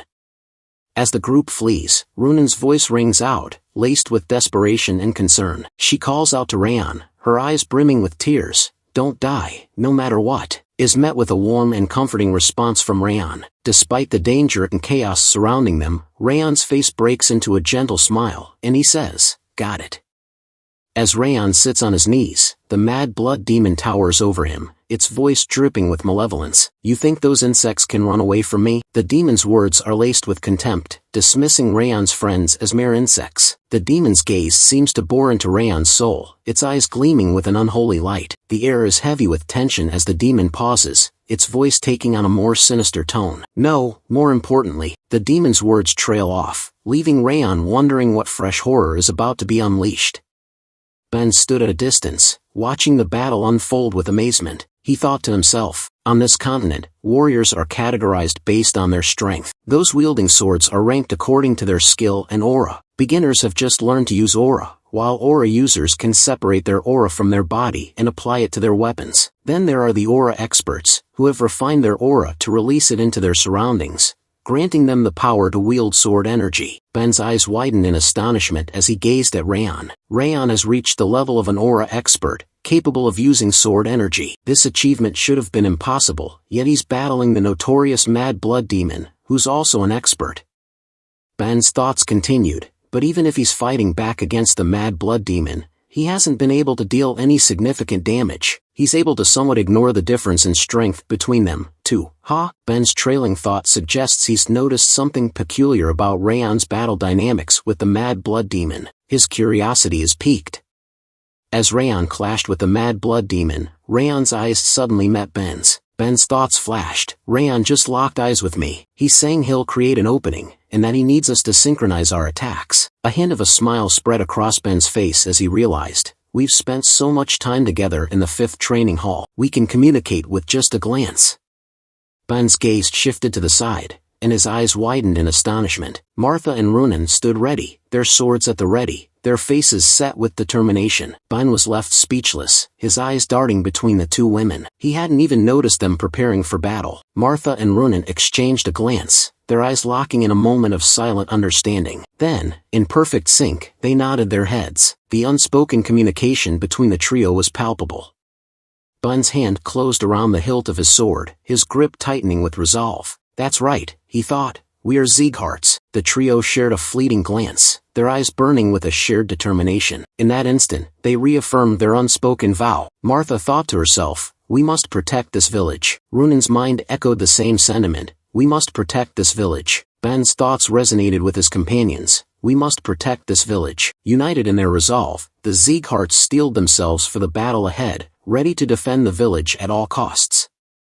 The trio's thoughts continued in perfect sync. If we're with Raon, we can do this. As Raon clashed with the Mad Blood Demon, their auras exploded in a maelstrom of sound and fury. The air reverberated with each impact. Raon seized the opportunity, unleashing a burst of cold aura that encased the Mad Blood Demon's leg in ice. The demon's eyes widened in surprise, and it let out a derisive snort.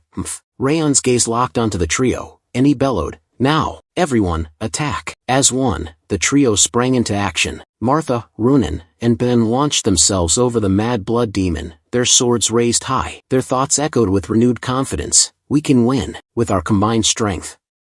The Mad Blood Demon's grin grew wider, his eyes gleaming with malevolent intent. I was waiting for you, insects, he sneered. With a sudden burst of energy, the Mad Blood Demon unleashed his fighting spirit. The trio was caught off guard, and they were sent flying backward, their swords slipping from their grasp. The demon's aura exploded outward, creating a shockwave that shook the ground beneath their feet.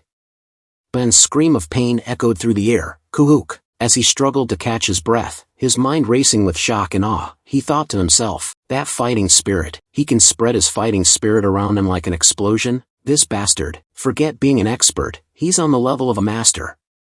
The Mad Blood Demon's laughter boomed through the air, ha ha. I was wondering if I'd have to chase each of you down. You've saved me the effort. His eyes gleamed with sadistic pleasure as he watched the trio's hopeful expressions crumble into despair. Watching his hopeful expressions fall into utter despair always brings me such joy, he declared, his voice dripping with malice. The demon's gaze turned scornful. Did you really think I was being pushed back by you? With a sudden, ominous movement, the Mad Blood Demon raised his hand punched towards Raon, his voice thundering with condemnation. All of you will die here today, because you didn't know your places.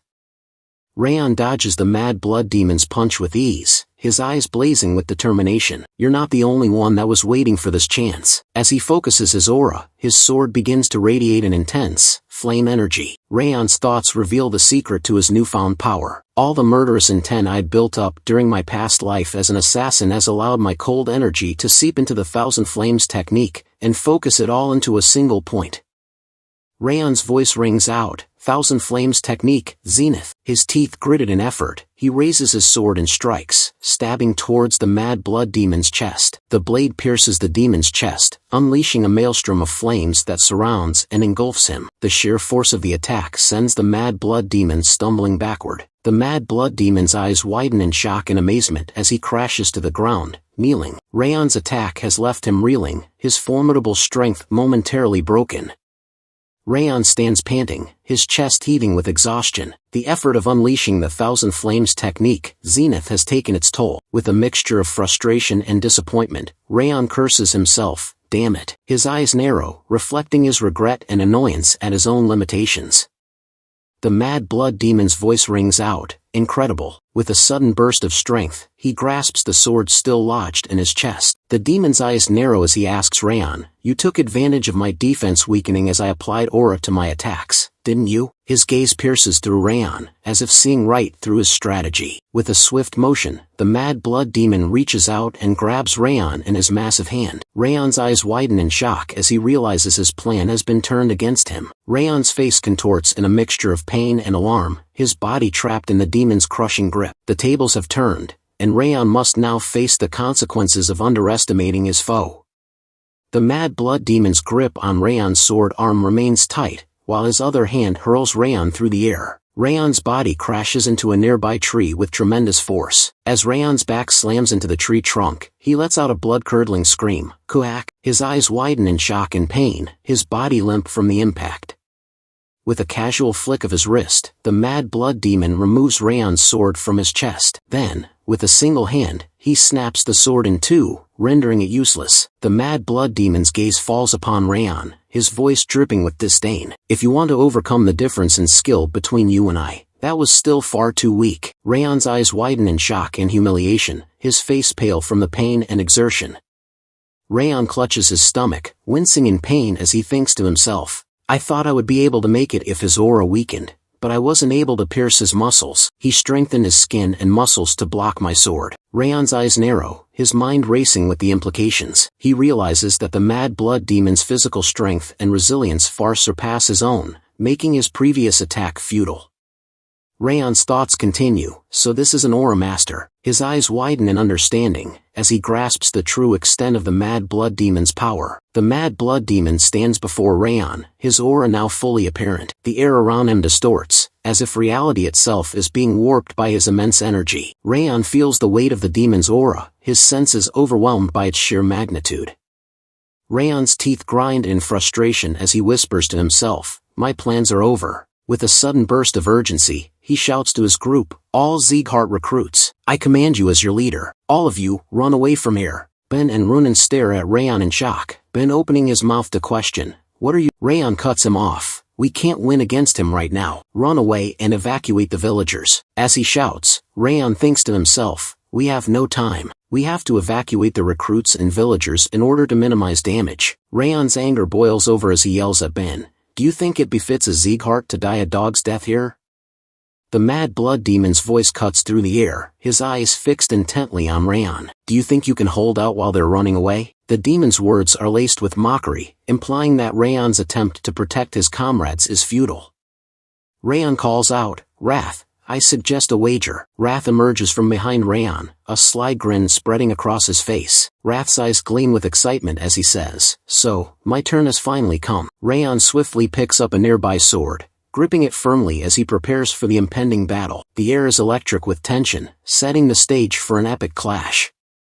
Wrath raises an eyebrow, his grin still plastered on his face. However, despite your attempt to wager, it appears you'll die any moment now. What do you intend to wager on? Raon's eyes flash with determination. The wager is on whether he or I will be the one to die. Wrath bursts into laughter, his eyes gleaming with amusement. Ha! Do you think you'll be able to win against him? Wrath's tone drips with skepticism, implying that Raon's chances of winning are slim to none, while the Mad Blood Demon stands by, silently observing Raon. Raon acknowledges, it's near impossible as such, in order to meet the bare minimum conditions. Restore my aura and my body, and I will take your rage in exchange.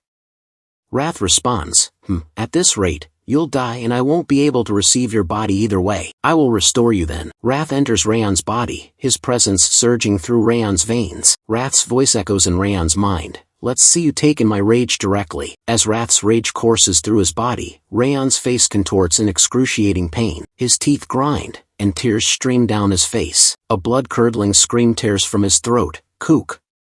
As Raon screams in agony, the Mad Blood Demon's expression changes from indifference to curiosity. He takes a step closer to Raon, his eyes narrowing in scrutiny. The Mad Blood Demon asks, what is that? You didn't drink the blood of an ogre or a troll. I don't understand how you recovered like that. That exceeds reason. The Mad Blood Demon's tone is laced with skepticism, his words implying that Raon's rapid recovery defies the laws of nature. His gaze intensifies, as if searching for answers behind Raon's transformation.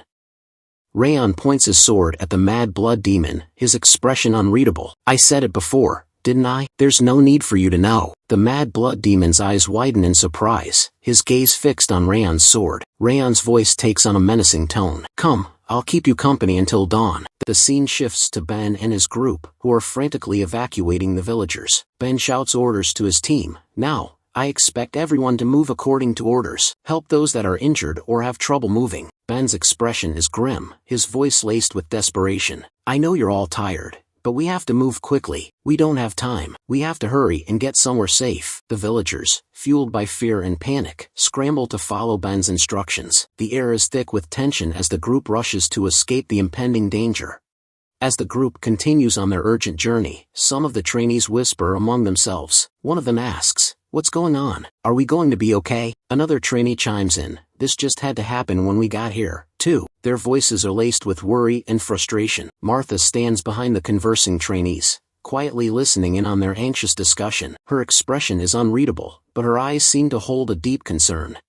Martha's expression turns stern, her voice laced with frustration. Raon is. She pauses, her eyes blazing with intensity. The trainees, alerted by Martha's tone, turn to face her. One of them calls out in surprise, Lady Martha. Martha continues, her voice rising in anger. Facing that monster alone for all of our sakes. Even though his arm and ribs are broken, he's still fighting. Martha's anger boils over, her voice echoing through the air. So what's with your attitude right now? You've all done nothing. Are you planning to die a foolish death here?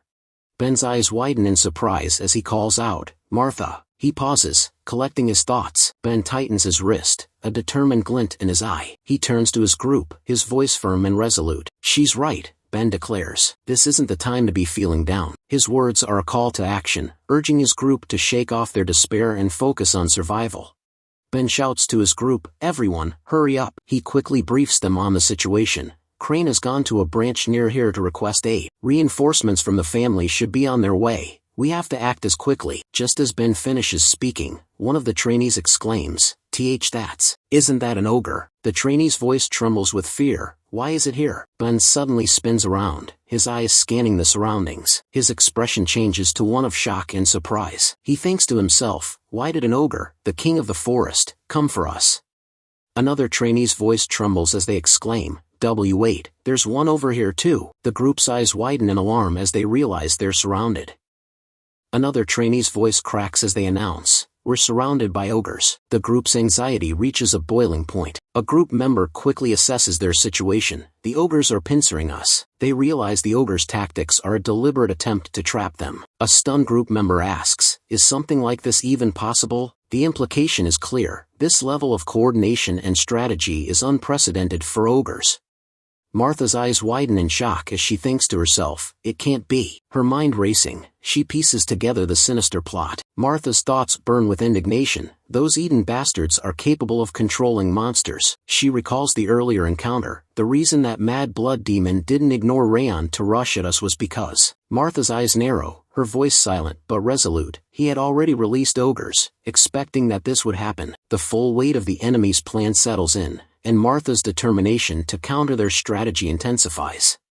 One of the group members, consumed by fear, kneels down and speaks up, their voice trembling. It's all over now. We're going to die without even being able to put up a fight." The group members' desperate words hang in the air, sowing despair and hopelessness among the others. Their morale, already fragile, begins to shatter.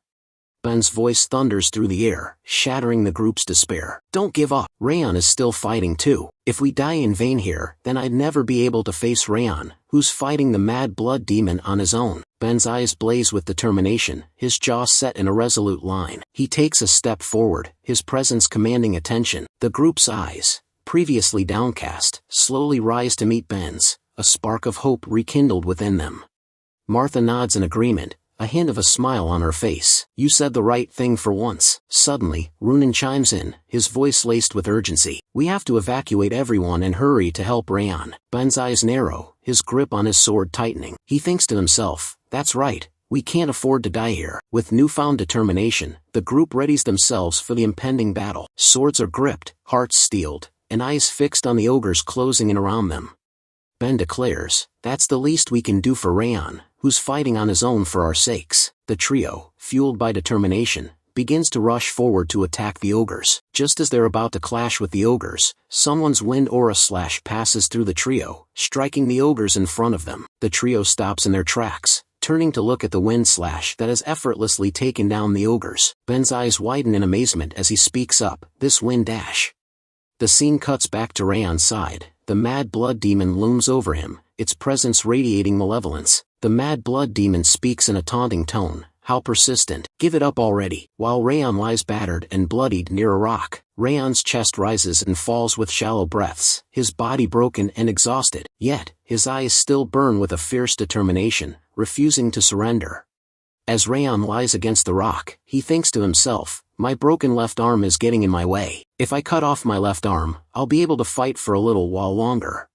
Raon's thoughts take a somber turn as he questions his motivations. "But, why am I doing this anyway? Every inch of my body is screaming out in pain. Why do I have to endure pain that I'd never felt even in my past life and fight against this monster?" A tinge of regret creeps into Raon's thoughts. "If it was my past life, I definitely would have run away." His eyes seem to gaze into the distance, haunted by the memories of his past life's timid nature.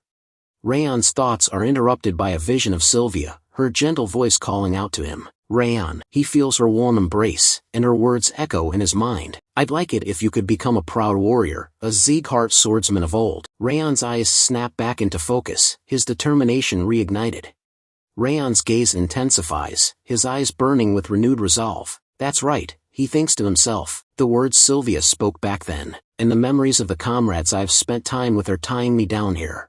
Raon's thoughts continue, filled with warmth and appreciation for his comrades. Runan, seemingly holding no interest in others, but kinder than anyone else. Runan. A gentle smile spreads across his face as he recalls Runan's quiet yet profound kindness. His thoughts then shift to Ben. He didn't get off to a good start, but he's running towards a respectable goal. Ben. Raon's expression turns thoughtful, acknowledging Ben's growth and determination. Finally, his mind turns to Martha. She's rough, but with an iron conviction. Someone I can rely on, Martha. A sense of trust and admiration shines through Raon's thoughts as he reflects on Martha's unwavering resolve and unshakable loyalty. With a newfound sense of determination, Raon slowly begins to stand up, his battered body protesting the movement. Yet, he pushes through the pain, fueled by his thoughts. "It'd be a lie to say that they haven't grown on me," he thinks to himself. "I want to save them, who are slowly growing into Sieghart swordsmen." Raon's eyes burn with conviction, his mind made up. He's willing to risk everything to protect his comrades, to ensure they can continue growing stronger, and to fulfill their dreams of becoming true Sieghart swordsmen. Rath's gaze narrows, its voice laced with a mix of surprise and admiration. Did you buy time for those comrades of yours to get out of my range, all while withstanding my rage?" Raon nods in agreement, his expression serene. "So you noticed." Raon's eyes convey a deep-seated determination, his resolve to protect his comrades unwavering. Rath's expression twists in indignation, its voice dripping with venom. "How cheeky, Raon Sieghart. There is a limit to how much you can look down upon me." Rath's gaze pierces through Raon, its words laced with scorn. "Do you truly believe that you'd be able to regain control of your body while I kill this man and chase after your comrades?" Rath's voice drips with contempt. And how do you plan to do that when you're having trouble even staying on your feet? With a burst of rage, Wrath's energy surges back into Raon's body. Raon's eyes widen in agony as he loses his grip on his sword, the blade clattering to the ground. Raon's knees buckle, and he collapses to the ground, his body racked with pain. His scream echoes through the air. Ah! Wrath's voice rings out, its words dripping with victory. You failed the moment you took my rage. You may be able to withstand possession, but the moment you hand me your body, you will never be able to regain it. The Mad Blood Demon speaks up, its voice laced with amusement. It seems you've finally reached your limits. As Raon lies on the ground, writhing in pain, the Mad Blood Demon's eyes gleam with malevolence. I just had a good idea. The Mad Blood Demon's voice drips with sadistic pleasure as it walks away from Raon, heading towards Ben's group. I'll save you for last and go kill your comrades first. Now that sounds like it'd be much more entertaining. Just imagine it, the expression you'd make as I tear off your comrades' heads one by one, right in front of your face. Raon's eyes widen in horror, his mind racing with the terrifying image. Raon's thoughts are filled with a sense of urgency and responsibility. He knows that his comrades, mere recruits, are no match for the Mad Blood Demon's mastery. With a deep breath, he steels himself for the task ahead. I have to keep him busy while everyone else escapes, Raon thinks to himself, his resolve firm. Despite his battered body, he summons every last ounce of strength, preparing to face the Mad Blood Demon once more. The Mad Blood Demon's eyes widen in surprise as it turns to face Raon, who miraculously stands before it, despite his battered state. The demon's gaze lingers on Raon's broken sword, then shifts to his unwavering eyes. Raon's voice rings out, filled with conviction and determination. I am a descendant of the Northern King of Annihilation, Glenn Sieghart, and I will one day be the strongest swordsman on the continent, until my heart stops beating. With his broken sword still clutched in his hand, Raon declares, you will not be able to leave this place, Mad Demon of Eden. The air seems to vibrate with Raon's unyielding spirit, as he stands tall, ready to face the demon. The Mad Blood Demon's expression changes, its eyes gleaming with a mix of surprise and admiration. That's quite the spirit for your age. Calling you incredible wouldn't do you justice. Its voice is laced with a hint of respect, a rare sentiment from the demon. The demon clenches its right arm, its aura surging with increased power. Fine. I'll have to show proper respect towards such a warrior. I will remember your name, Raon Sieghart. With a fierce battle cry, the Mad Blood Demon unleashes its aura, preparing to deliver a crushing blow that will finish Raon in one swift strike. Raon's thoughts are filled with a sense of resignation as the Mad Blood Demon's punch nears. I don't have the strength to spare, to dodge this attack. He closes his eyes, preparing for the inevitable, thinking his life is about to end. Just as all hope seems lost, a familiar wind aura passes through, carrying the scent of a fierce warrior. Raon's eyes snap open in surprise. As he opens his eyes, he's met with the sight of a red-haired figure standing tall in front of him. The figure's long, crimson locks dance in the wind, and their aura radiates an intense, battle-hardened energy. Raon's eyes widen in shock as he takes in the familiar sight. Limer, the sword instructor of Raon, stands firm, his sword at the ready. With ease, he blocks the Mad Blood Demon's powerful punch, the blade biting deep into the demon's fist. The impact sends a shockwave through the air, as Limer's sword aura clashes with the Mad Blood Demon's dark energy. The sound of steel scraping against the demon's skin echoes through the surroundings, a testament to Limer's exceptional skill. Raon's face breaks into a warm smile as he looks at Limer. You're late, he says, his voice tinged with amusement. Limer's eyes crinkle at the corners as he bursts into laughter. Ha! Sorry, I overslept a bit. He chuckles, his expression carefree. With a confident grin, Limer says, you can leave this to me now. He readies his sword, his stance radiating a sense of control and mastery. The Mad Blood Demon's eyes lock onto Limer, a hint of curiosity sparking within. The brilliant sword of Sieghart, demon begins to ask. But before the demon can finish its sentence, Limer flashes a cheeky grin. Long time no see, Baldy, he says with a chuckle, his tone dripping with sarcasm.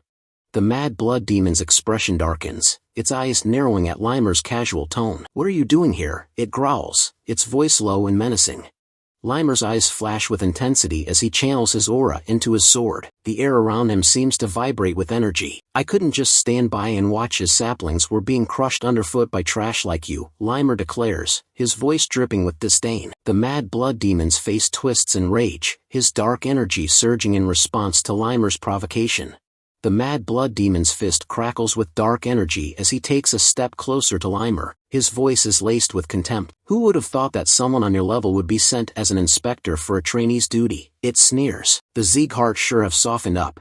The air erupts in a frenzy of destruction as Limer and the Mad Blood Demon charge towards each other. Their clash is like a force of nature, shaking the very foundations of the earth. Limer's sword slices through the air, meeting the Mad Blood Demon's crushing fist in a shower of sparks. The impact sends rocks crumbling, dust flying, and smoke billowing around them. The ground shudders beneath their feet as the two warriors exchange blow after blow, their battle raging on with unrelenting ferocity. The Mad Blood Demon's fist crashes down, sending Limer stumbling backward. As they continue to exchange blows, the demon's voice rings out, laced with mockery. So you can barely deflect a punch like this, it sneers. Even your body's balance has completely given out. Were the rumors that your energy core had collapsed, leaving you crippled, true? Limer's smile widens, his eyes glinting with amusement. All false, he replies, his voice dripping with confidence. You should swap out your source. Whether it be past or even now, you're slow to get information. The Mad Blood Demon's expression falters, its confidence wavering for a moment. Limer presses his advantage, his words cutting deep. How long has it been since I've stepped down from the front lines for those kinds of rumors to be going around? Limer asks, his tone laced with mockery. The demon's face darkens, its anger and embarrassment simmering just below the surface. The Mad Blood Demon's eyes narrow, its gaze piercing as it responds to Limer's taunts. Your lies are quite obvious, it sneers. Your swordsmanship used to bear a horrifying amount of killing intent. However, now, your sword is akin to a light breeze. The Mad Blood Demon's voice rings out, its confidence booming. You will never be able to cut me like that. With a fierce battle cry, the demon raises its massive arms, ready to unleash a crushing blow. The air trembles with anticipation as the demon's fist hurls towards Limer. But Limer is no ordinary warrior. With lightning-quick reflexes, he skillfully dodges the attack, avoiding the demon's fist by a hair's breadth. The demon's blow crashes into the ground, sending rocks flying and dust swirling everywhere. Limer springs back to life, his agility allowing him to jump away from the Mad Blood Demon's attack with ease. As he lands gracefully on the ground, a mischievous grin spreads across his face. You brute, Limer teases, his voice dripping with amusement. The Mad Blood Demon's fierce expression twists in anger, his face reddening with rage. The battle between Limer and the Mad Blood Demon intensifies, their clashes sending shockwaves through the air. The area is quickly shrouded in a thick cloud of smoke, obscuring the fighters from view. Raon watches the battle unfold, his eyes shining with admiration. Instructor Limer, he's so nimble in the air, like a leaf floating in the wind, he whispers to himself. Raon's thoughts continue to unfold, his mind analyzing Limer's battle strategy. On top of that, the attacks he's launching intermittently are so perfect they're giving me goosebumps, he thinks, his eyes wide with awe. Raon's gaze remains fixed on the smoke-shrouded battlefield, his mind racing with questions. If Limer had used his strength, then this battle would have already been decided, he ponders. A faint smile plays on Raon's lips as he pieces together Limer's intentions. So why is he dragging this battle out, as if to have me watch? Raon's eyes widen in shock as a startling realization dawns on him. Wait, could it be, he thinks, his mind racing with excitement. Just like before, is he doing this on purpose to show me his swordsmanship? Raon's thoughts continue, his gaze fixed on Limer's battle with the Mad Blood Demon. A mix of awe and incredulity washes over Raon. He's teaching under these circumstances. He's insane, Raon exclaims, his voice barely above a whisper. Meanwhile, Limer's battle with the Mad Blood Demon reaches a fever pitch. With a fierce cry, Limer unleashes his aura, the air around him crackling with energy. He rushes towards the Mad Blood Demon. As Limer charges towards the Mad Blood Demon, his sword flashing in the dim light. As he closes in, he taunts the demon, his voice dripping with mockery. Despite acting so arrogant, you can't even take me down when I'm weakened, he asks, his tone laced with disdain. At this rate, you'll have that helmet stolen away from you, Limer declares. The Mad Blood Demon's anger boils over, its face purpling with rage. Shut up, it thunders, its voice like a crack of lightning. With a fierce battle cry, the demon swings its massive fist at Limer, aiming straight for his face. The air shudders with the force of the blow, and Limer's eyes narrow as he prepares to dodge. Limer drops to one knee, his agility allowing him to dodge the mad blood demon's crushing blow by a hair's breadth. The demon's fist crashes into the ground mere inches from Limer's head. The impact is tremendous, causing the earth to shudder and tremble. The ground crumbles beneath the demon's fist, sending rocks and debris flying everywhere. The mad blood demon's face twists in frustration, its eyes blazing with anger. "Brilliant sword, stop fooling around and fight me properly," it thunders. Limer's expression remains calm, but his thoughts reveal a growing concern. "I'm reaching my limits and handling him lightly," he thinks to himself. A hint of a smile plays on Limer's lips as he continues, "Well, the teaching material has gone berserk, so I guess it's about time to wrap things up."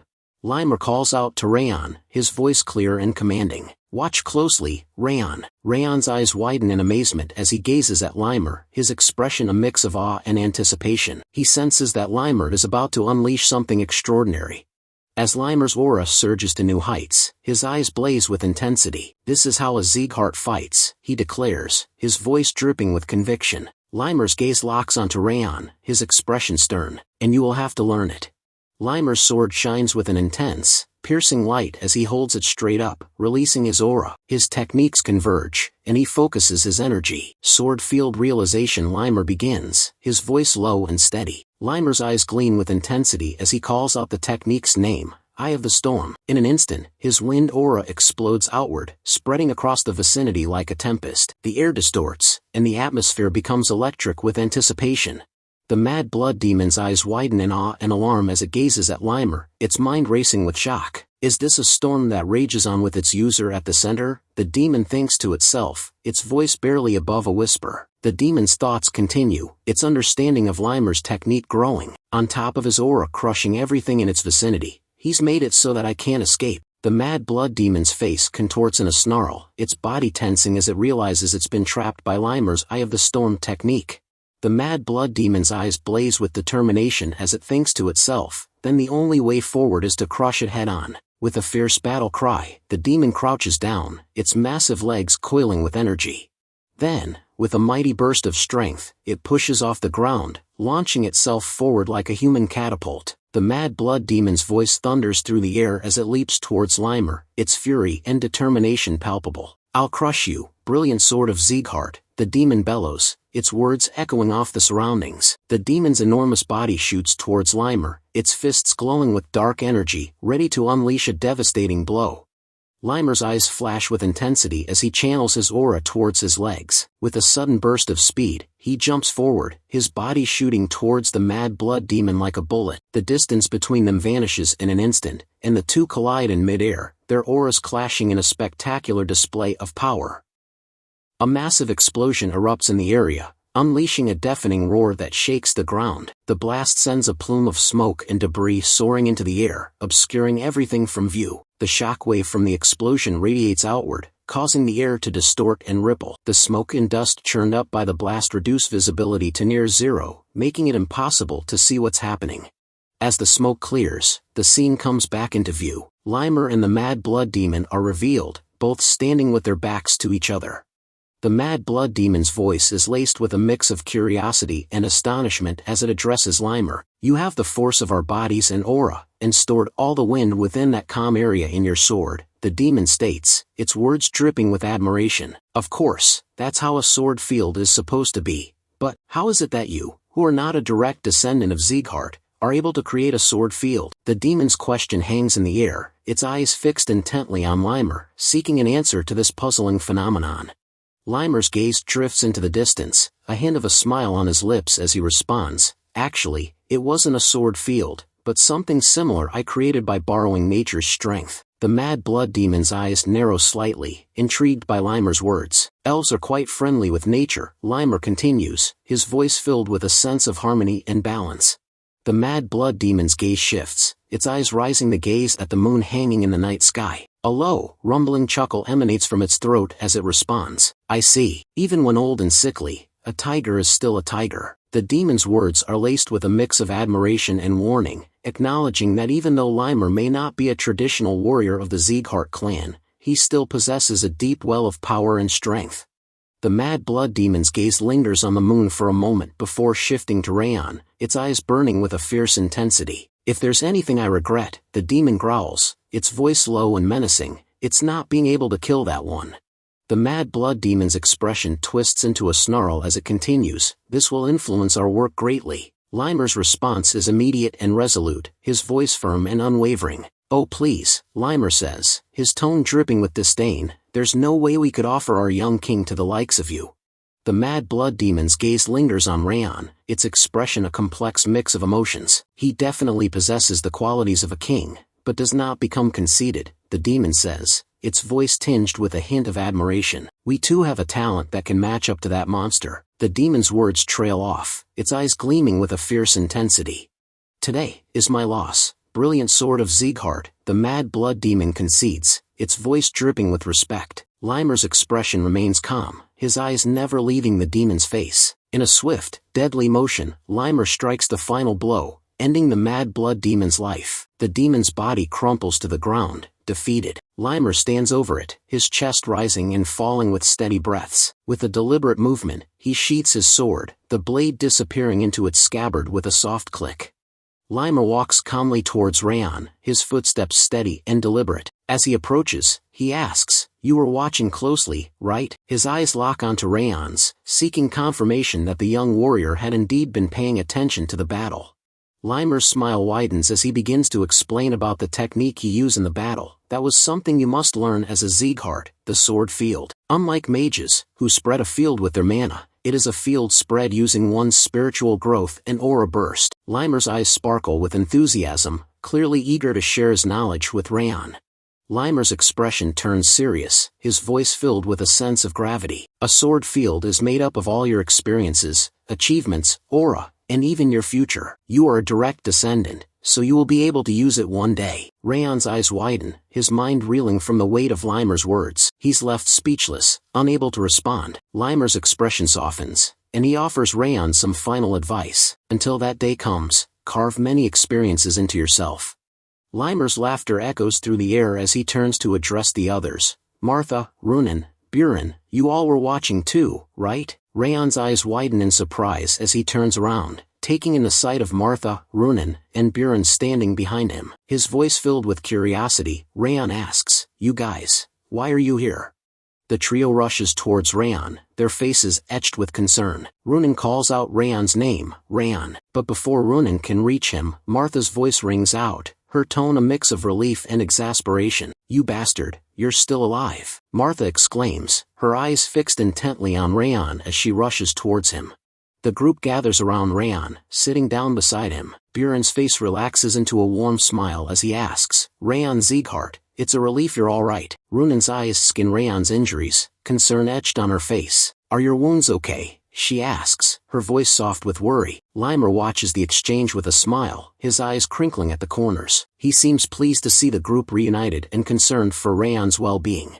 Limer's smile falters for a moment, and he thinks to himself, "Geez, feigning being alright is taking its toll." His mind begins to wander, and he starts to ponder the complexities of the sword field. There are a number of conditions that must be met in order for someone that is not a direct descendant of Sieghart to use the sword field, he thinks. Experience is a given, their affinity for the attribute, and on top of stamina, life force. Limer's thoughts trail off, his eyes refocusing on the group surrounding Raon.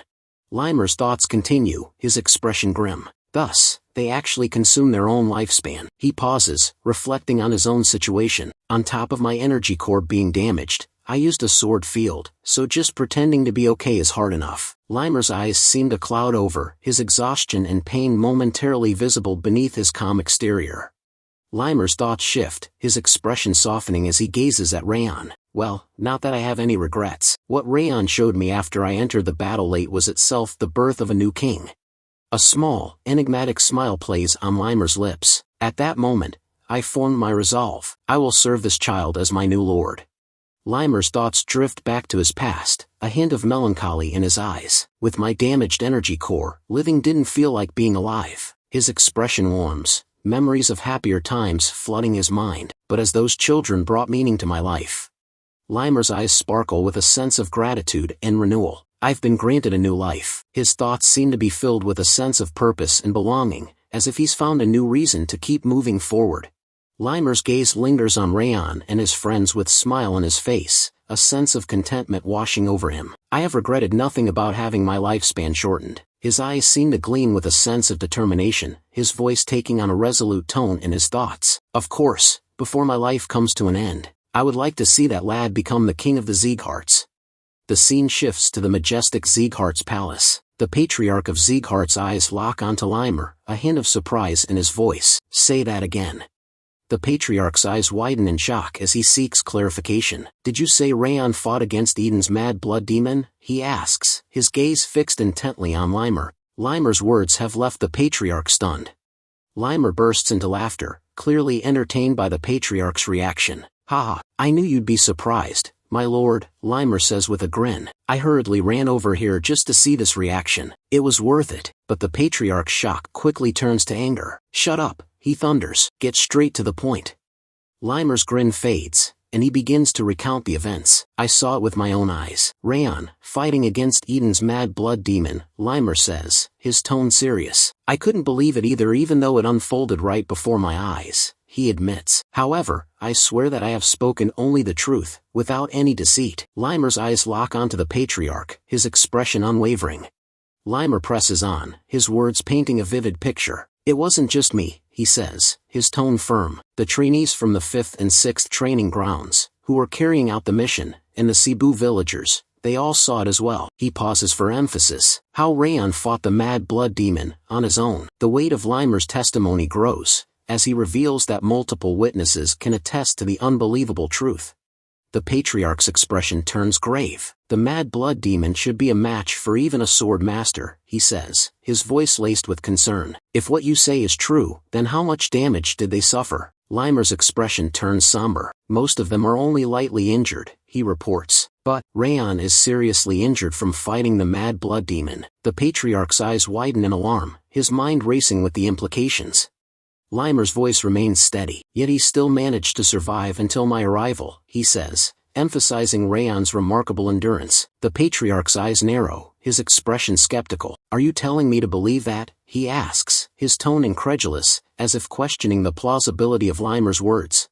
Limer's eyes lock onto the patriarch's, his expression deadpan. "I know, it sounds nonsensical," he admits, "but you'll have no choice but to believe it too, once you see that Raon has become a sword expert, my lord." The air is thick with tension as Limer drops this bombshell, leaving the patriarch stunned.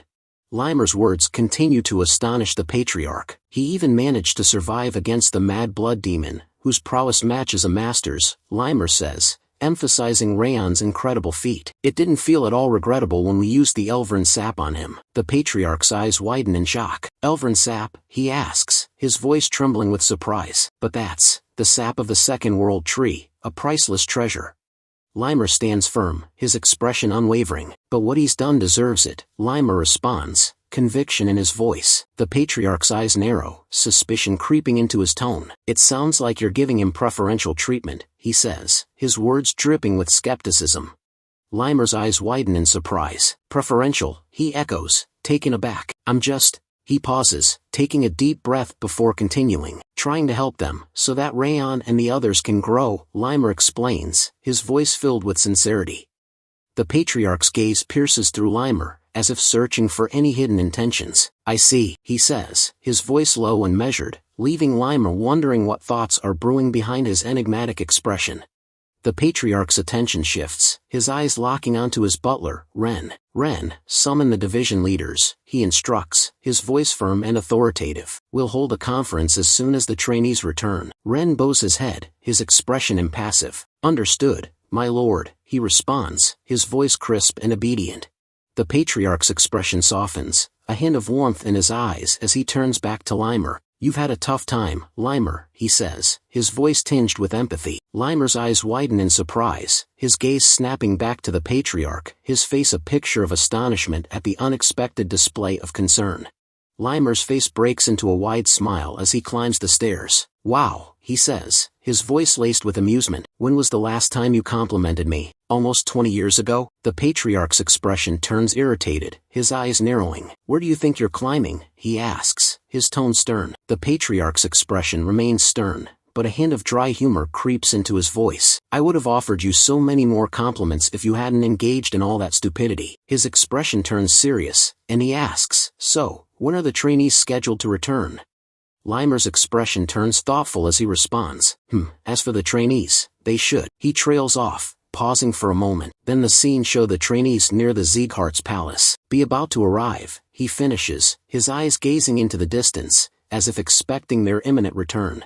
The scene shifts to Raon, his expression contemplative as he reflects on their recent mission. The mission in Cebu village concluded successfully, he thinks to himself, a hint of relief in his mental tone. Even though it took more time than scheduled, because of Eden's intervention, he adds, a hint of frustration creeping into his thoughts as he recalls the unexpected complication. Raon's thoughts continue, a mix of responsibility and regret in his mental tone. Since the village ended up being damaged unexpectedly by the Mad Blood Demon's assault, we stayed a bit longer in order to restore the destroyed village, he recalls, his thoughts reflecting on the team's efforts to make things right. Raon's thoughts drift back to his recovery period in the chief's house. Since I was drastically injured, I stayed in the chief's house and focused on recovering. Raon's memories shift to the moment he regained consciousness. When I first opened my eyes, I checked the reward for winning my bet with Wrath. A hint of amusement crosses his mind. Of course, Wrath insisted that the bet should be nullified because Limer had slain the Mad Blood Demon, not me. Raon's expression turns slightly wistful. The stats I got from the bet were nice, but... Wrath's face contorts in frustration as he gazes at the system reward. Damn it, why did it have to be that one in particular? He exclaims in anger. Raon, meanwhile, is calm as he examines the system. His eyes scan the details before he asks, puzzled, what's this? The system reveals the reward for the bet, and Raon's eyes widen as he reads the details. A trait of Wrath's has been created as the second reward of the bet, the system announces. The trait is named Iron Will, and its effects are revealed. Iron Will reduces pain by momentarily increasing willpower upon receiving severe physical or mental damage. Raon's gaze lifts, and he looks at Wrath with a mixture of surprise and curiosity. Raon's eyes sparkle with intrigue as he thinks to himself, Iron Will, I didn't expect to obtain a trait through. A hint of a smile plays on his lips as he realizes the implications of this new trait. With this trait, I can resist like before even after receiving Wrath's wrath. Raon's thoughts are filled with a sense of anticipation and strategy, already thinking about how he can utilize Iron Will to his advantage. Wrath's gaze narrows as he looks at Raon, his thoughts seething with frustration. How could Iron Will go to a brat like him? He thinks to himself, disdain etched on his face. Wrath's expression twists in annoyance as he realizes the system's design is working against him. It's becoming an issue because the system is too well designed. The King of Essence's system is designed to prioritize creating the ability that the user needs most. Wrath's eyes flash with anger as he thinks about the implications. I'd be able to take over his body now if not for that trait. Wrath's thoughts continue, his anger simmering just below the surface as he grits his teeth. However, he takes a deep breath and attempts to calm himself. No. I need to calm down. I have plenty of time anyway. Wrath's expression turns calculating as he reflects on the current situation. The rate at which the King of Essence is recovering his abilities is steadily accelerating, even if just slightly. A hint of satisfaction creeps into his thoughts, and I even managed to plant the emotion of wrath in the brat. Wrath's eyes gleam with anticipation, his patience and cunning on full display. Wrath's gaze lingers on Raon, his thoughts dripping with contempt. He's growing rapidly for a human, Wrath thinks to himself, but the King of Essence will prevail in the end. A cold, calculated smile spreads across his face. Just wait, your body and soul belong to the King of Essence. Wrath's eyes flash with malevolence. The moment the King of Essence emerges victorious, a bastard like you will be locked under the glacier for eternity. The scene shifts back to the present, where the trainees are standing in front of Sieghart's external commander, Iliun. Iliun's gaze sweeps across the trainees before he speaks up. Welcome back. As the trainees stand before Iliun, their exhaustion is palpable. The weight of their long and arduous journey hangs in the air. Dorian whispers to himself, I want to go back and rest already. Runan suddenly pipes up, beer ice cream. Martha lets out a relieved sigh. Ugh, I thought I was going to die. It was so hard. Ben adds, his voice laced with fatigue, we managed to return somehow. Iliun's expression remains stern as he continues, you must be tired, but you can't rest yet. Raon's eyes widen in surprise as he asks, what? Iliun instructs, Raon and trainees, head to the manor. The group arrives at the manor, where they find the patriarch seated on his throne. Raon and the trainees immediately kneel down, showing their respect to the patriarch. Raon speaks up, his voice filled with deference, greetings, my lord. As Raon kneels down, the people around him begin to whisper among themselves. One of them asks another, "Is he that Raon Sieghart?" The other person's eyes widen as they respond, "I heard he slayed the Green War Demon and withstood the Mad Blood Demon's attacks." Another person chimes in, skeptical, "Isn't that just a groundless rumor? He looks like he's only an advanced level sword user." Raon's thoughts turn inward as he kneels, his eyes cast downward. "I was unsettled at first when the Lord's Manor summoned us," he thinks to himself, "but it turned out to be an unexpected opportunity." His gaze sweeps discreetly across the room, taking in the gathering of high-ranking officials. All of Sieghart's executives are gathered here.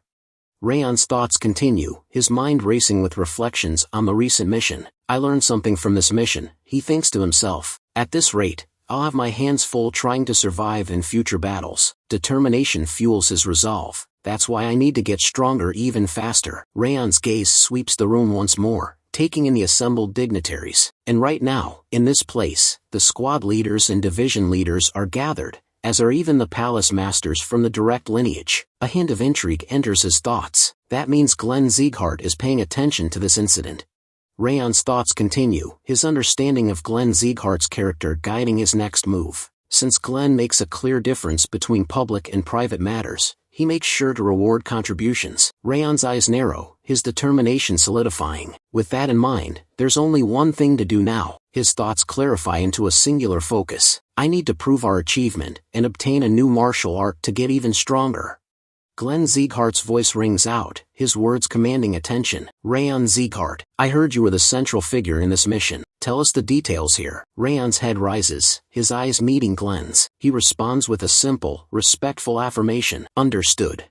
Raon begins his account of the events in Cebu village. "It all started when I noticed a probing gaze as soon as we arrived in Cebu village." He recounts how his vigilance led to taking the Green War Demon by surprise. "That's how I took the Green War Demon by surprise when he was looking for the Goblin King's magic stone in the village." Raon continues, describing the unexpected turn of events. "We thought the mission was over, but the Mad Blood Demon suddenly attacked the village, supposedly because he'd lost contact with the others." He explains his decision to act as bait, prioritizing the safety of the village. "And I volunteered to act as bait, worried that the damage would escalate if we faced him with only trainees." The room falls silent, with one of the higher officials looking stunned, unable to respond. The higher official's face turns red with rage as he shouts, "You bastard, where do you think you are to be telling such lies?" He turns to Glenn Sieghart, appealing to his lord's judgment. "My lord, do you really believe he is telling the truth?" The official's tone drips with disdain as he continues, "The Green War Demon alone should have been enough to annihilate some 15-year-old teenagers." He sneers at Raon's claim about facing the Mad Blood Demon. Holding his ground against the Mad Blood Demon is a blatant fabrication. Raon's voice rings out, calm and collected. "Dorian, take those out." Dorian's eyes widen in surprise, and he stammers, "Ununderstood." Despite his initial hesitation, Dorian carefully opens the cloth he's been carrying, revealing the contents to the higher official and Glenn Sieghart. One of the higher official's eyes widen in shock as he exclaims, "The Green War Demon and Mad Blood Demon's helmets." Another official's voice trembles with surprise. "Does that mean his report is actually true?" Raon's voice rings out, respectful and cautious. "My lord, excuse me, but may I draw my sword?" Glenn Sieghart's expression remains calm, his voice authoritative. "You are allowed to draw your sword." Raon's hand moves swiftly, drawing his sword from its sheath. As he does, he releases his aura, unleashing a fierce energy. The air around him erupts in a dazzling display as his fire aura surrounds his sword, casting a fiery glow across the room.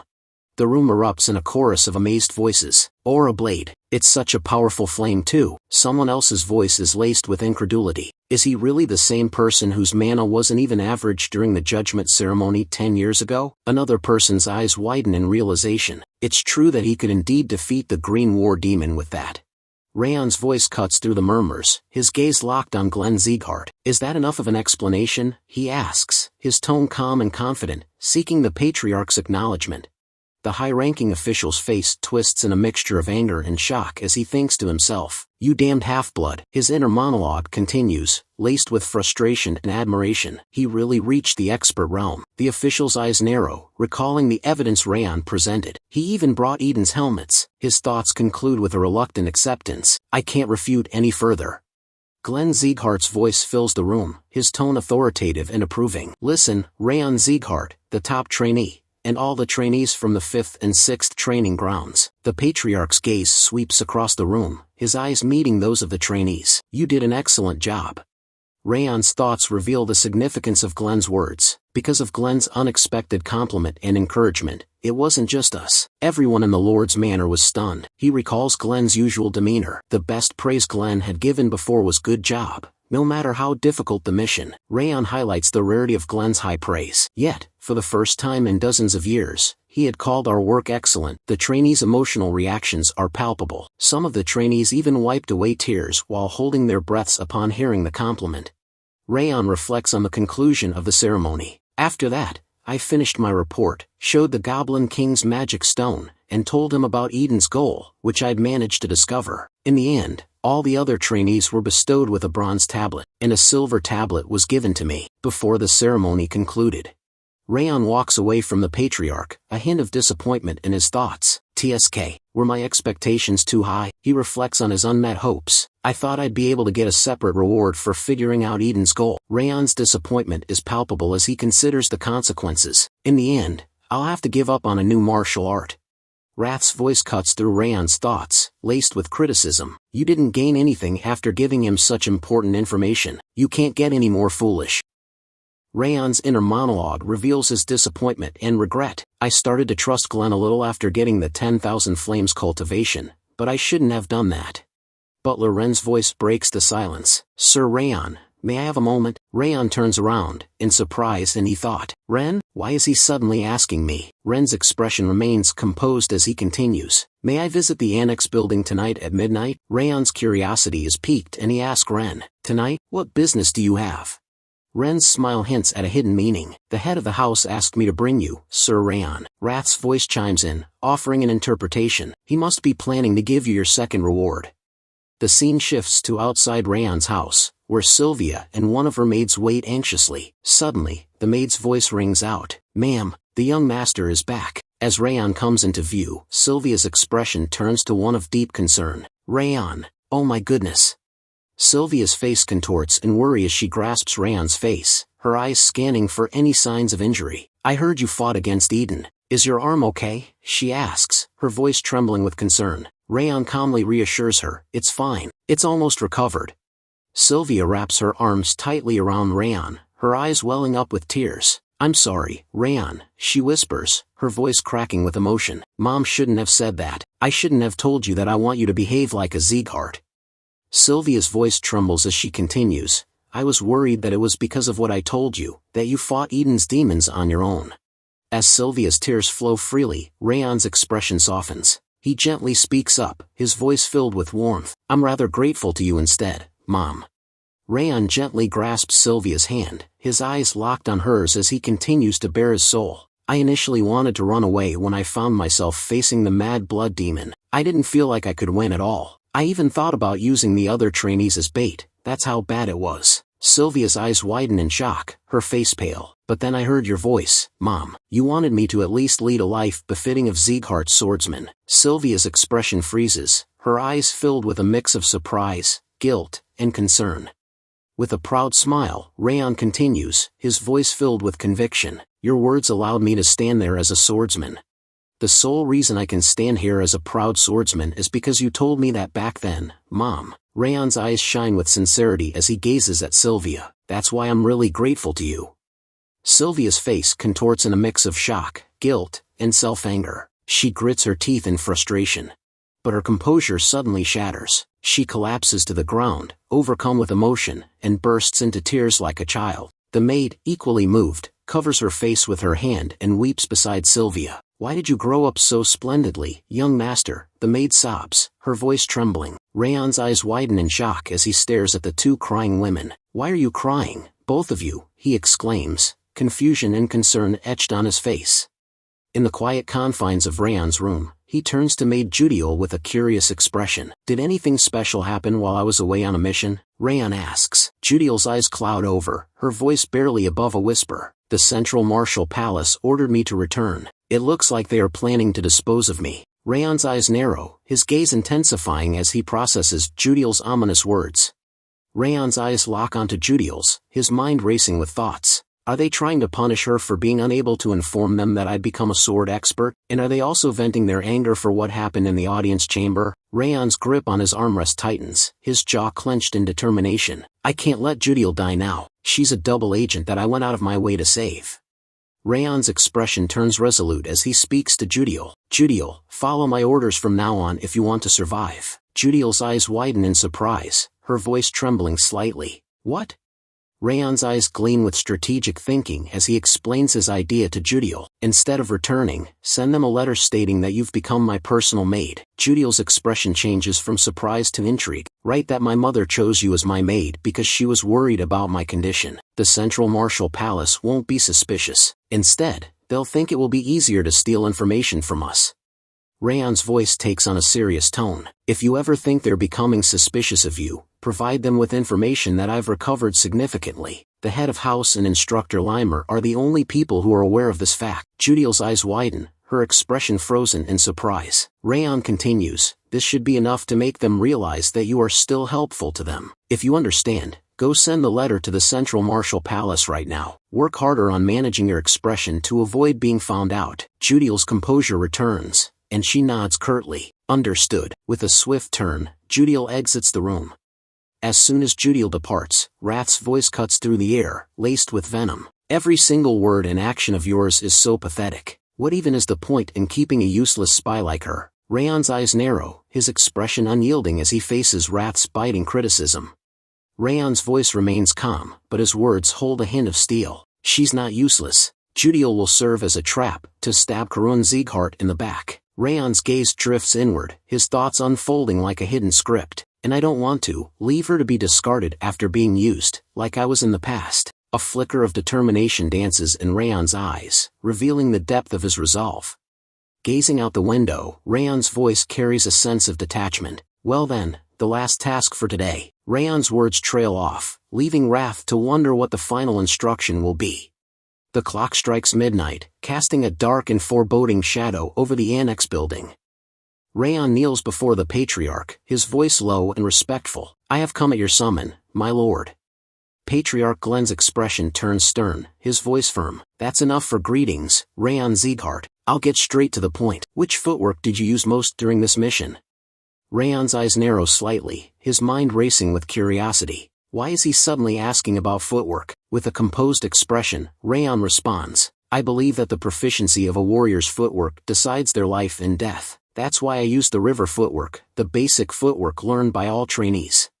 Patriarch Glenn's eyes seem to bore into Raon's soul, his voice laced with a hint of scrutiny. River footwork, I see. It is indeed good footwork that can still be used even after you've grown stronger, but the lines are too simple, creating clear limitations when fighting more powerful opponents. Patriarch Glenn rises from his throne, his authoritative voice filling the room. All right, the reward for figuring out Eden's objective is decided. Glenn's eyes lock onto Raon, anticipation building for the revelation to come. Patriarch Glenn descends from his throne, his footsteps echoing through the room as he approaches Raon. I'll personally teach you a footwork suitable for you. Glenn's words hang in the air, heavy with significance, as he stands before Raon, his eyes gleaming with a hint of expectation.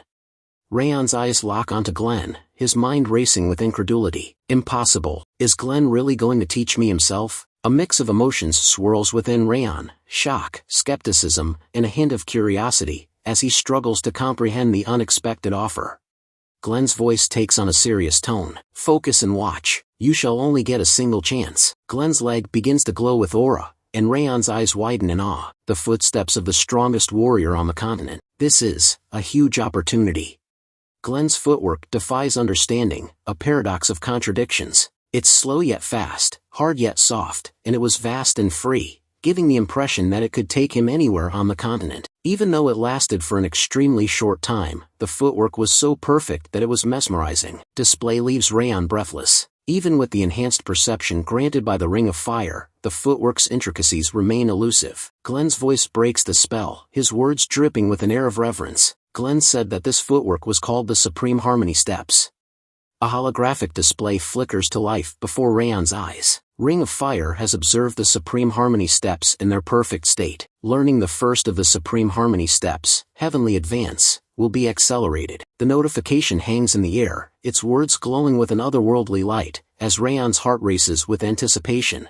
Glenn's eyes narrow slightly as he asks Raon, "Did you watch closely?" Raon's expression turns sheepish. "I'm sorry, I couldn't follow it at my level. I only managed to witness the first step you demonstrated, my lord." Glenn's gaze lingers on Raon, his face inscrutable. "I see." Glenn turns to walk back to his throne, his voice authoritative. "You shall return now that our business is concluded. That was your reward for figuring out Eden's objective. Whether you will learn it is up to you." Raon bows deeply, his voice filled with gratitude. "Thank you. I'll take my leave now." After Raon's departure, Ren, the butler, approaches Glenn with a hint of curiosity. "Hoo-hoo, I didn't expect you to teach him the Supreme Harmony steps, my lord." Glenn's expression remains enigmatic, prompting Ren to continue. "But I'm worried. After all, the Supreme Harmony steps were created by none other than you. I wonder if young Master Raon will be able to learn such a difficult martial art." Glenn's eyes gleam with a hint of intrigue as he responds to Ren's concerns. "Ren, it was such a short demonstration, but he managed to follow the heavenly advance. That first step is the beginning. It composes half of the Supreme Harmony steps." Glenn's words hang in the air, implying a deeper significance to Raon's ability to grasp the initial step. Glenn's expression turns thoughtful, his voice filled with conviction. He instinctively realized it. The first step is the foundation of the Supreme Harmony steps. He doesn't realize yet how important that is, but he should be able to realize what he needs to incorporate in that first step. Glenn pauses, a hint of a smile on his lips. And one day, he will definitely be able to use the Supreme Harmony steps. Days blend together as Raon dedicates himself to mastering the Supreme Harmony steps. A few days have passed since Glenn taught me the Supreme Harmony steps. I kept training with the system's buffs, but I still didn't manage to completely learn it. Rath's voice echoes in his mind, laced with disdain. "I already told you, it's not a martial art that a weakling like you can learn." Raon's resolve remains unshaken. "I feel like I'll get a hang of it if I keep trying a little longer." Raon's concentration is shattered by Sylvia's angry shout. "Raon!" Sylvia appears, leaping over a fence with sword in hand, her movements a blur. "What are you doing?" "I told you rest." Raon's eyes widen in shock, his mind racing. "Can you believe that her energy center is broken?" Rath's voice whispers in his mind, laced with surprise. "She is practically as agile as Limer." Sylvia storms towards Raon, her anger palpable. "You promised me. You agreed to skip your training until you've fully recovered from your injuries." Raon's eyes widen in alarm as he raises his hands in a placating gesture. "I get it, so calm down." Raon sits on a bench, his thoughts filled with a mix of amusement and trepidation. Mom is even scarier than the monarch of Devilldom. He can't help but chuckle at the realization. In the end, the Supreme Harmony steps training had to be paused because of Sylvia's nagging. The memory of Sylvia's scolding still lingers in his mind. Sylvia said, "If you get caught one more time." Raon's grin falters, replaced by a hint of wariness. Raon recalls his failed attempts to train in secret. "After that, I kept trying to train in secret from Sylvia, but..." A memory flashes before his eyes. Helen and the maids approaching him with knowing gazes. "Young master, don't tell me you're going to train." Raon's face contorts in exasperation. "Helen and the maids started to watch me as well, and in the end, I was unable to train." Raon observes the amused expressions of Helen and the maids. They looked like they were having fun for some reason. He shrugs, a hint of a smile on his face. "But, well, it's nice to rest like this once in a while, I guess." One of the maids rushes in, her voice laced with urgency. "Young master, there's a huge problem." Raon's eyes snap towards the maid, his expression alert. The maid's words send a jolt through him. "Raon Sieghart is visiting us." Raon's eyes narrow, his mind racing. "That's the son of Baldur Sieghart, Glenn's fourth son?" He turns to the maid, his voice firm. "He should have no reason to visit the annex building." "Why?" The maid's expression turns worried, her voice trembling. "We don't know the reason, but he became violent toward my lady and the maids as soon as he arrived." Raon's face darkens, his eyes flashing with anger.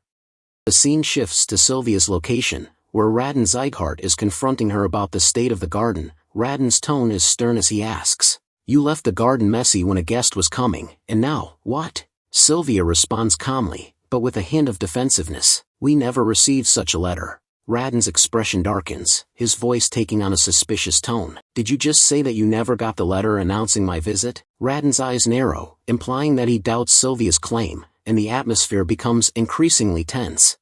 Raden's anger boils over, his voice rising. Are you telling me that my butler made a mistake? Or are you trying to claim that I'm lying right now? Sylvia's expression turns worried, and she hastens to placate Raden.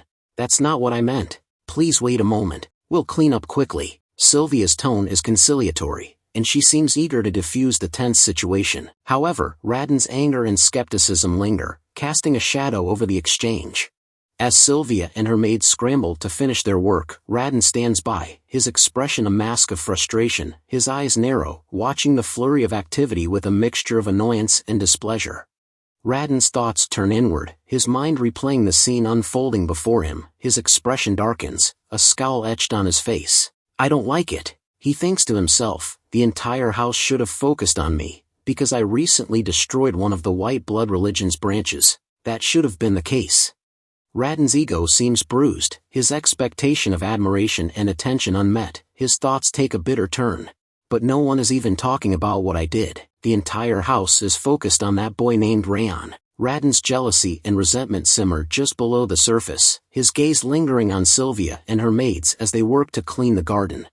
Raden's thoughts seethe with indignation, his ego wounded by the perceived slight. How dare a paltry collateral make my achievement pale in comparison? His anger boils over, and he bellows. How long are you going to keep me waiting? Raden's sudden outburst startles everyone, and he takes a menacing step towards Sylvia. As he spits in anger, a glob of saliva lands on Sylvia's hand. Sylvia's eyes widen in fear, and she lets out a terrified scream. Ah! The maids gasp in shock and worry, their faces pale as they rush to Sylvia's side. The atmosphere is electric with tension, and Raden's behavior has crossed a disturbing line. The maid, fueled by outrage and loyalty to Sylvia, steps forward and confronts Raden. Young Master Raden, you are going too far, even for a part of the direct line. The maid's voice trembles with indignation, and her words hang in the air like a challenge. Raden's behavior has clearly crossed a line, and the maid's rebuke is a testament to the depth of her outrage.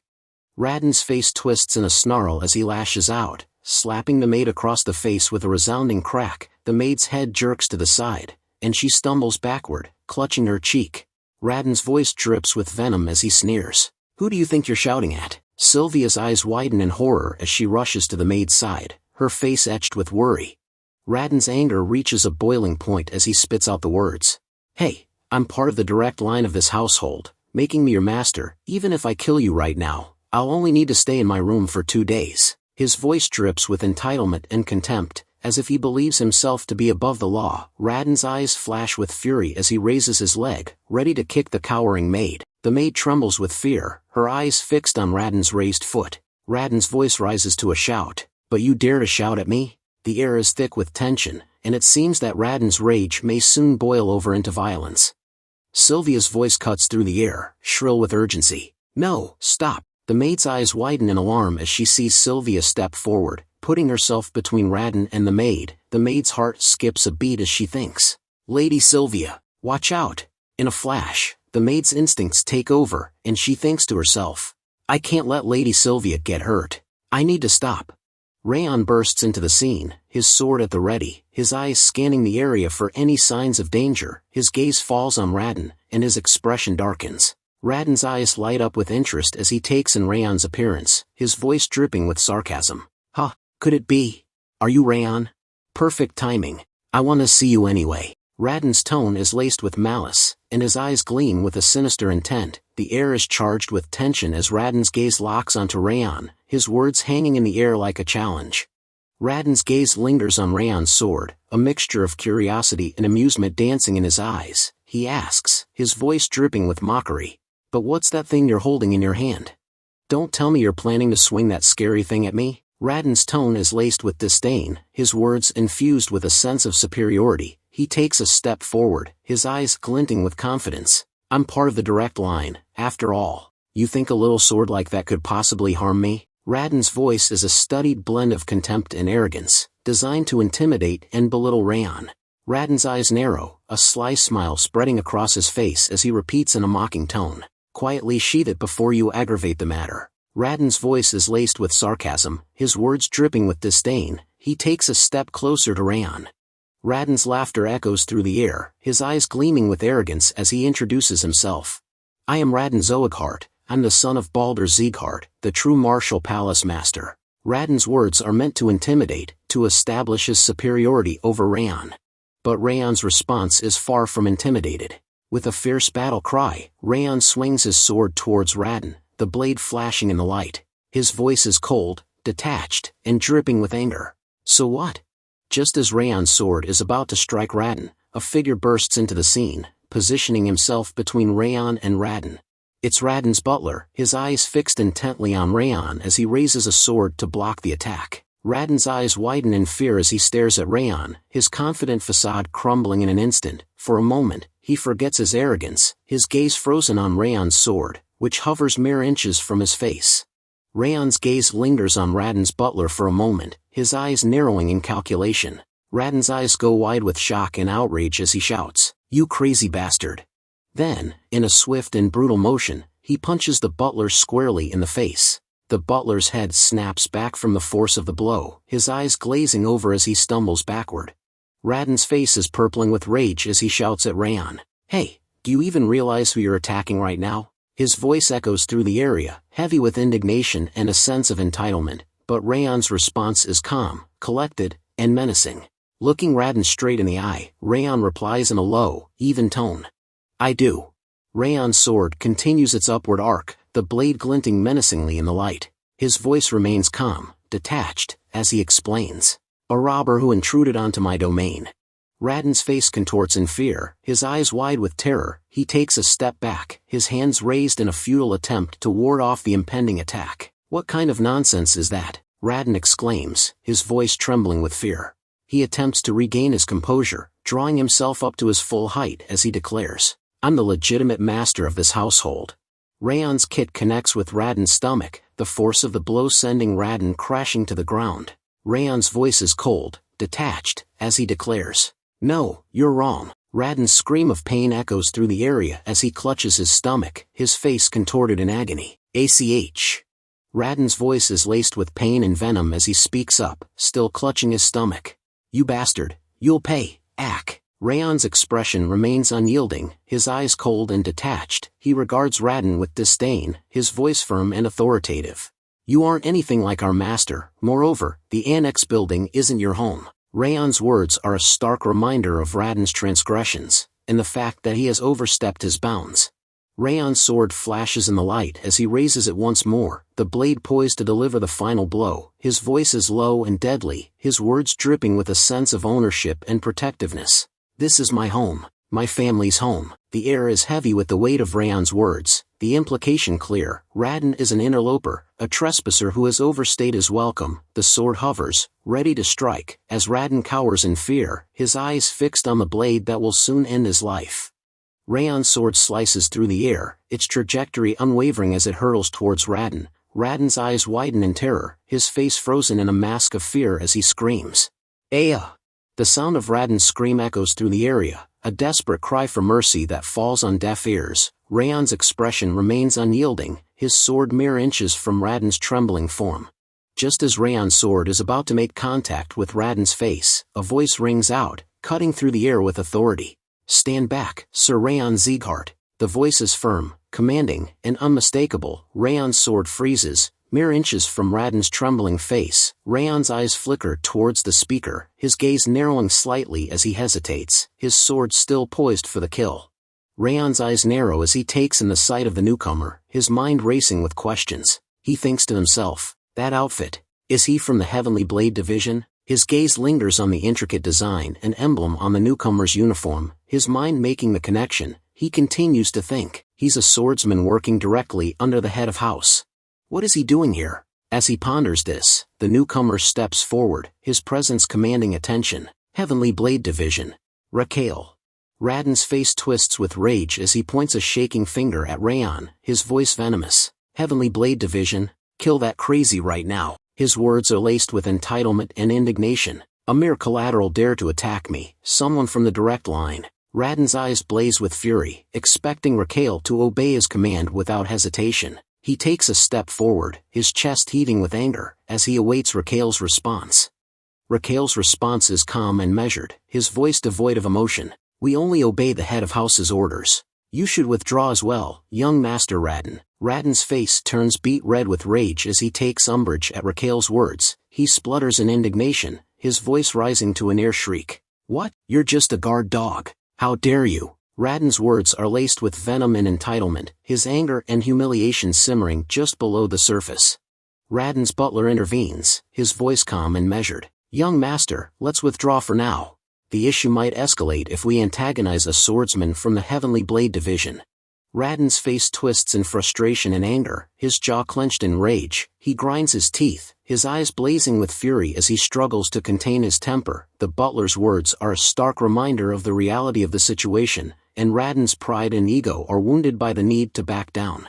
Raon's voice carries across the space, his words dripping with venom and malice. I'll never forget what happened today, Raon Sieghart. Just you wait. The sin of pointing your sword at someone from the direct line will have to be paid with humiliation and pain even worse than death. Raon's eyes flash with anger, his face twisted in a snarl as he delivers his threat. Raon watches him walk away, his expression unreadable, his eyes fixed on Raon's retreating back. He says nothing, his silence a stark contrast to Raon's vitriolic outburst. Helen's voice is laced with regret and self-reproach as she speaks to Sylvia. I'm sorry, ma'am. I acted on impulse despite my age. It's all my fault. Sylvia's expression is warm and reassuring as she places a gentle hand on Helen's shoulder. No, you gave me so much courage by stepping up. Helen, you did nothing wrong. Sylvia's words are a balm to Helen's frazzled nerves, and her eyes shine with gratitude as she looks up at Sylvia. Sylvia's smile is warm and reassuring as she continues. Don't worry about this incident. I'll resolve the issue. Her words are infused with a sense of calm authority, and Helen's eyes widen slightly as she looks up at Sylvia with renewed confidence.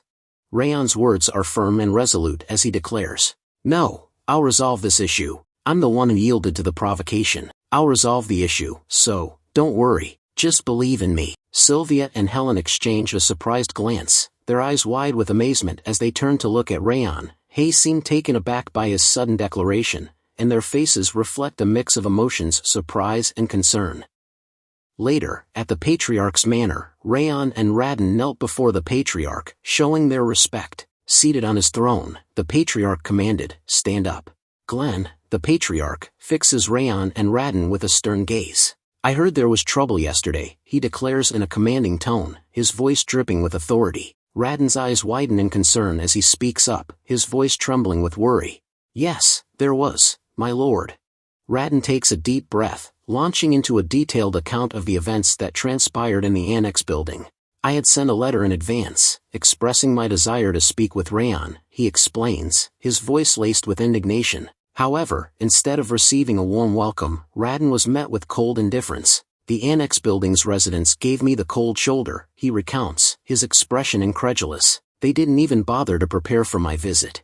Raon's eyes narrow, his tone taking on a hint of outrage. And to make matters worse, Raon attacked me and my butler without even granting us an audience. His voice rises, conveying the shock and alarm he felt in that moment. If things had escalated further, I could have lost my life. Raon's words hang in the air, emphasizing the gravity of the situation.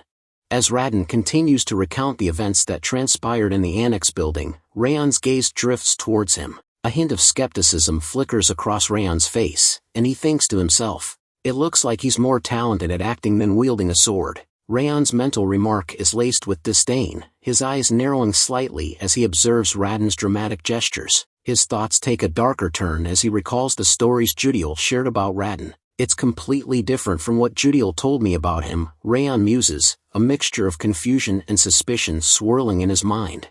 Raon's explanation comes to an end, and the Patriarch's gaze shifts to Raon, inviting him to share his side of the story. Raon's eyes lock onto the Patriarch, his voice firm and resolute. My lord, his entire testimony just now is a lie, Raon declares, his words hanging in the air like a challenge.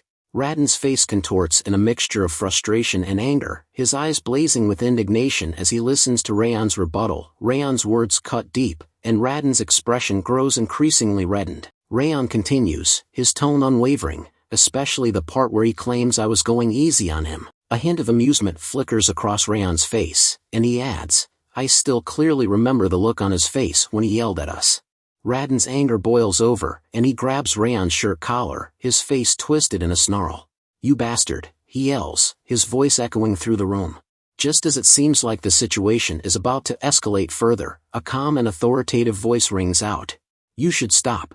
Butler Ren steps forward, his eyes fixed intently on Raden. His voice is firm but measured, a subtle rebuke underlying his words. "Did you forget who you are standing in front of?" Raden's eyes widen in alarm as he realizes his mistake. Fear flashes across his face, and he hastily releases his grip on Raon's collar, taking a step back as he struggles to compose himself.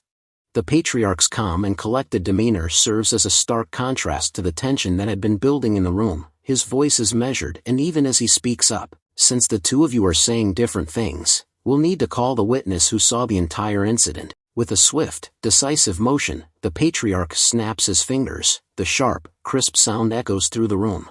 As the patriarch's fingers snap, the sound seems to summon Raquel, a member of the esteemed Heavenly Blade Division. Raquel emerges, his presence commanding attention. Raon and Raden's eyes widen in shock and worry as they gaze at Raquel, their faces reflecting their growing unease. Raquel's expression remains neutral, his voice steady as he greets the patriarch. "Greetings, my lord. I am Raquel, from the Heavenly Blade Division." The patriarch's eyes narrow, his voice firm. "Raquel, tell me what you saw." Raquel's eyes seem to gaze into the past, his expression unreadable as he begins to recount his testimony. His words are measured and deliberate, each one carefully chosen to convey the events as he witnessed them. Young Master Raden claims that he sent a letter, but the annex building never received such a letter, Raquel states, his voice neutral. Lady Sylvia was tending the garden with her maids, just like always, when Sir Raden suddenly visited the annex building. Raquel's words paint a picture of a peaceful scene, one that was disrupted by Raden's unexpected arrival. The implication is clear: Raden's claim of sending a letter is false, and his visit was not anticipated or welcome. Raon's eyes narrow slightly as he listens to Raquel's testimony, his mind racing. He thinks to himself, "This is unexpected. I thought he would take Raden's side, since he's from the direct line, rather than that of the scorned annex building." Raon's internal monologue reveals his surprise at Raquel's impartiality. He had anticipated that Raquel, as a member of the Heavenly Blade Division, would naturally align himself with Raden, a member of the direct line. Instead, Raquel's words are a refreshing departure from Raon's expectations. His thoughts continue. Instead, he is simply stating the truth. The patriarch's voice takes on a stern, authoritative tone as he addresses Raon Sieghart. Raden's eyes widen in shock and fear as he responds, his voice trembling slightly. "Why yes?" The patriarch's gaze fixes intently on Raden, his eyes boring into the young man's very soul. His voice drips with disdain as he continues, "This is quite different from your claim." The patriarch's anger boils over, his voice thundering through the room as he demands, "Did you dare to lie in my presence?" Raden's eyes widen in alarm, and he begins to speak in a defensive tone. "But, my lord." However, instead of addressing the patriarch's accusation, Raden attempts to shift the focus to his original grievance. "The important part is that a collateral attacked someone from the direct line," he exclaims, his voice laced with indignation. Raden's words are calculated to emphasize the perceived injustice, and he presses on, "This is an important matter that can endanger the hierarchy of our house." The patriarch's expression remains stern, his voice firm as he responds, "Indeed, it is problematic that a collateral attacks someone from the direct line."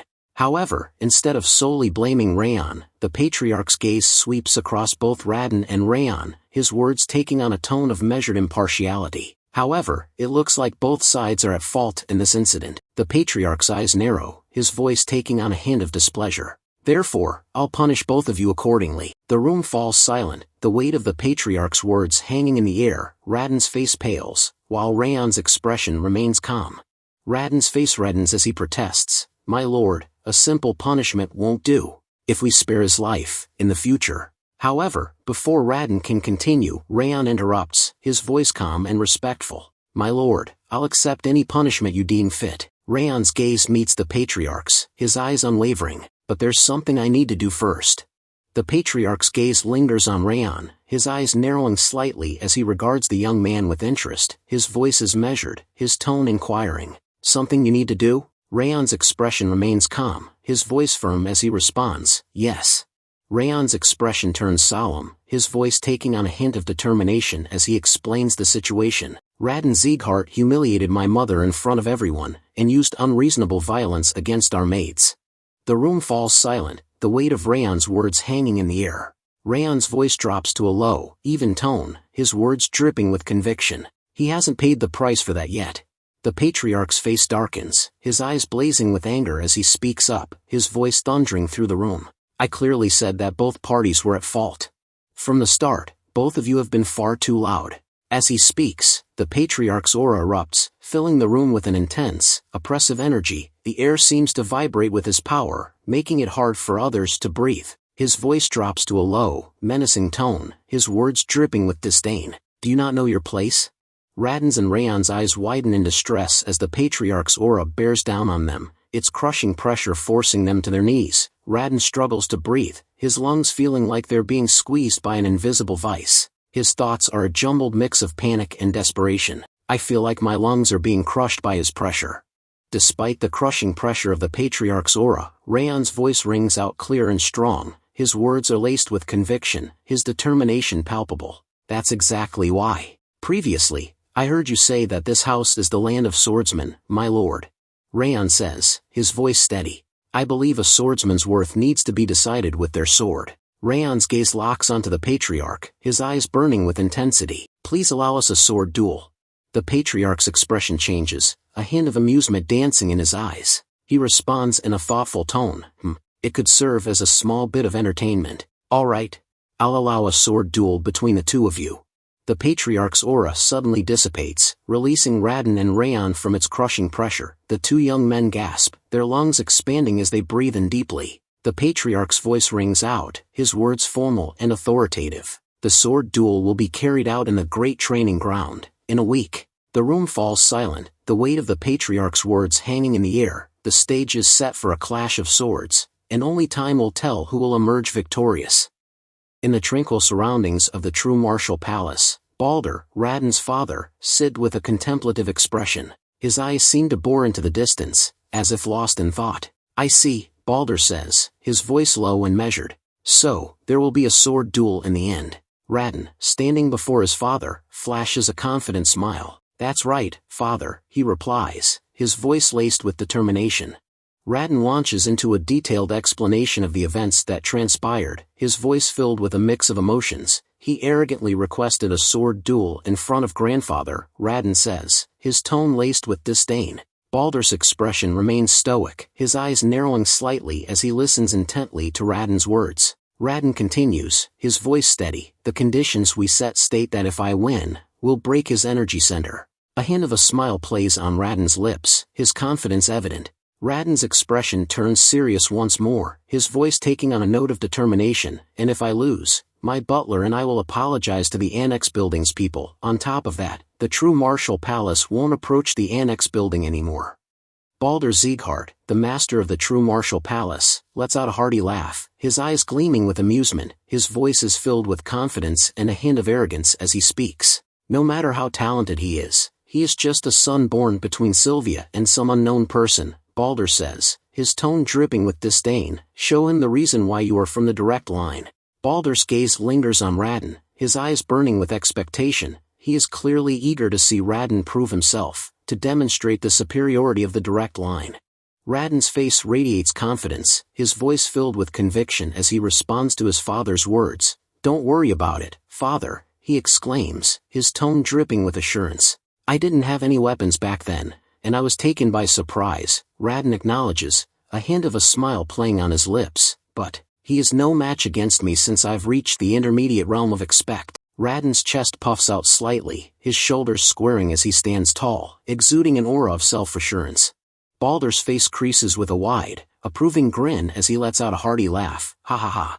That's my son for you, he exclaims, his eyes shining with pride. His expression turns serious, and he offers Raden a word of caution, just in case, though, make sure not to get too excited and end up killing him. Balder's voice takes on a calculating tone, his gaze piercing. It'll look bad if you kill him in a sword duel. Balder's grin returns, his eyes glinting with a ruthless light. So, just cut the tendon on his wrist, make him crippled to completely destroy his hope.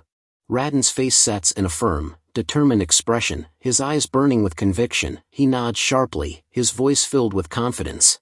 Yes, understood, father, Raden replies, his tone resolute. The air seems to vibrate with Raden's determination, his words echoing with a sense of unyielding resolve. Meanwhile, outside the annex building, Sylvia and Helen, the loyal maid, stand concealed behind a window, their faces etched with worry as they gaze at Raon. They had been watching him train, their eyes fixed on his determined form. Helen's voice trembles slightly as she speaks, her eyes fixed on Sylvia with a mix of concern and uncertainty. "Young master is going to have a sword duel against Sir Raden. Is it really fine to stay here and do nothing?" Helen's voice is laced with worry, her tone trembling slightly as she continued. "Sir Raden is an intermediate expect, but our young master has only managed to reach the novice level." She pauses, her eyes pleading with Sylvia. "Perhaps it's not too late to stop him." Sylvia's expression remains calm, but a hint of concern flickers in her eyes. She gazes out the window, her mind racing with thoughts of the impending duel. Like Helen, she can't shake off the feeling that this sword duel is too dangerous. Sylvia's thoughts turn inward, her mind replaying the events that led to this moment. She thinks to herself, like Helen said, this sword duel is too dangerous. Raon wouldn't have ended up in that kind of situation with Raden if he hadn't panicked. Despite his imposing appearance, Balder is a master of the flexible sword, a style that is both intricate and unpredictable. His technique is full of variety, with each strike carefully crafted to target the enemy's opening. It's a subtle yet deadly approach that has earned him a reputation as a formidable swordsman. As Raden's mentor, Balder has imparted his knowledge and skills to his son, and as a result, Raden's fighting style is a reflection of his father's expertise. When he steps onto the battlefield, Raden transforms into an entirely different person, one who is focused, calculating, and ruthlessly efficient. Sylvia's thoughts drift back to Raon, her mind recalling the determined look in his eyes. However, Raon's gaze back then. She thinks to herself, a hint of a smile playing on her lips. Sylvia remembers the fire in Raon's eyes, the unwavering resolve that seemed to burn within him. Sylvia's expression transforms, her eyes shining with a newfound confidence. She turns to Helen, her voice firm and resolute. "Let's have faith in him," she says, a hint of a smile playing on her lips. Helen's eyes widen in alarm, her voice trembling with worry. "Pardon? Are you really going to let this happen?" she exclaims, her tone incredulous. Helen's gaze darts back and forth, as if searching for reassurance that Sylvia hasn't lost her mind. Sylvia's expression softens, her eyes gentle with understanding. "I'm actually nervous and worried about him too," she admits, her voice tinged with empathy. "But there must be a reason why Raon confidently asked us to believe in him." Sylvia's gaze drifts off, her thoughts introspective. "That's why, for now, let's just believe in Raon." Helen's face remains etched with concern, but she nods slowly, seeming to grasp Sylvia's perspective. Judiel, the double agent, emerges from the shadows, a hint of a smile playing on her lips. "Young master, I've brought lunch," she calls out, her voice carrying across the training grounds. Raon stops his training, his sword hovering in mid-air as he turns around, his eyes narrowing slightly. "Judiel," he says, a hint of surprise and wariness creeping into his voice. Judiel replies, "Yes, I've brought some sandwiches to make it easy to eat. Since you've been using your body thus far, please eat slowly to avoid upsetting your stomach." She hands Raon a neatly wrapped package containing the sandwiches. Raon takes the package, his eyes meeting Judiel's for a brief moment. "Understood, thank you," he says, his voice sincere as he nods in appreciation. As Raon opens the food pack, his eyes widen in surprise, and for a brief moment, he becomes speechless. His gaze is fixed on the contents of the pack, his expression frozen in a mixture of shock. Raon's eyes scan the book in his hand, his expression incredulous. "This is..." He pauses, his voice laced with confusion and a hint of annoyance. As Raon flips through the pages of the book, his eyes widen in surprise. He can't believe his luck. The book contains detailed information about the flexible sword technique that Raden practices. Raon's mind racing with excitement, he thinks to himself. Ion's eyes scan the pages, impressed by the clarity and organization of the information. His thoughts continue. Moreover, it's nicely put together to make it easy to read at a glance. Did she really manage to gather all this information in a single day and compile it into a book? Raon's mind is filled with a mix of amazement and curiosity, wondering how Judiel had managed to accomplish such a feat in such a short amount of time. As Raon looks at Judiel, his expression softens, and his thoughts turn introspective. "She even stepped up back then to protect my mother," he thinks to himself, recalling the past event. A sense of gratitude and appreciation washes over him as he continues to think, now she even brought me the information about Raon without being asked. As Raon gazes at Judiel's tranquil expression, a sense of sincerity fills his heart. He whispers a silent thank you, his thoughts conveying his genuine appreciation.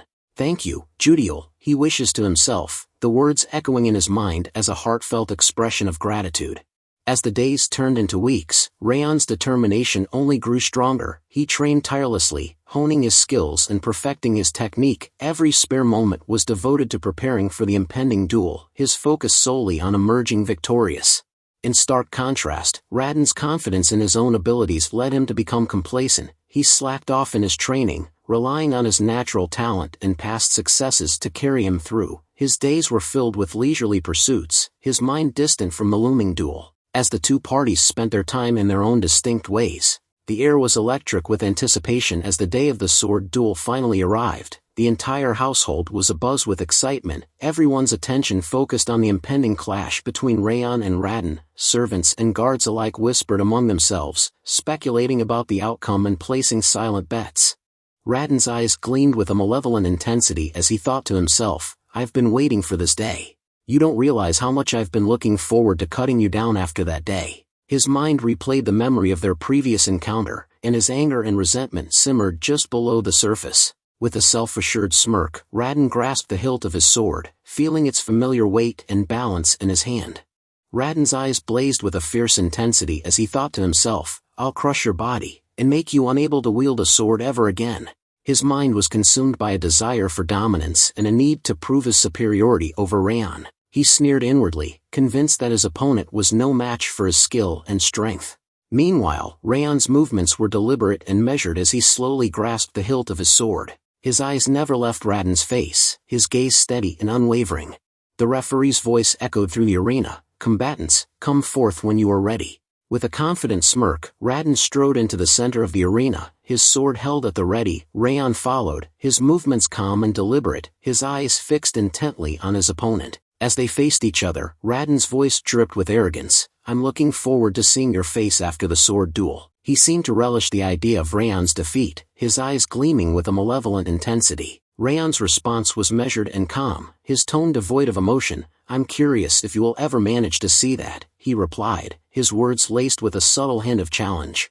The referee's voice boomed through the arena. Well then, start the sword duel. As soon as the words left his lips, the air was filled with the thunderous sound of drum, echoing off the stone walls of the arena. The beat was primal and intense, seeming to match the racing hearts of the two combatants.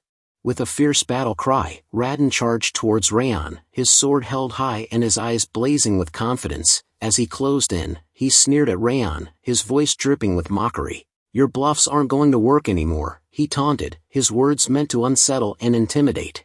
Raon's sword thrust forward with precision and power, aimed directly at Raon's chest, but as he looked forward, expecting to see the impact of his attack, his eyes widened in confusion. Raon had vanished from his sight. Raon's mind reeled as he stumbled forward, his sword slicing through empty air. He quickly regained his balance, his eyes scanning the surrounding area frantically. But Raon was nowhere to be seen. He disappeared. Raon thought to himself, his confidence wavering for a moment. Raon's thoughts were still reeling from Raon's sudden disappearance when he felt a presence behind him. Before he could react, a cold, metallic sensation pressed against the back of his neck. Raon's eyes widened as he realized that Raon had somehow managed to move behind him undetected. Raon's mind was racing with shock and anger as he thought to himself, this bastard. When did he get behind me? He tried to process how Raon had managed to move so quickly and stealthily, but his thoughts were cut short. Raon's voice was calm and collected as he spoke up. This is the first time. His words were enigmatic, but they seemed to carry a deeper meaning, as if he was referencing something more than just the current situation. Raon's words were laced with a cold, calculated intensity. You're going to die 8 times today. His eyes seemed to bore into Raon's very soul, as if daring him to try and escape his fate. With a swift and deadly motion, Raon raised his fist and punched towards Raon's face with full force. The impact was tremendous, and Raon's head snapped back as he stumbled backwards, his body crashing to the ground. Raon's scream of pain echoed through the arena. Gah! Raon's mind reeled as he struggled to process the sudden and devastating attack. He was still trying to catch his breath, his head spinning from the force of the blow. As he stumbled backwards, he couldn't help but think to himself, what just happened? I couldn't see his movements at all. Raden's eyes locked onto Raon's, his gaze searching for answers. He spat out another mouthful of blood, his voice shaking with anger and confusion. What did you even do? He demanded, his words barely above a whisper. Raon's expression remained calm and collected, his eyes gleaming with a hint of amusement. Stand up already, he said, his voice firm and commanding. What are you waiting for? Raden's eyes blazed with determination as he stood tall, his sword at the ready. But before he could launch a counterattack, Raon continued to speak, his voice dripping with venom. I told you, you're going to die 8 times today, Raon repeated, his eyes glinting with a cold intensity. 1 for the price of your lie about sending a letter. Raden's face twisted in a fierce snarl as he unleashed a determinate battle cry. You arrogant bastard, he bellowed, his voice echoing off the walls of the arena. I'll make you regret that you didn't finish me off with that blow. With a fierce war cry, Raden and Raon charged forward, their swords at the ready. The air was electric with tension as they clashed in a flurry of steel and movement. But in an instant, Raon vanished, leaving Raden stumbling forward, his sword slicing through empty air. Raden's eyes widened in shock, his mouth hanging open in stunned silence. He stood there, frozen in place, his chest heaving with exertion. Raden's face contorted in worry, his eyes scanning the surrounding area frantically. He thought to himself, he disappeared again. I thought I cut him down for sure this time though. His mind was racing with confusion and frustration, unable to comprehend how Raon could vanish into thin air once more. Suddenly, Raden felt a presence behind him, and before he could react, Raon's voice whispered in his ear, I'm on your left. Raden's eyes widened in alarm as he tried to turn around, but it was too late. With a swift and deadly motion, Raon punched Raden's face with the hilt of his sword, the impact sending Raden stumbling forward. Raon's voice was low and menacing as he spoke up, his words dripping with venom. This is the price for spitting on the flower raised by my mother. His eyes seemed to bore into Raden's soul, filled with a deep-seated anger and hurt. Raden, still kneeling on the ground, clutched his face in agony, his eyes screwed shut in pain. Raon's fist connected with Raden's face once more, the impact sending Raden's head snapping back. This is for trampling on my mother's flower, Raon declared, his voice cold and detached. Raden's eyes were glazed over, his face a mess of blood and bruises. But Raon wasn't finished yet. With another swift punch, Raden's head jerked back again. And this is for hitting Helen, Raon spat, his anger and contempt evident in every word. Raden's body crumpled to the ground, his limbs splayed out at awkward angles. As Raden lay on the ground, receiving punch after punch from Raon, his mind reeled in shock and confusion. This can't be right, he thought to himself. This can't be right. This can't be happening. He couldn't understand why he was losing so badly, why Raon's attacks seemed so effortless and devastating. Raden's eyes narrowed, his mind racing with questions. He's only using star-connecting sword and river footwork, he thought. Raden's thoughts flashed back to his own training, his own mastery of the ancient arts. I am higher realm expert, a master of the subtle and intricate techniques that only a select few could hope to achieve, and yet, despite all his training and experience, he was losing to Raon, a novice expert who was supposedly inferior to him. Raon's eyes blazed with anger, his face twisted in a snarl, and his fist connected with Raden's face once more, the impact sending Raden's head snapping back. As Raden thought continued, so why am I losing against him? Helen's voice trembled with amazement as she spoke up, young master. She and Sylvia watched in amazement as Raden struggled to defend himself against Raon's relentless attacks. Helen's eyes remained fixed on the duel, her mind racing with thoughts and concerns. As she watched Raon's deliberate and calculated movements, she couldn't help but think to herself, young Master Raon could have finished the match with that first strike. Yet he's going out of his way to give his opponent a chance and drive him into a corner. She furrowed her brow, her gaze intense as she analyzed Raon's actions. He isn't simply doing this for victory. Helen's hands scraped against the wall as she continued to think, her mind racing with the implications. Which means, she thought, her eyes widening in realization. He is taking revenge for the violent conduct against us. Tears pricked at the corners of her eyes as she looked at Raon, her gaze filled with a mix of sadness and understanding. She knew that Raon's actions were not just about winning a duel, but about seeking justice for the wrongs that had been done to them. Helen's thoughts swirled with a mix of emotions as she gazed at Raon, her eyes brimming with tears. Even though we are worthless maids, she thought, her voice barely above a whisper in her mind, even though we aren't even treated as human beings in this household where lineage dictates power. She felt a lump form in her throat as she continued to think, her heart overflowing with gratitude and admiration for Raon. He is fighting someone from the direct line for our sake, she thought, her mind struggling to comprehend the magnitude of Raon's actions, and destroying him on top. Sylvia's eyes were wide with amazement as she watched Raon duel, her voice barely above a whisper as she spoke up to herself, Raon. She couldn't believe what she was seeing. As Sylvia watched the duel, her mind began to wander back to her past, memories long buried rising to the surface. As my father only sought for power, she thought, her eyes clouding over with a mix of sadness and nostalgia, and the house gradually felt colder as time passed. She felt a pang in her chest as she recalled the emptiness and isolation she had felt growing up in the household. Despite being from the direct line, she had always felt out of place, like an outsider looking in.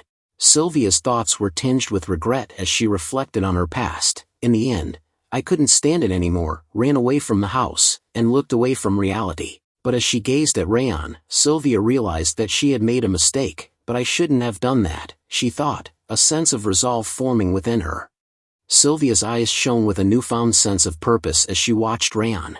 I should have relied on my strength to overcome the unreasonable situations of this cruel land, she thought, her voice barely above a whisper. That is what he is showing us right now. As if to emphasize her thoughts, Raon unleashed a powerful slash, his brute strength propelling the attack forward with unyielding ferocity. The force of the blow was so great that it sent Radon's sword flying from his hand, the blade spinning through the air before clattering to the ground.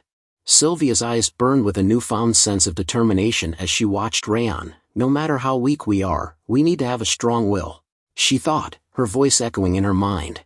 And fight until the last moment, no matter who we are up against, so that they won't cross the line anymore. She felt a surge of admiration for Raon, who was showing her that the only way to truly protect oneself was to stand up and fight. He is showing us that we need to advance, instead of running away, she thought, her heart pounding with excitement. With a fierce battle cry, Raon tightened his fist and punched Radon squarely in the face. Raon's blow knocked Radon to the ground, rendering him unconscious. The referee's voice rang out, loud and clear, Raon Sieghart is incapacitated. The sword duel's outcome has been decided.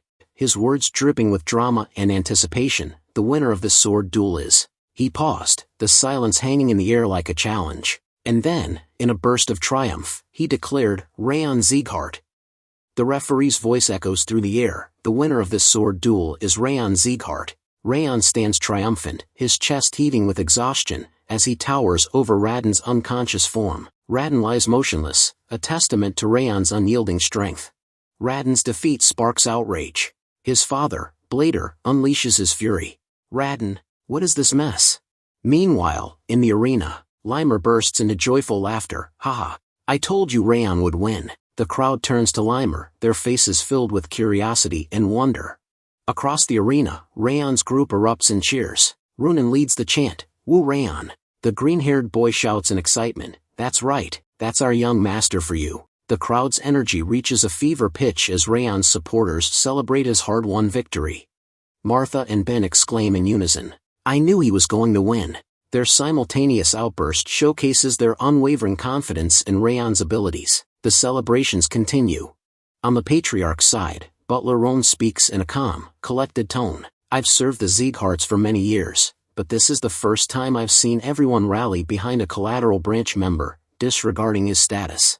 The patriarch and Butler Raon exchange amazed glances, their eyes fixed on the arena. The crowd's enthusiastic support for Raon has sent shockwaves through the Sieghart family.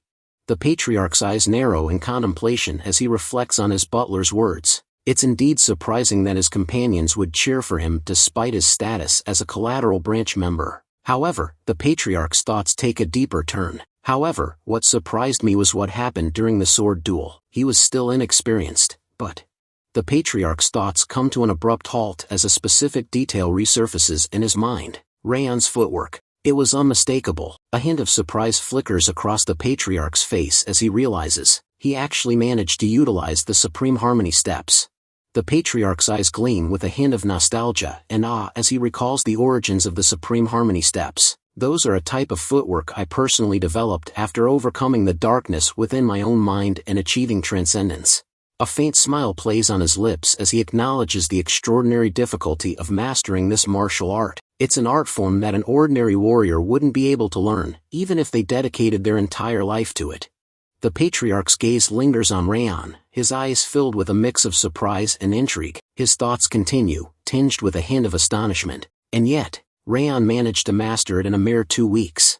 The patriarch's thoughts trail off, his eyes narrowing as he scans the crowd cheering for Raon.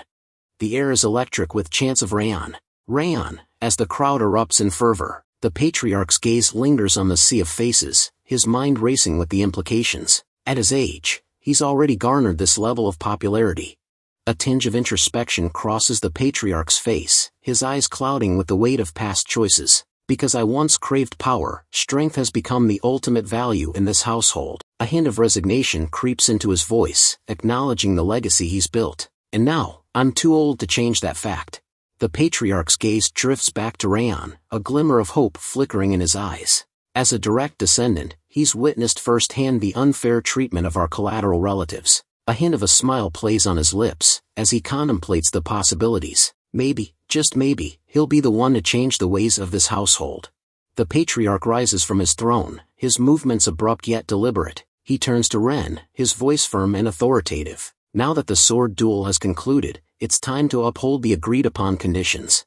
The patriarch's words trail off, his expression suddenly shifting to one of recollection. A soft ah escapes his lips, as if forgotten. The patriarch's eyes gleam with a hint of mischief as he instructs Ren. Reduce the True Martial Palace's budget this year by half. Use anything as an excuse if you have to. Ren's face breaks into a knowing smile as he responds with a low chuckle. Haha, understood. Raon begins to recount the events that transpired in the arena, explaining how the sword duel's conditions were carried out afterwards under Glenn's supervision. As he speaks, Raon and Radin stand before the patriarch, their contrasting demeanor a stark contrast. Radin's eyes are cast downward, his posture exuding shame and defeat. Raon's account continues, his voice steady and calm. Radin confessed his wrongdoings in front of everyone, and apologized to my mother and the maids. He pauses for a moment, recalling the scene. He knelt before them, showing true remorse for his actions.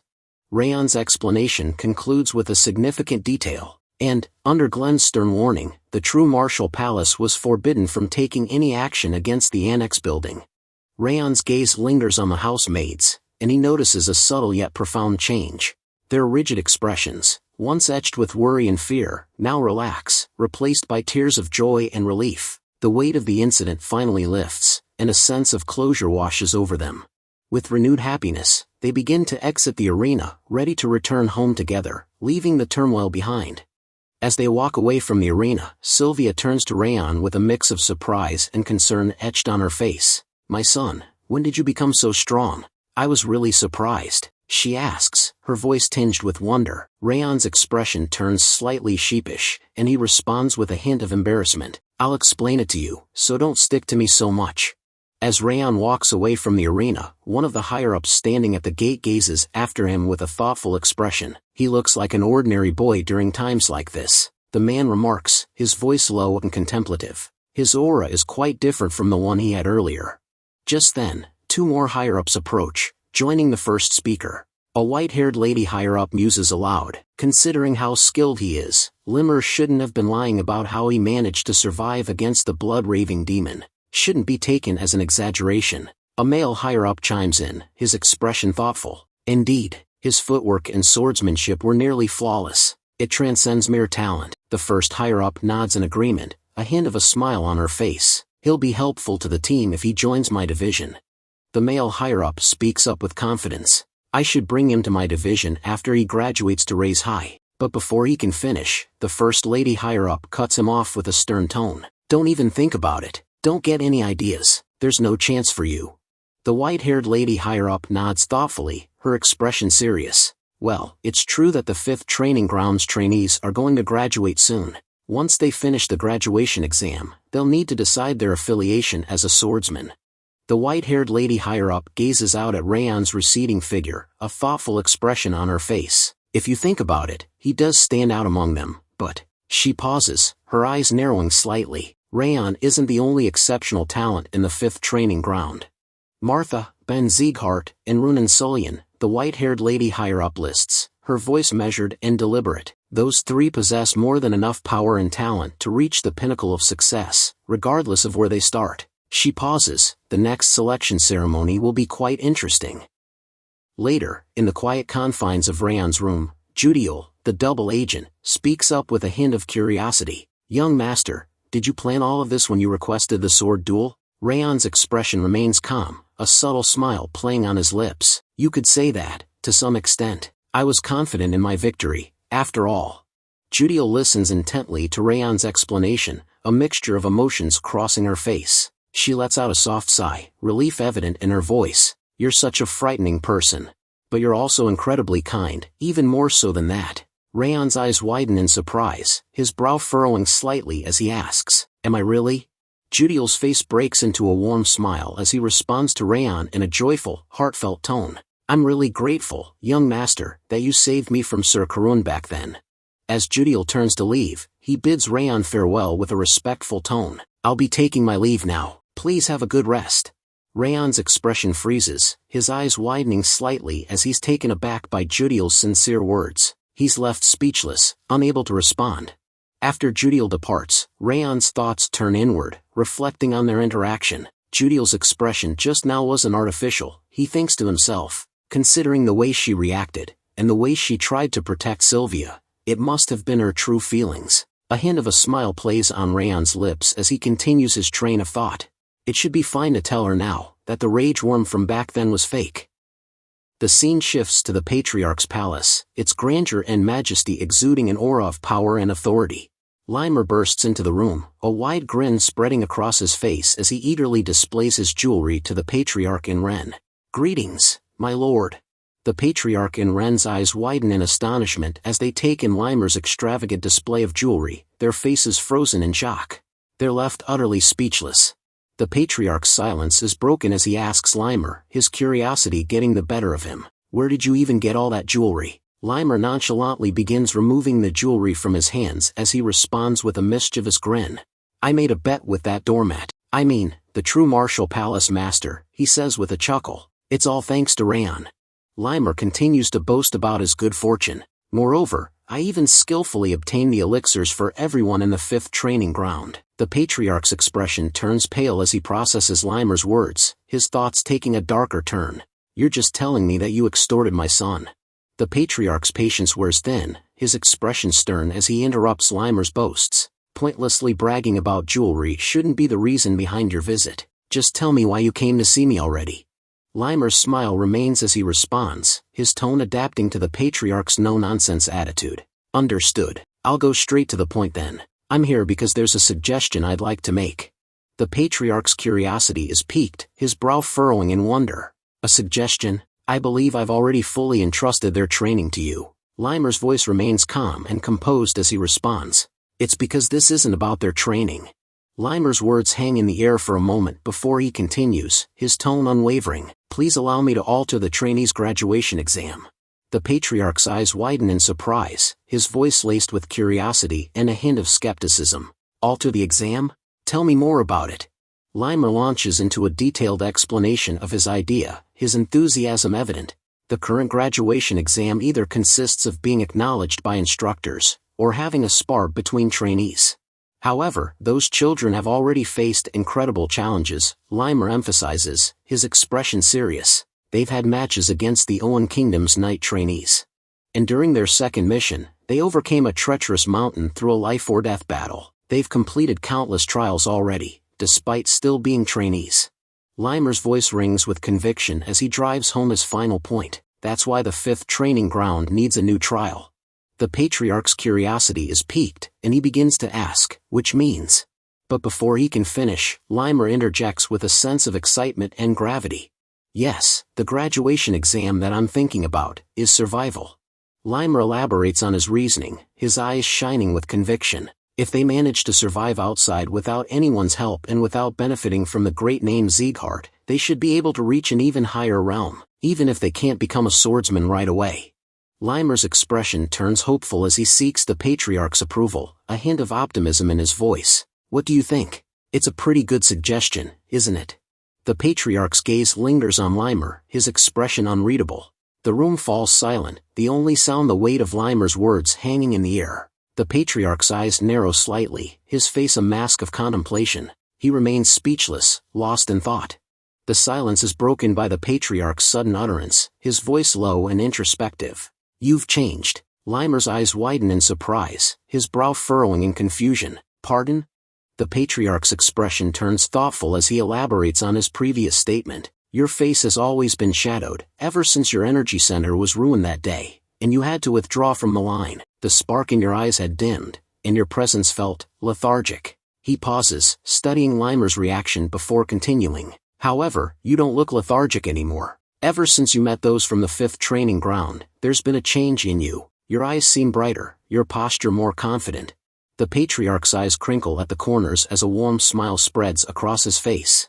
"Your face is full of passion now, just like the trainees." Limer's face flushes with embarrassment as he protests. "Wait, that's so embarrassing." Ren, standing nearby, chimes in with a nod of agreement. "I agree, sir." Sir Limer's expressions have become a lot better recently.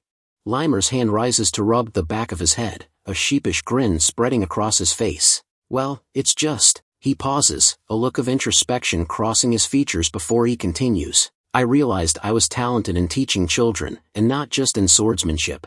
Limer's eyes sparkle with determination and a hint of pride. "Moreover, I might be able to create the next king who will succeed you, my lord, with my own hands, soon enough."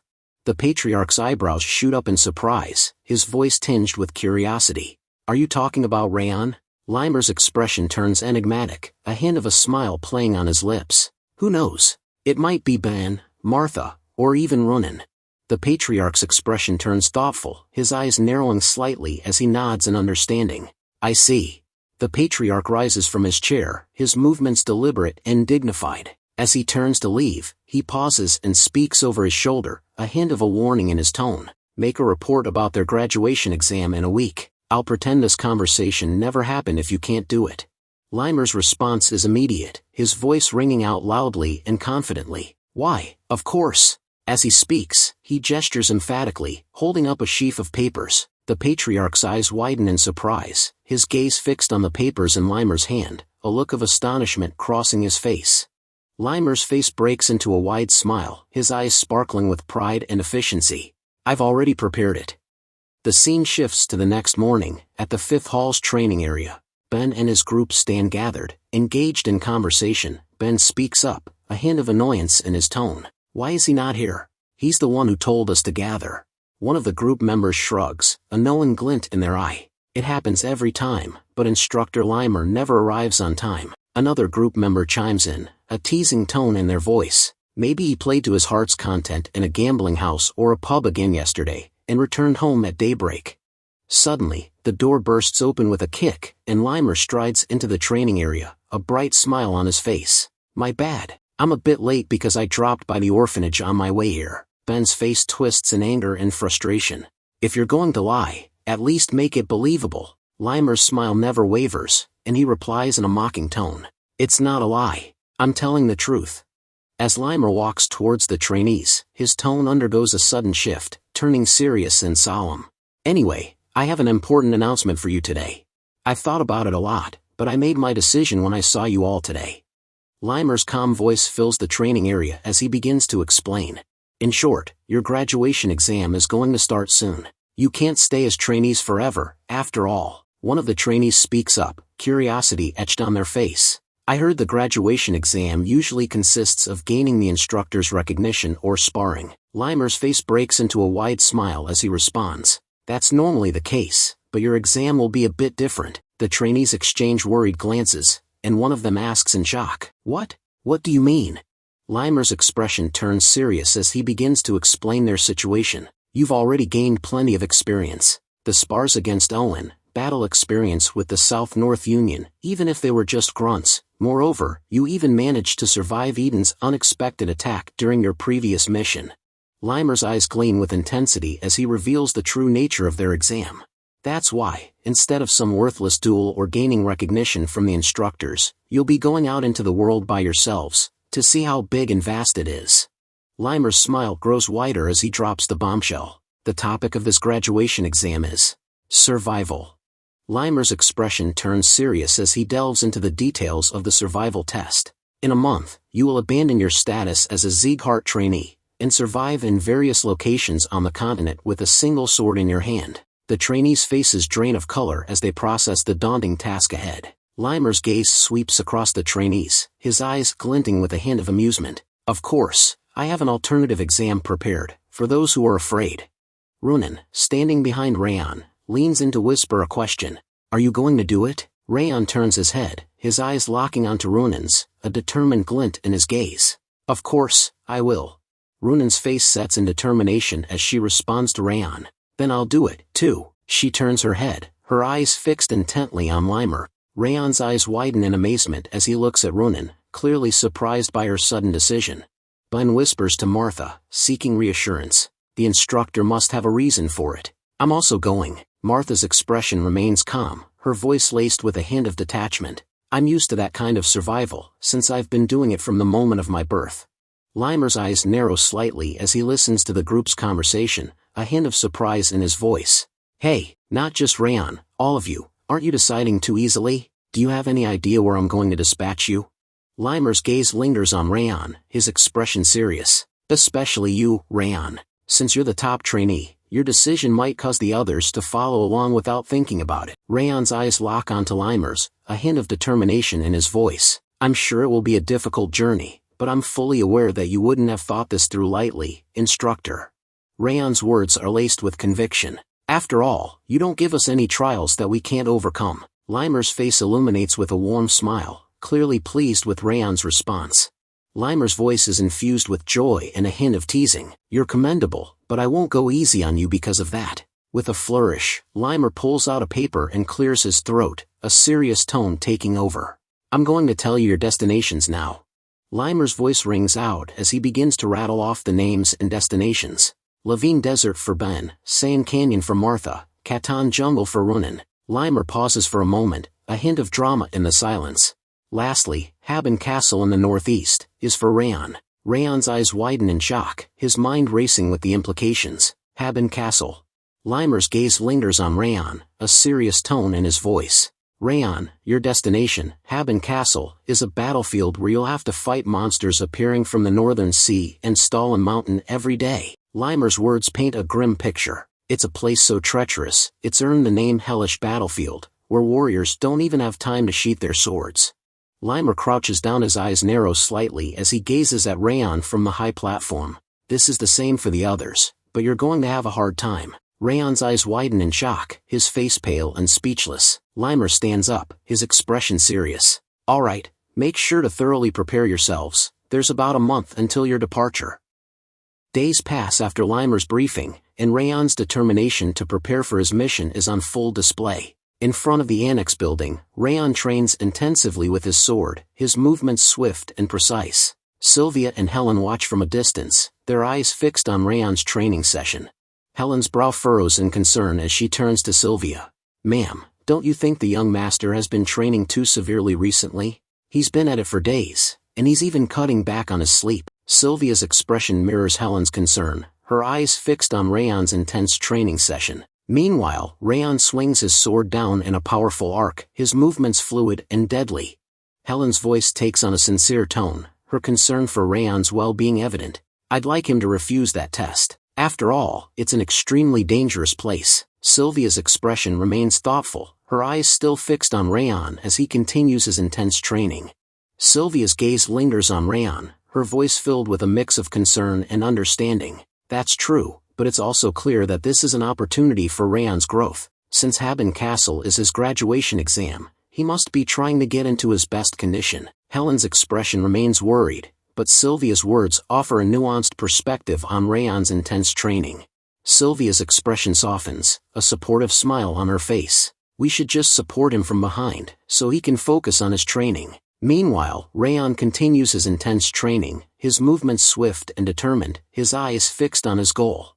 Raon's sword slices through the air, his movements a blur as he pushes himself to his limits. His thoughts echo in his mind, a mix of determination and self-doubt. I'm getting tired. I've increased the intensity of my training even further this week, after hearing the details of the exam, but I still can't get rid of this feeling that it's not enough.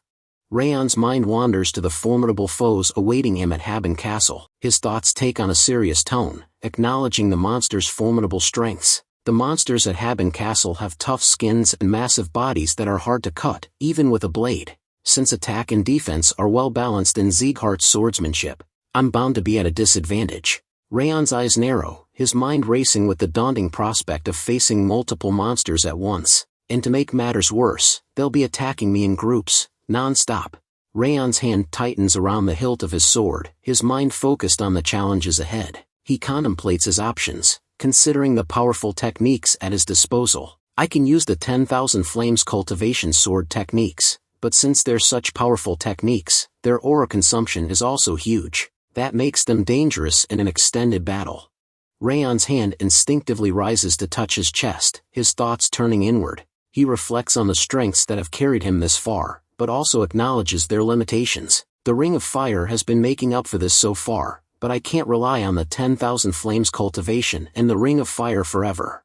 As he raises his sword, his eyes gleaming with determination as his thoughts press on. Time is of the essence, and he knows he must make the most of the remaining weeks. I have 3 weeks left until departure. I need more information about Haben Castle, and a technique that can complement the 10,000 Flames cultivation. Raon's thoughts crystallize into a clear goal, and with a fierce battle cry, he unleashes a powerful strike. An offensive swordsmanship. His sword slices through the air, a blur of steel and fury as he slashes downward with all his might.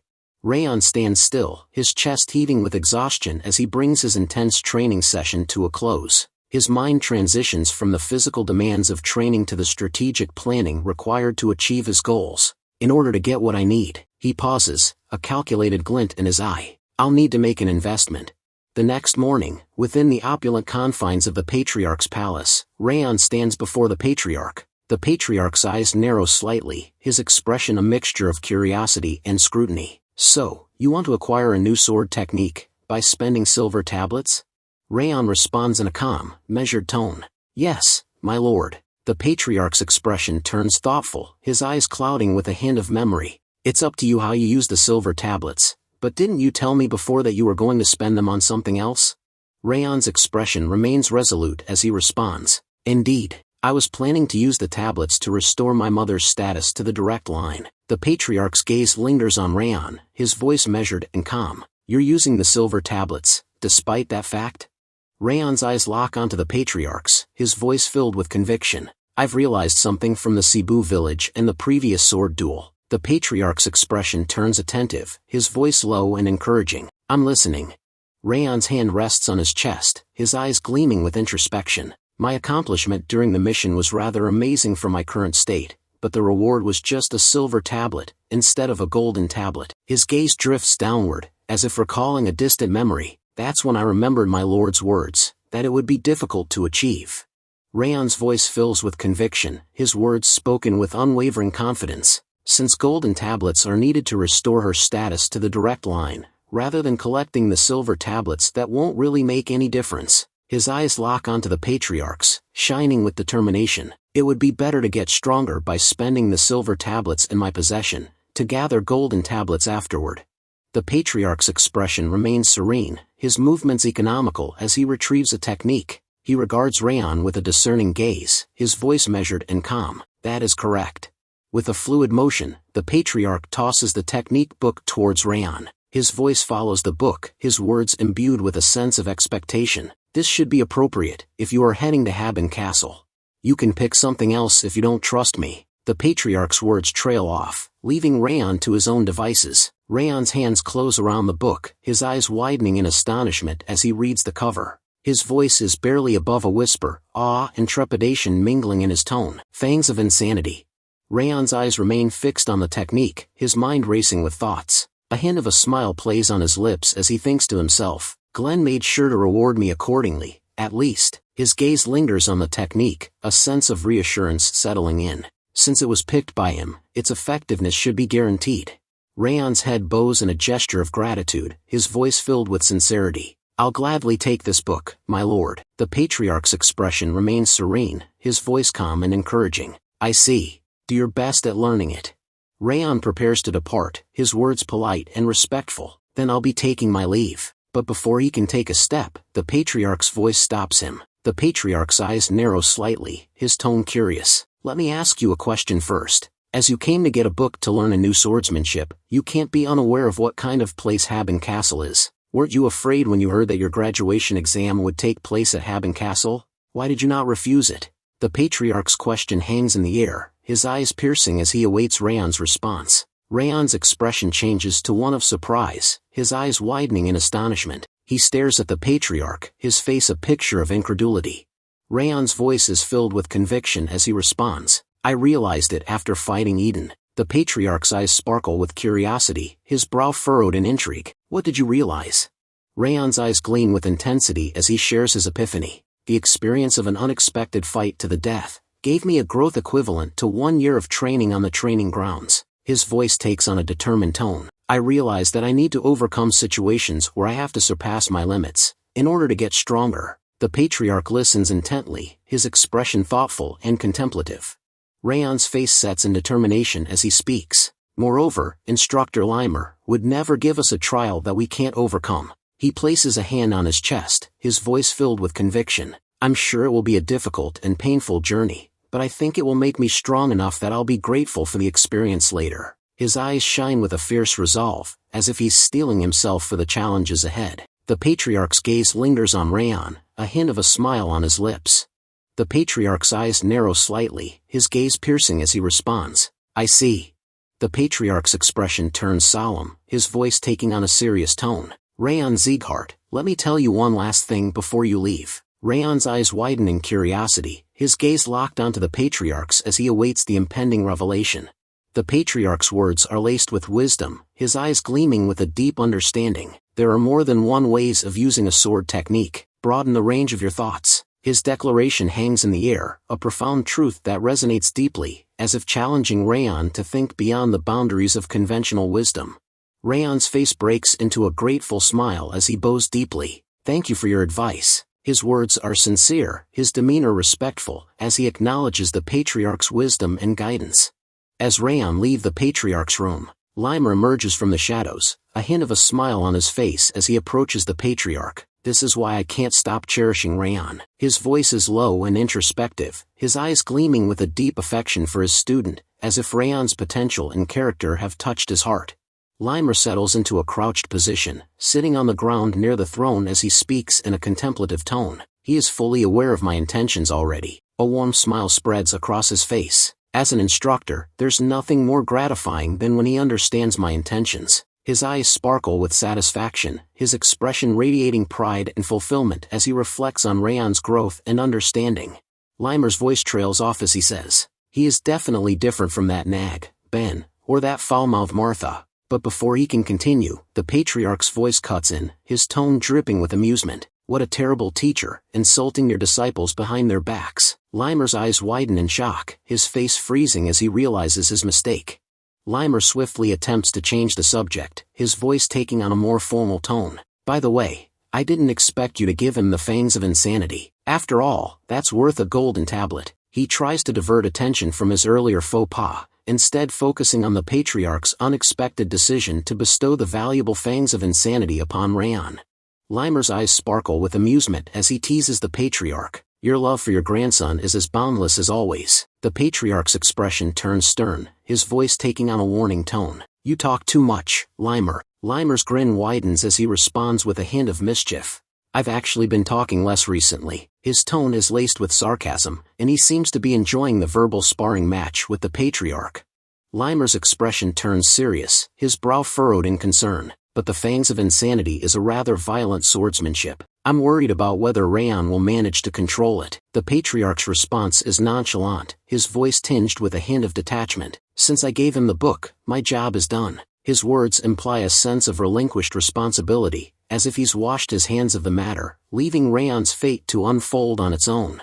The Patriarch's words are final, his tone leaving no room for debate. It's up to him whether he learns it or not.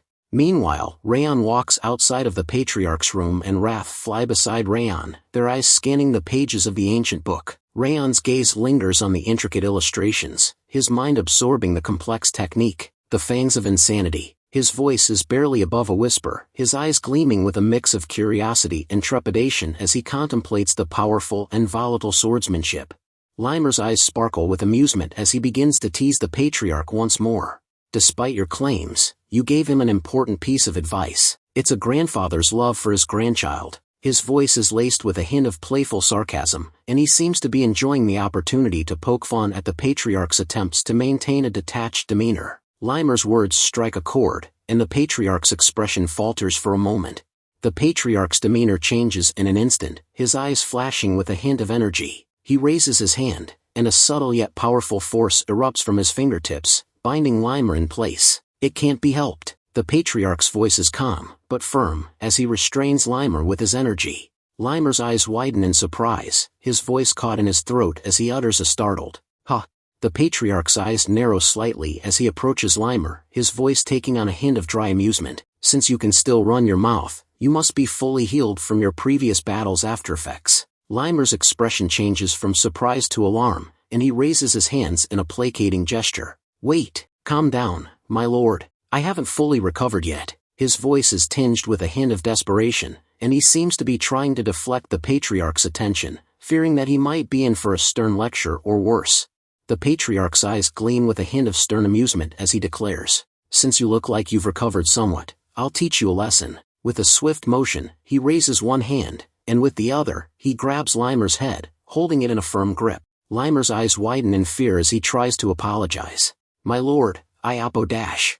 But before he can finish, the patriarch's hand comes down, and a loud smack echoes through the palace halls. Limer's pain yelp rings out, "Agh!" The sound startles Raon and Wrath, who are walking nearby, and they exchange worried glances.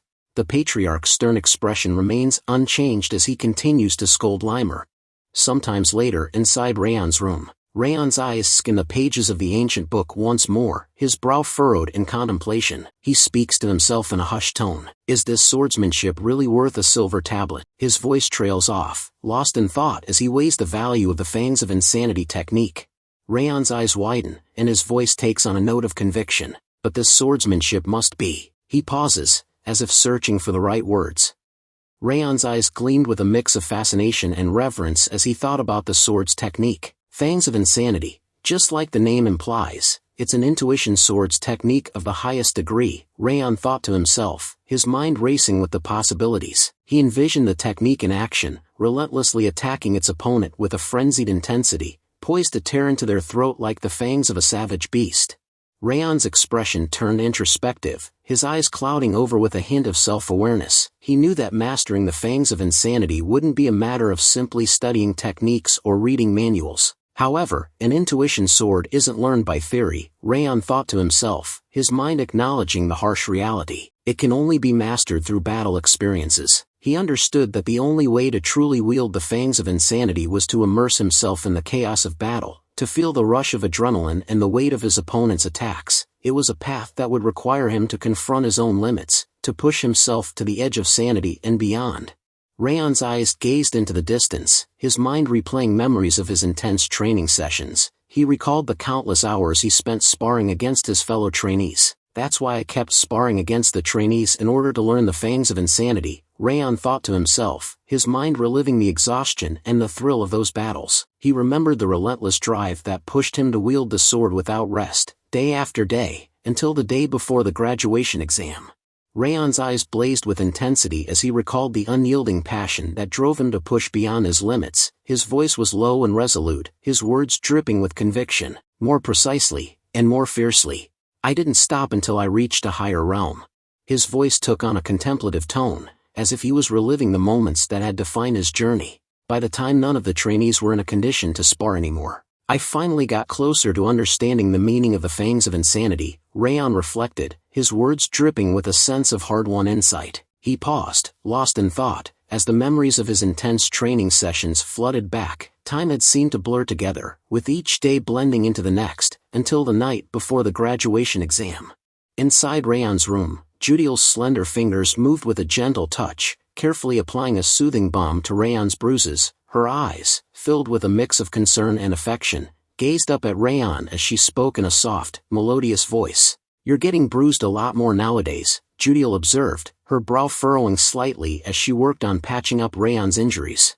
Judiel's expression turned stern, her eyes sparkling with a hint of reprimand as she continued to tend to Raon's bruises. "You've pushed yourself too hard, considering the graduation exam is tomorrow," Judiel chided, her voice laced with concern. "Man will be worried if she learns about your injuries." Raon's gaze remained steady, his eyes locked onto Judiel's as he replied in a calm, matter-of-fact tone. "Well, I did push myself because I've been sparring every day to learn the fangs of insanity," Raon explained, his words simple yet resolute, betraying the depth of his determination.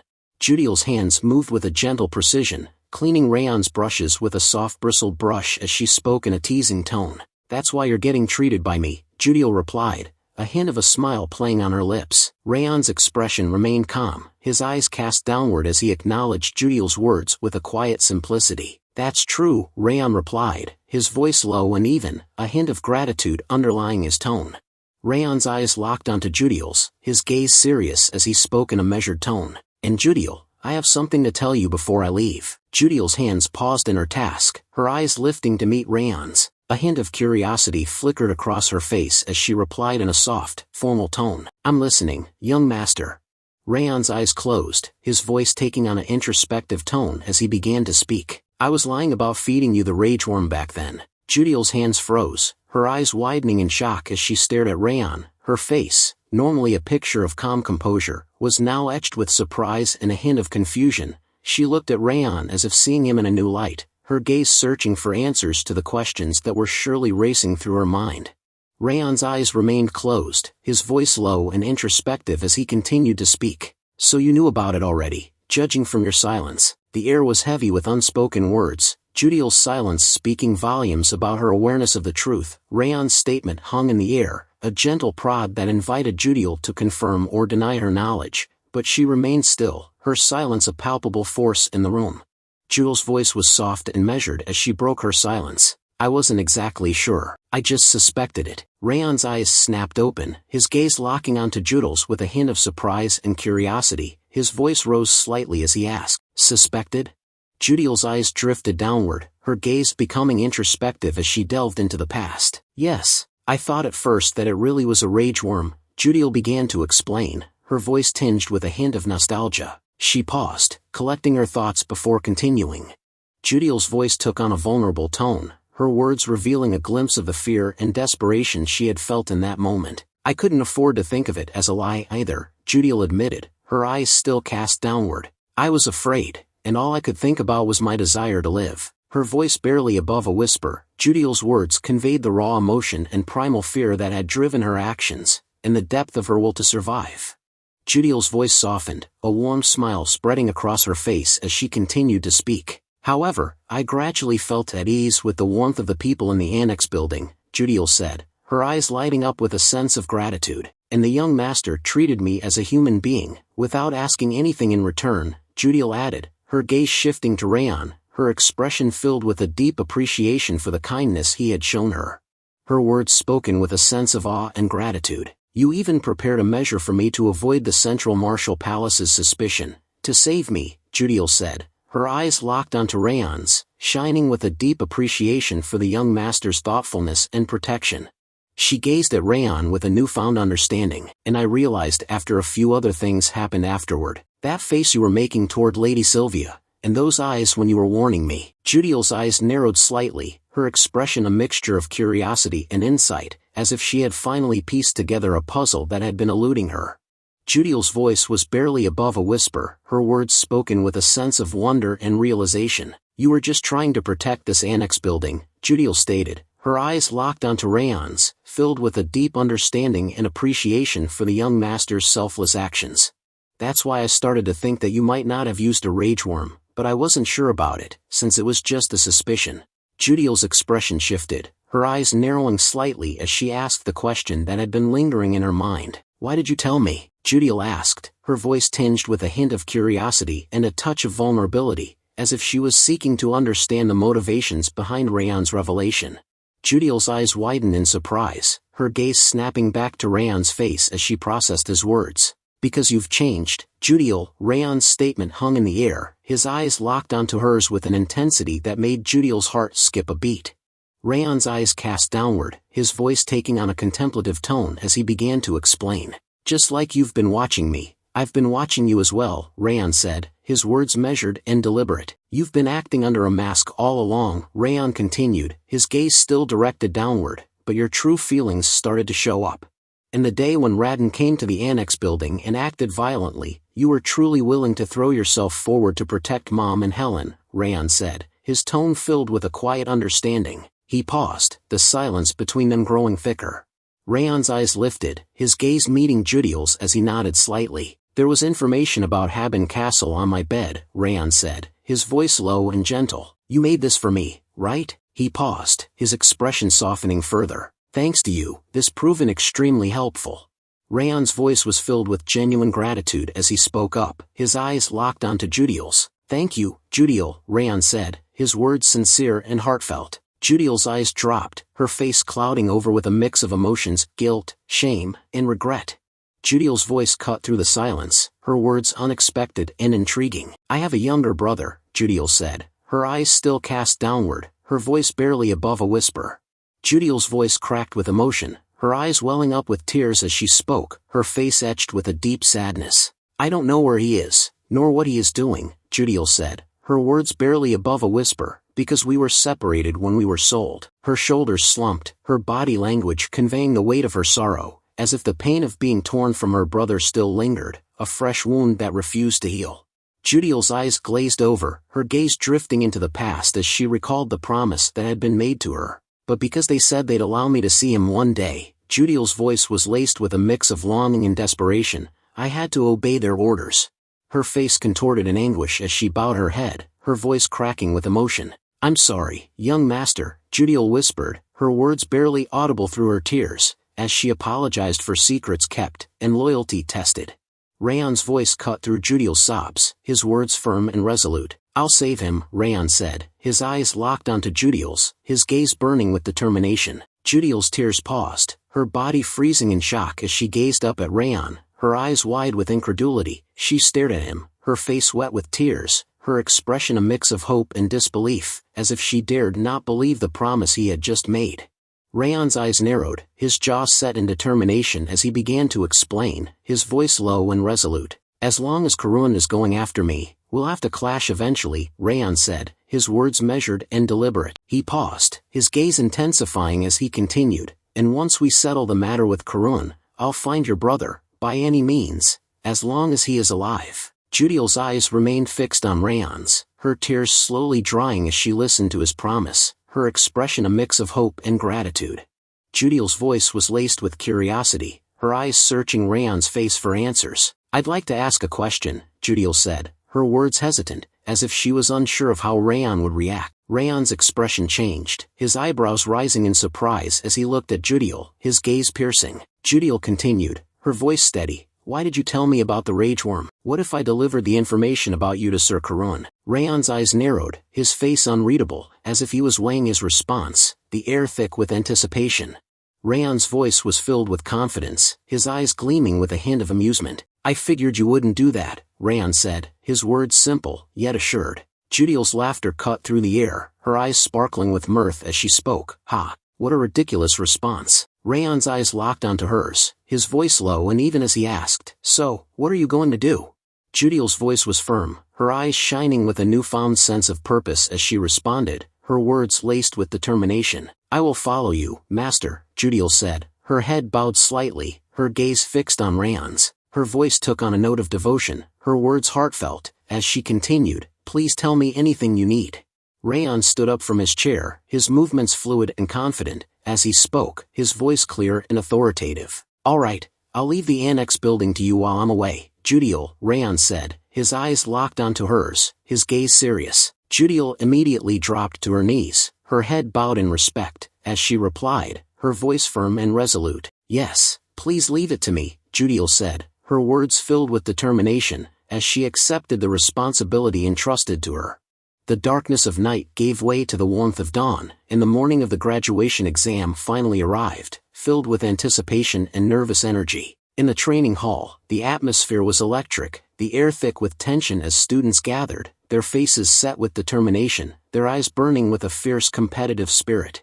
Limer stood tall on the high platform, surveying the sea of trainees gathered before him, his voice booming across the training hall as he began to speak. "It's time for your graduation exam," Limer declared, his words clear and authoritative, his gaze sweeping across the crowd, meeting the eyes of the eager trainees.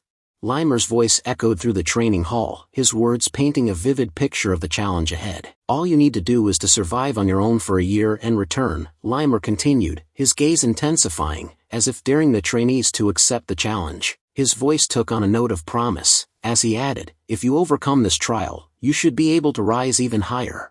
Limer's voice rang out once more, "Then it's time for the top trainee to say something." The room fell silent, all eyes turning to Raon, who stood tall, his expression calm and collected. Raon's gaze met Limer's, and for a moment, he thought to himself, "He always asks me to do something like this, even though it doesn't suit me."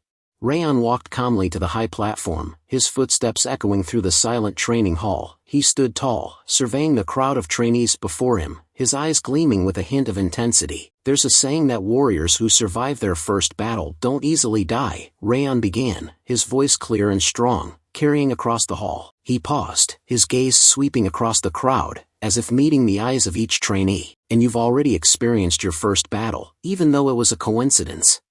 Trainees listened intently, their faces set with determination, as Raon's words painted a vivid picture of their shared experience. "Everyone managed to survive, and the mission was completed, in a situation that left you with no choice but to die," Raon said, his voice filled with conviction, as if the memory of their triumph still resonated deeply within him. The trainees' eyes shone with a fierce resolve, their jaws clenched in determination, as they absorbed Raon's words. Raon's gaze swept across the crowd, his eyes burning with intensity, as he continued, "That's why you aren't going to die, just like the saying. Get stronger and return, to be worthy of the 5th training ground's name." The training hall fell silent, the only sound the quiet murmur of resolve, as the trainees internalized Raon's words, their hearts filled with a newfound sense of purpose.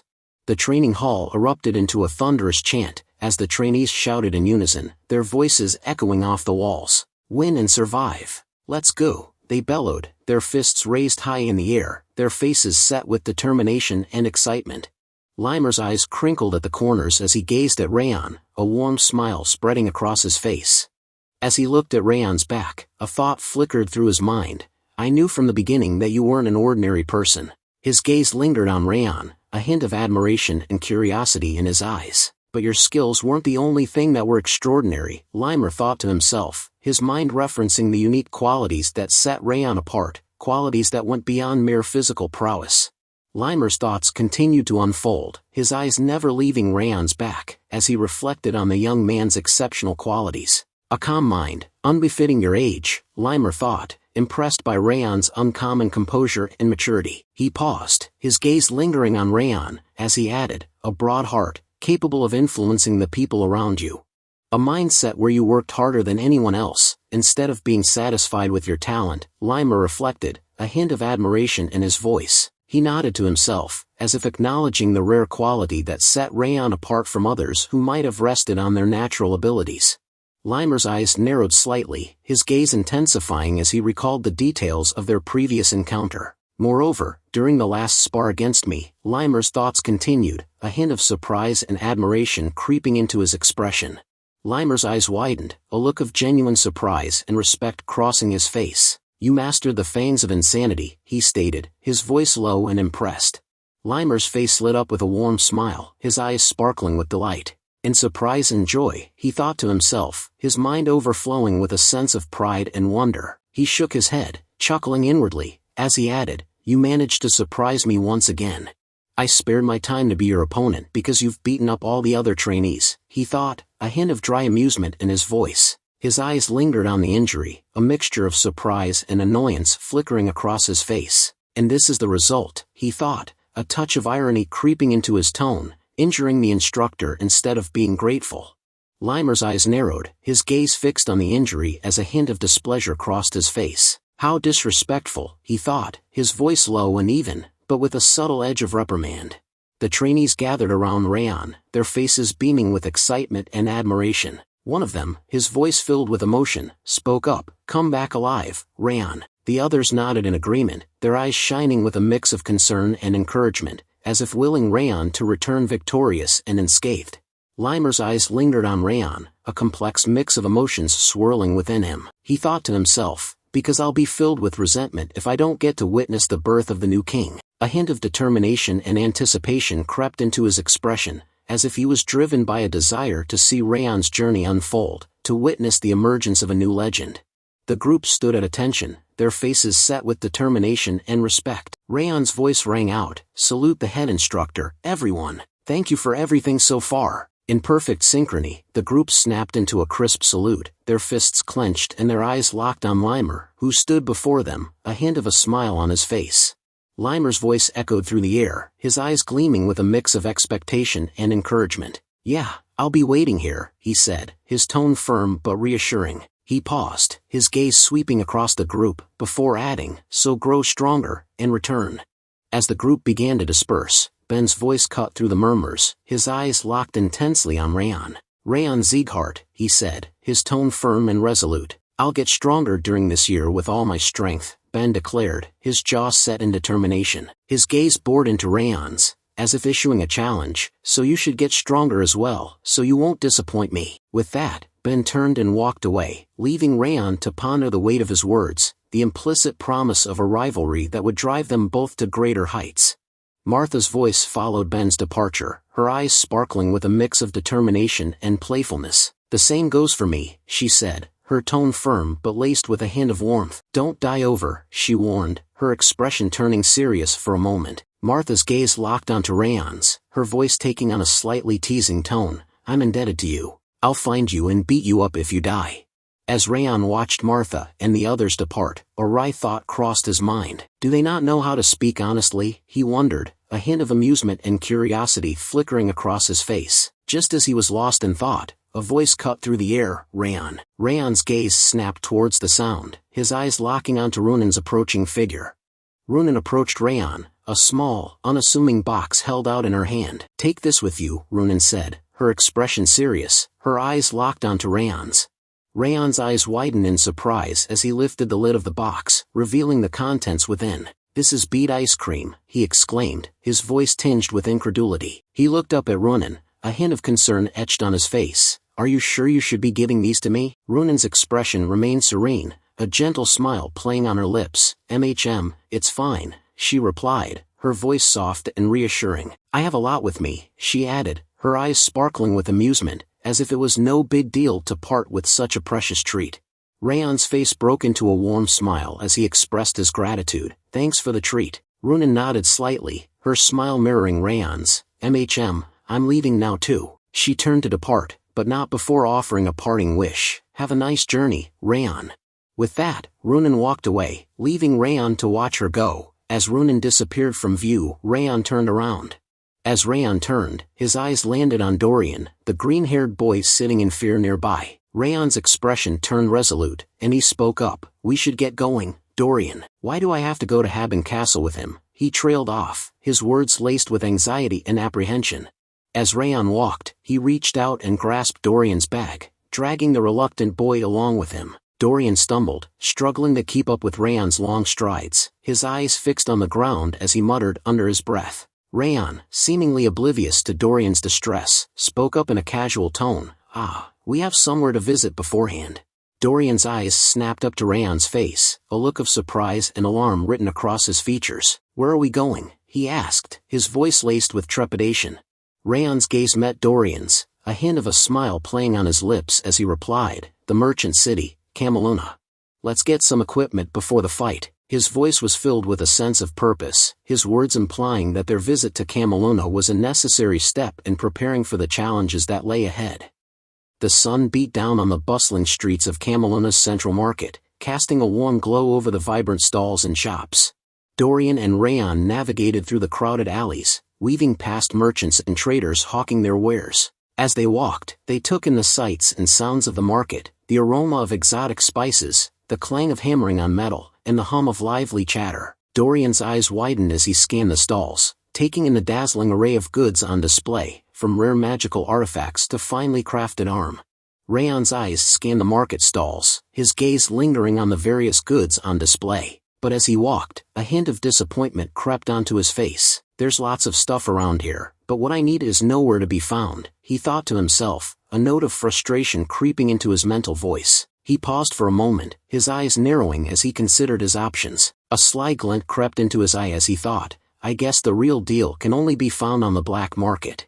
Dorian's voice cut through Raon's thoughts, and he turned to face the younger boy, a hint of surprise on his face. Young master, what you're looking for isn't here, right? Dorian asked, his eyes locked onto Raon's. Raon's gaze narrowed slightly, as if he hadn't expected Dorian to notice his disappointment. Dorian continued, his voice steady, you've been just walking without stopping. Raon's expression remained neutral, but a flicker of interest danced in his eyes. Then, in a voice that was almost casual, Dorian asked, then are you going to head down? Raon's eyes widened in surprise, and his voice rose in incredulity as he asked, down? Do you know about Camelon's black market? Dorian's response was nonchalant, of course. Raon's surprise deepened, and he took a step closer to Dorian, his eyes narrowing as he asked, isn't this your first time coming here? How do you know about the black market's existence? Dorian's face lit up with a bright smile as he explained, I may not look the part, but I was raised in a commercial company. He proudly placed his hands on his chest, his eyes sparkling with confidence as he continued, I'm well versed in stuff like this. Raon's eyes widened in realization as memories of the past flooded his mind. He recalled the numerous times Dorian had provided him with top-notch equipment, and his eyes sparkled with understanding. Ah, that explains everything that's happened so far, Raon thought to himself. Raon's thoughts clicked into place as he realized that Dorian's merchant background explained his surprising knowledge and skills. I had an inkling, but I didn't think he was really from a family of merchants, a hint of amusement dancing in his eyes. He mentally noted that he wouldn't need to beat around the bush with Dorian, since the green-haired boy had openly acknowledged his background. With a decisive nod, Raon spoke up, his voice firm and resolute, all right, then let's head to the black market right now. As they walked towards the black market, Dorian suddenly turned to Raon with a curious expression, you can only enter the black market through a secret passageway. Do you know how to get to the black market, young master? Raon's confident stride faltered, and he came to a stop, his eyes widening in surprise, his gaze locked onto Dorian's, a hint of embarrassment flickering across his face. For a moment, Raon was taken aback, his usual composure ruffled by Dorian's unexpected question. He seemed to be scrambling to regain his footing, his eyes darting back and forth as if searching for an answer. Raon's eyes sparkled with recollection as he said, about that. I heard it from Instructor Limer. A faint image of Limer's pale face flashed in Raon's mind, and he could almost hear the instructor's voice asking, when did I? Dorian's expression turned thoughtful, and he nodded, ah, yes, that would explain it. I did hear there was a casino in the black market, the instructor would know the way. After a short while, Raon and Dorian arrived at the entrance of the black market, a nondescript door that blended seamlessly into the surrounding architecture. Raon adjusted his disguise, a sly grin spreading across his face as he said, then let's go inside. As they ventured deeper into the black market, Raon and Dorian navigated through a narrow, dimly lit corridor. The air was thick with the smell of smoke and exotic spices. Dorian's eyes darted back and forth, his senses on high alert. As they walked, his posture grew increasingly tense, his fists clenched at his sides. Raon, seemingly oblivious to Dorian's unease, led the way with a confident stride. He pushed aside a tattered curtain, revealing a large, ornate tent. Without hesitation, Raon slipped inside, disappearing into the shadows. Dorian hesitated for a moment, then, with a deep breath, he followed Raon into the tent. As they stepped into the tent, Dorian's eyes widened in awe, taking in the sights and sounds of the underground black market. The air was thick with the hum of haggling merchants, the clinking of glasses, and the distant thrum of music. The tent was a labyrinth of stalls and shadowy alcoves, with merchandise ranging from exotic spices and rare textiles to mysterious artifacts and forbidden knowledge. Dorian's gaze darted from one wonder to the next, his mind reeling with the sheer scale of the operation. He turned to Raon, his voice barely above a whisper, the black market is so huge. Dorian's eyes continued to widen as he took in the sights and sounds of the black market. He shook his head, still trying to process the sheer scale and organization of the underground market. I can't get used to it, he breathed, his voice full of wonder. What's more, it's even cleaner than the marketplace on the surface. As Dorian spoke, Raon's gaze swept their surroundings, his eyes scanning the stalls and the people milling about. He seemed to be searching for something. Raon's attention snapped back to Dorian, and he asked, his voice low and even, "Do they have what you're looking for?" Raon's eyes narrowed as he reached into his pocket and pulled out a sleek, leather-bound auction catalog. "I need to check the auction catalog to find out," Raon replied, his voice focused on the task at hand. As he scanned the pages, his eyes scanned the listings, searching for the item he was looking for. Dorian watched with interest, curious about what Raon was searching for. Raon's eyes locked onto a specific listing in the auction catalog, a small smile spreading across his face as he muttered to himself, "Found it, the black butterfly." He nodded to himself, his mind racing with the implications. "I knew it, it's being auctioned." Raon's gaze scanned the listing, his eyes narrowing as he took in the details. "The auction will be held in the evening today, and the bid starts at 10 gold coins. Dorian's curiosity got the better of him, and he leaned in to peer at the page Raon was studying. His eyes widened as he took in the details, and he asked, "Are you planning to buy this? This is rather expensive." Raon's gaze remained fixed on the page, his mind racing with calculations. He thought to himself, "It's true, I could probably buy it by using all the traveling funds we have on hand, but it's too risky." A hint of concern crept into his thoughts as he weighed the pros and cons. "I guess I should find a pawn shop or something to add to what we have." Raon's eyes snapped back into focus, and he stood up, his movements swift and decisive. "Follow me, Dorian," he said, already striding away. Dorian's eyes widened in surprise, and he hurried to catch up. "Huh, where are you going, young master?" he asked, his voice tinged with curiosity. Raon didn't slow down, his gaze fixed on some point ahead. "To the pawn shop," he replied, his voice firm. "I'll need to sell some stuff that can be traded for money before the auction."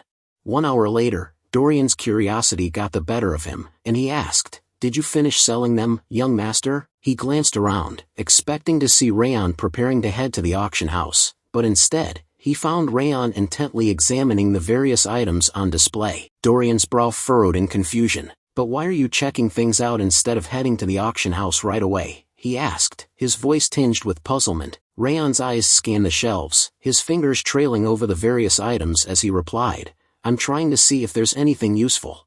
As Raon continued to browse the shelves, his mind wandered to the task at hand. He thought to himself, "I'm browsing because we have some time left until the start of the auction." He nodded mentally, feeling a sense of relief wash over him. "Plus, I have some spare money for the auction now." However, as he scanned the items on display, his enthusiasm began to wane. He thought, "Even then, though, there's nothing good to buy."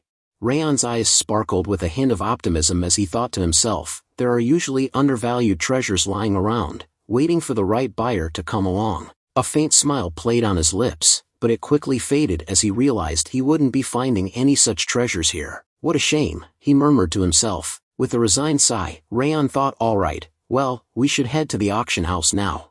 As Raon turned to leave, his eyes scanned the surrounding area one last time, and that's when he saw it, a faint sparkle emanating from a small, unassuming box tucked away in a corner. Raon's footsteps faltered, and he paused, his gaze drawn to the box like a magnet. "That's..." he began, his voice trailing off as he took a step closer to the box, his curiosity piqued.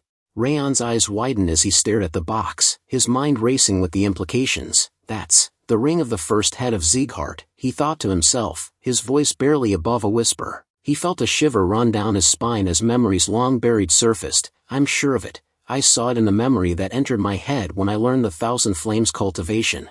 Raon's eyes remained glued to the box, his mind reeling with the unexpected discovery. "I never expected to find it here," he thought, his voice barely above a whisper, as a mix of shock and excitement coursed through his veins. Raon's eyes sparkled with excitement as he carefully took the ring in his hand, feeling a strange energy emanating from it. He looked up at the shopkeeper and asked, "Mister, how much does this cost?" The shopkeeper's face broke into a wide smile, clearly pleased that Raon had taken an interest in the ring. "Ah, you have quite the eye," he said, his voice dripping with enthusiasm. "That ring can increase strength and clear the mind." The shopkeeper's eyes glinted with a hint of greed as he named his price. "Just give me 5 gold coins, in." Just as the shopkeeper was about to conclude the sale, Dorian's angry voice cut through the air, making everyone pause. 5 gold coins? Dorian shouted, his face reddening with indignation. "Who do you think you are, trying to rip us off?" He took a step forward, his eyes blazing with accusation. "It's clear that you bought it with silver coins," Dorian declared, his voice dripping with disdain. The shopkeeper's eyes widened in shock as he stared at Dorian, fear etched on his face. He took a step back, his hands trembling as he tried to compose himself. Dorian's voice rose to a thunderous level, his words punctuated by a resounding crash as he slammed his hand onto the table. "Listen to me," he bellowed, the force of his anger making the shopkeeper flinch. Dorian's words poured out like a torrent, his logic and reasoning leaving the shopkeeper stumbling to defend himself. "And another thing, the ring's appearance is subpar at best," Dorian continued, his voice dripping with disdain. "It's not even properly engraved, just some simple patterns and a smooth surface. And those cracks all over it? It's a wonder you can even tell if it's made of gold or brass." Dorian's gaze bore into the shopkeeper, his eyes blazing with indignation. "How could you possibly ask for 5 whole gold coins for this thing? No one would take it even if you tossed it in the trash." The shopkeeper's face turned a sickly shade of pale as he stared at Dorian, his eyes wide with worry. He seemed to be searching for an escape, a way to salvage the situation, but Dorian's words had left him reeling. The shopkeeper's eyes widened even further as Dorian's voice dropped to a menacing growl. "1 gold coin," Dorian spat, his words dripping with disdain. As the shopkeeper's eyes glazed over, his body swaying slightly, Dorian's intense gaze seemed to bore into his very soul, but after a moment, the shopkeeper's eyes snapped back into focus, and he stumbled backward, gasping for air. "You can take it," the shopkeeper stammered, his voice barely above a whisper, as he stared at Dorian with a mix of fear and respect. Dorian's face broke into a wide grin as he turned to Raon and gave him a triumphant thumbs up. Raon's eyes widened in surprise, and then a huge smile spread across his face. "Good job, Dorian," Raon exclaimed, his praise sincere and enthusiastic, as he clapped Dorian on the back. As Wrath's presence emerged from Raon's body, he gazed at Raon with an air of intrigue. "It's true that the ring seems to hold some secret to it," Wrath said, his voice low and mysterious. Raon's eyes sparkled with curiosity, but before he could respond, Wrath continued, "By the way, didn't he become a different person just now?" Raon chuckled, inward as he thought Dorian is great with negotiating, but he doesn't seem to have a sense for quality yet. Anyway, it was a great harvest. As Raon and Dorian began to walk away, a soft voice called out, "Wait a moment, did you already pay for that ring?" The voice belonged to a lady with short, brown hair, who was watching them with a hint of curiosity. Raon's eyes widened in surprise as he turned to face the lady, his gaze meeting hers. His eyes scanned the lady and her butler, taking in their refined attire and dignified demeanor. He nodded politely, his voice even and composed. "Yes, I did." The lady's eyes locked onto Raon's, her gaze piercing as she made her offer. "I'll give you 10 times whatever you paid for it, no matter how high I have to go. Sell it to me." Her voice was confident and persuasive, with a hint of desperation beneath the surface. She took a step closer, her eyes scanning Raon's attire, her expression a mixture of calculation and curiosity. "Judging by appearance, you're an adventurer in urgent need of some money. That should be enough."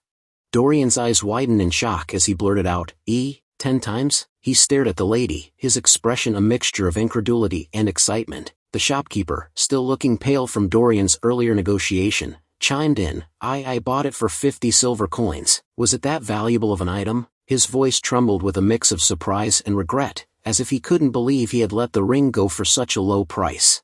Dorian's eyes sparkled with excitement as he turned to Raon, his voice filled with persuasion. "Let's sell it, young master. She wants to buy that cheap trinket at 10 times the price." Raon's gaze lingered on the lady, his expression thoughtful. He thought to himself, this woman. Raon's eyes never left the lady's face as he closed the box containing the ring. His mind was racing with thoughts, and he mused to himself, she knows how valuable this ring is. A hint of curiosity crept into his expression. He continued to think, analyzing the lady's words and actions, and from the way she spoke, she is implying that it's worth at least 100 gold coins.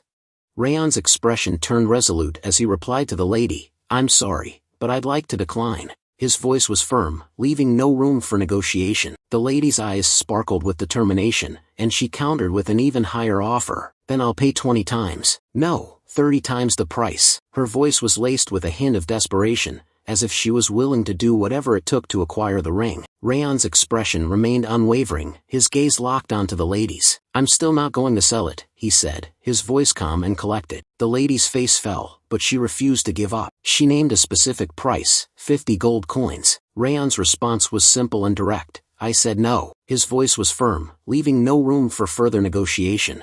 As Raon turned around to leave, he spoke over his shoulder, his voice polite but firm. "I'm sorry, but I don't like to sell my belongings. I'm not going to sell it no matter how much you are willing to pay." The lady's face froze, her eyes wide with surprise. The butler's voice was low and menacing as he spoke up, his eyes narrowing slightly as he gazed at Raon's retreating back. "Hey, I don't know where you're from, but you'd better behave yourself." His tone was laced with a subtle threat, as if warning Raon of the consequences of crossing his mistress. The butler's voice dropped to a whisper, but his words carried clearly. "You will make things hard on yourself if you defy her." Raon's stride didn't falter as he heard the butler's words. Instead, he stopped and turned around, his eyes flashing with a hint of annoyance. He spoke up, his voice firm and unwavering. "Am I supposed to change my mind just because of who she might be?" Raon's tone was laced with disdain, as if he couldn't care less about the lady's social status or influence. He took a step forward, his gaze locked onto the butler's. "I don't care about anything like that, so stop bothering me and leave already." The brown-haired lady's face turned red with rage as she shouted, her voice echoing through the air. "Hey, who do you think I am, acting so arrogantly?" Her eyes blazed with indignation, as if she was outraged that someone would dare to defy her. She took a step forward, her hand extended imperiously. "Stop defying me and hand it over while I'm still acting cordial." Raon's expression remained calm, but his words were laced with a subtle sharpness. He spoke up, his voice even but firm. "How abrasive, and all because I just didn't want to sell the item." Raon's tone was tinged with a hint of disdain, as if he was disappointed but not surprised by the lady's behavior. He raised an eyebrow, his gaze locked onto the lady's. "Did you want to flaunt your privileged upbringing before I go, or shall we leave it at that?" The lady's expression turned cold and menacing, her voice dripping with malice. "You have no idea how scary the world can be." She took a step closer, her eyes glinting with a sinister light. "You should think carefully about why people always bow to others, if you don't want to end up dead in the streets, forgotten and unnoticed." Raon's expression remained unruffled, his gaze never wavering from the lady's. He nodded curtly, his voice firm. "If that's all, I'll be taking my leave, then." With that, Raon turned on his heel and walked away, leaving the lady and her butler standing alone. As Raon disappeared into the crowd, the brown-haired lady's expression turned calculating. She called out to her butler, her voice low and urgent. "Setter, we are heading to the auction house. Right now. Those stalls are usually visited by people who came out from the pawn shop," she muttered to herself, her voice barely audible. "If he came here, he is most likely going to participate in the auction taking place soon." The brown-haired lady's eyes blazed with determination as she declared, her voice dripping with venom. "I'm going to take away what he is trying to buy, no matter what." The auctioneer's voice boomed through the crowded auction house, his words echoing off the walls. "Date's necklace, 70 gold coins," he called out, his eyes scanning the room for any signs of further bidding. "Next up is the silver mana stone," he declared, holding up the glittering stone for all to see. After some time, he declares next up is the Ring of Raging Flame. After Ring of Raging Flame sold out, he shouted, "Alright, next up is." Raon's eyes scanned the auction room, his gaze lingering on each item as it was presented, but despite the excited chatter of the crowd, he couldn't help but feel a sense of disappointment. "Nothing is piquing my interest so far," he thought to himself. "Is the black butterfly not going to appear yet?" The auctioneer's voice cut through the din of the crowd, his words sending a thrill through the room. "Now, this item is a noble black-colored butterfly that feeds on mana stones," he declared, his eyes gleaming with excitement. With a flourish, the auctioneer swept aside the cloth, revealing a delicate, ornate cage, and inside the cage, perched on a slender branch, was the most magnificent creature Raon had ever laid eyes on, the black butterfly. The auctioneer's voice was like honey, smooth and enticing, as he began to extol the virtues of the black butterfly. "This magnificent creature is popular as an ornamental piece due to the allure of its faint twinkle," he declared, his eyes gleaming with enthusiasm. "Of course, it has the drawbacks of having a short lifespan and being expensive to maintain, as it feeds on mana stones," he continued, his voice taking on a slightly cautionary tone. "But nothing beats its beauty." The auctioneer's voice cut through the din, his words ringing out clear and loud. "Let's start the bid." As the auctioneer's voice faded away, the crowd erupted into a frenzy of bidding. Voices called out from all corners of the room, each one trying to outdo the others. 2 gold coins, someone shouted. 5 gold coins, another voice chimed in. 7 gold coins, a third bidder called out. In a voice that was both calm and commanding, Raon called out, 13 gold coins. The room fell silent, with all eyes turning to Raon in amazement. Raon felt a sense of confidence wash over him. He thought to himself, with the high price I've called, no one should bid for more. 13 gold coins should be too expensive for an ornamental butterfly, after all. The brown-haired lady's voice cut through the stillness, her words dropping like a bombshell. 50 gold coins. The auctioneer's eyes widened in astonishment, his voice trembling with excitement. 50. We have the highest price in history, he declared, his words echoing off the walls. The auctioneer's voice continued, I don't think anyone is going to bid higher. The words trailed off, leaving an uncomfortable silence in their wake. The auctioneer's voice boomed out once more, his words final and decisive. It's the winner. Her gaze was like a challenge, daring Raon to dispute the outcome. The brown-haired lady turned to her butler, Setter, and called out, let's leave. Setter's expression remained impassive as he replied, Are you only bidding on the black butterfly, milady? The lady's smile never wavered as she responded, Yeah, that man wasn't at all interested in other items. On top of that he bid on that butterfly for a higher price than normal.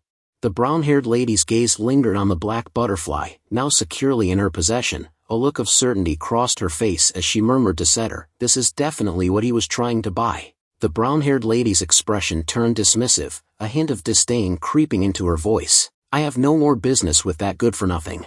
Dorian's voice was laced with concern and urgency as he spoke up, his eyes fixed on the departing figure of the brown-haired lady. She's that person from earlier. She isn't even trying to hide her malicious intent. He turned to Raon, his expression serious. What should we do, though? It will take some time for another black butterfly to appear in the auction. Raon's response was calm and collected, but it caught Dorian off guard. Dorian, don't worry about it. Go outside and get some attire for night travel. Dorian's eyes widened in surprise, and he took a step back, his voice laced with confusion. What? Raon's words were spoken in a low, matter-of-fact tone. I'm going to steal the butterfly that she's purchased. Dorian's eyes went wide with fear as he stared at Raon, his voice trembling. What? Why would you suddenly ask for night traveling outfits? As Raon moved to steal the black butterfly, he couldn't help but think back to his past life as an assassin. Each of the best assassins in the continent had their own characteristics, Raon thought to himself. Speed, smoothness, or sharpness were the advantages for some of them. But I was famous for being the stealthiest of them all. As he reached the destination, his eyes fixed on the black butterfly. With a deep breath, Raon melted into the darkness, hiding behind a nearby wall. As Raon watched the guards, his mind continued to wander back to his past life. He thought about the techniques that had made him a formidable assassin, and one method in particular came to mind. The key was the main footwork that I used in my previous life, the shadowless steps. Raon thought to himself, a hint of nostalgia in his mental voice. I thought I wouldn't really need to use it in this new life, because I'd learned the Supreme Harmony steps, but surprisingly, I have to use it. 10 minutes ago, Dorian appeared beside Raon, holding out a neatly folded bundle of dark clothing. Here's the night traveling outfit that you asked for, young master. Raon's eyes flicked towards Dorian, a hint of approval in his gaze. Good job, you managed to acquire a pretty decent one in such a short time. Did you figure out anything about that masked woman? He asked, his voice low and cautious. Raon's expression was neutral, but a hint of intrigue flickered in his eyes. Dorian's hand paused mid-scratch, his eyes darting towards Raon with a mixture of hesitation and trepidation. Actually, about that. Raon's eyes narrowed, his voice taking on a slightly sharper tone. What? Why are you hesitating? Dorian's voice trembled slightly as he spoke, his eyes wide with concern. Young master, I think we should stop. I heard from people around here that she's actually Princess Jaina, of the Balker Kingdom.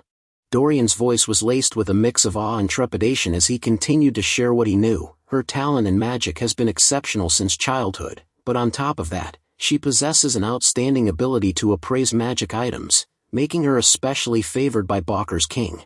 Dorian's voice was laced with a hint of resignation as he spoke. It's unfortunate, but we should give up this time and wait for the next. Raon chimes in, which implies, she is most likely the black market's VIP.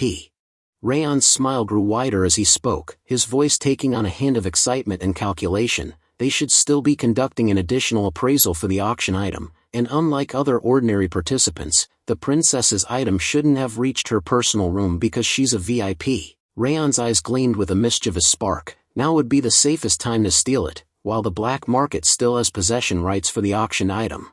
I'll be back, Dorian. Wait a moment, young master. Dorian's voice was laced with panic as he called out to Raon, but it was too late. Raon had already sprinted out of the room, leaving Dorian to worry and fret. As Raon ran, he tossed a casual reply over his shoulder, "Just wait a moment." Sometimes later, Raon stood motionless behind the walls, his eyes fixed on the scene unfolding before him. A small, satisfied smile crept onto his face as he thought to himself, as expected, the princess's auction item hasn't been delivered to her guest room yet. The two auction house guards sat lazily, their eyes fixed on the cards in their hands as they played a game to pass the time. One of them gazed over at the black butterfly, its delicate wings glimmering in the dim light. "To buy a useless ornamental butterfly like this for 50 gold coins, the guard muttered, shaking his head. "No matter how I try, I just can't understand what rich people are thinking." The other guard chuckled and replied, "They must have needed it for whatever reason. Stop caring about that and show your cards already." Raon's eyes remained fixed on the black butterfly, his gaze burning with intensity as he thought to himself, "The black butterfly is over there, there are staff members next to it, but they're distracted by their game." Raon's eyes never left the black butterfly as he thought to himself, in this case, his mind worked quickly, calculating the best course of action. After a moment, he manipulated his mana, sending it out like an invisible thread towards the black butterfly. His eyes followed the thread, his focus solely on the delicate, ornamental creature. A black butterfly is casually stored in a bird cage, Raon thought, his eyes taking in the details of the scene, because it dies if it stays in an enclosed space. Raon's thoughts continued to unfold as he observed the black butterfly. Since this butterfly tends to stick to magic stones in order to absorb the high-purity mana, the moment it senses the 10,000 Flames Cultivation's mana, which has an even higher purity than mana from a magic stone, it's bound to escape from the birdcage on its own. A hint of anticipation crept into Raon's expression as he awaited the butterfly's reaction, his mana thread still subtly influencing the surroundings, ready to capitalize on the opportunity that was about to arise. As the black butterfly followed the thread of Raon's mana, it gently landed on his outstretched finger, its delicate wings fluttering softly. Raon's eyes gleamed with satisfaction as he thought to himself, just like that, the butterfly's calm demeanor, as if it had indeed been trained to obey Raon, was a testament to the subtle yet powerful influence of his mana. The guard's eyes lingered on the empty birdcage for a moment, a flicker of confusion crossing his face. His companion, focused on the card game, looked up at him with a hint of annoyance. "What? Why are you distracted? Pull a card already, it's your turn." The guard's eyes widened in alarm as he stared at the empty birdcage, his face pale with panic. "What? Where did the butterfly go?" he shouted, his voice echoing through the room. The other guard, who had been focused on the card game, looked up in shock, his eyes darting towards the empty cage. "What? The butterfly disappeared," he exclaimed, his voice laced with incredulity and concern. The first guard's face turned red with urgency as he yelled, "Damn it! Quick, find where the butterfly went." He and the other guards scrambled to their feet, their eyes frantically scanning the room. Meanwhile, Raon, with the black butterfly safely tucked away in a bag, took advantage of the commotion. He turned and sprinted away, his footsteps light and swift as he vanished into the shadows, leaving the two guards to search frantically for the missing butterfly. Dorian's face was etched with worry as he walked briskly through the dimly lit corridors of the black market. His eyes scanned the crowded passageways, searching for any sign of Raon, his mind racing with worst-case scenarios. Dorian's eyes darted anxiously around the crowded corridor as he walked, his fingers instinctively rising to his mouth to bite his nail, a habitual gesture of nervousness. His mind was racing with the potential consequences of Raon's actions. If the young master gets caught like this, it could become a diplomatic issue with the Balker Kingdom. Dorian's thoughts trailed off, his anxiety spiking. He let out a soft, worried sigh, his chest feeling tight with apprehension. I feel like my heart is skipping a beat," he thought, his usual calm composure ruffled by the looming threat of disaster. Dorian's hands clenched into fists as he tightly gripped his head, his eyes closed in frustration. "No matter how I think about it, I should have stopped him from going," he berated himself, his mind replaying the events that had led to this moment. Just as he was about to continue his self-recrimination, a casual voice cut through his thoughts. "Dorian, what are you doing?" Raon's voice was relaxed, devoid of any tension or urgency, as if he hadn't just pulled off a daring heist. Dorian's eyes widened in surprise as he stared at Raon, his voice laced with a mix of relief and annoyance. "Young master, when did you get here?" Raon's expression was calm and nonchalant, a hint of amusement dancing in his eyes. "Just now," he replied, his voice smooth and even. He chuckled softly, his gaze locked on Dorian's frazzled expression. "You're acting like you've seen a ghost." Dorian's expression changed from relief to curiosity, his eyes narrowing slightly as he thought through the implications. He paused for a moment, collecting his thoughts before asking, "Wait a second, the fact that you're back must imply..." Raon's face broke into a wide, triumphant smile as he replied, "Yes, I succeeded." He held up the bag in his hand, the fabric rustling softly as he moved. Dorian's eyes widened in amazement as he stared at the bag, his voice barely above a whisper. "Really?" Raon's expression turned serious, his eyes locked on Dorian's as he spoke. "Well then, let's return to our room." But before they could take a step, a figure emerged from the crowd, her brown hair styled in an elegant fashion. Her eyes sparkled with amusement as she gazed at the pair, a mocking tone dripping from her voice. "Oh my, what an unexpected encounter."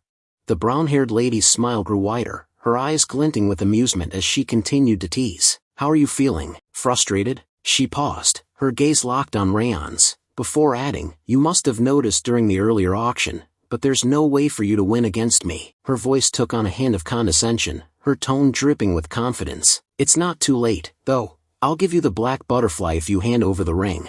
Think carefully, since this is the last opportunity I'm giving you." But Raon's expression remained calm and unyielding, his voice firm as he replied, "Are you deaf? I already said I'm not selling it." The brown-haired lady's expression darkened, her eyes narrowing into slits as she spoke. "It looks like you don't understand when I'm being nice." Her voice dropped to a menacing tone, her words dripping with malice. "You don't want to leave this black market in one piece, do you?" Just as it seemed like the situation was about to escalate, a voice cut through the tension. "My lady," one of the auction house staff called out, hurrying towards the brown-haired lady with a look of urgency on his face. The brown-haired lady's face twisted in anger and frustration, her voice rising as she snapped, "What? Can't you see that I'm talking to them?" Her eyes blazed with irritation, her gaze flashing between Dorian and Raon before settling on the hapless auction house staff. The staff member took a step back, his eyes wide with worry as he stammered, "I'm sorry, actually." The auction house staff's words tumbled out in a panicked rush. "The black butterfly has disappeared. Someone must have stolen it." The brown-haired lady's eyes widened in shock, her gaze snapping towards the staff member as if she couldn't believe what she was hearing. Just as she seemed about to erupt into fury, Raon's voice cut through the tension, his tone dripping with amusement. "Oh no, it looks like you're in trouble," he teased, a mischievous glint dancing in his eyes as he watched the brown-haired lady's reaction. The brown-haired lady's gaze locked onto Raon, her eyes narrowing into slits as she regarded him with suspicion. For a moment, she simply stared, her expression unreadable. Then, her eyes flashed with understanding, and she thought to herself, "It's his doing."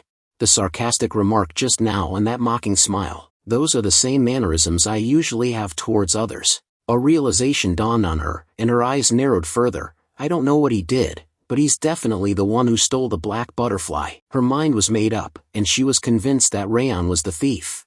The brown-haired lady's voice dripped with venom as she spoke, her tone mocking and disdainful. "I thought you were just prideful, but you're just a wicked thief." Her eyes flashed with indignation, her gaze blazing with fury. "Do you even realize who I am?" she demanded, her words echoing through the air. Raon's expression remained calm and unyielding, his voice laced with a hint of amusement. "Do I even need to know that?"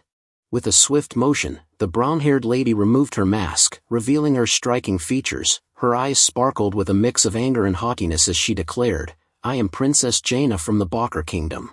Princess Jaina's face reddened with rage, her eyes blazing with indignation as she took a step closer to Raon. Her voice trembled with anger, her words dripping with venom. "How dare you show me that arrogant attitude?" Princess Jaina's eyes flashed with determination, her voice cold and menacing. "I'll make it so that you're unable to steal anything else from now on." As she spoke, the butler standing beside her subtly shifted his stance, his eyes locked onto Raon with a hint of warning. His hands, previously clasped behind his back, now hung loose at his sides, poised and ready for action. "Take care of him." With Princess Jaina's command still echoing in the air, the butler sprang into action. With a fluid motion, the butler rushed towards Raon, his eyes blazing with a fierce determination. His fists were clenched, his arms coiled and ready to strike, as he prepared to mete out punishment to the perceived thief. Raon's expression remained serene, his eyes glinting with a hint of amusement. With a slight, almost imperceptible smile, he spoke in a voice that was both calm and commanding. "Balker's princess or whatever." "So what?" Raon clenched his fist. The butler, charging forward with a fierce determination, was caught off guard by Raon's sudden counterattack. Raon's fist connected with a solid crunch, striking the butler squarely in the face. The butler's head snapped back, his eyes widening in shock and pain as he stumbled backward, clutching at his nose. A trickle of blood began to seep from his nostrils. Princess Jaina's face turned red with rage as she shouted at the top of her lungs, "What are you doing? Why can't you even defeat a trash mercenary like him?" Her voice echoed through the room, filled with disdain and disappointment. As Raon continued to exchange blows with the butler, a voice echoed through the corridor, halting the fight momentarily. "Wait a second, over there. Is that you, Raon?" The voice was loud and clear, carrying a hint of surprise and familiarity. Princess Jaina's gaze shifted away from the fight, her eyes scanning the corridor to locate the source of the voice. Her eyes widened in recognition, and she thought to herself, "That voice."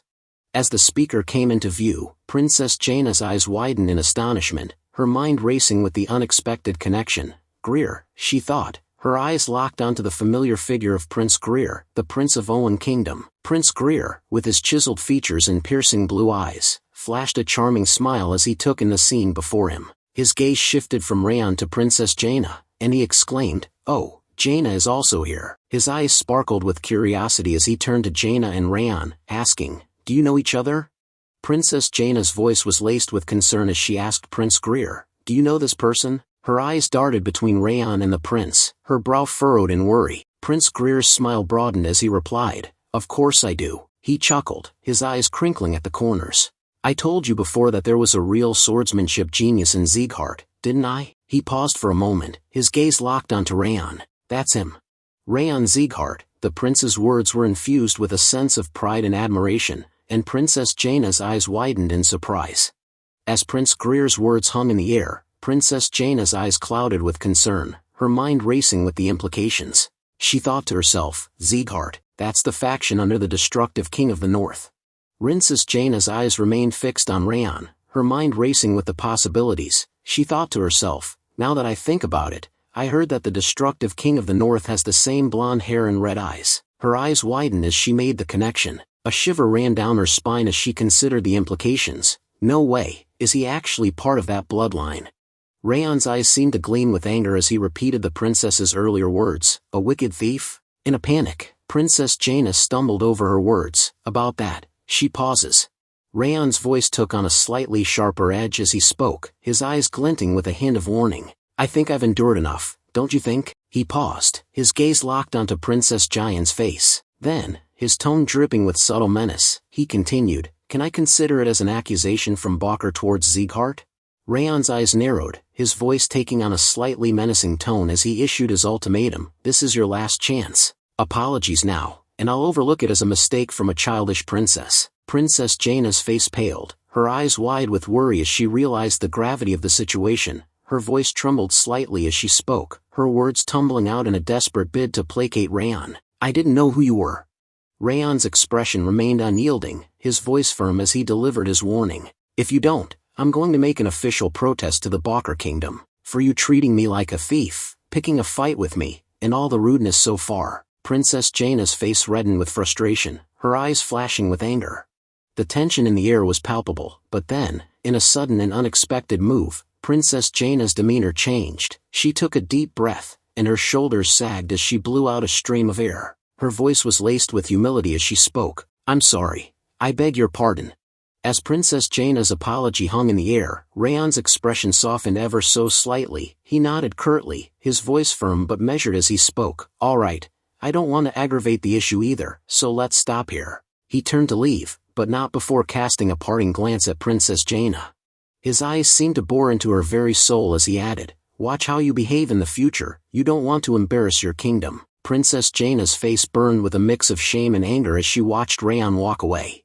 Raon's long strides carried him away from the tense scene, but he slowed to a stop as Prince Greer fell into step beside him. The third prince of the Owen Kingdom asked, his voice tinged with curiosity, "Did I arrive at a bad time?"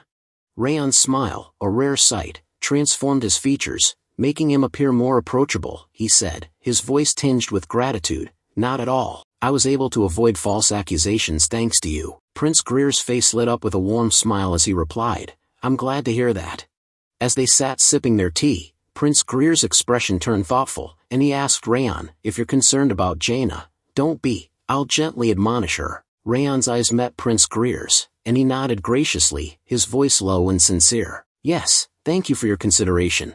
Prince Greer's curiosity got the better of him, and he asked Raon, by the way, what brings you to Camelun? I'm here for a mission, but Sieghart is quite far from Camelun, isn't it? His eyes sparkled with interest, and he leaned forward slightly, awaiting Raon's response. Raon's expression turned matter-of-fact as he replied, we were heading out for our graduation exam and dropped by here to get some equipment. He sipped his tea calmly, his eyes never leaving the prince's face. Prince Greer's eyebrows rose in surprise, and he asked, you're in the middle of your graduation exam? What equipment are you looking for? Raon's voice remained calm and composed as he replied, I'm looking for a sword. What I have right now isn't too bad, but I've been using it for too long. He set his teacup down, his eyes never leaving the prince's face. Prince Greer's expression turned thoughtful, and he nodded slowly. Then I'll introduce you to a nice shop. Prince Greer's eyes gazed off into the distance, his brow furrowed in thought. After a moment, he nodded to himself and turned back to Raon. There's a workshop on the corner of the Western Craft District of Camelun. It's a small shop, but the blacksmith is extremely skilled. He smiled wistfully, as if regretting his inability to accompany Raon. I want to introduce him to you personally, but I won't be able to go because of my mission. Raon's expression turned grateful, and he inclined his head in appreciation. I'm grateful enough for you telling me about it, he said, his voice sincere. With a fluid motion, Prince Greer stood up, his movements elegant and refined. He smiled warmly at Raon as he spoke. All right, I'm going to take my leave. I'll be looking forward to your visit to Owen. Raon's expression turned determined as he replied, yes, I'll do it after the graduation exam. He nodded firmly, as if committing himself to the promise. Prince Greer's face lit up with a warm smile as he said, I wish you good luck. As Prince Greer disappeared from view, Dorian let out a relieved sigh.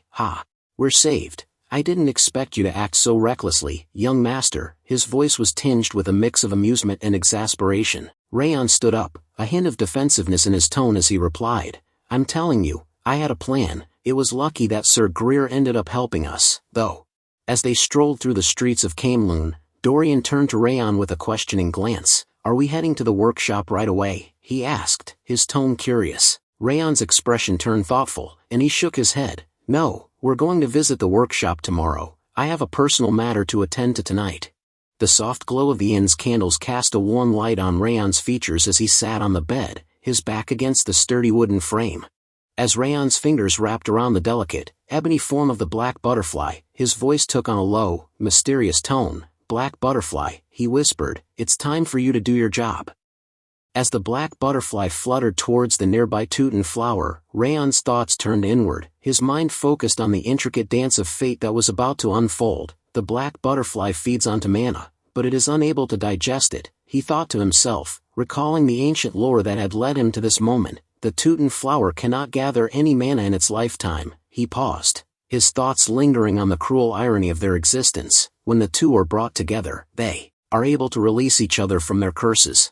With a gentle, almost tender smile, Raon's fingers closed around the delicate petals of the Teuton flower, cradling it as if it were a precious gem. His thoughts continued to unfold, a symphony of intricate plans and ancient knowledge. The Teuton flower has to hold the mana that the black butterfly has gathered, he mused, his mind racing with the possibilities, to finally become a highest-grade elixir, simultaneously harnessing the energies of fire and water. The rarity of this knowledge was a testament to the secrecy surrounding the Teuton flower's true potential. Raon's own understanding of this obscure fact was a direct result of the ancient wisdom imparted by the 10,000 Flames cultivation, a testament to the profound impact it had on his perception of the world. Without hesitation, Raon's lips parted, and he consumed the flower in a single, swift motion. The delicate petals dissolved on his tongue, releasing the carefully balanced energies within. As the essence of the Teuton flower coursed through Raon's being, a sudden, ethereal chime echoed through his mind, signaling the arrival of a system notification. The words materialized before his inner eye, shimmering with an otherworldly glow. One strand of the curse of frost has disappeared, the notification read, its tone detached yet portentous. The durability of your energy center and mana circuits has increased, energy has increased significantly, willpower has increased significantly, all stats have increased. With a deliberate slowness, Raon's gaze shifted inward, and his status window unfolded before him like a shimmering veil. The first section displayed his identity, name, Raon Sieghart, followed by his title, Indomitable, which seemed to resonate with an aura of unyielding determination. His current state was listed as Curse of Frost, for strands. The traits section revealed a complex array of attributes, each one a testament to his growth and experiences. Wrath, Ring of Fire, 5 stars. 10,000 Flames Cultivation, 3 stars. Fire Resistance, 3 stars. Coldness of the Frost, 3 stars. Perception of the Snowflower, 3 stars. Water Resistant, 4 stars. Bleeding Curse, 1 star. Backstab, 1 star. And Iron Will, 1 star. As his gaze drifted to the stats section, the numbers sprang to life. Strength, 72. Agility, 73. Stamina, 66. Energy, 70. Perception, 79. And Wrath, 10. A subtle, enigmatic smile crept onto Raon's face as he beheld his status, his eyes gleaming with a deep satisfaction. The morning sunlight cast a warm glow on the streets as Raon's voice broke the gentle morning calm. "Let's set off to the workshop now, Dorian," he said, his tone crisp and purposeful. Dorian's gaze lingered on Raon, his eyes narrowing slightly as he took in the subtle yet unmistakable changes that had occurred overnight. A look of surprise and intrigue crossed his face as he thought to himself, how did this happen? He couldn't help but notice the noticeable increase in Raon's spirit and aura, which seemed to radiate a newfound sense of power and confidence. Dorian's mind began to whirl with questions, his thoughts racing with possibilities. What happened last night? He wondered, his curiosity piqued by the sudden and unexpected transformation in the young master. Dorian's eyes remained fixed on Raon, his expression a mixture of fascination and concern, as he struggled to understand the nature of this sudden change. Dorian's thoughts drifted further back in time, his mind retracing the moments that had led him to this point. He recalled the initial spark of curiosity that had drawn him to Raon, the way he had quietly focused on his training, undeterred by the scorn and disdain of those around him. The whispers and mocking gazes of the household, including those from the direct line, had seemed to label Raon as the shame of the house. Yet, despite this, he had persisted, his dedication to his craft unwavering. As Dorian's thoughts continued, he realized that his interest in Raon had evolved into something more profound. But what I realized after I got closer to the young master. As Dorian's memories of Raon's intense training resurfaced, a subtle smile crept onto his face. He thought to himself, was that he is befitting the name Sieghart, more than anyone else in the 5th training ground. That's why, even though we are scattered now, we of the 5th training ground decided to follow Raon. As Dorian's gaze followed Raon's retreating figure, his thoughts turned to the potential benefits of his household. He mused to himself, if I can borrow the young master's strength, it should be possible to solve that problem from my house. However, Dorian's train of thought was interrupted by a hint of hesitation, as he acknowledged the uncertainty that lay ahead. However, that's not why I'm following the young master. Come back to your senses, Dorian. Dorian's thoughts were snapped back into focus as Raon's voice called out to him, Dorian. Raon's eyes narrowed slightly as he watched Dorian lagging behind. What are you doing over there? Raon's gaze never wavered, his eyes fixed intently on Dorian. We need to leave immediately after getting the sword from the workshop, he said, his tone firm but controlled. With a hint of impatience, Raon added, follow me already. We have a long way to go. A warm smile spread across Dorian's face as he thought to himself, yes, I should focus on getting stronger while following the young master. The decision seemed to bring him a sense of clarity and purpose, and he felt a renewed sense of determination wash over him. With a surge of enthusiasm and confidence, Dorian's face lit up with a bright smile as he thought to himself, because everything will be fine as long as I'm with him. His feet seemed to move of their own accord, and before he knew it, he was running towards Raon with a newfound sense of purpose. Yes, I'm coming, Dorian called out, his voice filled with excitement and eagerness. As they strolled towards the blacksmith shop, Raon's gaze drifted to Dorian's posture, his eyes narrowing slightly in assessment. And I'm going to fix your posture with the star-connecting sword, until we reach Haben Castle. It looked like there's a lot to fix. The comment was made with a straight face, but a hint of amusement danced in Raon's eyes. Dorian, however, seemed unfazed by the prospect of correction. A gentle smile spread across his face, and he replied, it'll be fine, right? As they arrived at the blacksmith shop, the sound of clanging metal and the smell of hot iron filled the air. Raon stepped forward, his eyes scanning the workspace until they landed on the blacksmith. With a polite smile, he approached the craftsman and said, excuse me, I'm here at Sir Greer's recommendation. As the blacksmith worked on the sword, his hands moving with a practiced ease, and asked, his voice laced with curiosity, "Are you talking about Owen's third prince?" Raon's gaze remained fixed on the blacksmith, his eyes studying the man's skilled hands as they worked on the sword. Raon's response was measured, his voice calm and deliberate. "Indeed," Raon said, his words carrying a sense of confirmation, "I decided to come because I judged that I could trust this shop with Prince Greer's recommendation." The blacksmith's voice boomed with confidence, his words laced with a hint of incredulity. "He recommended the shop? There's no way," he said, his voice filled with a sense of wonder.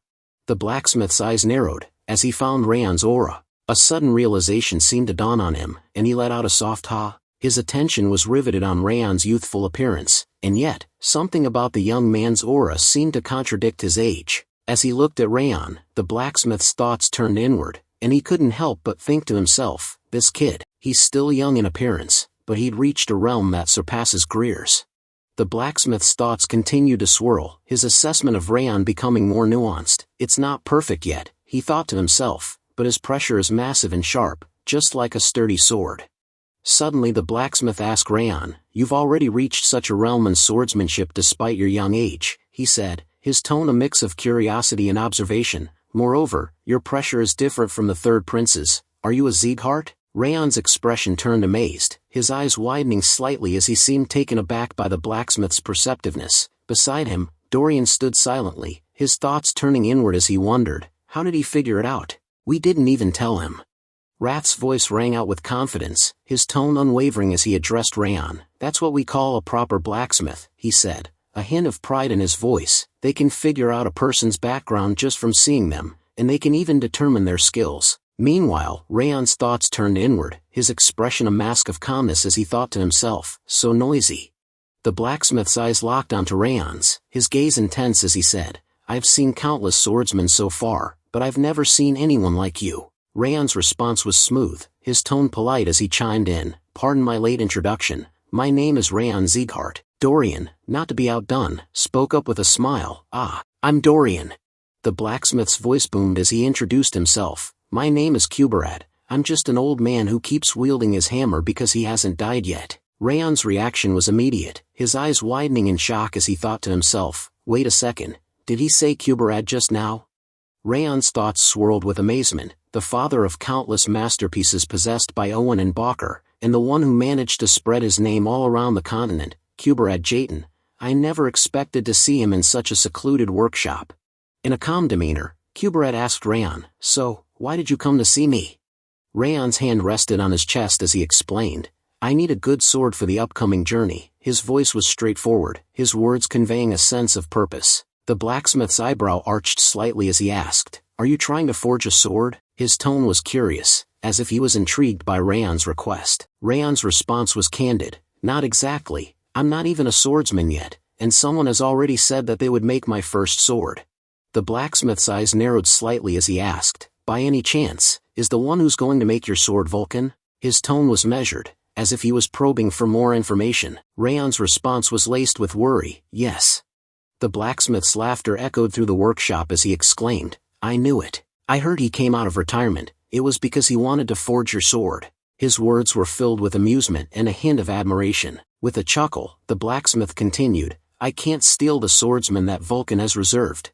So, you need a temporary sword that you can use before becoming a swordsman." His words carry the weight of years spent shaping raw metal into weapons of immense power and beauty. Gesturing grandly toward his creations, he continues, "I didn't half-ass making any of my goods, so you can take whatever you want." His tone resonates with pride, steadfast as the forge that defines him. Dorian steps forward eagerly, his eyes alive with ambition. "Lord Kuberad, can I pick one as well?" The blacksmith's gaze lingered on Dorian, a warm smile spreading across his face. "Yes, I'm feeling generous. You can choose one as well." His words were like a gift, and Dorian's face lit up in response. Dorian's voice was filled with joy as he exclaimed, "Thank you." As Dorian stepped closer to the array of swords hanging proudly on the wall, his eyes widened in awe, and his fingertips hovered near a particularly ornate blade. Meanwhile, Raon selected a sword from the wall, his eyes scanning the blade with a discerning gaze. As he held the sword, he thought to himself, "They are indeed worthy of the name of the continent's blacksmith, Every single sword here matches up to a masterpiece. Raon stood in the forge's warmth, his fingers brushing over the hilt of a magnificent sword, his gaze flickered between the blades, his mind a storm of thoughts. I could pick any of them and be satisfied with their performance, he mused. With a resigned sigh, he muttered, As Raon browsed through the shop, his eyes landed on a red sword that seemed to radiate an aura of its own. He felt an inexplicable pull towards the sword, and his curiosity was piqued. What is that? He wondered, his gaze fixed intently on the sword. Dorian's fingers danced along the display of blades, his eyes shining with admiration and indecision. Those swords are really amazing, he murmured, his voice barely above a whisper. I'm not sure what to pick because they all seem to be masterworks. The blacksmith's weathered hands and quiet pride spoke of decades spent perfecting his art. He smiled, his eyes twinkling with a hint of mischief mixed with wisdom. Of course they are. Who do you think made them? His tone was steady and approving, his words laced with a sense of pride. You can just pick a random one. The blacksmith's face suddenly drained of color, his expression shifting from warmth to alarm. His eyes widened, and he took a step back, as if he had just sensed something ominous. The blacksmith's gaze locked onto Raon, his eyes filled with a mix of worry and concern. Wait a second, this energy. The blacksmith's eyes widened in alarm as he saw Raon holding the red sword in his hand, his gaze fixed intently on the blade. Raon's gaze was fixed on the sword, his eyes taking on an almost trance-like intensity. He seemed completely absorbed in the blade, his expression unreadable. The blacksmith's voice was laced with urgency as he ordered Dorian, Hey, pick up a sword, any of them. Dorian's expression was confused and concerned as he looked at the blacksmith and asked, What? Why are you suddenly saying that? The blacksmith's face was etched with worry as he replied, What he's holding right now is a possessed blade. The blacksmith's voice was laced with urgency and concern as he exclaimed, We need to take that sword off him right now before the ghastly energy takes him over. But Dorian, after glancing at Raon, seemed unfazed, responding with a calm tone, I don't think we need to do that, though. The blacksmith's worry turned to confusion, and he asked incredulously, What are you talking about? The blacksmith's voice was laced with concern as he told Dorian, Look, such dangerous energy is emanating from him. The blacksmith's eyes narrowed as he analyzed the situation, and a look of surprise crossed his face. He thought to himself, Wait, how did that happen? Even though so much ghastly energy is emanating from the blade, it can't get close to that boy's body. Meanwhile, in Raon's mind, a dark presence stirred, its voice like thunder, You lowly vermin. The words echoed with malevolent intent, as if the entity within Raon was awakening, its wrath and power surging forth. Wrath's voice thundered, How dare you target a body that is already possessed by the King of Essence? As wrath emerged from Raon's body, the atmosphere seemed to crackle with energy. Raon's gaze remained fixed on the sword, his eyes burning with an intense, almost supernatural focus. His expression was unreadable, but his connection to the sword seemed to be growing stronger by the moment.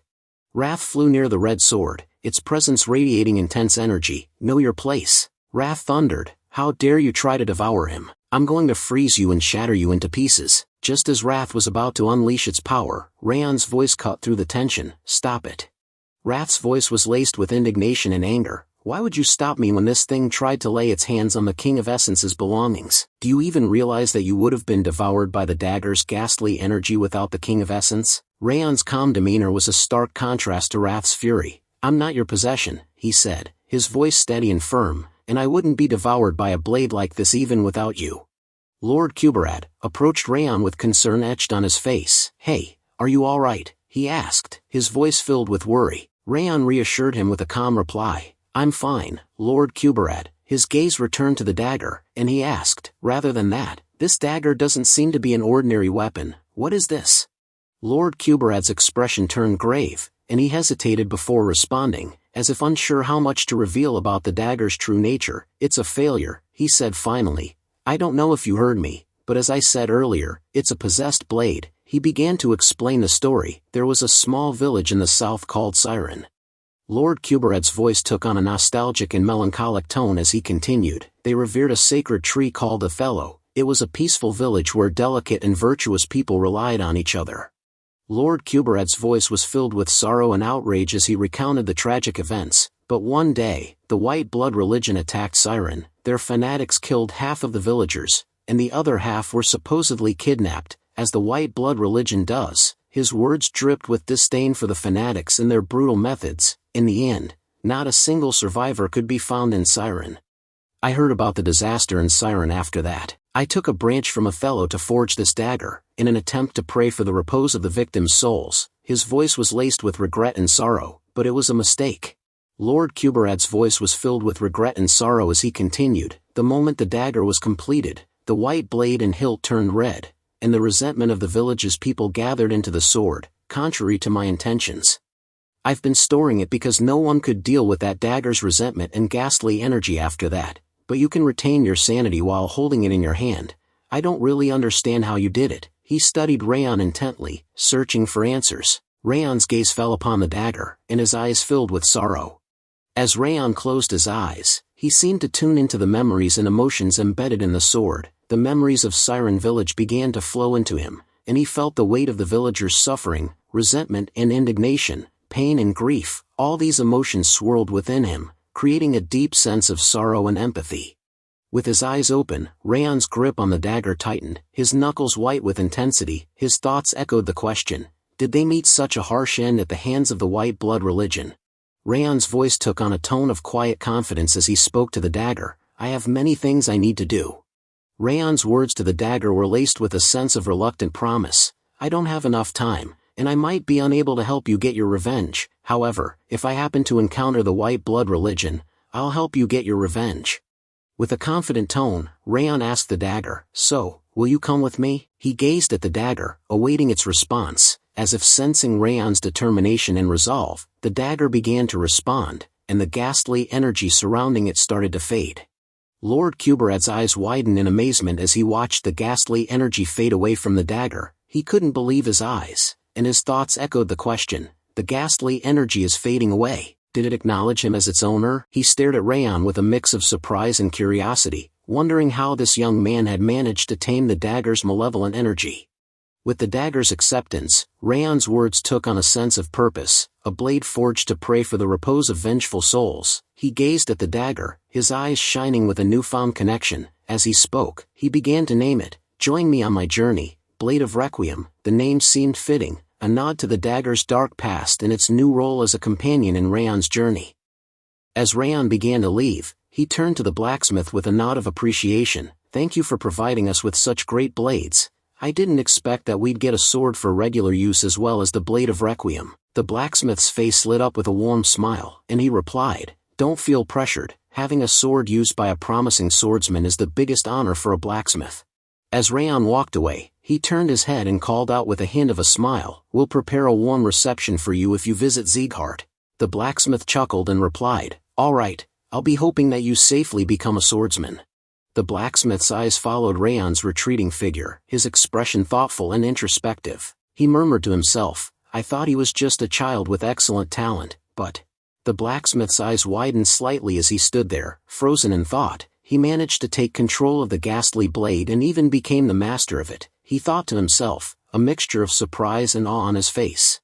The blacksmith's thoughts shifted, and he murmured to himself, unification with the blade. He paused, reconsidering, and then his expression changed to one of conviction. No, he has the potential to achieve even more than that. With a resolute smile, the blacksmith thought to himself, Sieghart's name is going to echo throughout the world once again. Days pass. The landscape had transformed dramatically as Raon and Dorian journeyed north, leaving the warmer climes of Camelun behind. Now, they found themselves traversing a vast expanse of snow-covered terrain. The monotony of the snowy landscape had begun to feel almost familiar, but that sense of routine was shattered as they ventured deeper into the forest. Raon's thoughts were interrupted by the gruesome sight of dead monster bodies strewn about, and Dorian's reaction was immediate. He clung to Raon in sheer fear, his eyes wide with terror as they navigated through the carnage-filled woods. As they emerged from the forest or traversed the final stretch of their journey, Raon's voice carried a mix of relief and accomplishment. Ha! We've finally arrived. As Raon gazed up at the imposing structure before him, he thought to himself, we finally reached Haben Castle, the place of our graduation exam. Dorian's face contorted in disgust as he covered his mouth, struggling to hold back a wave of nausea. Bled, What is that stench? He thought to himself, his mind recoiling from the putrid smell. Meanwhile, Rath's reaction was starkly different. His eyes gleamed with excitement as he inhaled deeply, his voice rising in a triumphant cry, "Wawa! It's the air of a battlefield, it makes the King of Essence feel alive." Raon's gaze fell on Dorian's pale face, and he spoke up with a mix of concern and amusement. "Dorian, why are you like that when we've finally arrived? It's not like there were any hardships on our way." Dorian's eyes widened in incredulity as he stared at Raon, his voice rising in a shocked shout. "Are you serious saying that now?" Dorian's thoughts drifted back to their journey, and he couldn't help but recall the grueling training sessions with Raon. As they approached Habban Castle, the cold had grown more biting, but Raon's response to Dorian's complaints was consistent. "Move your body." He remembered Raon's relentless critiques of his sword stance, from dawn till dusk, with barely a break even when they were traveling. The memory made Dorian's expression darken, being forced to swing his sword repeatedly during the night watch. Dorian's face reddened with frustration as he recalled the sleepless nights and grueling training sessions. "I couldn't sleep at all during the entire journey because of that," he shouted at Raon. "Do you really think that it makes any sense to say that there was no hardship?" Rath chimed in, his voice laced with amusement as he sided with Dorian. "That dullard is right for once. You should train in moderation. The King of Essence can't get any comfortable rest either because of you." After hearing both Dorian's outburst and Rath's biting comment, Raon's expression faltered, and he became speechless. Just as the tension between Dorian, Raon, and Rath seemed to be simmering, a knight emerged from the castle gates, his voice authoritative and slightly disapproving. "Are you the new mercenaries that were supposed to arrive?" he asked, his gaze sweeping over the duo before settling on Raon. "You are late compared to the scheduled arrival time." The knight introduced himself. "My name is Tyrion. I'm the vice commander of the castle." His demeanor exuded a sense of authority and responsibility, and his words carried weight as he represented the castle's leadership. Tyrion continues, "And your superior officer, who will be leading you from now on." Raon spoke up. "Yes, I'm looking forward to working with you." Tyrion's gaze shifted to Dorian, who had collapsed to the ground. Tyrion's expression turned concerned, and he asked Raon, "By the way, is he really okay?" Raon's response was nonchalant. "Don't worry about it. This happens all the time." Tyrion's eyebrow arched slightly at Raon's casual tone, and he replied, "I see, follow me."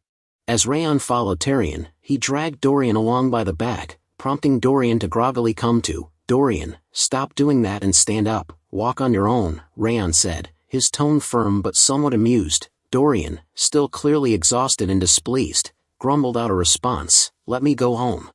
As they followed Tyrion, Raon glanced around, taking in the castle's surroundings and the people within. His gaze swept over the castle walls, the guards, and the various individuals going about their duties. Raon's thoughts turned critical as he surveyed the castle's environment, his expression grim. "The environment is even worse than what I heard," he thought to himself. The walls bore scars of repeated destruction and repair, a testament to the castle's tumultuous past. The residents, too, looked exhausted, their faces etched with worry and fatigue.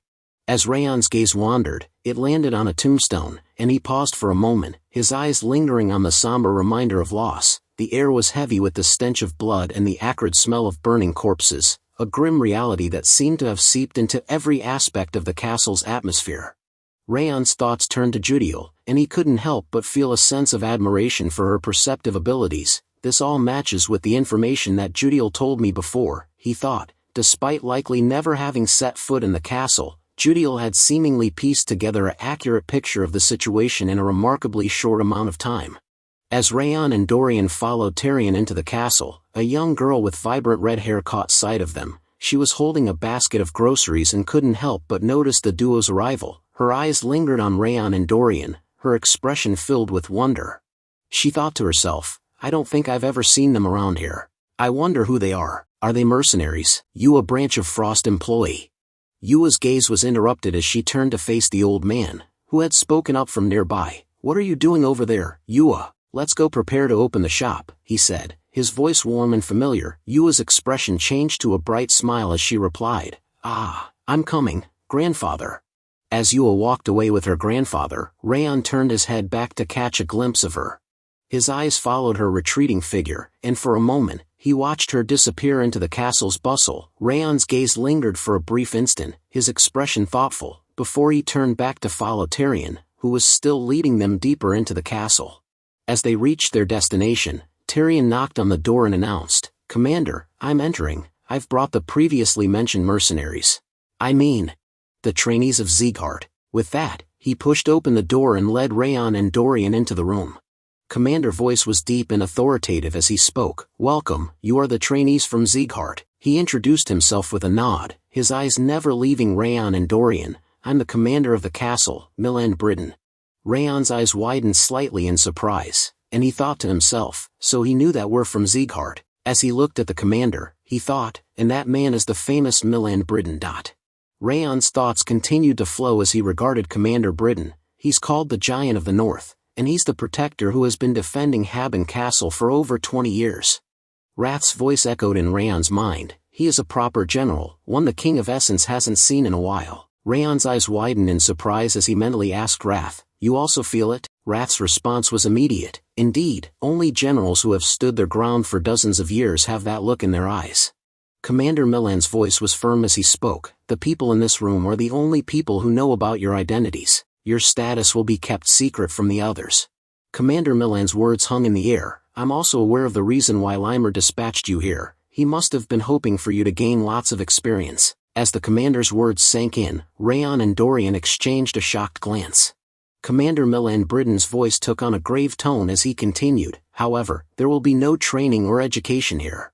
There won't be any kind instructors or warm meals and beds. All that exists here are endless battles and cold winds that seep into your bones." His eyes bore into Raon and Dorian, his gaze intense. "You should turn back now if you're looking for a comfortable life." Just as it seemed like Dorian was about to take the commander's offer to leave, Raon swiftly intervened, his hand grasping Dorian's arm in a firm but restraining grip. Dorian's words were cut off mid-sentence as Raon's voice took over, steady and resolute. "We came here to get stronger. We'll accept any battlefield or situation." A hint of a smile played on Commander Milan's lips as he spoke. "I like your attitude. At least, I'll be watching how long your attitude is going to last." Commander Milan's voice continued. "Your rank is going to be that of a soldier from now on. Start from the lowest rank." Raon and Dorian stood silently, their faces set in determined expressions as they absorbed every word the commander said. Commander Milan Britain called out to one of his subordinates, "Charles, these two will be added to the 3rd scouting party." Charles responded with a crisp, "Understood." Milan's instructions continued, "Let them do all kinds of jobs, from the chores to battles." His gaze swept over Raon and Dorian, his expression unyielding. "Guide them to their lodgings for now." Charles nodded at Commander Milan Britain before turning to Raon and Dorian. "We'll be taking our leave," he said, his tone firm but polite. With a gesture, he indicated for them to follow him. "Follow me, you two." Raon and Dorian fell into step behind Charles, their eyes scanning their surroundings as they walked out of the commander's presence.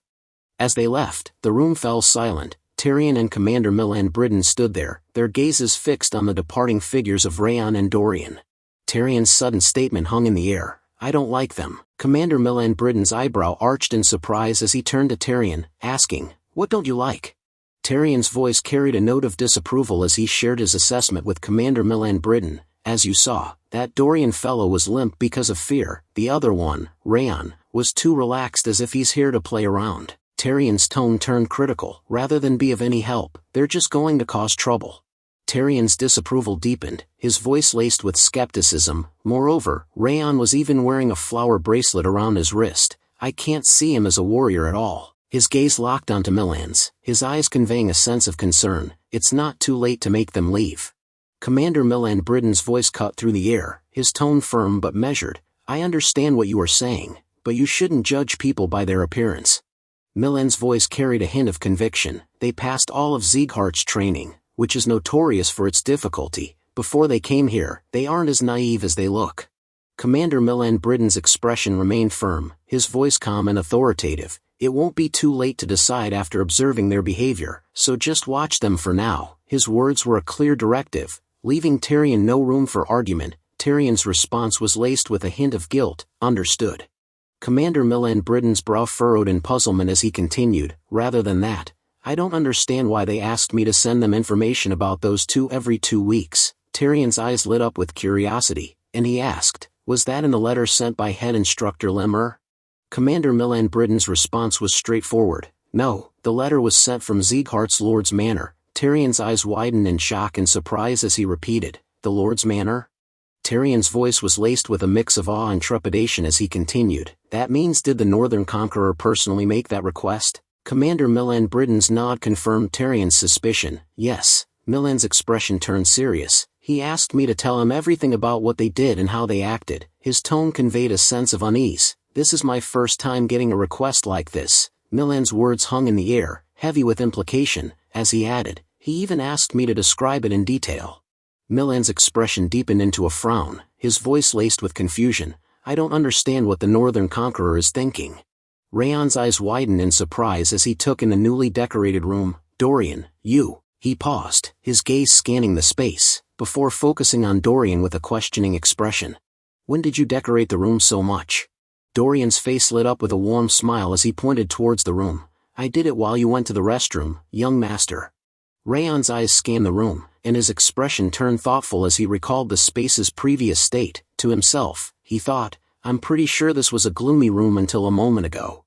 Raon's hand grasped the golden curtain, and he turned to Dorian with a questioning expression. "Where did you even get those from? And what's this golden curtain?" Dorian's face lit up with joy as he replied, "I prepared them in advance in the bag." Raon's eyes widened in surprise. "Don't tell me you bought them in different colors." Dorian's playful smile grew wider as he replied, "Of course I did. They're necessities. Red, yellow, green. Just tell me what you prefer." Dorian's enthusiasm continued. "Do you need anything else?" Raon's eyes widened in shock as he thought to himself, "What the hell is that bag?" The man's sudden entrance caught Raon and Dorian off guard, and they turned to him in unison, their expressions a mix of surprise and curiosity. The man's question, "Recruits, have you finished unpacking your luggage?" Raiden's introduction was brief and to the point. "My name is Raiden, the leader of the 3rd Scouting Party, which you've been assigned to." His gaze swept over Raon and Dorian, his expression serious. "It must be hectic since you've only just arrived, but get ready to head out." Raiden's smile seemed to soften the abruptness of his words. "We've been ordered to move out." His tone was firm, but the smile added a hint of warmth, as if to reassure them that this was just part of their duties. Despite the smile, the gravity of the situation was clear, and Raon and Dorian likely understood that their mission or task was not one to be delayed. The scene shifted to the opulent surroundings of the Sieghart Palace, where Patriarch Glenn sat in a grand, high-ceilinged hall. With a measured tone and a hint of curiosity, he addressed Limer. "So, what brings you here today?" His eyes narrowed slightly, betraying a sense of caution. Limer's face lit up with amusement as he spoke. "I heard about it, my lord. You ordered the shadow agents to investigate what Raon has been doing, to cherish your grandson so much. How unexpected." His tone was playful, with a hint of teasing, as if he found the situation intriguing or even amusing. Glenn's expression turned incredulous as he placed his hand on his head, his thoughts racing with surprise and annoyance. To himself, he thought, "Ren must have told him about it. He's been whispering with that gambling addict behind my back recently." A scowl formed on his face as he pieced together the likely sequence of events. His eyes narrowed. "This is why I secretly ordered them to investigate." Limer's voice was filled with amusement as he said, "Isn't it interesting?" He bloomed and absorbed the Teuton flower that he obtained during the mission against the Snow Tiger bandits, and he even taught a lesson to the Blacker Princess, the one notorious for her haughty attitude. Glenn's expression turned stern, and he asked in a calm, measured tone, "Should you really be entertained by your disciple committing theft and causing a dispute with a princess of an allied country?" Limer's response was immediate, his voice full of joy. "Theft might be an issue, but a dispute?" Limer's voice swelled with pride as he continued, "It was the princess who picked a fight. He simply returned it fair and square." His tone was vindicated, as if he found great satisfaction in Raon's actions. He leaned in slightly, a glint in his eye. Moreover, even the shadow agents were unable to figure out how he stole the black butterfly, which makes it entertaining to look forward to the next bit of news.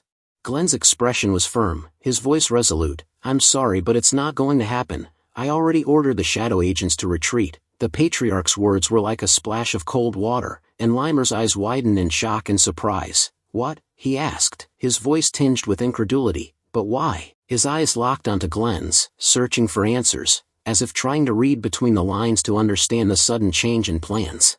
Limer's eyes sparkled with intrigue as he continued, "Are you not curious about what Raon is going to do next?" "I heard until the part where he obtained a ghastly blade forged by Kuberad." His voice trailed off, leaving the question hanging in the air. Glenn's response was firm, his tone brooking no argument. I only dispatched the shadow agents as a precaution to prevent unfair interference from the house. I've already ordered them to return. Limer's voice took on a teasing tone as he asked, then you must have asked Haben Castle to send reports. The patriarch's face suddenly drained of color, his complexion turning pale. The silence that followed was telling, and it seemed that Glenn's reaction had inadvertently confirmed Limer's suspicions. Glenn's eyes blazed with anger and frustration as he turned to Ren, his voice low and menacing. Ren, don't tell me it was you. Ren's face contorted in panic and fear. It really wasn't me who told him about it this time. His words tumbled out in a rush, as if he was desperate to clear his name and avoid the patriarch's wrath. Limer's voice rang out, filled with amusement and pride. You're blaming the wrong person. It was as clear as day that you must have messaged Haben Castle. Why won't you just call him and tell him, you are the best, my grandson, instead of keeping up with that dignified act for no reason? The room fell silent, with Ren's eyes fixed on the patriarch in worry and fear, as if anticipating a volcanic eruption. Limer's voice continued to flow with enthusiasm. If you do that, the misunderstanding with the annex building will be resolved, which will make you happy and also improve the relationship with Sylvia, making everyone happy. His eyes seemed to sparkle with anticipation, as if he was envisioning a perfect outcome. The patriarch's voice was laced with anger and frustration. It looks like my education from last time wasn't enough. Limer's expression suddenly changed, and he seemed to recall a painful memory. His voice trembled slightly as he spoke up. I had an appointment. I need to go. I'm taking my leave now. The words tumbled out quickly, and Limer's eyes darted towards the exit, as if he was desperate to escape the patriarch's wrath. The patriarch's aura erupted into a fiery blaze, his eyes blazing with determination as he clenched his fist. I'll make sure to engrave the lesson into your body this time. The sound of flesh meeting flesh echoed through the room, followed by Limer's pained scream. The Sieghart household resonated with the echoes of Limer's cries, a stark contrast to the usual calm and collected atmosphere. Meanwhile, Raon's eyes widened in wonder as he looked behind him, his mind processing the faint echo of a scream. I feel like I heard a scream just now, he thought to himself, his brow furrowed in concern. Sometimes later, Raiden's voice broke the silence as they arrived at their destination. This is Stalin Mountain. His words were laced with a sense of foreboding. Since the monsters from the northern sea and the snowy mountain appear together, we call it hell on earth, even at Haben Castle. Raiden's words flowed smoothly. It has a marvelous view, though, making it a great spectacle. Raon's eyes widened as he took in the breathtaking scenery, and he nodded in agreement. It's definitely nice. Raiden's expression turned serious. Then let's start the test before heading out to scout. We need to know roughly how good you are, right? His eyes narrowed slightly, assessing Raon's capabilities. The tone was professional, with a hint of expectation. Raiden pointed to some footprints on the ground, his finger tracing the outline of the massive impressions. What do you think this trace is? He asked. Dorian's eyes widened as he took in the size of the footprints, his voice trembling with worry and fear. Judging from the size, it must be a big monster. Isn't this from an ice troll? Raon's brow furrowed in thought before he spoke up. It doesn't seem to be a troll, at least. Dorian's face turned pale, and he looked shocked, his voice barely above a whisper. It's not. Raon's explanation flowed smoothly. A troll's footprints are similar to a human's, and they're bigger and deeper than this. Moreover, these footprints belong to an animal that walks on 4 feet. He paused for a moment, his eyes studying the tracks before concluding. That implies that these footprints were made by a Kerry mountain goat. Raiden's gaze turned to Raon, his expression a mix of surprise and admiration. He thought to himself, did he really get it right immediately? Raiden's eyes lingered on Raon, assessing his abilities and wondering if this newcomer might be more capable than he initially thought. Raiden's eyes narrowed slightly as he asked Raon, then can you tell when those footprints were made? Raon paused for a moment, his mind processing the details of the tracks. After a brief moment of thought, he replied, considering the fact that the ground under the footprint isn't that hard, they were likely made less than half a day ago. We should be able to catch it if we head west. Raiden pointed to the claw mark on the tree, his finger tracing the gash in the bark. Then what does this look like to you? He asked. Raon's eyes scanned the mark, examining it carefully before responding. This was made by a dire wolf. His voice was confident, and his gaze lingered on the mark, as if he was ensuring his assessment was correct. Raon's fingers brushed against the claw mark as he continued. Dire wolves mark their territories by leaving traces on boulders or trees with their strong, thick claws. His eyes seemed to cloud for a moment, and his voice took on a slightly somber tone. However, this one must have died already. Raiden's face lit up with surprise and amazement as he asked, "How did you figure that out?" Raon's calm demeanor was a stark contrast to Raiden's astonishment, and he replied, "Dire wolves periodically return to the same place. This trace is old, implying that it's most likely dead already." Raiden's gaze lingered on Raon, his mind racing with amazement. This kid, what's wrong with him? He thought to himself. How can he read all of that so smoothly? Raiden's thoughts wandered back to past experiences with new recruits in the Haben scouting party. He recalled how they had to undergo a unique form of hazing, one that didn't involve physical punishment or verbal abuse. Instead, seasoned scouts would offer provocative advice, poking holes in the idea that book knowledge was enough to survive in the wilderness.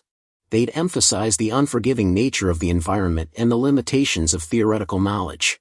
Raiden's gaze lingered on Raon's calm and confident demeanor, and he couldn't help but think, how does he already know these things? As he considered the upcoming hazing, Raiden realized that his usual approach might not have the desired effect on Raon. The hazing won't work like this.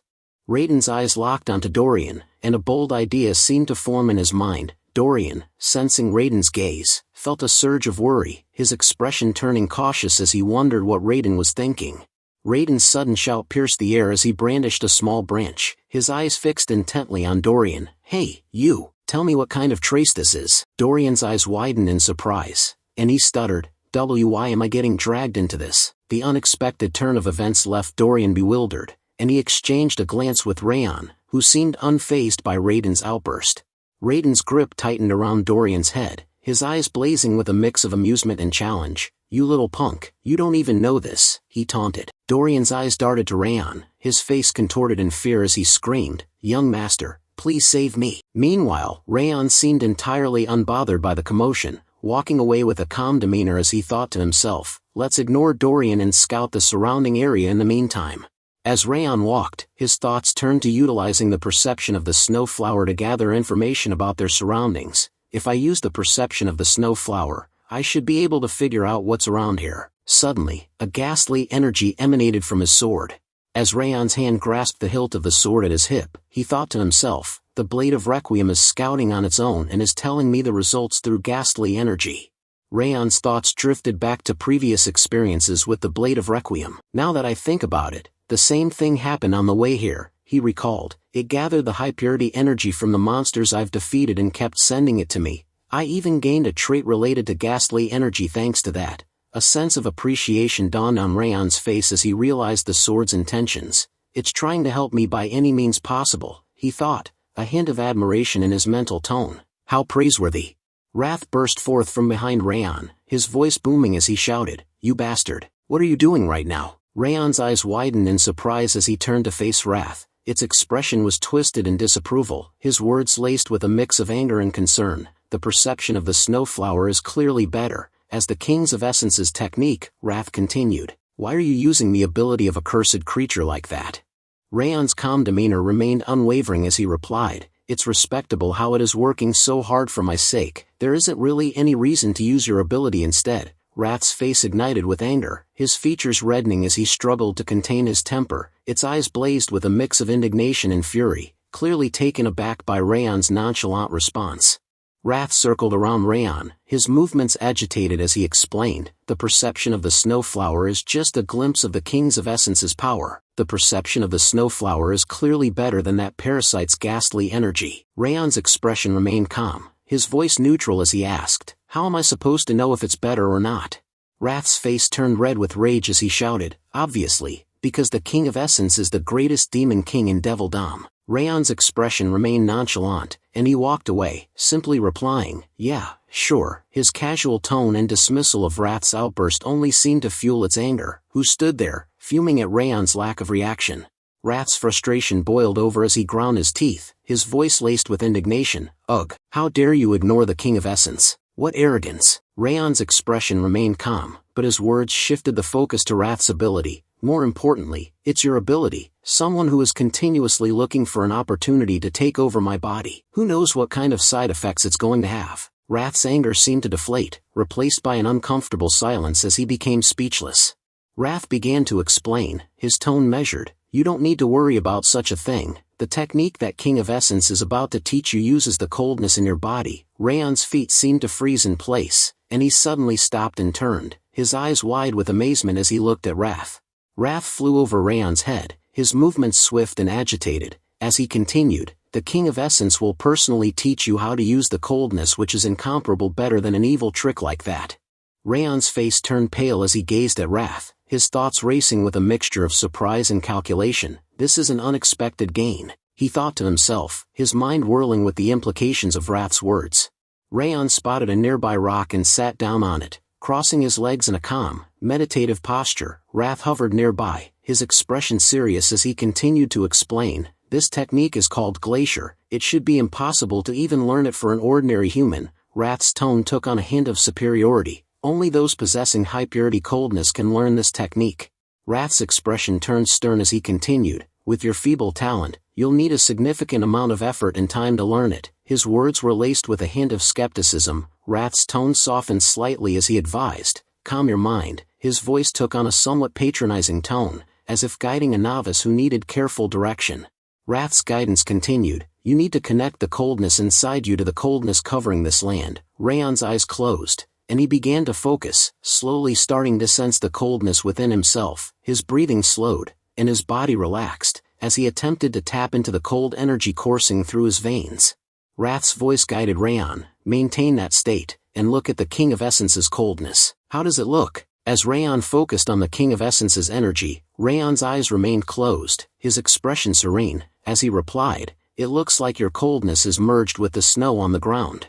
As the King of Essence's energy began to merge with the snow, Wrath explained, "That's just how it looks on the surface. It's not about snow and coldness." His tone took on a deeper understanding. "Coldness is connected to the coldness."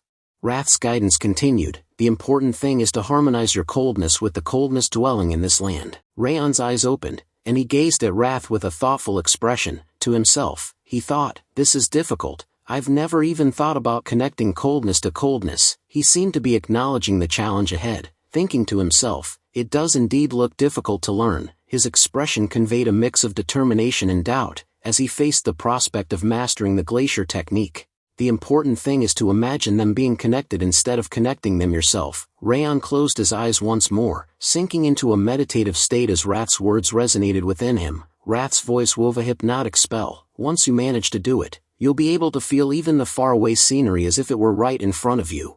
All of the coldness on this land will serve as your eyes, ears, and skin." As Raon focused, his senses began to blur, and he started to feel a sense of unity with his surroundings. He began to fall into his surroundings as one, his consciousness merging with the cold energy that permeated the land. As Raon merged with the surrounding coldness, his perception shifted, and he thought to himself, "The world is slowing down." Time seemed to stretch and compress, and the world around him took on a dreamlike quality. As Raon opened his eyes, understanding dawned on him. "No, I'm the one who is becoming slower." He attempted to move his legs forward, but his body felt heavy, as if rooted to the spot. Raon's thoughts trailed off with a hesitant but. Raon's thoughts continued, "My senses are getting sharper to a frightening extent." The world around him seemed to be coming alive, and his senses were expanding, allowing him to perceive details he had never noticed before. As Raon probed his surroundings, his expanded senses revealed a vivid scene. Dorian was being hazed by scout leader Raiden. Meanwhile, a dire wolf had successfully hunted its prey, and Raon could see the entire scene unfolding with crystal clarity. Raon's thoughts continued, "Instead of recognizing their presence, I can even tell what they're doing." He was amazed by the depth of information he was receiving, as if his senses had become omniscient. Raon's mind reeled, "This is absurd." Raon's thoughts continued, "But the range is too short, and I can't maintain it for long. It must be because this is my first time." Suddenly, an ominous aura began to move behind Raon, making him speechless. As he turned to look at it, Raon's eyes narrowed, and he muttered, "This presence." Raon sprinted towards Dorian and Raiden, his urgency palpable. "Scout leader Raiden," he shouted, his voice carrying across the landscape. Raiden turned to face Raon, a hint of curiosity in his expression. What's the matter, Raon?" he asked, his tone measured and inquiring. Dorian, still being taught a lesson, looked up at Raon with a mix of surprise and hope, his eyes asking silently if Raon had come to intervene. Raon's urgent warning cut through the air. "Shark moles are coming this way from underground, right now." Raiden's expression changed from curiosity to alarm as he recalled the fearsome creatures. "Shark moles are coming." Raiden began to reassure the group, ocean monsters like shark moles wouldn't approach us here. This is the territory of Stalin Mountains monsters. The characteristic tremor caused by their movement hasn't happened either. But Raon stood firm, his confidence unwavering. It's true, they're definitely heading this way. His conviction was clear, and his words carried a sense of certainty that commanded attention. Raiden's frustration boiled over as he began to say, "What nonsense are you?" But before he could complete his sentence, a massive explosion erupted behind him, sending shockwaves through the air. The ground shook beneath their feet, and Raiden's words were lost in the deafening roar. Raiden and Dorian turned to face the source of the sound, their eyes widening in shock as they took in the sight. What the hell, they thought to themselves, stunned by what they saw.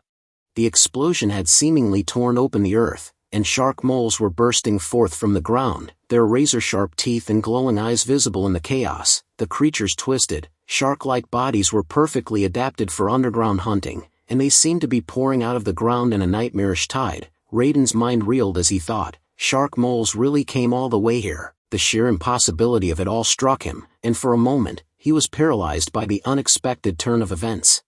Raiden's gaze locked onto the shark moles, their sharp teeth and glowing eyes sending a surge of adrenaline through his veins. He gripped his sword tightly, his mind racing with a newfound sense of determination. "I have to focus, it's just me and the newbies here," he thought to himself. "I need to get us out of here so we can alert the squad."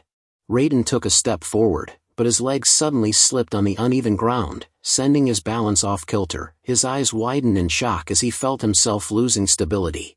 The shark moles charged towards Raiden with a ferocious roar, their jaws wide open. Raiden raised his sword, bracing for impact, as he thought in desperation, "Damn, why did my foot have to slip in the worst moment?" Fear and adrenaline coursed through his veins as the creatures closed in.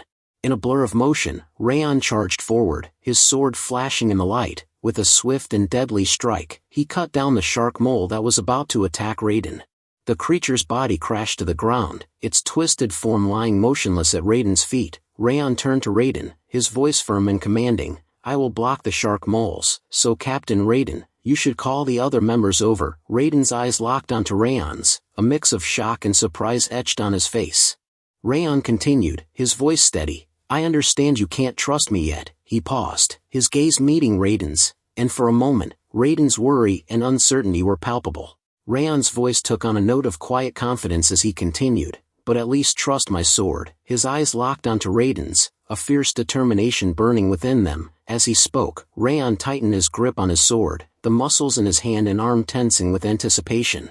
Suddenly, Raiden grabbed Dorian and took off in a sprint, shouting back to Raon, "Ku, be careful, Raon. Just avoid them and stay alive until help arrives." Raiden's voice was laced with concern and urgency as he pulled Dorian along, his eyes darting back to Raon for a brief moment. Raon's gaze locked onto the shark moles, a confident smile spreading across his face. "Now, let's see." He raised his sword, the blade glinting in the light, as the shark moles charged towards him. With a raised eyebrow, Raon continued, "Shall we get started?"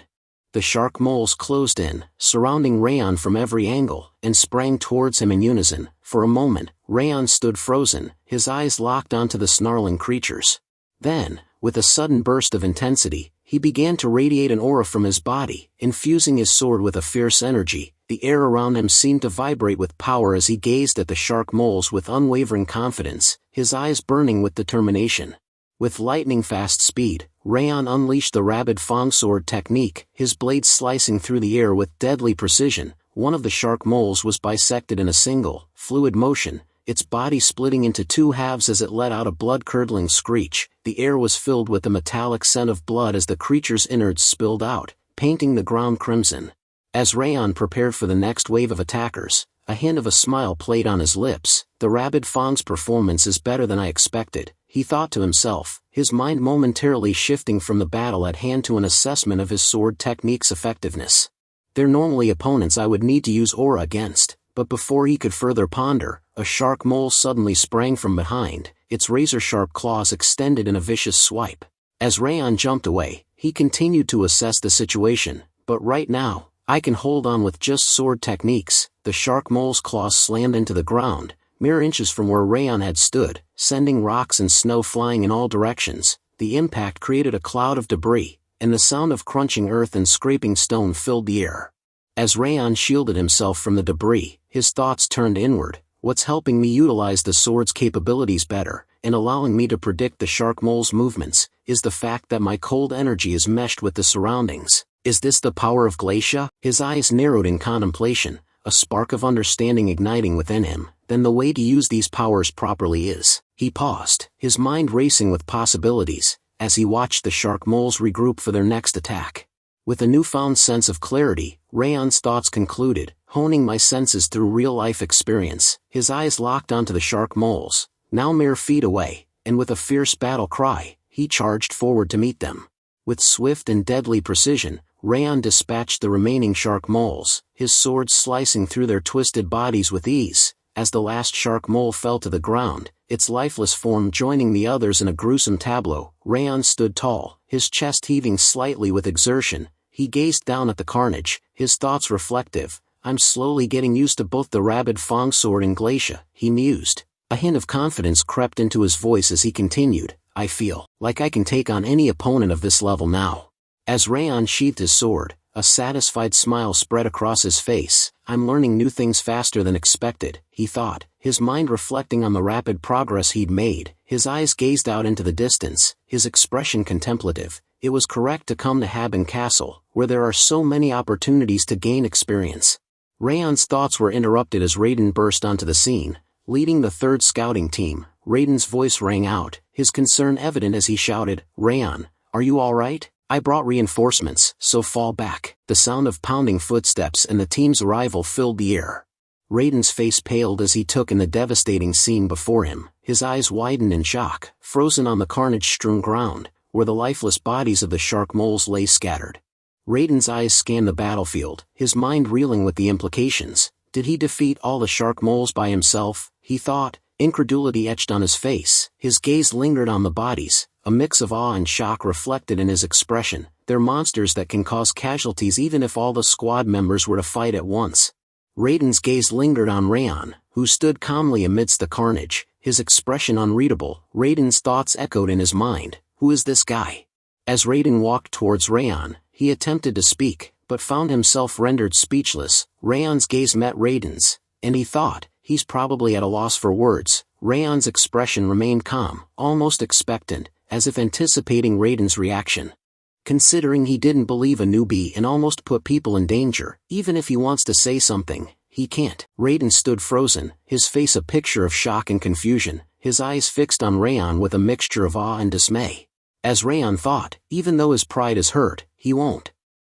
Raiden suddenly began to speak, his voice hesitant, I'm sorry, and, he paused, his words trailing off as he seemed to struggle to find the right words. Suddenly, Raiden bowed down deeply, his voice filled with emotion as he spoke, we survived thanks to you. Raon's eyes widened in surprise as he gazed at Raiden, taken aback by the sudden display of gratitude. As Raiden continued to bow, his voice filled with remorse, because I didn't believe you, a dangerous situation happened. I won't use an excuse like I have more experience than you. Raiden's voice was filled with genuine gratitude as he said, thank you, Raon. Raon's eyes widened in surprise, and he thought, I didn't expect him to quickly apologize like that. The sincerity in Raiden's apology and gratitude caught Raon off guard, and for a moment, he seemed taken aback by Raiden's humility. Raon's expression softened as he placed a reassuring hand on Raiden's shoulder, his voice calm and understanding. It's alright, Captain Raiden, I wouldn't have been able to believe someone who just joined for the first time and act. Raiden's eyes widened in surprise, taken aback by Raon's words. Raiden's gaze locked onto Raon's, his voice filled with a newfound understanding as he spoke. Now I finally get who you are. Raon's expression shifted to one of concern, and he asked, pardon, what are you? His words trailed off as he paused, his thoughts racing with worry. Did he find out that I'm Sieghart? Raiden's face lit up with joy as he grasped Raon's hand, exclaiming, you're an angel from heaven who has come to save us. Raon's eyes widened in surprise, and he looked taken aback by Raiden's words. His worry and concern about being discovered seemed to dissipate, replaced by confusion and embarrassment. Raon's response was hesitant. Sorry, no. Raiden's enthusiasm was contagious as he raised his hand in the air, declaring, to commemorate our newbie's first mission, tell everyone to return and gather at the tavern. It's all on me. The group erupted in surprise, with one member exclaiming, our cheapskate captain is doing what? Another group member chuckled, responding, we have no reason to reject free alcohol, let's go. Sometime later, inside the Branch of Frost Tavern, laughter echoes through the room as one of the group members bursts out, "Ah, you're too much." Raiden's eyes widen in excitement as he exclaimed, "No, I'm telling the truth." He slashed them all and then turned around to tell me to trust his sword. The group member teasingly raised an eyebrow, chuckling, "Hey, if he was that strong, why would he enter a place like this as a newbie?" The group member chuckled, "And if you just look at him, he doesn't even look 17. How does that make sense?" Raiden's face reddened as he snapped, "Are you doubting my words and our newbie, you bastard?" Meanwhile, Raon and Dorian sat back, calmly enjoying their meals.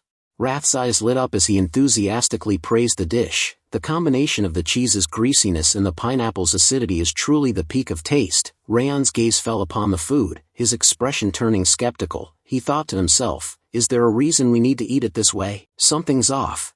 Dorian's eyes widened in amusement as he took in Raon's unconventional eating habits. "Young master, it seems like your taste buds are quite unique," he said with a chuckle. Raon looked up, surprised, and asked, "Me?"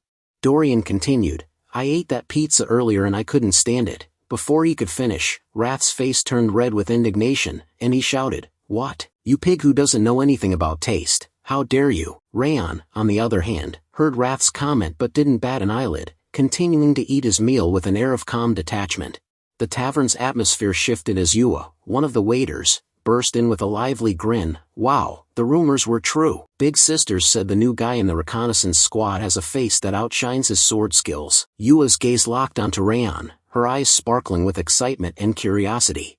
Yua's face lit up as she suddenly remembered, "Ah, I haven't introduced myself. I'm Yua." Yua held up a book, its pages fluttering as she spoke. "We have other items on the menu. Would you like to see them?" Her eyes sparkled with a friendly smile as she presented the menu to the group. As Raon took the book from Yua, he nodded and said, "Sure, thanks." Wrath's eyes widened as he flipped through the menu, his expression transforming from skepticism to amazement. "Whoa, considering it's in such a remote place, the menu is so diverse." As they flipped through, Wrath's eyes landed on a specific item, and he exclaimed, "Wait, this king wants to eat that mint chocolate chip ice cream." His voice was filled with excitement and anticipation. Meanwhile, Raon's gaze fell upon the same item, and he thought to himself, "I don't really want to eat that." Yua's eyes sparkled as she noticed Raon's intense gaze on the menu. "Ah, are you perhaps interested in the mint chocolate ice cream? Our restaurant has a better version than most." Raon's eyes widened slightly in panic as he began to speak. "No, I just..." But before he could finish, Yua chimed in, "The mint that grows near Haben Castle has a more fresh taste than others." Wrath's face reddened with anger as he barked at Raon, "You thankless bastard, this king even taught you a secret technique. Is this how you repay kindness?" Raon's expression turned worried as he tried to placate Wrath, speaking in a calming tone. "I get it, so calm down." Meanwhile, Raon's inner monologue wandered. "Why does a tavern have mint chocolate chip ice cream?" Raon raised his hand and began to order. "I'll have one mint chocolate then." Just as he was about to continue, one of the scouting members suddenly called out, "Hey, newbie!" The shout cut through the tavern's atmosphere, drawing attention to Raon. The scouting member, still holding a mug of alcohol, asked with a mixture of curiosity and skepticism, "Is it true that you defeated 6 shark moles by yourself?" He eyed Raon appraisingly, adding, "The energy you radiate isn't that strong though." Raon's head turned towards the member, his eyes widening in surprise as he met the man's gaze. A member sitting near Raon chimed in, his voice filled with gratitude. "Anyways, thank you. All of us were safe thanks to you." Raon's face flushed slightly as he responded with embarrassment, "Thanks, but you're praising me too much." His tone was humble, and his eyes darted around the group, uncomfortable with the praise. The man sitting near Raon smiled warmly, saying, "What do you mean? Someone of your skills will get promoted imminently. I just want to talk casually with you before that happens, so don't worry about it." His words were laced with a mix of admiration and friendly teasing. Another member chimed in, nodding in agreement. "Yeah, when else would we get to talk with you like this?" Dorian's eyes sparkled with excitement as he exclaimed, "Yeah, Raon, you really achieved something great." Raon's thoughts, however, were more subdued. "I'm still not used to getting complimented like this." As the conversation continued, Yua walked over with a smile, carefully placing Raon's order on the table. "Here's your mint chocolate ice cream," she announced, her voice cheerful. The cold treat sat before Raon, its creamy texture and vibrant green color enticing. Wrath's face erupted in excitement as he shouted, "Oh, eat it quick." As Raon took a bite of the mint chocolate ice cream, Wrath suddenly flew over Raon's head, his excitement uncontainable. "Hiya dash," he exclaimed, his voice filled with joy. The refreshing taste spreads immediately, and right as it almost becomes too much, the sweetness of the chocolate comes out from behind. "Just like this king, it's cold and sweet."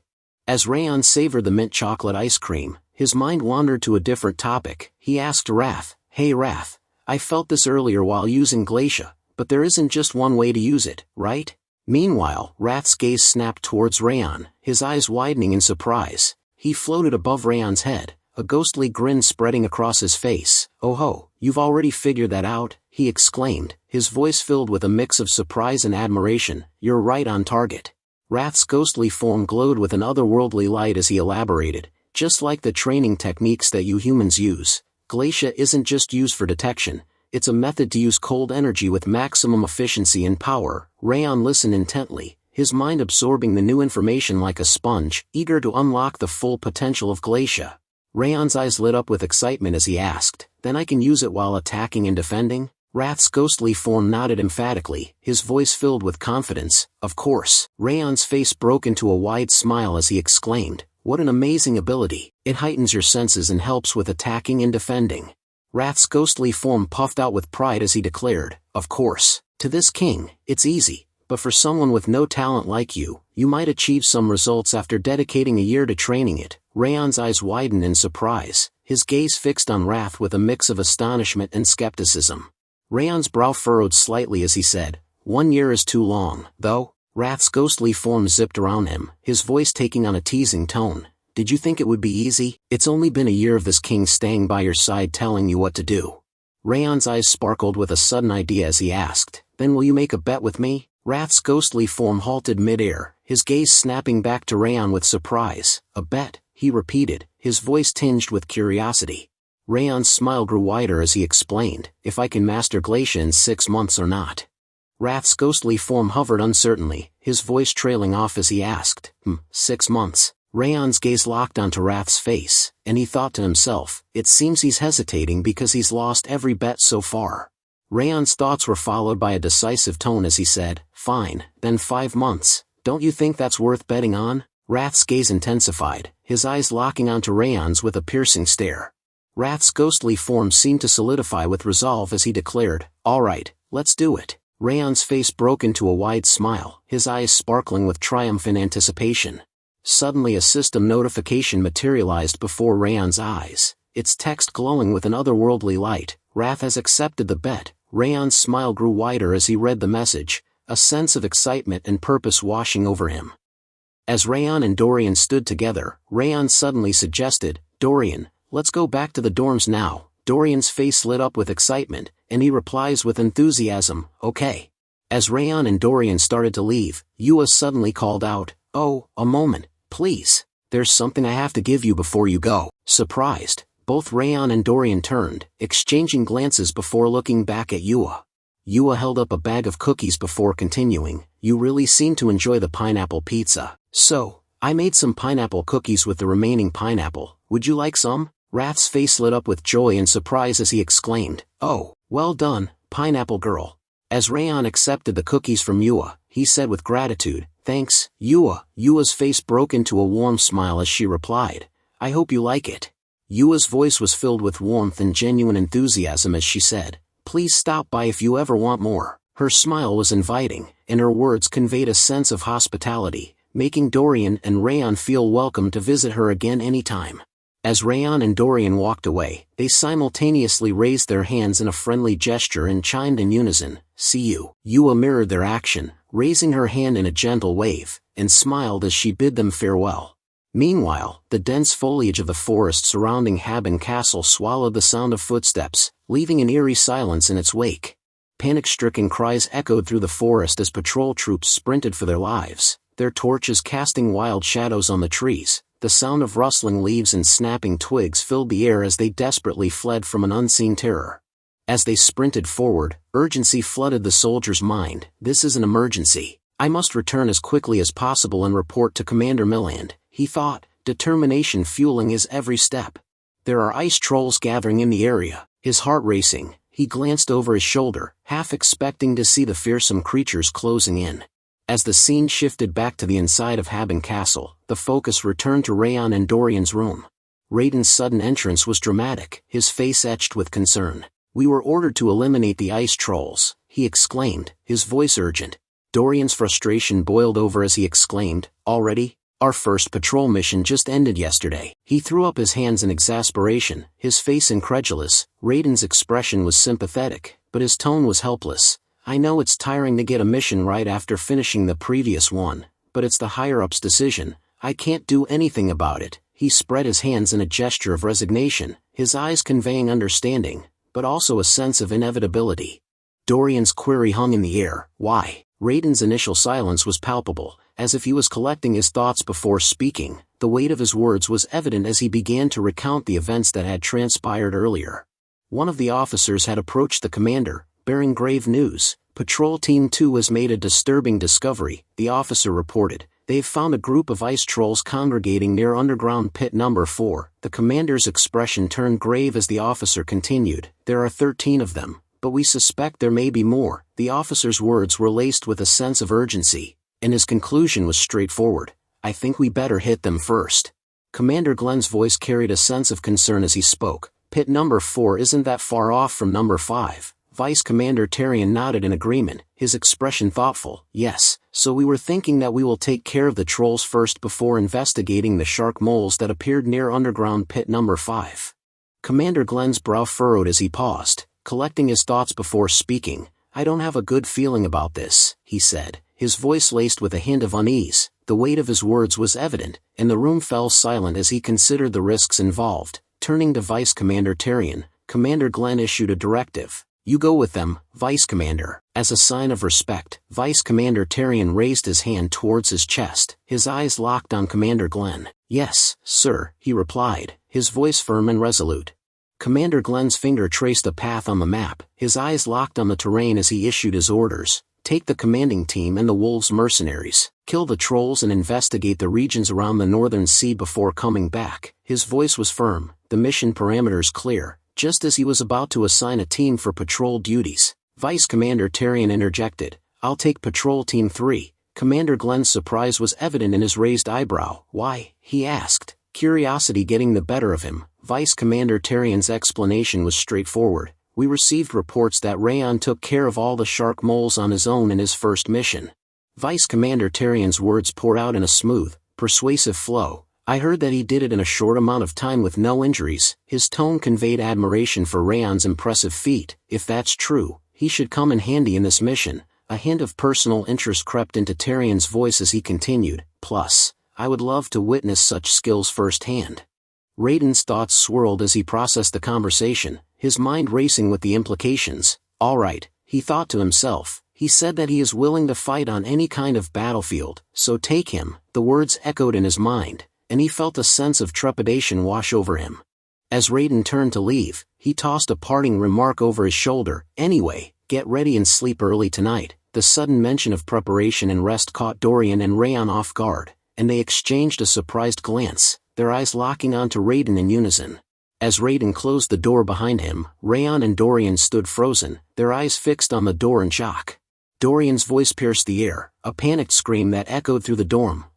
We're done for. We just returned from our first mission." His words tumbled out in a frantic rush. "I didn't expect to be a part of the next mission without any rest." The fear and exhaustion etched on Dorian's face were unmistakable, his eyes wide with alarm. Dorian's face contorted in distress, tears welling up in his eyes as he turned to Raon, his voice cracked with emotion. "Young master, do you think it's true that swords don't even work on ice trolls?" Raon's response was starkly different, his voice calm and matter-of-fact. "Yeah," he replied, the single word dropping like a stone into a still pond, sending ripples of unease through the air. Raon's explanation was delivered in a calm, detached tone, but the implications were dire. Ice trolls have thick and sturdy leather because they live in such cold climates. He spoke as if reciting facts, but the weight of his words was evident. "I heard it's hard to slay them unless you imbue your sword with aura." Raon's words continued to paint a grim picture. "On top of that, ice trolls have great regenerative skills like all other trolls." Dorian's fear reached a boiling point, and he swiftly burrowed under the blanket, his body shaking with terror, his voice muffled by the blanket. He stammered out a despairing phrase. We're done for. I'm definitely gonna die during this mission. I better write my will. The blanket seemed to offer little comfort, as Dorian's words were laced with a sense of hopelessness and impending doom. Raon's calm demeanor was a steady presence in the midst of Dorian's turmoil. Don't be so scared, Dorian, he said, his voice soothing. If you use your speed, you should be able to defeat a troll. The words were meant to reassure, but Dorian's response was immediate and honest. Dorian's voice, still shaking slightly, spoke up from under the blanket. Even if you say that, I'm still scared. Raon's pause was brief, but it seemed to stretch out the anticipation. Well, there is another method, he said, his voice calm and measured. Dorian's curiosity got the better of him, and he poked his head out from under the blanket, his eyes locking onto Raon's. What? He asked, his voice laced with a mix of trepidation and hope. Raon's grip on his sword tightened, and a hint of a smile played on his lips. Yeah, a way to not be scared in front of an ice troll, he said, his voice laced with a subtle amusement. If you duel me, an ice troll will look just like any other monster. Raon's face twisted into a crude expression as he raised his sword, his voice gruff. Let's go train right now. The words were met with a dramatic response from Dorian. Ah, now that I think about it, ice trolls are actually weaklings. Good night, Dorian exclaimed, his voice laced with panic and relief. He quickly retreated under the blanket, leaving Raon to shake his head in amusement. What a weird guy, Wrath thought to himself, a mixture of exasperation and admiration on his face. The sun cast its morning light upon the gathering of members in front of Haben Castle's imposing main gates. Vice Commander Terran stood before them, his voice firm and authoritative as he began the routine of the day. Now, it's time to take attendance. As Terran's voice droned on, taking attendance, Raon turned to Dorian with a concerned expression. Are you all right, Dorian? He asked, his voice low. Dorian, standing beside Raon, looked like a zombie, his eyes glazed over and his face pale. Yeah, I think anything is better than a duel with you, he mumbled, his voice barely above a whisper. Raon's expression softened slightly, and he replied, I'm glad. The member's voice cut through the murmur of the gathering, and he chimed in with a friendly tone. Hello, you're Raon, right? The question was directed at Raon, and the member's gaze was fixed on him, a hint of curiosity in their eyes. Beto's stride was confident as he walked towards Raon and Dorian, a warm smile on his face. I'm Beto, the captain of the Wolves Mercenaries, he said, extending a hand in greeting. It's nice to meet you. His eyes sparkled with a mix of admiration and challenge as he added, my mercenaries always say that they would love to duel you. Beto's words flowed smoothly as he continued, I didn't know you were a part of the patrol team. His hand remained extended, awaiting Raon's handshake. Raon took Beto's hand, his grip firm as he replied, it's nice to meet you as well. The handshake was brief, and as they parted ways, Beto smiled and said, I'm looking forward to working with you today. His tone conveyed a sense of camaraderie and shared purpose. Raon nodded slightly, his expression mirroring Beto's friendly demeanor. Likewise, he replied, his voice courteous and professional. Beto raised his hand and waved in a friendly gesture, his smile still in place. Now, allow me to excuse myself, he said. I have to check on my mercenaries. I only wanted to introduce myself. With that, he nodded at Raon and Dorian, then turned to leave, his movements relaxed and confident.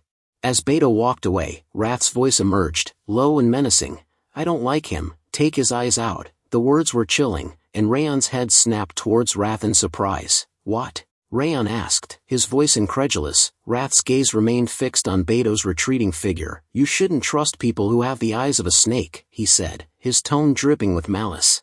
Wrath's expression remained dark as he spoke. In my experience, people that looked like him were usually backstabbers. Like, 8 times out of 10, his voice was laced with a hint of conviction, born from past encounters. Raon's eyebrow arched in surprise as he asked, so you're 20% unsure?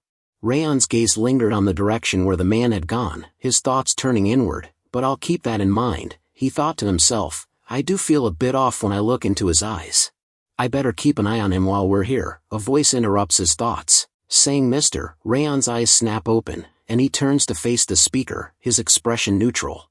Yua's face lit up with a bright smile as she carried the food that the soldiers had ordered. Sorry I'm a bit late, she exclaimed, her voice filled with a cheerful tone. I prepared all the food you ordered. She proudly presented the dishes, her eyes sparkling with joy. As she approached, one of the soldiers' faces lit up with a warm smile. Oh, Yua, he exclaimed, his voice filled with delight. How are you getting cuter every time we see you? He asked, his voice filled with amusement. You're getting better at cooking, too. too. Yua's face grew even redder as the soldier playfully ruffled her hair. Another soldier chimed in, patting Yua's head gently. "You're the pride of Haben Castle," he exclaimed, his voice filled with warmth.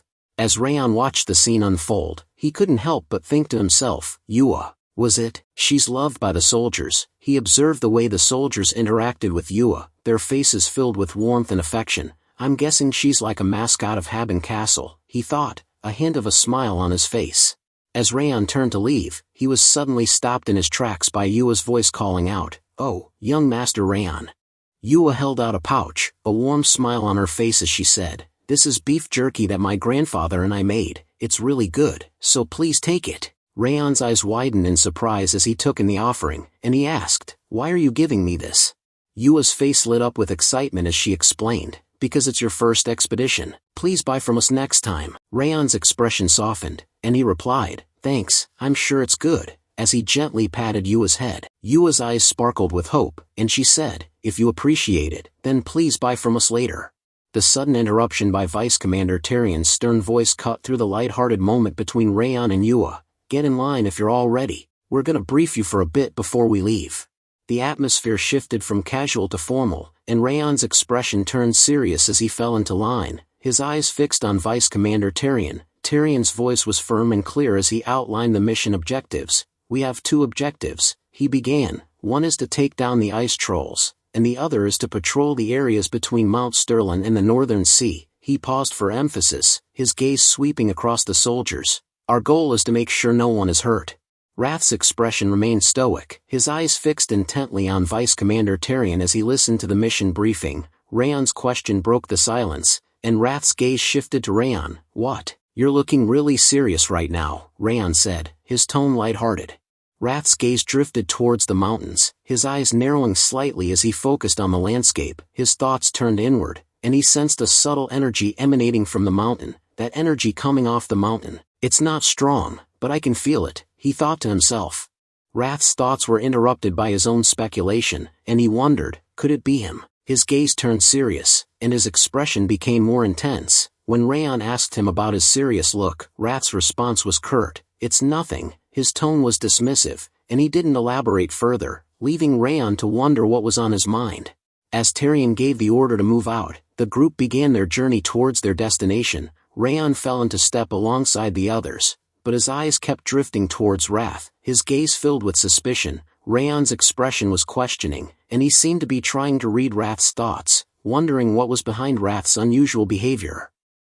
The soldiers' call-out echoed through the air as they handed over their bags to Raon's scouting team. "Hey scouts, take over the bags before you depart." The soldiers' warning was stern. "Be prepared to get it good if you lose even one of them." Another soldier chimed in with a smirk. "Yeah, treat them as you would treat your lovers." The comment was followed by a jab. "Oh, maybe you don't know what that's like since you've never had one before." As the soldiers departed, Raon called out to Raiden, "Captain Raiden, why is the snow attack squad asking the scouts to take their bags?" Raiden's expression turned serious, and he turned towards Raon with a hint of concern. "Oh, it's your first mission with them, right?" Raiden's gaze drifted towards the snow attack squad as he continued. "They say they need to conserve their strength for combat since they're the main fighters." His tone was matter-of-fact, but a hint of frustration crept in as he added, "Ever since those guys got assigned here, it's been like this every time. It's frustrating, but we've got no choice," he said, his voice low. "As scouts, with no authority and less strength, we just have to suck it up and do what they say." Raon's expression turned somber, and he fell silent, absorbing Raiden's words.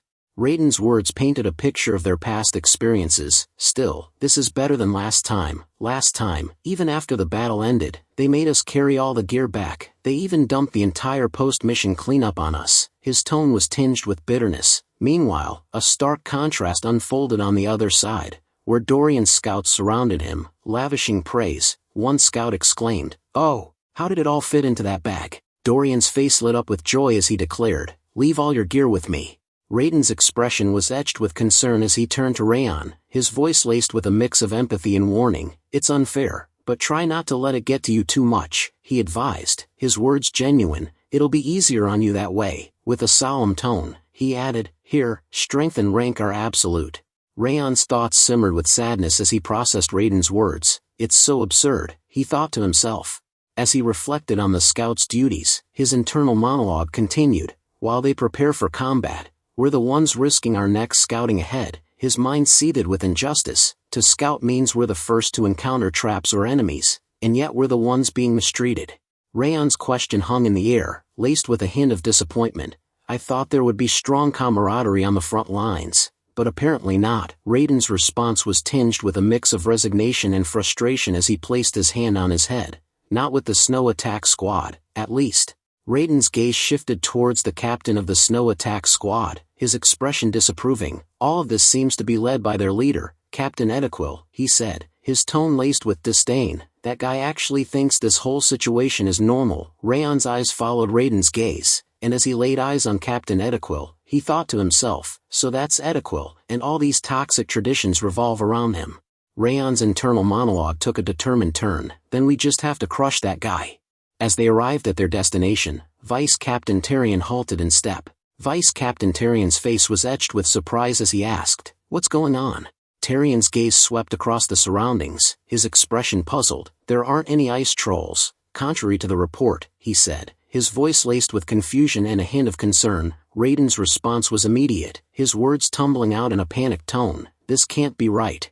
Tyrion's eyes locked onto Raiden, his expression inquiring. "Raiden, are you sure about what you saw?" he asked, seeking clarification. Raiden's response was laced with worry. "Yes, I'm sure. I saw 13 ice trolls gathered on the forest outskirts." His tone conveyed a sense of certainty, but also a growing unease, as if he was starting to doubt his own observations in light of the current situation. Captain Ediquil's voice cut in, his tone condescending. "This is why I said scouts units shouldn't go alone. At least one swordsman should accompany every scouting mission." Raiden's worry deepened, his words tumbling out in protest. "But I definitely saw them." His eyes seemed to plead for someone to believe him, as if his credibility was being questioned.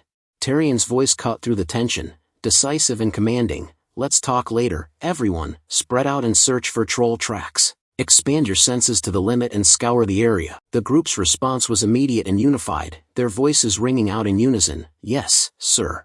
Raon's eyes widened in amazement as he watched the soldiers spring into action, their movements swift and disciplined. He stood frozen for a moment, seemingly stunned by the sudden change in pace.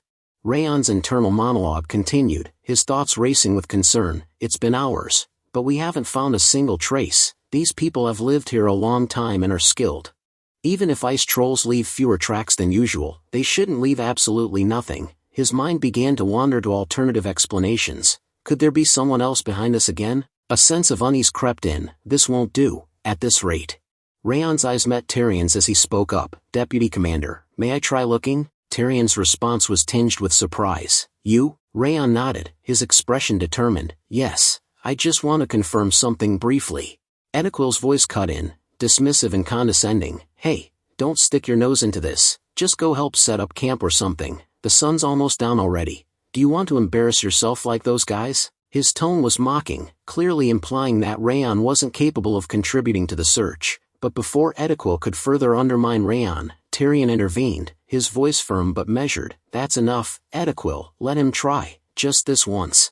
As Raon began to track down the tracks of trolls, Ediquil's voice dripped with disdain as he spoke to Tyrion. "Deputy Commander, are you seriously trusting that clueless brat? He's just wasting everyone's time." Ediquil's tone conveyed a mix of frustration and incredulity, as if he couldn't believe Tyrion would give Raon a chance. Raon's eyes fluttered closed, and he took a deep breath.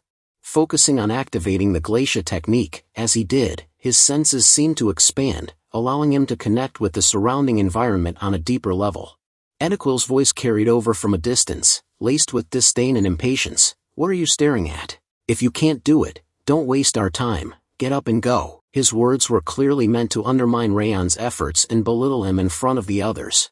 Raon's eyes snapped open, and he exclaimed, "I found them." Ediquil's expression shifted from skepticism to surprise, and he took a step forward, his voice incredulous. "What?" The sudden change in Raon's demeanor had caught Ediquil off guard, and for a moment, his dismissive attitude faltered, replaced by a glimmer of curiosity and perhaps even a hint of surprise. Still in a crouched position, Raon's words dropped like a bombshell. "They're near the frozen valley northeast of Mount Sterling." The soldiers' faces reflected their shock, their eyes widening in unison as they exchanged disbelieving glances. Ediquil's face reddened with frustration and anger as he shouted at Raon, "You brat, do you think this mission is some kind of joke? Are you telling me you pinpointed their exact location?" His voice echoed through the area, the words laced with venom and incredulity. Raon nodded in agreement, his voice steady. "Yes, I'm sure. Is there a problem?" Ediquil's face twisted in anger, his teeth gritted. As he began to shout, "Do you think it's funny to mess around in this kind of situation? Can you take responsibility for your words?" Raon's calm demeanor was unwavering. "I'm not foolish enough to joke around under these circumstances." Just as Ediquil's anger seemed to be escalating, Tyrion intervened, his voice a calming presence. "Ediquil, calm down, you're getting too emotional." Tyrion turned towards Raon, his expression curious. "How exactly did you find the trolls?" Raon explained, "I used a method I learned from someone who moves through forests and mountains like it's his own backyard by expanding my energy detection." Ediquil's voice trembled with incredulity. "Energy detection? Do you realize how far it is to the frozen valley? You can't possibly confirm that with just that." His tone was laced with skepticism, as if Raon's claim was absurd. Ediquil turned to Tyrion, seeking validation for his doubts. "Tyrion, did you hear that? Do you really believe what he said?" Tyrion's gaze lingered on Raon, his thoughts a mixture of skepticism and fascination. He thought to himself, "He's right. Given the distance, relying on energy detection alone isn't convincing, especially for a rookie who's barely seen a year of field duty." Yet, as he looked into Raon's eyes, something about their piercing intensity stayed his doubts. Tyrion's pause was momentary, but it spoke volumes. Those red eyes seemed to hold a depth, a conviction that was hard to ignore. Tyrion's inner thoughts continued. "Besides, there's only one person in Sieghart who's known for moving through the forests and mountains like home." A name flashed in his mind, brilliant sword Limer Diaz. If he learned from that man, then perhaps he is trustworthy. Beto's voice chimed in from behind Raon. Now that I've heard more, I'm interested too." Raon slowly turned to look at the newcomer, his gaze meeting Beto's with a calm, inquiring expression. Beto, the mercenary captain, flashed a smile as he asked Raon, "How long will it take to get there?" Raon paused for a moment, calculating the distance and terrain, before responding, 30 minutes to reach the target, and maybe 10 more to find an advantageous position." Beto's thoughts were a mixture of surprise and admiration, so he's already figured out where to ambush them. He turned to Tyrion, his voice filled with a sense of urgency and excitement. "Deputy Commander, we have 2 hours until sundown. It seems we have enough time. How about we go check it out?" Ediquil's eyes widened in shock as he stared at Beto, his expression a mix of incredulity and alarm. Ediquil's frustration boiled over as he shouted, "Beto, not you too. Did that rookie bribe all of you or something?" His words hung in the air, laced with desperation and anger. Beto and Tyrion turned to face Ediquil, their expressions a mix of surprise and amusement. Without minding Ediquil, Tyrion's voice cut through the tension. "Prepare to move. We're climbing Mount Sterling." Ediquil's eyes widened in shock as he spluttered, "Deputy Commander." His words trailed off, unable to form a coherent protest in the face of Tyrion's decisive order. Tyrion's voice was firm and resolute. "If night falls, monsters might attack. It'll be even more dangerous. If what Raon said is true, this is our chance to prevent that danger in advance." Ediquil's face twisted in anger, his teeth gritted in frustration, as he struggled to contain his discontent. Slowly, Raon walked towards Ediquil, his voice calm and measured as he spoke from behind, still not convinced. "Ha!" Ediquil turned to face Raon, his expression a mixture of anger and skepticism. Face to face with Ediquil, Raon spoke with a serious tone. "Then how about this? Let's make a bet, so we can accept the outcome without takebacks." Ediquil's eyes widened in surprise as he asked, "A bet? What kind of bet?" His tone was cautious, but a spark of curiosity had been lit, and he seemed intrigued by the prospect of a wager. Raon's eyes gleamed with a hint of challenge as he explained, "If I find the trolls, then from now on, the snow attack squad will speak respectfully to the scouts team. Also, you'll carry not just the gear you dump on us, but also our gear and help with our chores." Ediquil's face twisted in consideration, his eyes narrowing as he asked with a skeptical tone, "And if you're wrong?" Raon slowly raised his hand to his chest, a confident smile spreading across his face as he replied, "Then I'll do whatever you want." His words were laced with a sense of assurance, as if he was utterly certain of his own abilities.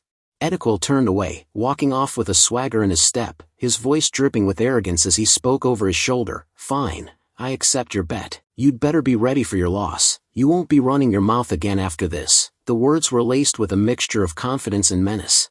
Suddenly, Tyrion turned towards the group, his voice firm and commanding as he ordered, Alright then, let's move out to the frozen valley. The group sprang into action, their movements swift and precise. As they move, unaware of the unseen observer watching their every move, a figure, clad in black, stood motionless in the distance, his eyes fixed intently on the group as they walked towards their destination. The black hooded figure's voice was edged with frustration as he muttered under his breath, "Why are they climbing up?" Though barely audible, the tone carried an unmistakable mix of annoyance and concern.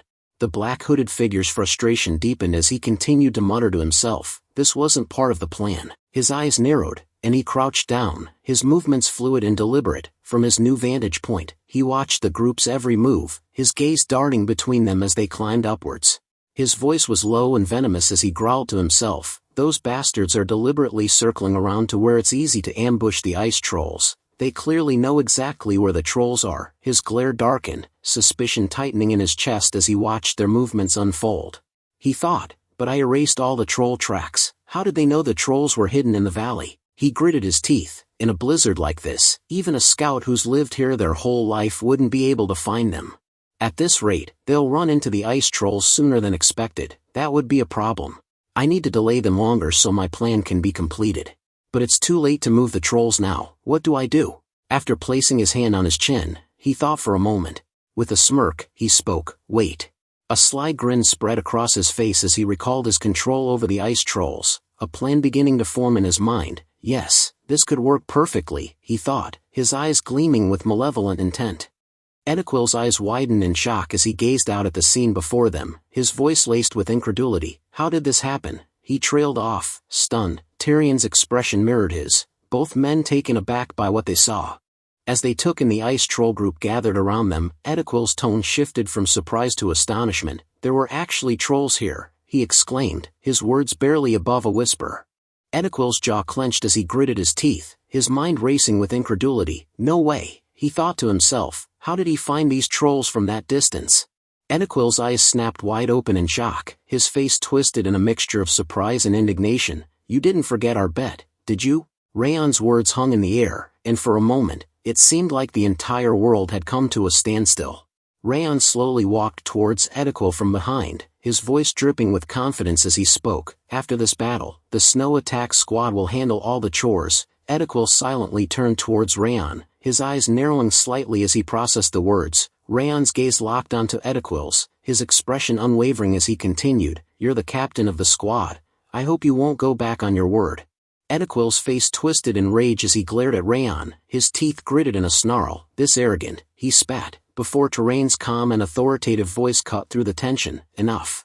It's hard to believe, but we're extremely fortunate to have discovered the trolls thanks to Raon's senses. We have a job to do now." Vice Commander Tyrion's words acted like a bucket of cold water, dousing the flames of Ediquil's anger. He halted his movement, his chest heaving with suppressed fury, as he forced himself to focus on the task at hand.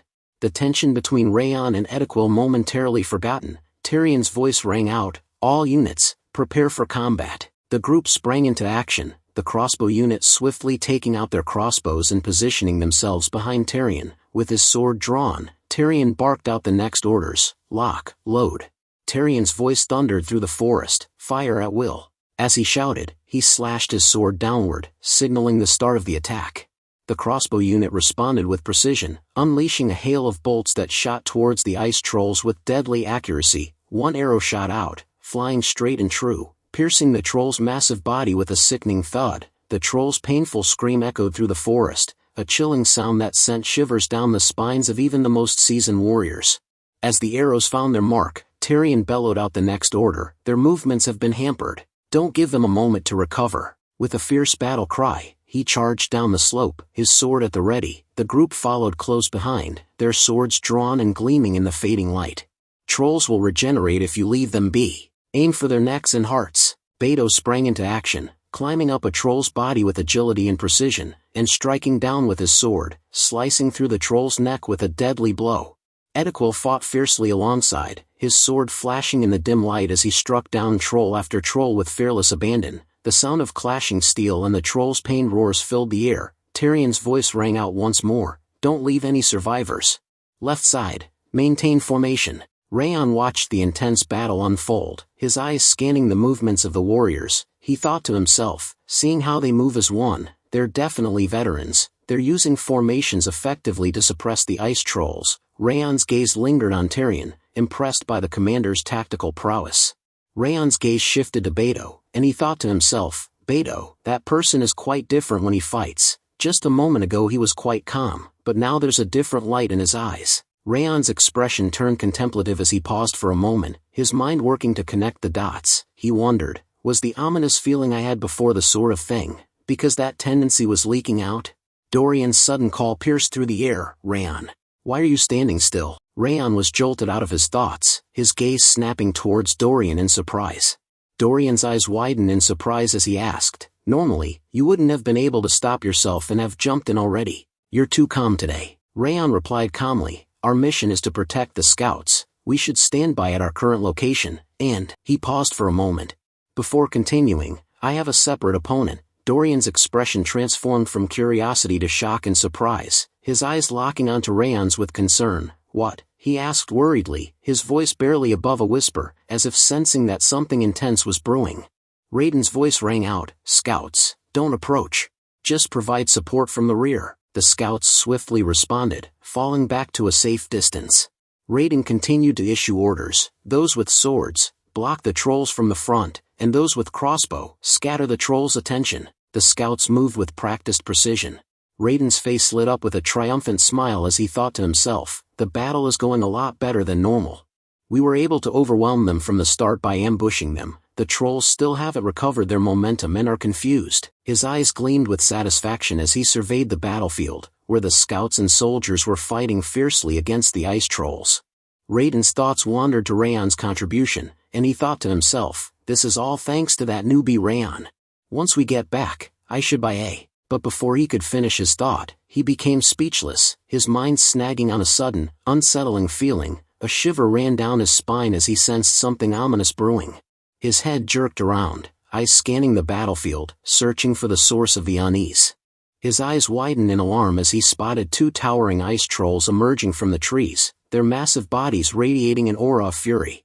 An ice troll warrior and shaman, he thought, his mind racing with concern. The trolls' eyes blazed with rage as they beheld the group, their faces twisted in snarls.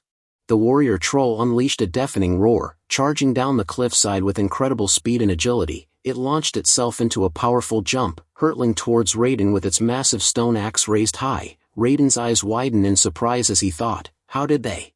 But his thoughts were cut short as the troll's trajectory became clear. Raiden's face set in a grim expression as he assessed the situation, his mind racing with the limited options available. I can't dodge, he realized, bracing himself for the impact as the troll's axe came crashing down towards him. Just as the warrior troll's axe seemed destined to strike Raiden, Beto burst into action, charging forward with incredible speed and agility. He intercepted the troll's attack, using his sword to deflect the axe and create an opening. Meanwhile, Tyrion swiftly moved in, grabbing Raiden and pulling him to safety. Focus, Raiden, Tyrion ordered, his voice firm and urgent. If you don't, you'll die. Raiden's gaze snapped back to the battle, his eyes locking onto Tyrion's intense expression, and he replied, right, understood. After deflecting the warrior troll's attack, Beto spoke up with a grin, damn, it seems warriors are definitely different. His smile hinted at admiration for the troll's strength and ferocity. Beto's eyes gleamed with excitement as he readied himself for the next exchange, his sword at the ready. A blast of ice magic hurled towards Beto and Tyrion, prompting both to leap back in a swift, synchronized motion. The air was torn apart by a fierce explosion as the magic crashed into the ground, sending shards of ice and debris flying everywhere. The forest echoed with the blast's aftermath, the trees trembling from the force of the impact. Tyrion's gaze locked onto the shaman, his eyes narrowing in anger as he gritted his teeth in frustration. As Tyrion's gaze locked onto the shaman, who was rapidly casting another spell, he thought to himself, the shaman is supporting with magic from the high ground. If I also need to account for him while fighting, it'll be difficult. Tyrion's voice rang out, crisp and commanding, as he ordered, all units, don't let your guard down. Edequil and the snow attack squad, suppress the warrior Beto is fighting. The scout squad will disrupt the shaman's incantations. The units sprang into action, responding to Tyrion's directives with precision. Edequil and his squad grouped together, their movements fluid and synchronized. Yes, sir. Edequil shouted back, his voice echoing through the battlefield as he led his squad towards the warrior troll Beto was fighting. Raiden ordered his scouting team, who readied themselves to attack the shaman and disrupt the incantation. "Scouts, understand?" Raiden shouted, "Reload your crossbows and dash." But before he could finish his command, a black hooded figure suddenly appeared, its presence seeming to draw the very light out of the air, and cast Ice Bolt. The figure raised its hand, and a bolt of ice shot towards the group with deadly precision. Raiden's eyes widened in alarm as he watched the ice bolt hurtle towards them, his mind racing to react to this new and unexpected threat. As the ice bolt hurtled towards the group, Raon suddenly burst into action, rushing forward with his sword at the ready. With a swift and precise motion, he swung his sword, slicing through the air and striking the ice bolt with perfect timing. Raon, still standing tall after deflecting the ice bolt, locked eyes with the black hooded figure and spoke in a firm tone. "You finally came out." Raiden's eyes widened in shock as he thought to himself, "Raon? What was that just now?" Raiden's mind reeled with surprise and confusion, struggling to understand how Raon had reacted so swiftly and precisely to the sudden threat. The black hooded figure slowly walked towards the group, his footsteps deliberate and measured. As he walked, he spoke up with a laugh, "The little child that blocked my magic." He paused for a moment, his gaze shifting to Tyrion, and continued, "And the vice commander who understood the situation and made good strategic orders. You're both amazing." His words were laced with a mixture of surprise and admiration. After paying his compliments, the black hooded figure came in front of the shaman and the warrior troll. Tyrion's face twisted in anger as he shouted, "I was thinking that the troll's movement were weird, but it was you bastards. Eden!" His voice echoed through the battlefield, his tone venomous. The black hooded figure, Eden Blue Spirit, turned his gaze towards Tyrion, a hint of a smile playing on his lips. Eden's Blue Spirit spoke up with a laugh, "Don't get so worked up." Suddenly, a dark, ominous aura erupted from Eden as he cast a curse towards the group. "Sorcery, Cold Shadow Demon Curse," he declared, his voice dripping with malevolence. "I won't leave a single one of you alive." Tyrion, Edequil, and Beto were shocked and panicked by the sudden turn of events, their eyes fixed on Eden's Blue Spirit as it seemed to grow in power. A massive, crushing pressure descended upon the group, forcing them down to the ground. As they knelt down on the ground, Beto struggled to speak, "This is..." But before he could finish, Edequil chimed in, his voice laced with alarm, "I'm suddenly getting chills and my body won't move." The three of them tried to stand, but their bodies seemed rooted to the spot, refusing to obey their commands. Tyrion's face contorted in frustration and anger as he gritted his teeth, his eyes blazing with fury. Eden's Blue Spirit spoke in a cold, calculated tone, "For our most noble restoration plan." Tyrion's gaze locked onto the Blue Spirit, a look of worry etched on his face as he sensed the gravity of the situation. The Blue Spirit continued, its voice devoid of emotion, "I shall take your lives today." With a wave of its hand, Eden began to cast out a spell, his voice dripping with malice as he uttered a single, chilling word, "Die." The air seemed to respond to the command, dark energy swirling around the group as if eager to obey Eden's deadly decree. Just as Eden was about to complete his incantation, Raon burst forward, his sword flashing in the dim light. With a swift motion, he shattered the curse that had immobilized the group, freeing them from its grasp. Before Eden could react, Raon's sword sliced through the air, striking down the Blue Spirit and disrupting the incantation. The Blue Spirit recoiled from Raon's blow, its ethereal form wavering in surprise. "What? How can you move under my curse?" it exclaimed, its voice laced with incredulity. Raon's expression remained calm, his eyes locked onto the Blue Spirit as he announced, "You wouldn't know. I've lived my whole life." He paused for a moment, his gaze never leaving the Blue Spirit, before readjusting his stance, preparing for the next strike. As he rushed towards the Blue Spirit, his voice took on a resolute tone, with a stronger curse and stronger cold energy. With a swift and deadly motion, Raon unleashed his rabid Fang sword technique, employing the savage Fang dance to devastating effect. The sword sliced through the Blue Spirit with precision and ferocity, leaving a trail of dissipating energy in its wake. After delivering the strike, Raon landed smoothly on the ground, his movements fluid and controlled. As he stood tall, he offered a critique, "Relying on curses too much leaves your close combat capabilities way too weak." His gaze turned to the Blue Spirit, his eyes piercing as he awaited the spirit's response.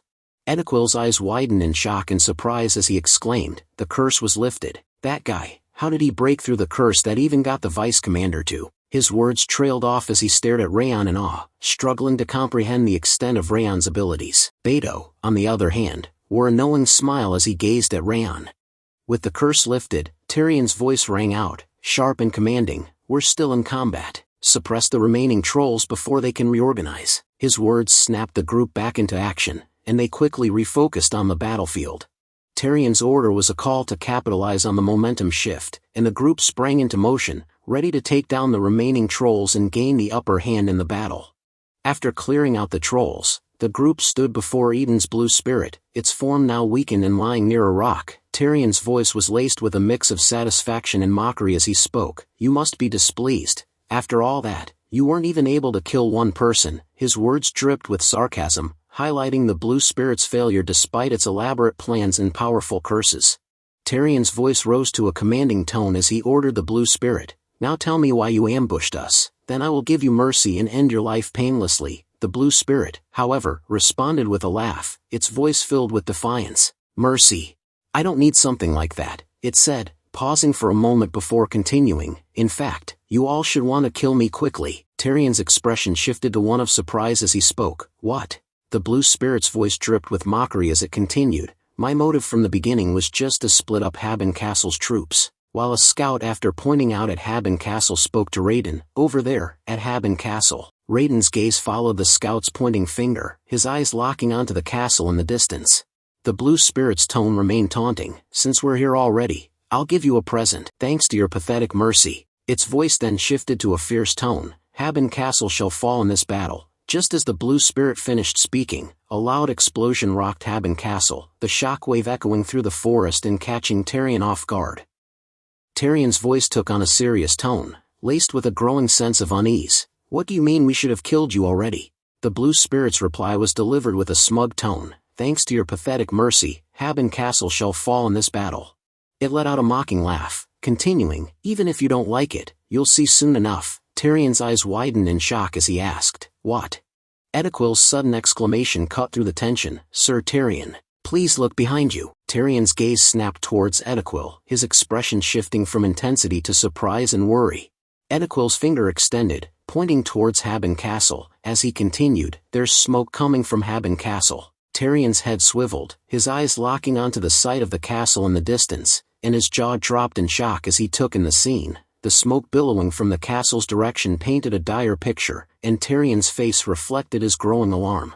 Tyrion's eyes widened in horror as he murmured, "What the hell?" Raiden's voice followed, laced with incredulity, "But Haben Castle is an indestructible fortress." His words trailed off, his gaze fixed on the burning castle, as if struggling to reconcile the impossible with the reality unfolding before them. The blue spirit's mouth split open, revealing a bloody grin as it spoke. "The original plan was to use you as bait to pull Milland out here, but things didn't go as planned.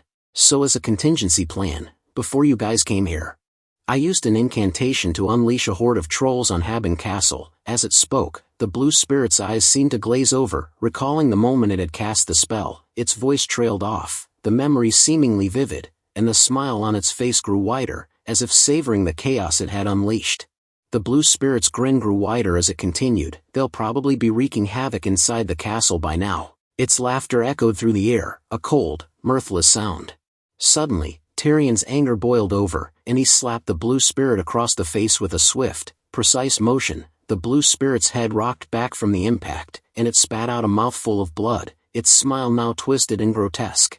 Tyrion's grip tightened on the blue spirit's collar as he growled, "Stop running your mouth, blue spirit." His voice was low and menacing, but the blue spirit's confidence didn't waver. "Haben Castle won't fall just because a few trolls got in," Tyrion asserted, his words laced with determination, as if trying to convince himself as much as the blue spirit.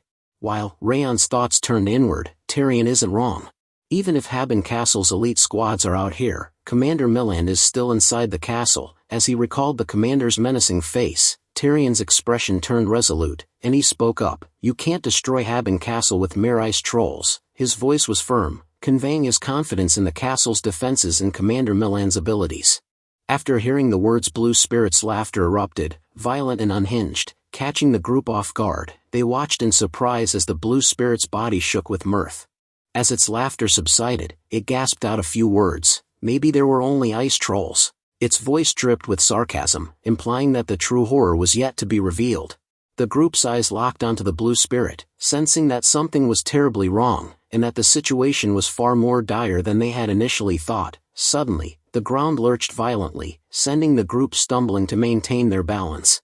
Edequil's voice rose in alarm. The ground is suddenly shaking. Beto's voice followed, laced with concern. Is it an earthquake? The group's unease grew as the tremors intensified, making it difficult for them to stand steady. Raon's thoughts racing, he thought to himself, no, it's not a normal earthquake. No way! His mind was reeling, trying to comprehend the cause of the intense tremors. Meanwhile, the blue spirit's voice dripped with condescension as it spoke to Tyrion. Did you really think Eden would have prepared so shabbily? Its tone was taunting. You are always dancing in the palm of my hand. The blue spirit's words culminated in a declaration. The only thing you can do now is watch the fall of Haben Castle from afar. The blue spirit's words ended in a crescendo of madness. Arrogant bastards. You will now wallow in despair. Its laughter echoed through the air, a cackling sound that sent shivers down the spines of those who heard it. Tyrion's response was immediate and decisive. Without hesitation, he gripped his sword and in a swift, deadly motion, cut down the blue spirit's head. The action was devoid of thought or mercy, driven solely by rage and a desire to end the spirit's taunts. Edequil's voice trembled with fear and worry as he called out, Vice Commander Tyrion. But before he could finish, Tyrion cut him off, his voice firm and commanding, Tell this to all units. Return to Haben Castle immediately. Tyrion's words were laced with urgency, his face and clothes splattered with the blue spirit's blood, giving him a fierce and battle-hardened appearance. His gaze was fixed on the burning castle in the distance, his determination to protect it evident in his voice and demeanor. The scene shifted to Haben Castle, where flames engulfed the fortress, illuminating the darkening sky as snowflakes fell around it. The screams of the people echoed across the castle walls, a cacophony of terror and panic. Commander Milan's voice boomed above the chaos, Prioritize evacuating the villagers. His face was set in a determined expression as he bellowed the order, his eyes scanning the mayhem for any sign of order. Milan pointed to a spot where the flames were spreading rapidly, his voice carrying above the din. First squad, suppress the fire. Second squad, block the ice trolls. His orders were crisp and clear, and the soldiers sprang into action. Sometimes later, after Tyrion and the group returned to castle, Tyrion approached Milan, his expression grim, and reported, Commander, all deployed units have returned. Milan turned to face him, his eyes scanning Tyrion's blood-stained clothes and the look of determination on his face. Good, Tyrion, Milan said, his voice firm with approval. Milan's expression turned serious as he asked, We're currently being ambushed by a horde of ice trolls. Did you find anything out of the ordinary while deployed? Tyrion's voice remained calm despite the gravity of the situation. We actually had something related to report, so we came back immediately. He paused, then began to explain, This ambush is the work of Eden. Milan's eyes widened in surprise. I did think something was off. I see. So Eden was responsible.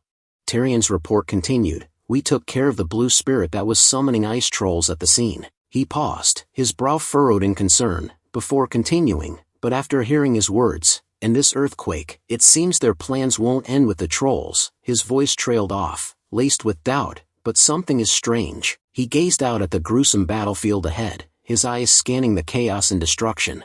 Milan's gaze locked onto Tyrion, his expression thoughtful, as he asked, There isn't really much for those bastards to gain from targeting Haben Castle like this. Tyrion's response was measured, Forgive me, we weren't able to find out their goals, however. He hesitated for a moment, the weight of his next words palpable, before revealing, due to their intervention, a monster wave will occur earlier than expected. Milan's eyes widened in shock, his face frozen in stunned silence. Tyrion's voice pressed on, his words painting a dire picture, the traces of the ice trolls and monsters that were gathered by them, and the earthquake just now.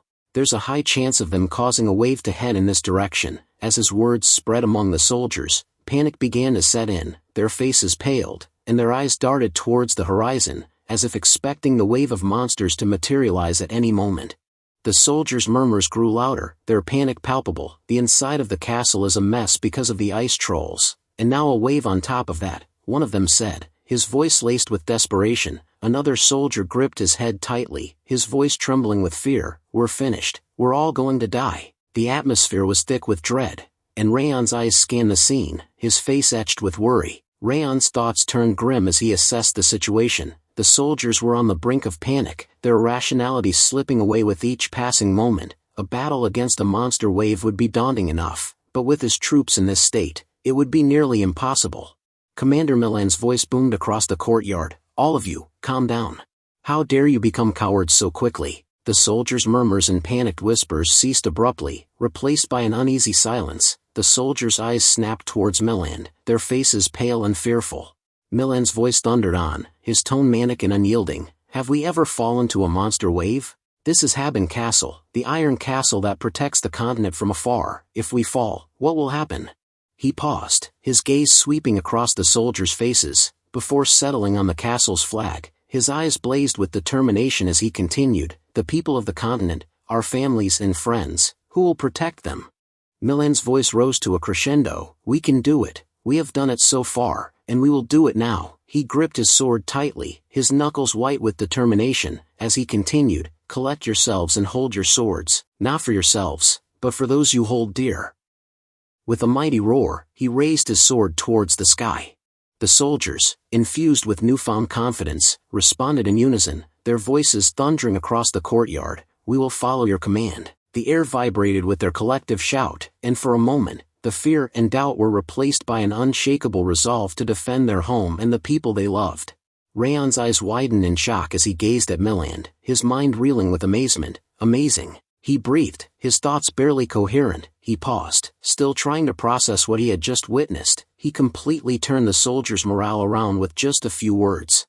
A mixture of awe and reverence filled his voice as he thought to himself, is this the battle experience of the Lord of Haben Castle? The depth of Milan's leadership and command was laid bare in that moment, and Raon couldn't help but feel a sense of respect and admiration for the man who had just rallied his troops with such fervor. Then Milan barked out orders. Outside of squads who have received orders to protect the civilians and clean up the scene, all other forces will follow me and head to the castle walls. He then turned to Raon and Dorian. Raon, Dorian, help the squads who are staying back. But before he could finish, Tyrion interrupted. Commander, how about bringing those two to the wall as well? Milan's expression turned incredulous as he turned to Tyrion. Tyrion, are you serious? Milan's concerns were clear. The walls will have to face the wave head-on. No matter how talented those children are, if they misstep once, they will die. Tyrion nodded understandingly. I understand your worries, Commander. However, he countered with a pointed observation. Raon defeated the Blue Spirit in one strike. Milan's expression faltered, and he became speechless, his thoughts momentarily stuck on the implications of Tyrion's words. Tyrion's gaze shifted to Dorian, and he continued, and Dorian returned from this incident with no injuries as well. Even if those two gave a bad first impression, there is no reason to underestimate their abilities. So, please trust me this time. Tyrion's eyes, along with Milan's, turned to Dorian and Raon, who stood a short distance away. After some thoughts, Milan's gaze settled on Raon as he spoke. I will give you two a command. Raon's eyes locked onto the commander, listening intently. Milan's voice was firm as he continued, come to the top of the castle walls and protect Haben Castle with us. The words hung in the air, a direct order that left no room for hesitation. With a resolute tone, Raon replied, yes, sir, I will receive your command. His words were laced with determination, and he stood tall, his eyes locked onto Milan's. The scene shifted towards the castle wall's top. Commander Milan's voice cut through the din. Scout, how are the movements of the enemy? Have you seen anything new? The scout's face turned ashen as he gazed out at the approaching horde, his voice barely above a whisper. Commander, this is big, the wave situation. He trailed off, his words hanging in the air like a death knell. Milan's gaze followed the scout's line of sight, and as he took in the sight before him, his expression transformed from inquiry to alarm. What could have caused you to speak like this? He asked, his voice laced with a mix of curiosity and concern. But as his eyes landed on the scene unfolding below, his words trailed off into a worried whisper. This is... He paused, his eyes wide with a dawning realization of the enormity of the situation. The sheer scale of the monster wave must have been breathtaking, and Milan's face reflected the gravity of their predicament. Beto's voice was laced with concern as he turned to Edequil. Have you seen a wave like this before? Edequil's response was tinged with worry. No, this is a first for me as well. The uncertainty in his voice was palpable, and the weight of their situation hung heavy in the air. Raon's eyes widened in awe as he took in the sight before him, his curiosity giving way to stunned silence. The sheer magnitude of the monster wave was breathtaking, and he stood frozen, unable to find the words to describe the horror unfolding before his eyes. As Raon's gaze fell upon the monstrous horde, Instructor Limer's words echoed in his mind, "And Raon, you're going to the north, Haben Castle, the eternal battlefield, where you will fight monsters that come from the North Sea and Mount Sterling every day. They call it Hell's Battlefield because you will never have a chance to put your sword away.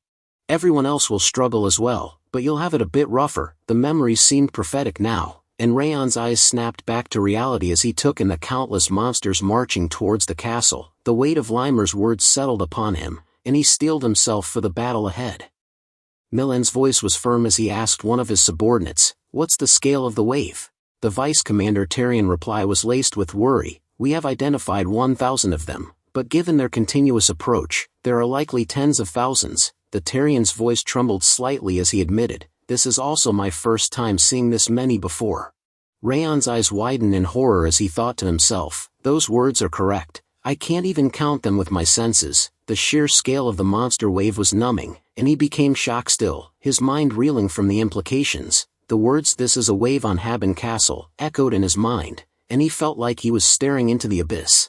Suddenly, Commander Milan turned sharply to Raon. "Raon, do you know about waves?" Commander Milan's sudden question caught Raon off guard, and he turned to face the commander with a look of surprise. After a moment's hesitation, Raon's expression turned worried as he replied, "Yes, I know at least a bit about them." His voice was tinged with a mix of apprehension and uncertainty, as if unsure how much he really knew about the monster waves or what the commander was getting at.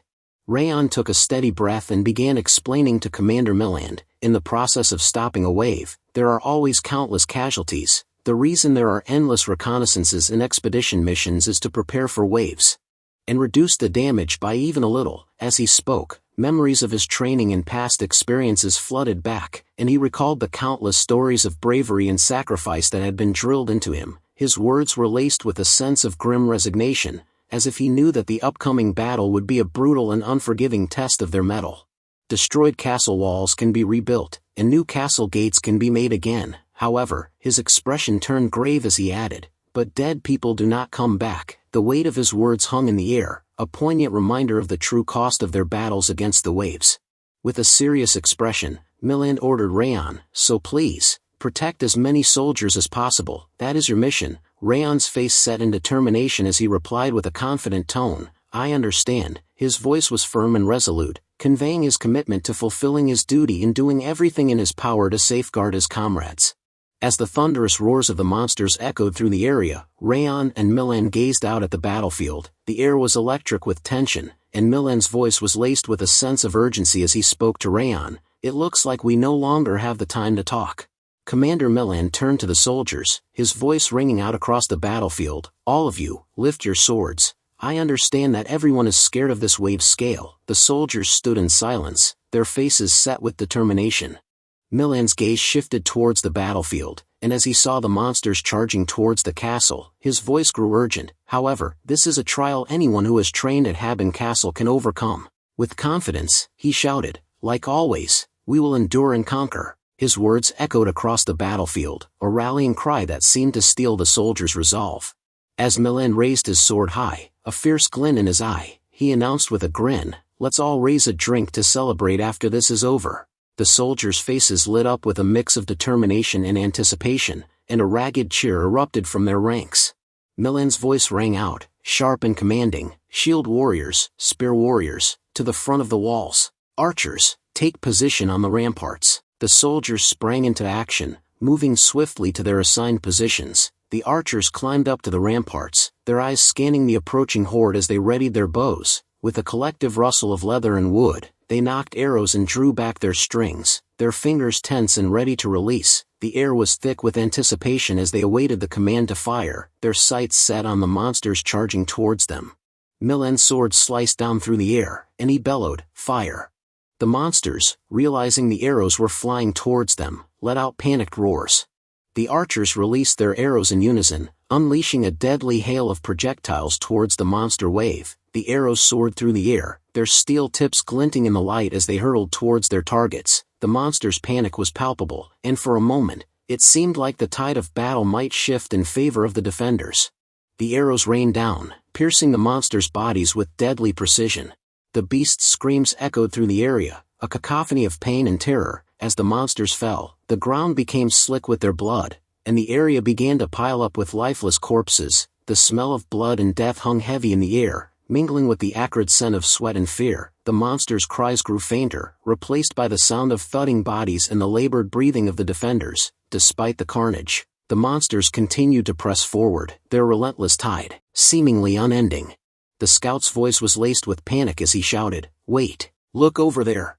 He paused, his eyes fixed on the approaching figure, before continuing, "An elite orc is running over." The scout's words drew the attention of the defenders, who turned to see the elite orc charging towards the castle wall. The orc's massive frame and gleaming axe seemed to make him almost invulnerable, and he plowed through the hail of arrows without flinching.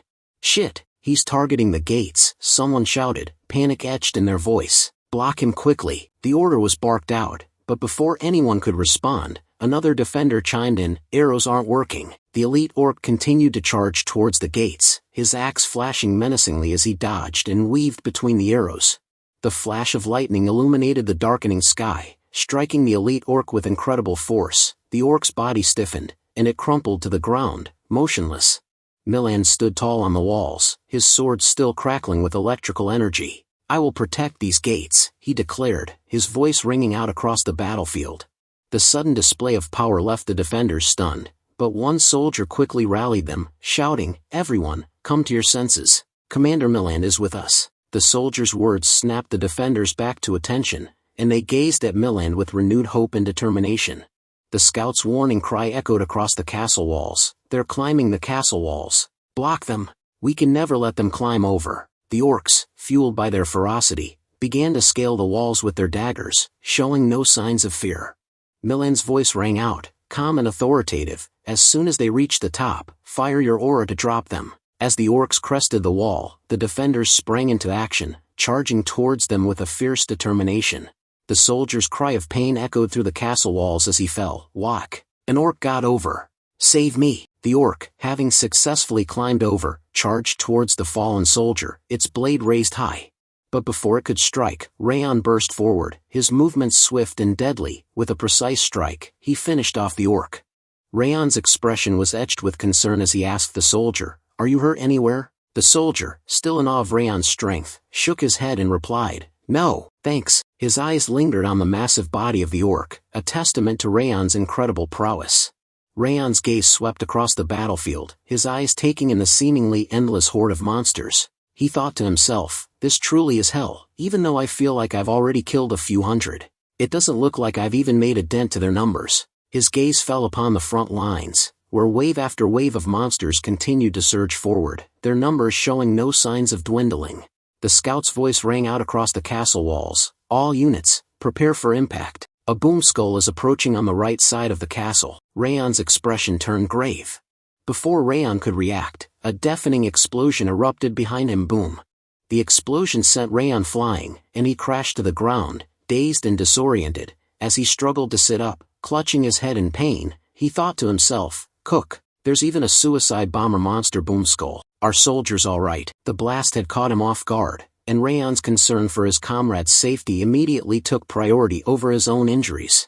He winced in pain, his ears ringing from the explosion, and quickly scanned his surroundings to assess the damage and check on the soldiers nearby.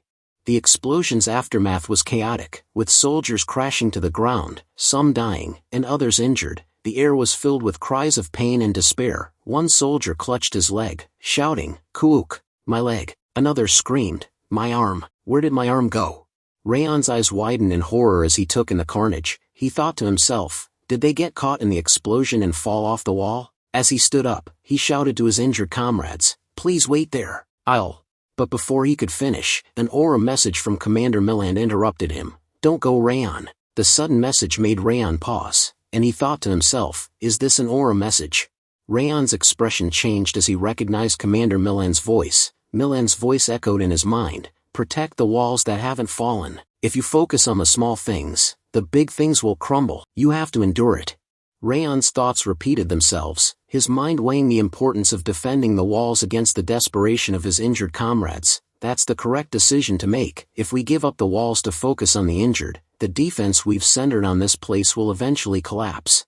Yet, as he gazed at the fallen soldiers, their anguished cries piercing the air, Raon's resolve faltered, his eyes lingered on the injured, his expression a mix of determination and compassion, as he struggled to reconcile his duty with his humanity.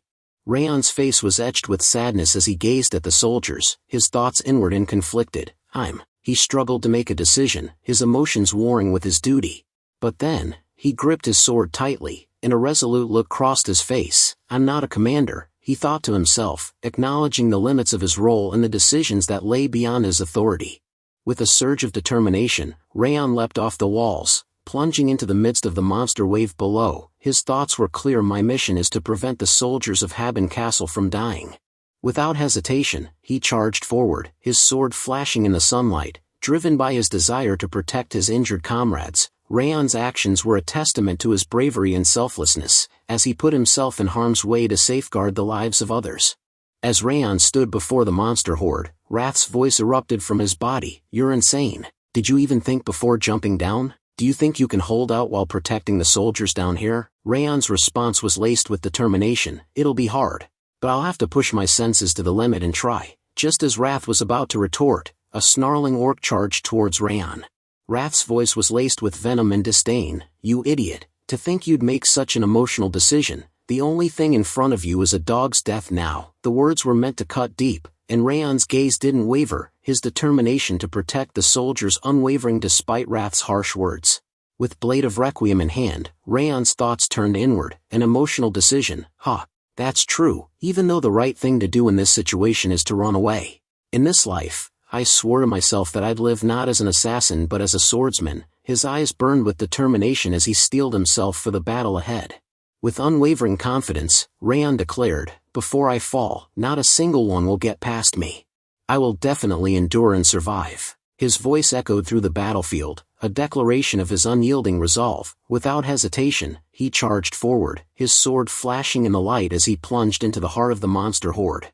The battlefield was a blur of chaos and carnage as Raon slashed down orc after orc, his sword slicing through the enemy ranks with deadly precision. Amidst the mayhem, he thought to himself, this hell.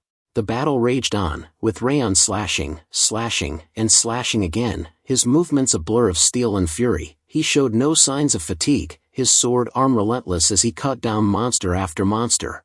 The air was thick with the stench of blood and sweat, and Raon's dress and body were drenched in the crimson fluid, a testament to the unending carnage. Raon's hands were a mess, his skin torn and shredded, covered in his own blood as well as that of the monsters he had slaughtered. Despite the excruciating pain, he refused to stop, pouring every last drop of his aura into his sword strikes. The only sensation Raon's hands seemed to register was the familiar feel of his sword slicing through flesh and bone, a morbid rhythm that drove him forward. With each strike, he dashed forward, pushing through the monster wave with a singular focus. The battlefield had become a surreal landscape, with the crimson hue of monster blood dominating Raon's vision. As he charged forward, a mountain of dead monsters piled up behind him, a grim testament to his unrelenting ferocity. The sheer number of creatures he had slaughtered was staggering, and yet Raon showed no signs of slowing down. Raon's roar of rage echoed across the battlefield as he charged forward.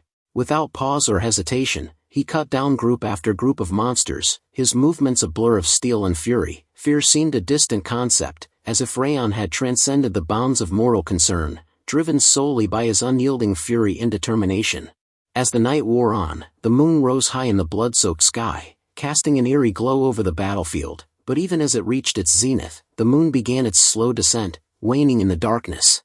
As the first light of dawn crept over the horizon, Raon stood wearily in front of the walls, his sword still clutched in his hand. The battle-scarred landscape around him was a testament to the ferocity of the fight, with the bodies of monsters strewn about in every direction. The aftermath of the battle was a grim reminder of the carnage that had unfolded. Raon's gaze swept across the battlefield, and he saw that the monsters had been vanquished, but at what cost? The ground was littered with the bodies of the fallen, and the air was heavy with the stench of death. Raon's expression was somber, his eyes filled with a mix of sadness and exhaustion as he took in the devastation. Meanwhile, a lady's eyes gleamed with intrigue as she gazed at Raon's face in her crystal ball. A sly smile spread across her face as she thought to herself, "Hoo-hoo, Raon Sieghart." Her thoughts drifted back to her original objective, the destruction of Haben Castle and the acquisition of the incarnated body. Her long nails clicked softly as she placed her hand on her face, her mind whirling with calculations and schemes.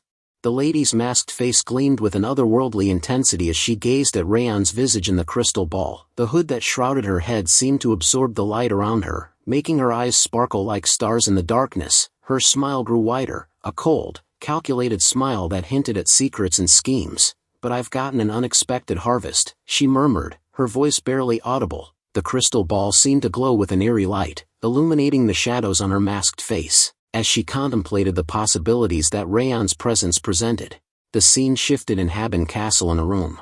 Raon's eyes fluttered open, and he was met with an unfamiliar feeling. He sat up with a start, his mind foggy from the sudden wakefulness. As he looked around, he took in the opulent decor of the room, the lavish furnishings, and the large window that let in a flood of sunlight. His gaze lingered on the unfamiliar surroundings, and a hint of confusion creased his brow. Raon's eyes narrowed as he replayed the events in his mind. The castle walls came down, and I was hanging in there until the cave was open, he thought to himself, his brow furrowed in concentration, trying to recall what happened. Suddenly, a voice interrupted his thoughts. "Raon?" His eyes widening in surprise as he took in the person standing before him. As Yua stood before him, Raon's gaze locked onto her face, and he began to speak. "You're..." But his words faltered as he took in the tears welling up in her eyes. Yua's voice trembled with emotion as she spoke. "You've finally woken up."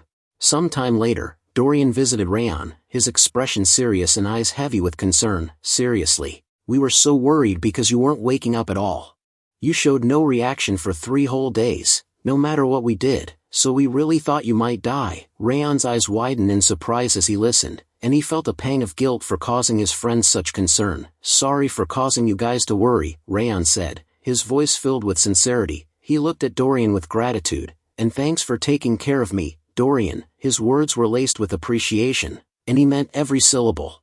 Dorian's calm demeanor was unwavering as he spoke, his voice measured and gentle. "The one you should be thanking isn't me," he said, his words punctuated by a hint of a smile, "but Yua." Raon's eyes snapped towards Dorian, surprise etched on his face. Dorian's words painted a vivid picture. "Yua stayed by your side and nursed you every day until the wave ended." Raon's eyes widened in surprise, imagining Yua's dedication and care, while Yua worked tirelessly in the kitchen.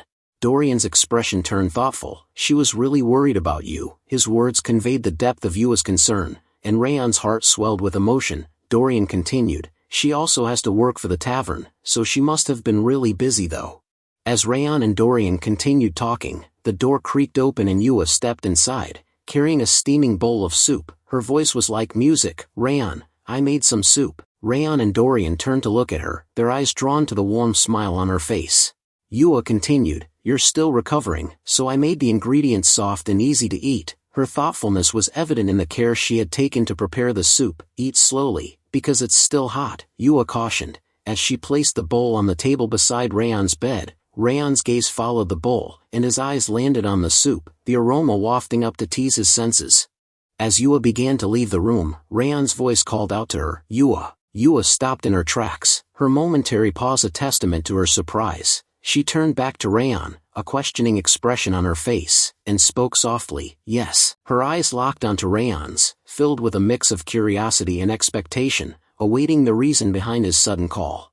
Raon's smile grew wider as he spoke. "Thank you for coming every day to take care of me." But instead of a heartfelt response, Yua's voice was filled with a playful tone. "Oh come on, follow-up care for regulars is basic business etiquette." Her words were laced with a light-hearted humor, and Raon's smile faltered for a moment before he chuckled. Yua continued, her voice filled with a joyful tease, "When you're fully recovered, be sure to drop by the tavern and help boost sales, okay?" Her eyes sparkled with amusement, and Raon couldn't help but laugh at her cheeky remark.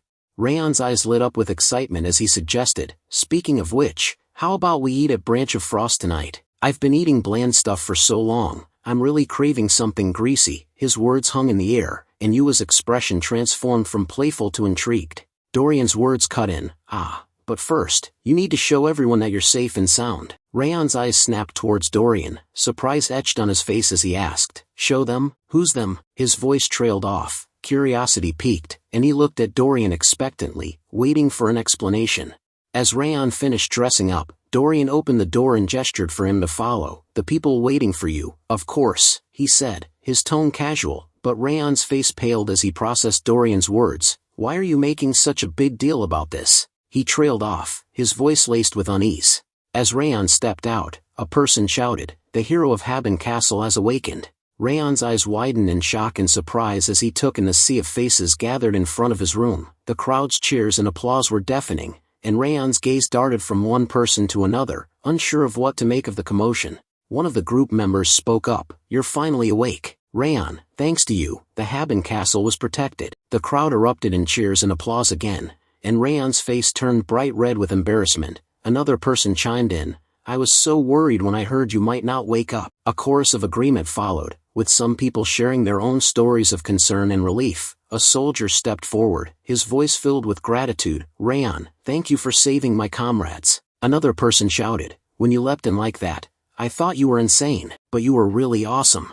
Another person shouted, "Drinks are on me tonight." The crowd cheered and chanted, with some people clapping and whistling. Another person chimed in, "I'll never forget this debt of gratitude." The atmosphere was electric, with everyone seemingly eager to celebrate Raon's awakening. Just as the soldier was speaking, Commander Milan joined the group, his face etched with concern. "I'm glad you're safe, Raon," he said, his voice sincere. Raon's eyes widened as he saw Milan, and he spoke up in worry, "Commander Milan." Milan's expression turned somber as he continued, "This wave was unlike any that had been seen before. It happened earlier than expected, and the scale was much larger than usual." His voice was filled with a mix of awe and gratitude. "Normally, we would have seen a high number of casualties. But you didn't hesitate and jumped off the wall without a second thought." Milan's eyes locked onto Raon's, his gaze intense as he recalled the moment. "Thanks to the determination and bravery you showed there wasn't a single casualty in this wave. It's all because you stood at the front and protected us." Milan's words were filled with sincerity, and the crowd's murmurs of agreement and appreciation filled the air. Milan's expression was solemn as he placed his hand on his chest, his voice filled with genuine gratitude. "You came here as a mercenary, but we are all deeply indebted to you." His words hung in the air, and the crowd's murmurs of agreement and appreciation grew louder. Milan continued, his voice sincere, "On behalf of Haben Castle, I offer you our sincerest thanks." Suddenly, Tyrion spoke up, "And Edequil also has something he wants to say to you." Raon's eyes widened in surprise as he processed Tyrion's words, and he thought to himself, "Edequil has something to say to me?" A mix of curiosity and wariness crossed his face, and he wondered what Edequil could possibly want to say to him.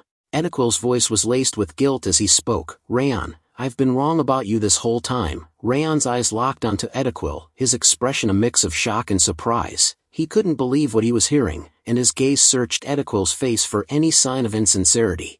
Edequil continued, his words pouring out like a confession, "I thought you were just a rookie mercenary, so, even when I saw your skill, I looked down on you." His voice was tinged with regret, and his eyes seemed to hold a deep apology. Edequil's words were laced with a deep sense of admiration and respect as he spoke, "But the way you jumped down the wall to protect our comrades, that was the very image of a true swordsman." His voice was filled with conviction, and his eyes shone with a newfound appreciation for Raon's actions. As he continued, his fist clenched tightly, "It was the noble, resilient ideal of the swordsman we all strive to become." The crowd watched in stunned silence as Edequil's demeanor transformed from one of guilt to reverence. And then, in a shocking display of humility, Edequil bowed down, his voice filled with sincerity, "I sincerely apologize for how I've acted until now." Commander Milan's voice boomed out, "You've worked hard holding back the wave. To celebrate this unprecedented achievement, we'll hold a festival. We'll provide food and drink at Branch of Frost, and for 3 days, you may eat, drink, and enjoy yourselves to your heart's content." The crowd erupted in cheers and applause, with soldiers and guards alike grinning from ear to ear. One of the soldiers spoke up, his voice filled with joy, "Commander, when did you prepare all this?" Another soldier chimed in, laughing, "Ha ha ha, this is the first time something like this has happened since I came to Haben Castle." The crowd's laughter and chatter filled the air, with everyone excitedly discussing the upcoming festival. One of the soldiers shouted with joy, "Come on, everyone, let's go to the Branch of Frost." The soldiers began to run towards the tavern, their laughter and shouts filling the air. As they ran, one of them exclaimed, "For the next 3 days, drink like you've died and come back to life." Their enthusiasm was infectious, and the scene was chaotic with excitement. One member, who hadn't run with the others, called out, "Wait for me, where do you think you're going without us?" His voice was laced with mock annoyance, but a smile played on his lips. Raon watched the soldiers' joyful departure, a smile spreading across his face. He gazed after them, looking at their retreating backs without saying a word, his expression soft and contemplative. Milan turned to Raon, a hint of a smile on his face. "Raon, you should go along too. I'll catch up after a meeting with the officers." He then turned to the officers, his voice taking on a more authoritative tone. "Deputy Commander and Corps leaders, follow me." The officers, including Tyrion, Beto, and Edequil, exchanged surprised glances, their eyes flicking to Milan with a mix of curiosity and expectation. Dorian hurried up to Raon, a grin spreading across his face. "Young master, what are you doing? We need to grab a seat and start partying too." His eyes sparkled with excitement, and he gestured enthusiastically towards the branch of frost. Raon looked at Dorian, a hint of amusement dancing in his eyes. Meanwhile, inside Commander Milan's office, Milan's expression was serious as he spoke to the officers. "You're not planning to just shower Raon with praise and be done with it, are you?" His tone implied that more substantial recognition was needed. Vice Commander Tyrion nodded in agreement. "Of course not. We need to grant him the greatest reward and appropriate compensation. Raon saved countless lives." The other officers murmured in agreement, their faces reflecting their gratitude and admiration for Raon's bravery. Milan's words hung in the air. I'm thinking of giving him something more valuable than gold." The officers looked at him in surprise, their eyebrows raised in curiosity. Tyrion's voice was laced with skepticism. "Something that's more valuable?" Milan's expression was resolute. "I plan to give him the Haben Castle's artifact." The officers' eyes widened in shock, their faces pale with astonishment. The room fell silent, with the weight of Milan's words sinking in. Raiden's voice trembled with shock. "Are you really giving him the Snowhorn sword, the symbol of the castle?" Tyrion's eyes widened in incredulity. "Don't tell me you're planning to name Raon the next Lord of Haben Castle." Milan's expression turned stern. "Don't be ridiculous. That sword is a symbol, not an artifact. Raon will be receiving something else." Raiden let out a relieved chuckle. Milan revealed a box, his voice filled with significance. "What I plan to give Raon is this." Tyrion's eyes widened in surprise. "This is..." Before he could finish, Milan confirmed, "Yes, armor made from the mana stone of the Orc Lord. It's called the White Soul Armor." As Milan opened the box, the officers gasped in awe, beholding the breathtaking armor. The White Soul Armor shone with an ethereal glow, its intricate design seeming to pulse with an inner light. Milan's voice was filled with conviction as he continued, "It's said to be more valuable than the Snowhorn sword, the castle's symbol. But when you think of what Raon's done, this is the least we can offer." His eyes shone with a deep sense of gratitude and admiration for Raon's bravery. Milan's tone turned solemn. He risked himself to save others. "I'll only feel at ease if I can at least protect him with this." The officers nodded in agreement, their faces reflecting their understanding of Milan's words. Raiden's face lit up with enthusiasm. "I agree. This will be the perfect gift." Tyrion nodded thoughtfully. Considering how many lives Raon saved, nothing would truly be enough.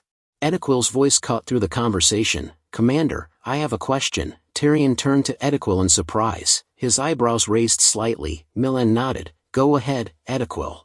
Edequil's calm voice asked, "Raon is not just an ordinary mercenary, is he?" The room fell silent, with the officers exchanging shocked glances. Commander Milan's expression turned speechless, his eyes locking onto Edequil's with a mixture of surprise and wariness. Edequil's eyes seemed to bore into Milan's, his voice steady as he continued. After remembering Raon's martial arts, the martial art he used wasn't something simple. No matter how talented, a mere mercenary couldn't reach that level. Edequil's expression turned thoughtful. "I've known he wasn't just a regular mercenary for a while now, but I think it's time you told us the truth." The weight of Edequil's words hung in the air, implying that Raon's abilities and background were more complex than they initially seemed. Commander Milan spoke in seriousness. "I'm sorry, but there are still reasons that I can't tell you everything." His expression turned solemn. "But I promise you this." His words trailed off as his attention seemed to shift, his gaze focusing on something beyond the room. Meanwhile, Raon and Dorian reached the branch of frost, where Yua was waiting for them. Milan's thoughts seemed to follow them, a hint of warmth in his voice as he continued. "That child has always been sincere with us here." His words conveyed a deep sense of trust and appreciation for Raon, leaving the officers with more questions than answers about Raon's mysterious background.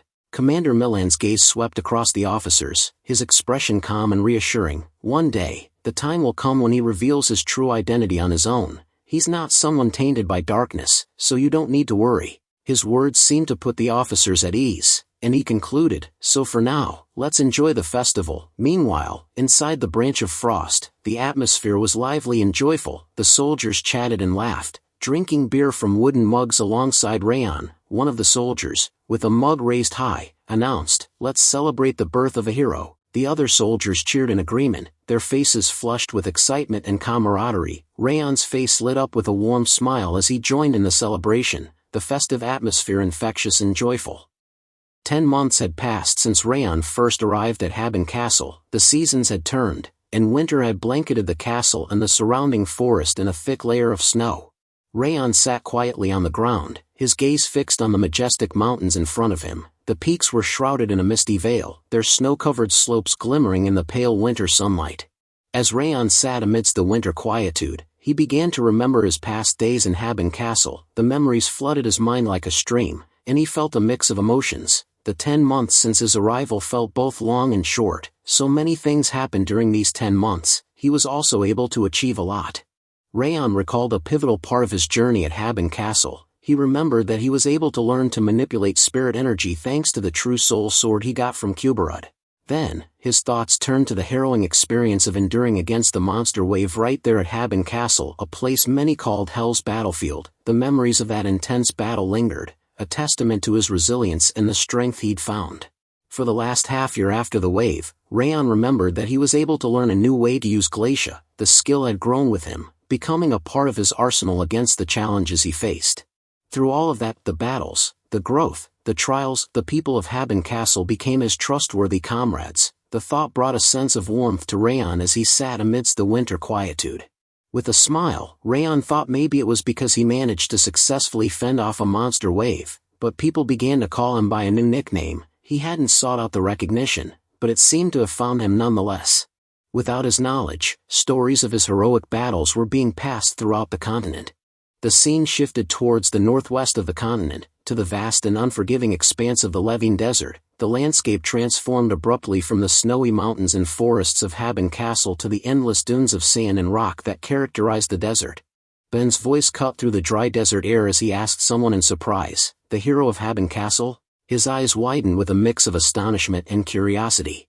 A tall man with long green hair stood beside Ben, his voice calm and confirming as he spoke. "Yes, I heard that he fought until dawn while protecting those who were injured. People call him the hero of Haben Castle or the Sword Demon." The man's words painted a vivid picture of Raon's actions at Haben Castle. "I heard that he's a blonde swordsman your age, a title already at his age, pretty impressive."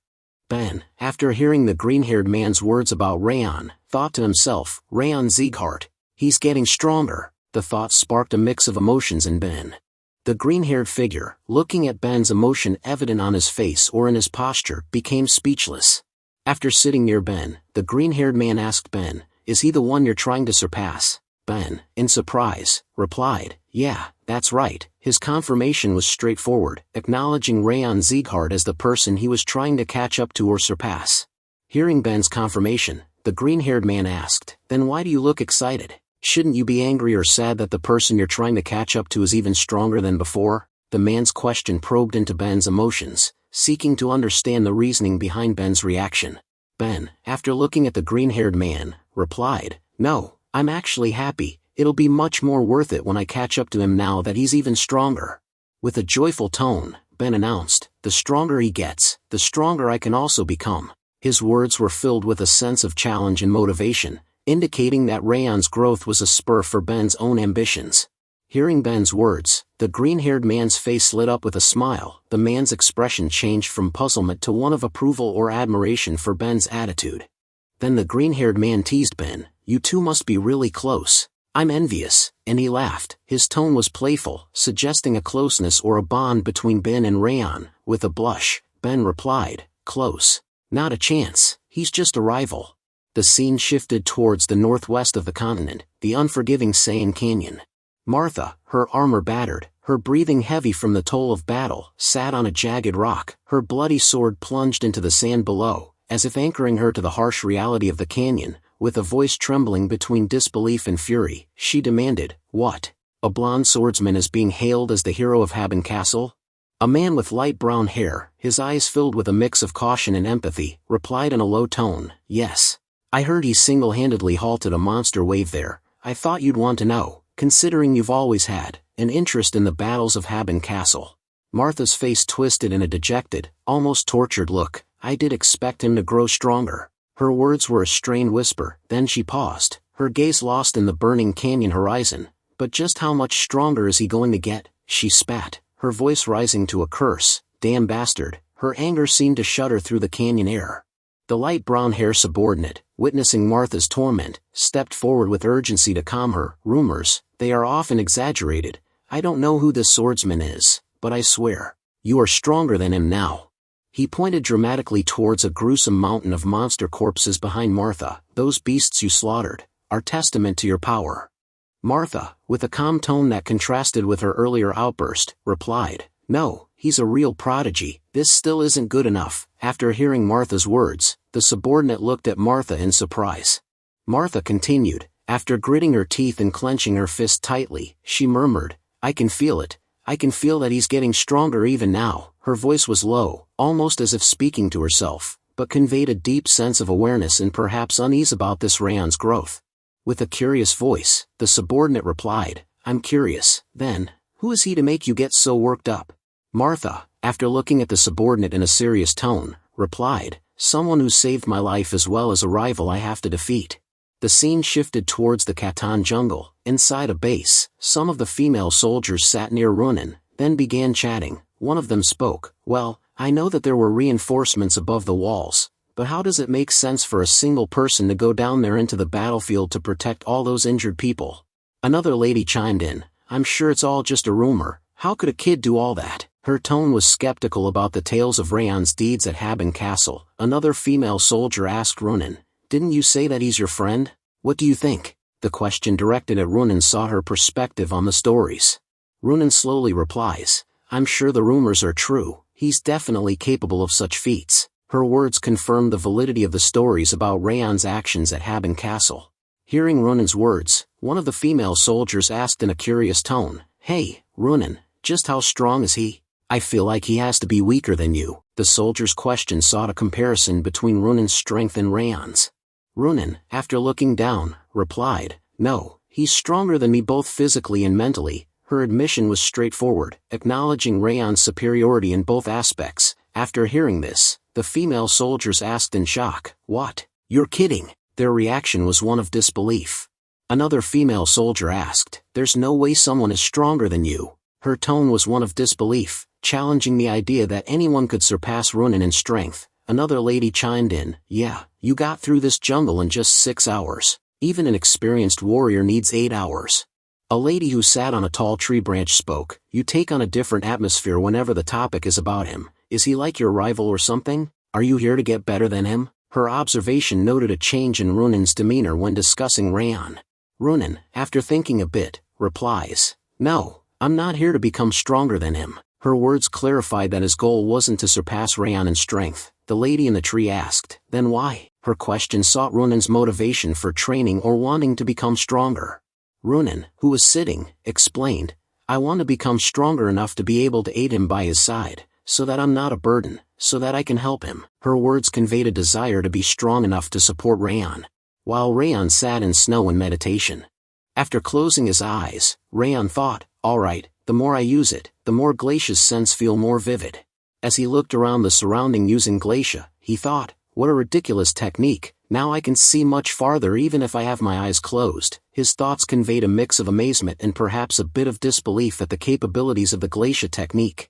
After remembering Wrath's anger in the past, he thought, there's a reason Wrath was so mad when I got this skill. He remembered Wrath shouting at the system when he got the skill, this can't be happening. Raon's recollection of Wrath's intense reaction underscored the significance of the Glacia skill and Wrath's opposition to it.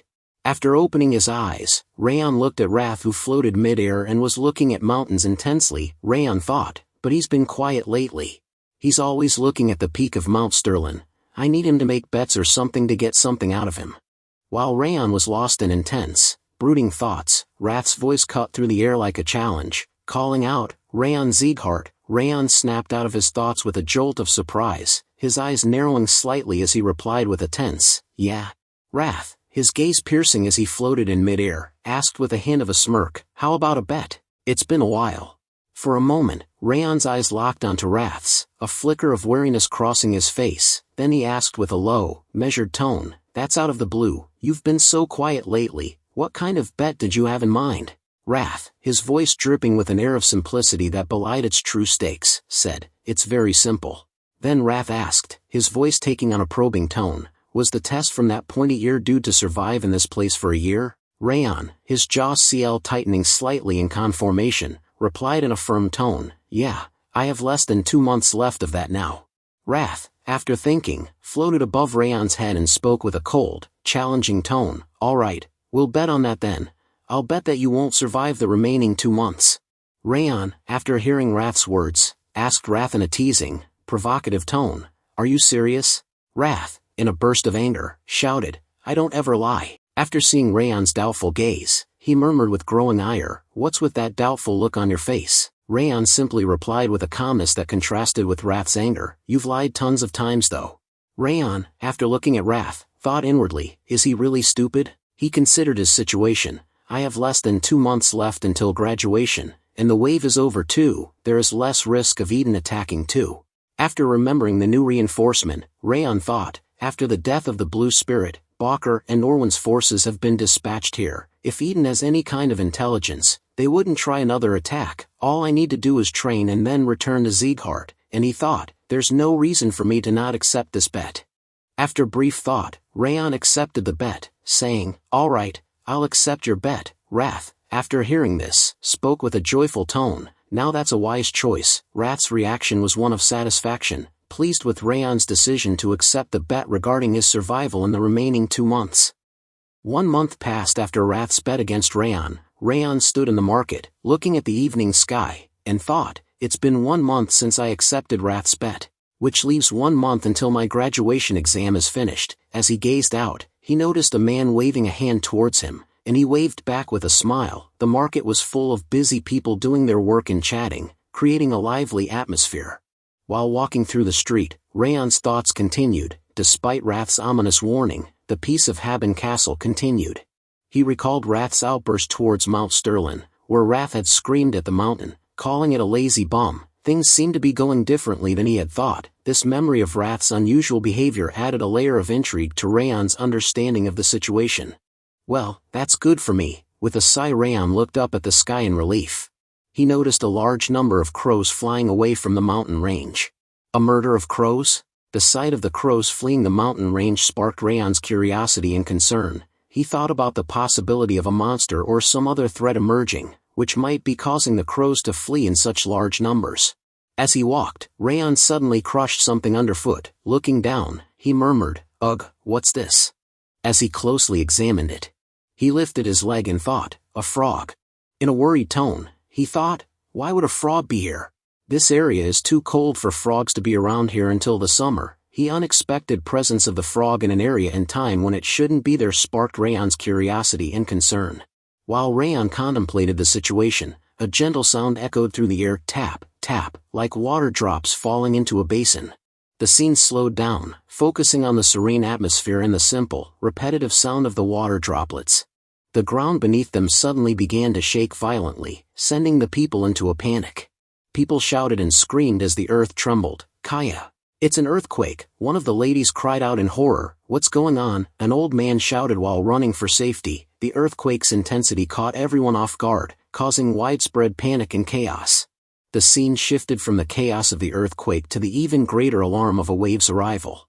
The ringing of the castle bell and the soldiers' frantic shouts sent a wave of panic through the castle's inhabitants. Raon and the other leaders would have been immediately focused on responding to this new and potentially catastrophic threat. One of the soldiers asked in panic and fear, "What's going on?" Another soldier chimed in, "This isn't wave season?"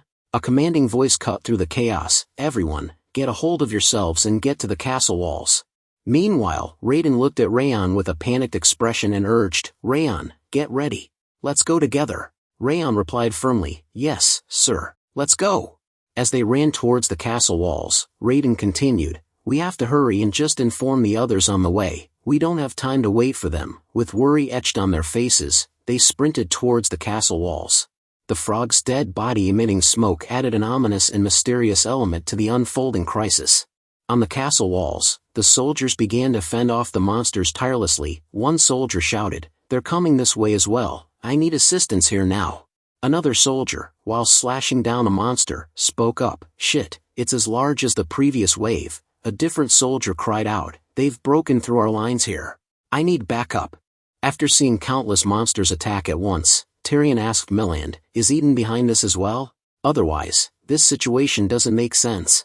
As Raon slashed at the monsters, he thought to himself, "No, it's different from back then. I don't sense any murderous intent or madness from the monsters, it's more like..." He paused, looking down at the castle walls and seeing monsters climbing up fast. In fear, he thought, they're running for their lives from something more dangerous.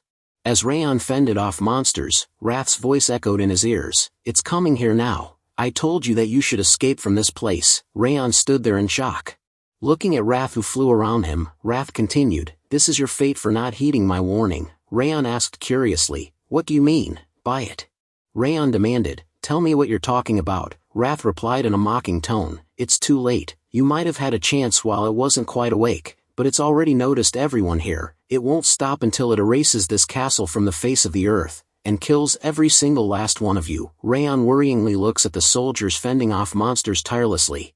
Wrath's words painted a dire picture, though, "Maybe something might change if you offer it a sacrifice that it deems to be sufficient." Raon asked, "A sacrifice? What exactly is coming here?"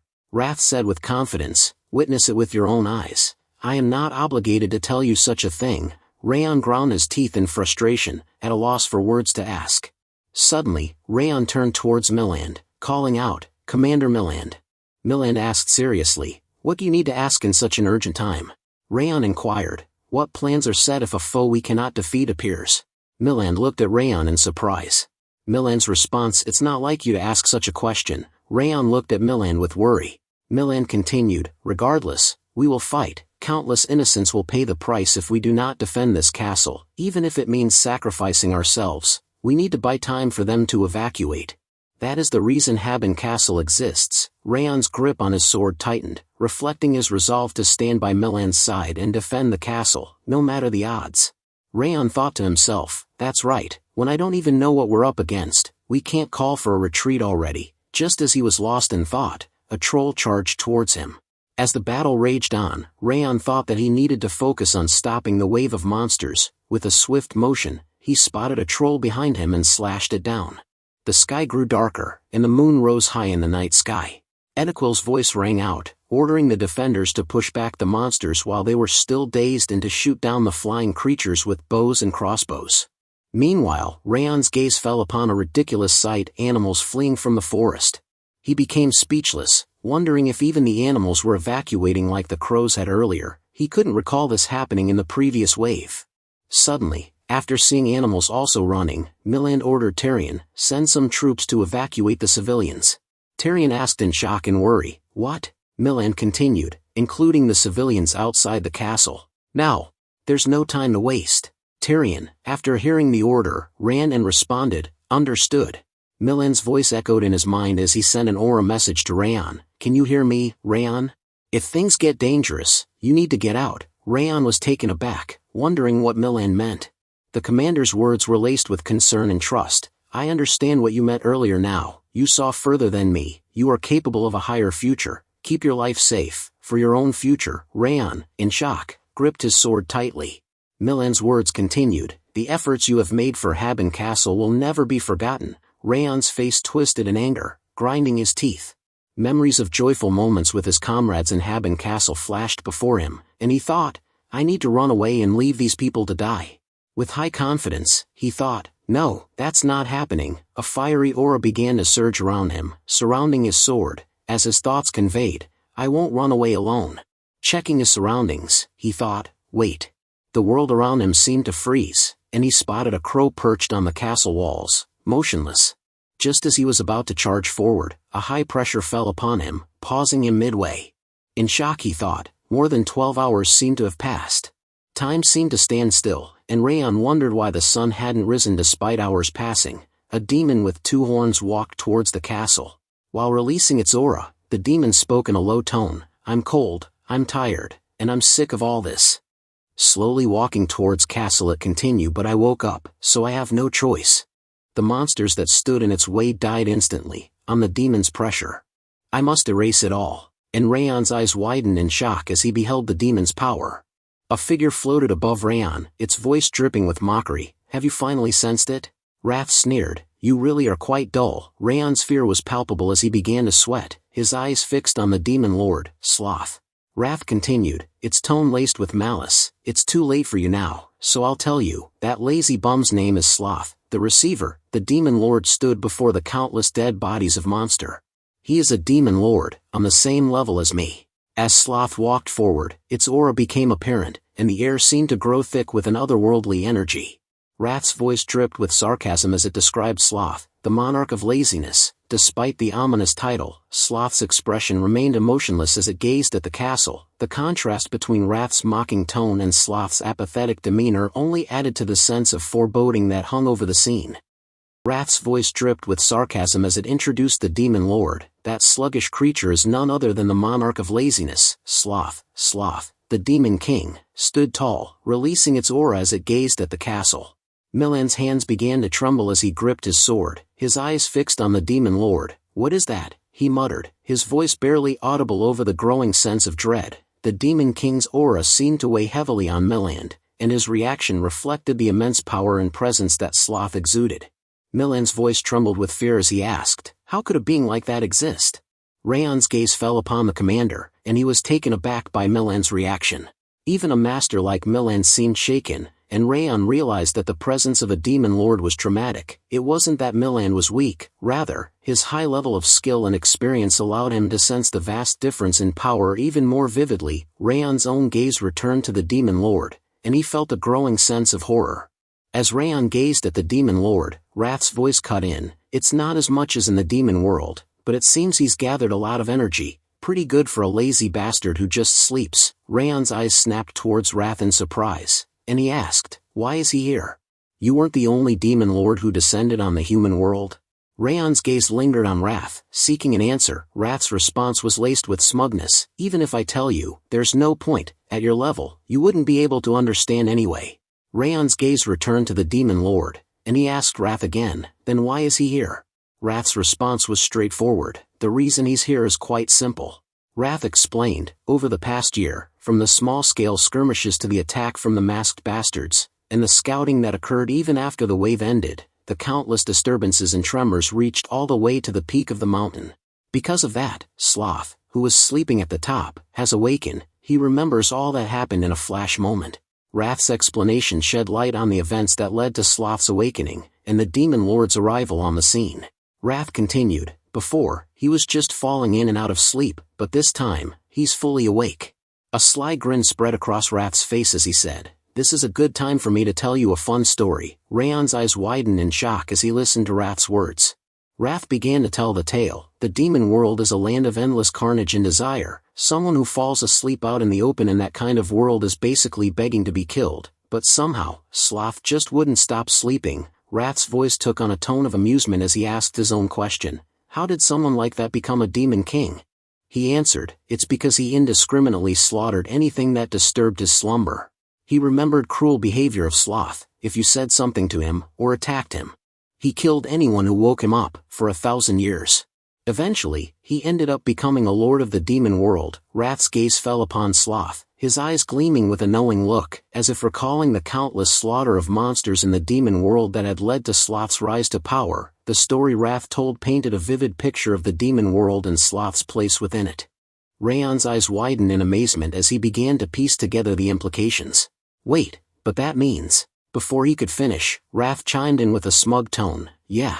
That guy came here to erase the people who disturbed his sleep. Wrath's face twisted into a smirk as he gazed at Raon, a mocking laugh escaping his lips. Raon's face twisted in worry as he exclaimed, shit. Is there no way to stop him? Wrath's voice took on a calm and collected tone, there's no way for you to stop him here. If there was an existence like me or your grandfather, he would try to avoid a fight. But there's nobody like that here. Raon's eyes widened in surprise as he spoke. I thought he always killed everyone who woke him up. Wrath replied, win or lose, if a fight becomes long, It means he won't be able to sleep, so he hates that even more. Sloth's desire for sleep and aversion to prolonged battles added a layer of complexity to his character.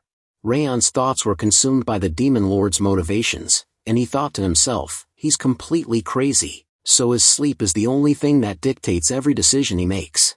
Wrath's voice turned serious. There are only two choices available to you, either give me control of your body so I can stop him, or keep going and get annihilated. Raon's gaze fell upon the injured and tired soldiers who sat on the ground, their faces etched with exhaustion and fear. Wrath's words hung in the air. Outside of that, there's no way for you and those humans to survive this.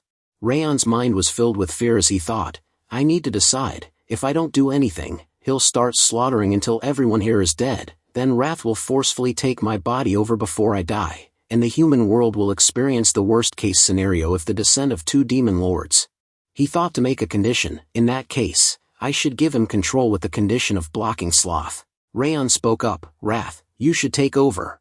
Before he could finish his sentence, Commander Milan's voice cut through the air, House Sieghart. Raon's head snapped towards the commander in surprise, his eyes wide with a mix of fear and uncertainty.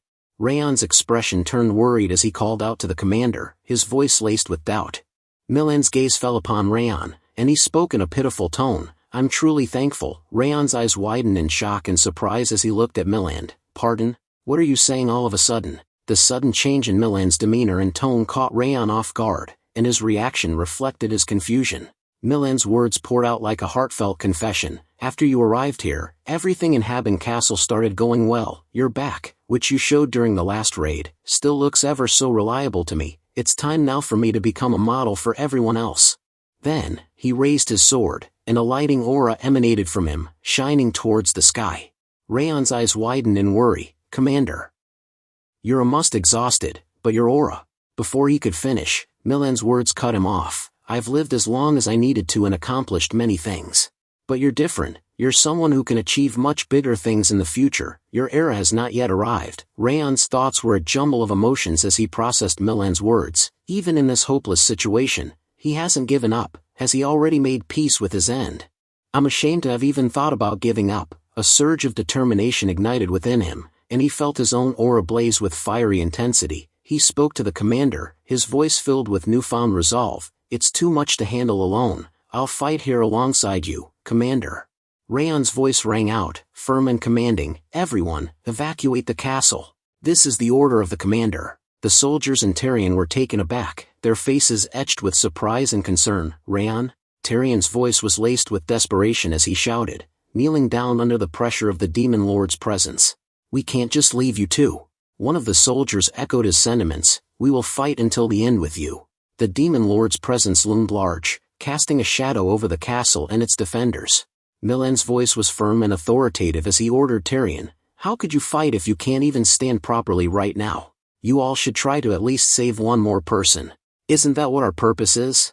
Tyrion's face twisted in frustration, and he clenched his teeth, rendered speechless by the commander's words. Tyrion's sudden turn towards the soldiers was a testament to his determination. All units, descend the castle walls and open the south gates. The longer we waste time here, the greater a burden we will be on those two people.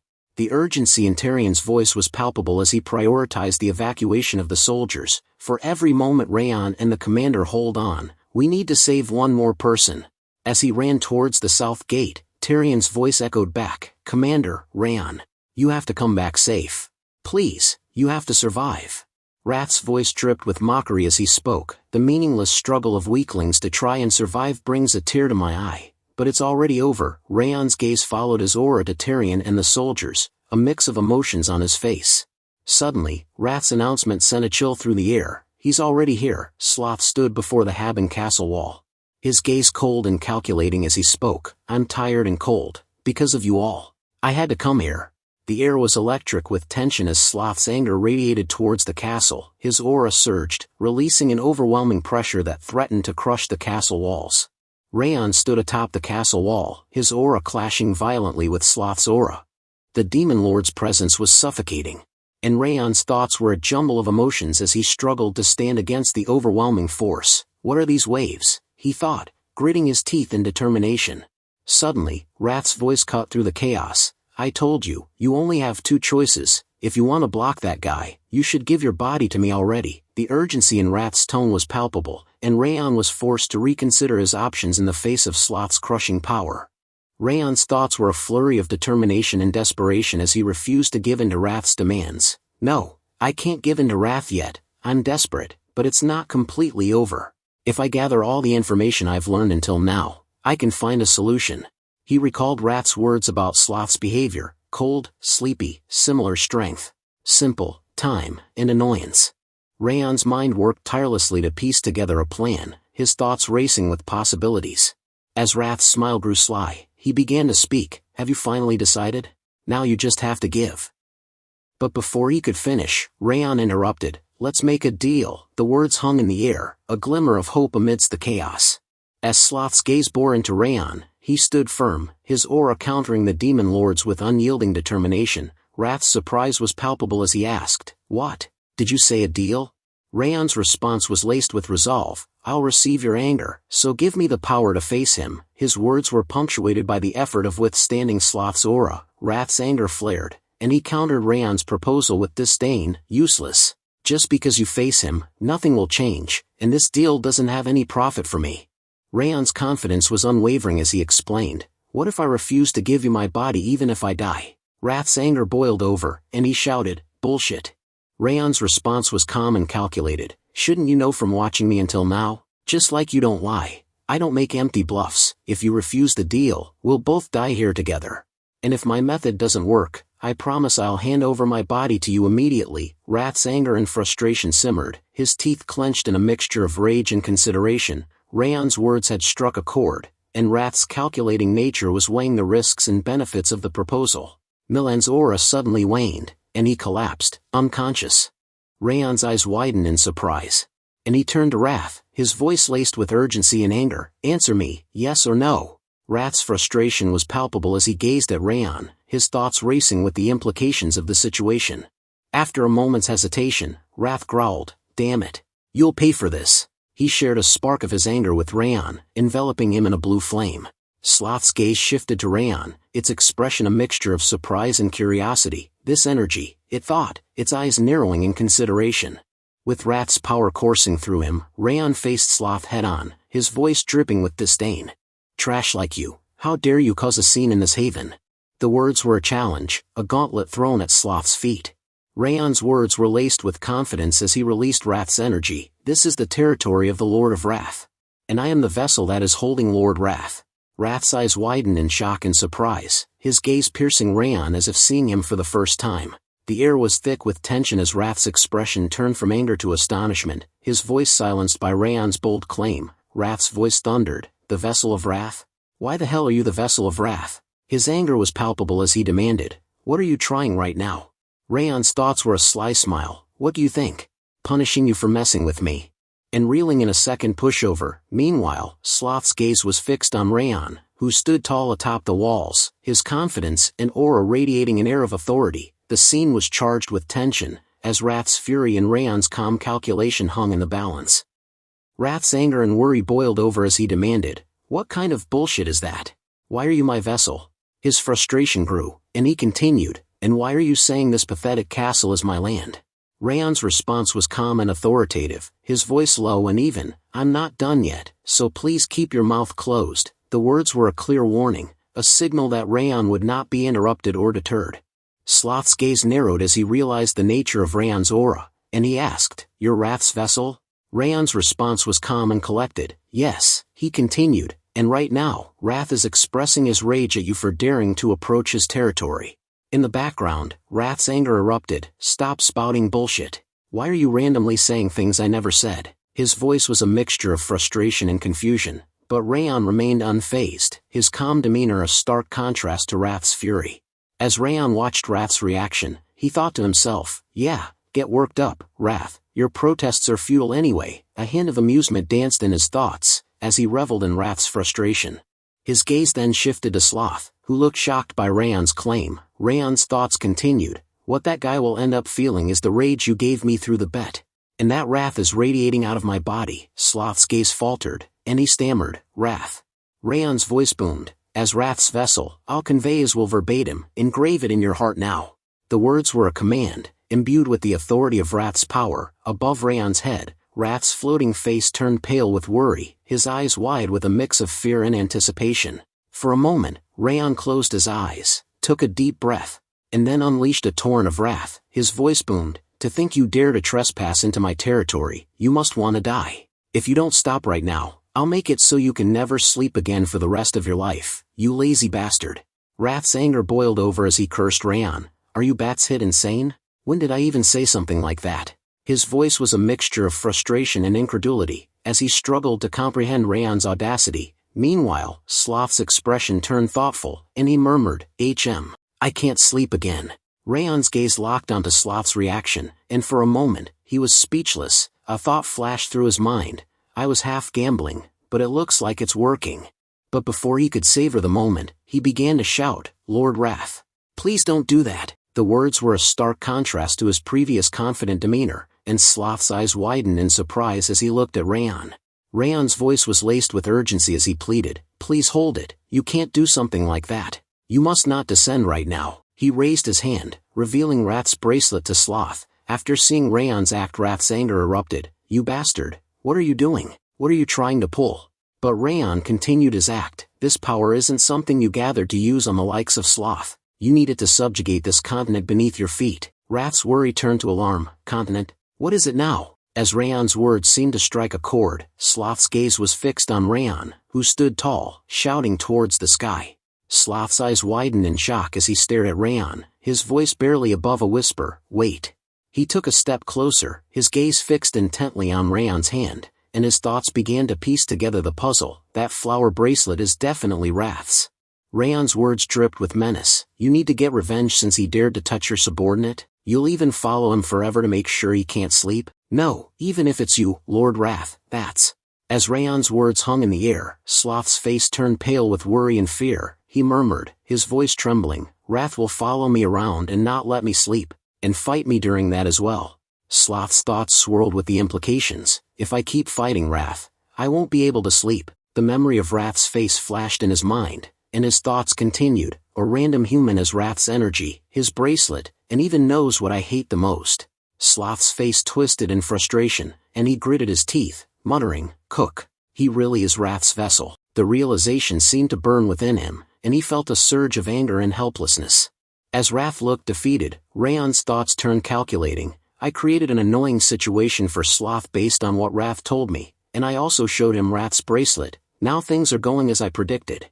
With a confident tone, Raon shouted, "To exculpate more, I'll introduce myself again. I am the vessel of Wrath, who will imminently become the body for his descent." The words hung in the air, a declaration of Raon's role and purpose.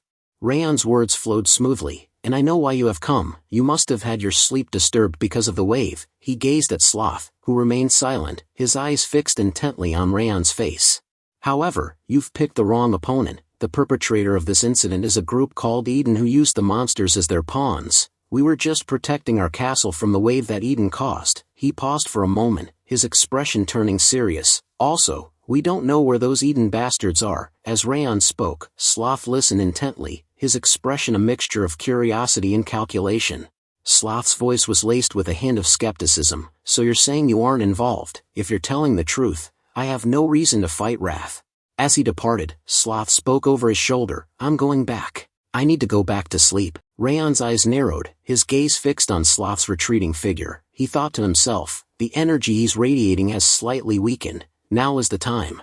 Raon's voice echoed through the air, "Lord Wrath, you need to hold back. You cannot come out yet." Sloth's footsteps halted, and he turned to face Raon, surprise etched on his features.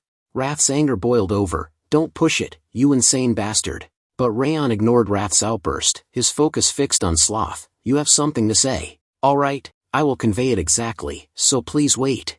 Raon's voice took on a serious tone. "Sloth, how dare you just leave like that after laying your hands on my subordinate?" Sloth's response was calm and collected. "Wrath, I didn't know you were here." Raon's words cut through the air. "You should shut your mouth if you're just going to make excuses. If I didn't show up, that means you wouldn't have killed my subordinates.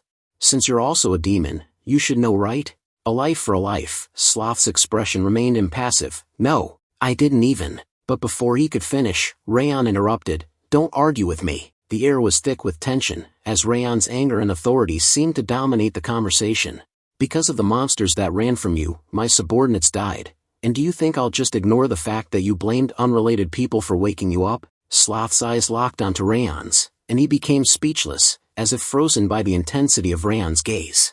Raon's words hung in the air. However, taking your life as payment doesn't quite add up, so, as the noble lord of the demon realm, I shall grant you a chance. Make your choice. Meanwhile, Wrath's face above Raon's head twisted in frustration, his teeth gritted in anger. He seemed to be seething with resentment, unable to intervene.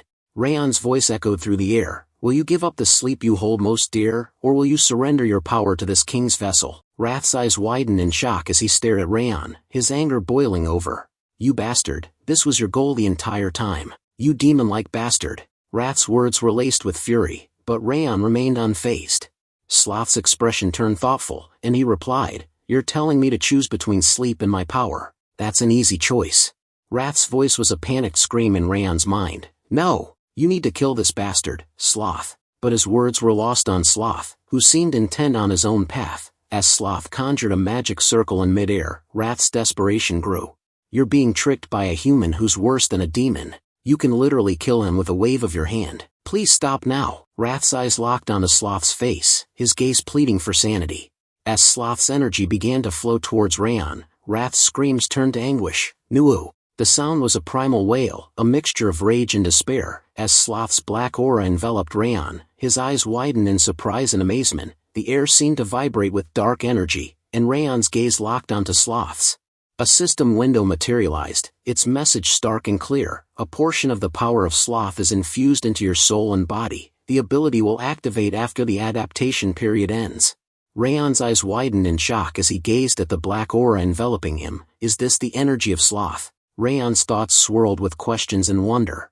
Meanwhile, Wrath's form crumpled to the ground, his face twisted in a mixture of despair and exhaustion. So this is where I die. To think I would die from stress. His words were barely audible, a pitiful murmur as he seemed to succumb to the weight of his own frustration.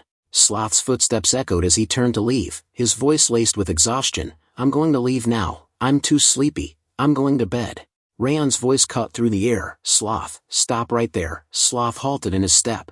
A hint of amusement dancing on his lips. What is it now? He turned his head back, his gaze locking onto Raon's, and his expression shifted from amusement to annoyance. The air seemed to chill with Sloth's glare, as if the very atmosphere itself was responding to his displeasure.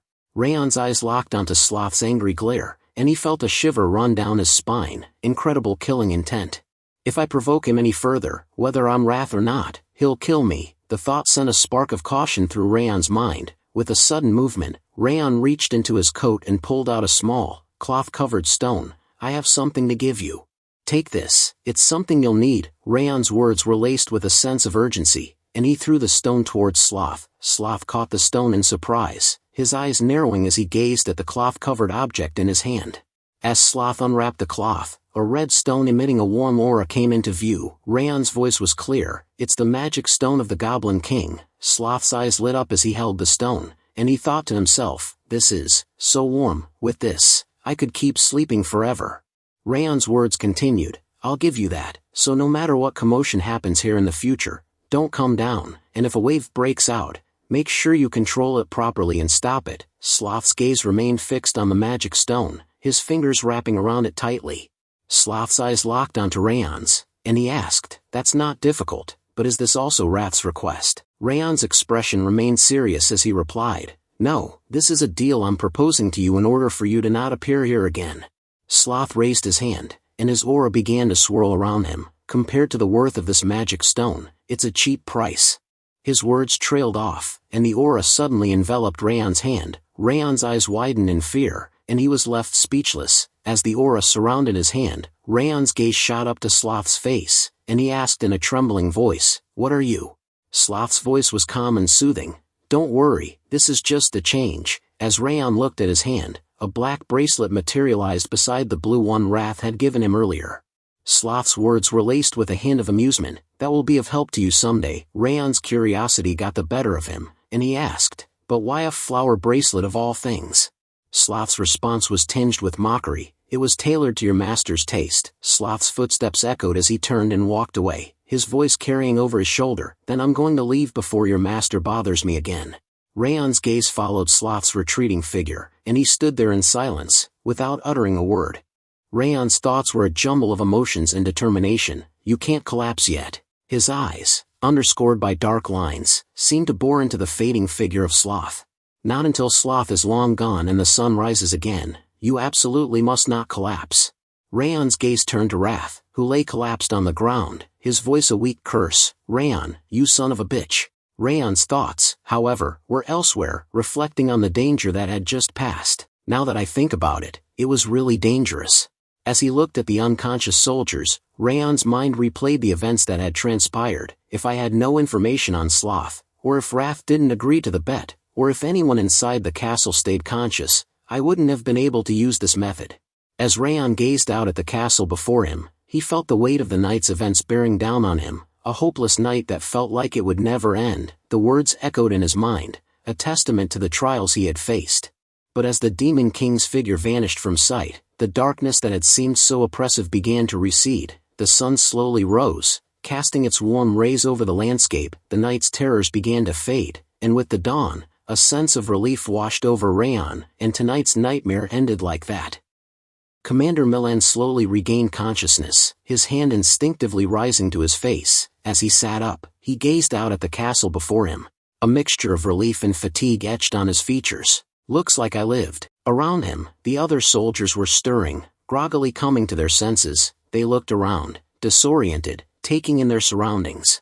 Milan grasped his sword, his mind racing with memories of the night's chaos. I clearly remember having felt a shockwave of energy towards the end of everything. The energy of a transcendental, who has reached the realm of absolute. His thoughts were tinged with awe and worry as he recalled the Demon King's angry face before he lost consciousness. A look of concern creased Milan's features as he thought, it was enough to remind me of the Northern King of Annihilation. How can I be alive after that thought? The question hung in the air, a mixture of disbelief and unease. Milan rose to his feet, and Tyrion's voice cut through the air. Commander, you're all right. Milan's response was measured. Tyrion, what about the others? Tyrion's reply was confident. Yes, everyone's all right. But as Tyrion's gaze fell upon something, his expression changed in an instant. He became shocked and speechless, his eyes fixed on something that seemed to have left him frozen in awe. Milan's curiosity was piqued, and he followed Tyrion's gaze, asking, what are you so shocked by? Milan's gaze followed Tyrion's, and his eyes widened as he took in the scene. Raon stood atop the walls, his sword still in hand. Milan's voice carried across the distance. Raon. Raon's head turned slowly, his eyes locking onto Milan's. Raon's voice was measured. I kept my promise. His face, however, told a different story. The weight of his exhaustion was etched on his features, his eyes sunken and his skin pale. Tyrion's thoughts were a jumble of questions as he gazed at Raon's worn-out form. Did he really manage to stop that monster? The memory of the Demon King's aura still lingered in his mind, and he recalled how both Raon and Milan had stood before the beast, radiating an enormous amount of energy. Even the commander had been knocked unconscious. How did he manage to stay standing until the end? Before Raon could finish his sentence, I'm glad you're all right. His body began to sway, and he fell unconscious. Milan's voice rang out in worry. Raon. Tyrion's eyes widened as he called out, hey, and rushed towards Raon's falling form. Milan caught Raon's unconscious body and gently placed him on his lap. A broad smile spread across his face as he turned to the soldiers and shouted, the battle is over, applause for the hero. The soldiers, still shaken but relieved, erupted into cheers and applause, their voices echoing through the castle grounds. 3 days later, inside the Haben castle, life had slowly returned to normal, with people going about their daily duties. But in Commander Milan's office, a look of concern creased Milan's face as he asked, is Raon still not up? One of his officers replied, no, he's still sleeping. Apparently, he's fine, but it's already 3 days since the battle. Meanwhile in the castle's medical room, Raon lay unconscious, his chest rising and falling with each gentle breath. Commander Milan's voice was measured. Well, I'm sure his body is exhausted from it. It'll take some time for him to recover. Tyrion and Edequil exchanged a worried glance, their faces etched with concern and sadness. Tyrion's voice broke the silence. Anyway, what was that guy? The moment I felt his energy, everything after that is a blank. Commander Milan's expression turned grave as he slowly replied, he was a demon, The officers' faces turned pale, their eyes wide with fear. The word demon seemed to hang in the air, casting a dark shadow over the room. Commander Milan's voice was low and serious. That ominous and cruel aura was definitely demonic energy, an energy shockwave that powerful probably means that he's a demon king. No one can fight unless it's someone like the Northern King of Annihilation. As Milan spoke, a memory seemed to flash in his mind. The aura Sloth had radiated. The officers' faces reflected their confusion and fear, one of them asking, "Then how did Raon manage? None of us died either. I don't see how that was possible." Enequil's question cut through the silence. "Do you think he negotiated with the Demon King?" Tyrion's eyes widened in shock and worry. "Negotiate?" Milan's voice was measured. "Even if Raon is a genius, there's no way he could win a fight against the Demon King. That leaves only negotiation as the possibility. It's just my opinion, but I assume he chose to sell both his soul and body to save everyone." His words painted a dire picture, one that left the officers somber and concerned. Milan's hand rested on his beard as he continued. "I do remember hearing him say the word negotiation while I was passed out." The officer's question hung in the air. Then did he really sacrifice himself to save us? The weight of the possibility seemed to settle heavily on everyone's shoulders. Enequil's voice broke the silence. "Please tell us about Raon. I know that he is no ordinary mercenary, but I don't think you can hide his identity anymore." Milan's gaze seemed to drift inward, his eyes clouding over as he considered how much to reveal about Raon's true nature. His expression turned solemn as he replied, "Yes, it's only right that I tell you now." He paused, his voice taking on a measured tone. "Raon is of the Sieghart bloodline." The officers' eyes widened in shock, their faces reflecting a mix of awe and trepidation. Enequil's voice was barely above a whisper as he murmured to Tyrion, "Well, a 16-year-old as talented as him, are all from the 6 emperors, 5 demons." Tyrion's response was laced with a mix of surprise and understanding. "I knew he wasn't ordinary, but it makes sense if he's a Sieghart." Milan's gaze drifted out the window. "And explain Raon has sacrificed himself many times to save us. We are heavily indebted to him, so it's only right that we make up for what he has lost." His voice took on a firm tone. "Let us support him from now on." They nodded in unison, a silent vow forming among them to stand by Raon and repay the debt they owed him. While Raon's eyes slowly fluttered open, and he took in his surroundings. The familiar setting of the medical room in Haben Castle seemed to register in his mind, and he thought to himself, "Am I in the medical room of Haben Castle? I assume things went well since I woke up." As he sat up, his gaze fell upon the table beside him, and his eyes widened in surprise. Yua lay sleeping on the table, her gentle breathing a soothing sound in the quiet room. Raon's expression turned puzzled. "What's Yua doing here?" He looked at Yua with a mix of confusion and curiosity. Raon's gaze lingered on the clothes and bucket of water beside Yua, and a realization dawned on him. Did she nurse me while I was sleeping? She didn't even know when I might wake up, yet she did all this. His eyes softened as he looked at Yua's peaceful form, a sense of gratitude and surprise washing over him. As he checked his own body, Raon's expression turned thoughtful. "Anyway, my body's state is not what I had anticipated at all. I thought I'd be a mess because of sloth." Raon's fist clenched, and he thought, "But I actually feel refreshed. I feel like my senses are sharper than before too. What happened?" His mind was racing with questions. When Wrath's voice suddenly echoed in his mind, "Why? Is it strange that your body feels so light?" Wrath's tone was laced with anger and frustration. Raon's eyes widened in surprise as he looked at Wrath, who was seething with rage. Wrath's voice erupted in a furious shout, "It's your head that's strange, not your body. You dirty little fraud." Raon's voice dripped with sarcasm. "Thanks, Wrath. You saved me." Wrath's anger boiled over. "Are you mocking me right now? Do you want to die?" The air seemed to vibrate with Wrath's fury as he circled around Raon. "Scamming 2 demon kings. You're the first one to pull off something like that. I'm sure Sloth is the stupidest demon king to exist too." Wrath's words were laced with venom, his anger and frustration evident. As Wrath continued to rant, his words cut deep. "How does it make sense for your soul's level to rise just because you held up a few minutes against an idiot like that?" Raon's eyes widened in surprise. "My soul's level?" Raon's eyes scanned the system window messages, his mind reeling with the sheer amount of information. "Your soul's level has increased due to the fight against a transcendental being."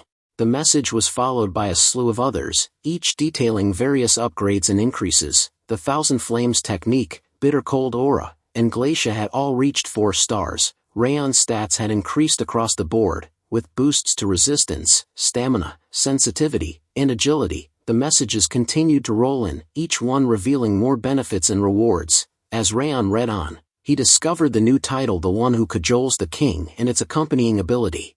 His thoughts were a mix of surprise and excitement.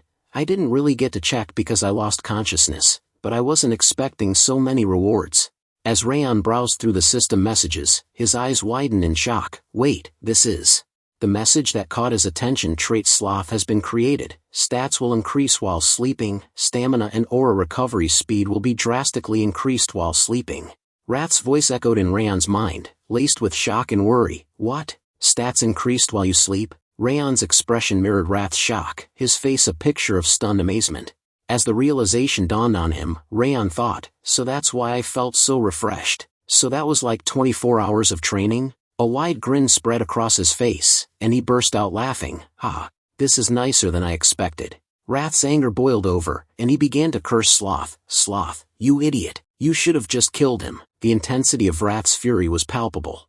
After composing himself, Rath turned to Raon, his voice laced with a mix of anger and curiosity. How much did your stats increase? Raon glanced at his stats, his eyes scanning the numbers before responding. About 11, I guess. Rath's expression turned incredulous. 11? The shock in Rath's voice was evident. Rath's anger reached a boiling point, and he began to berate Raon. How much are you ripping off of me? Raon's response was laced with amusement.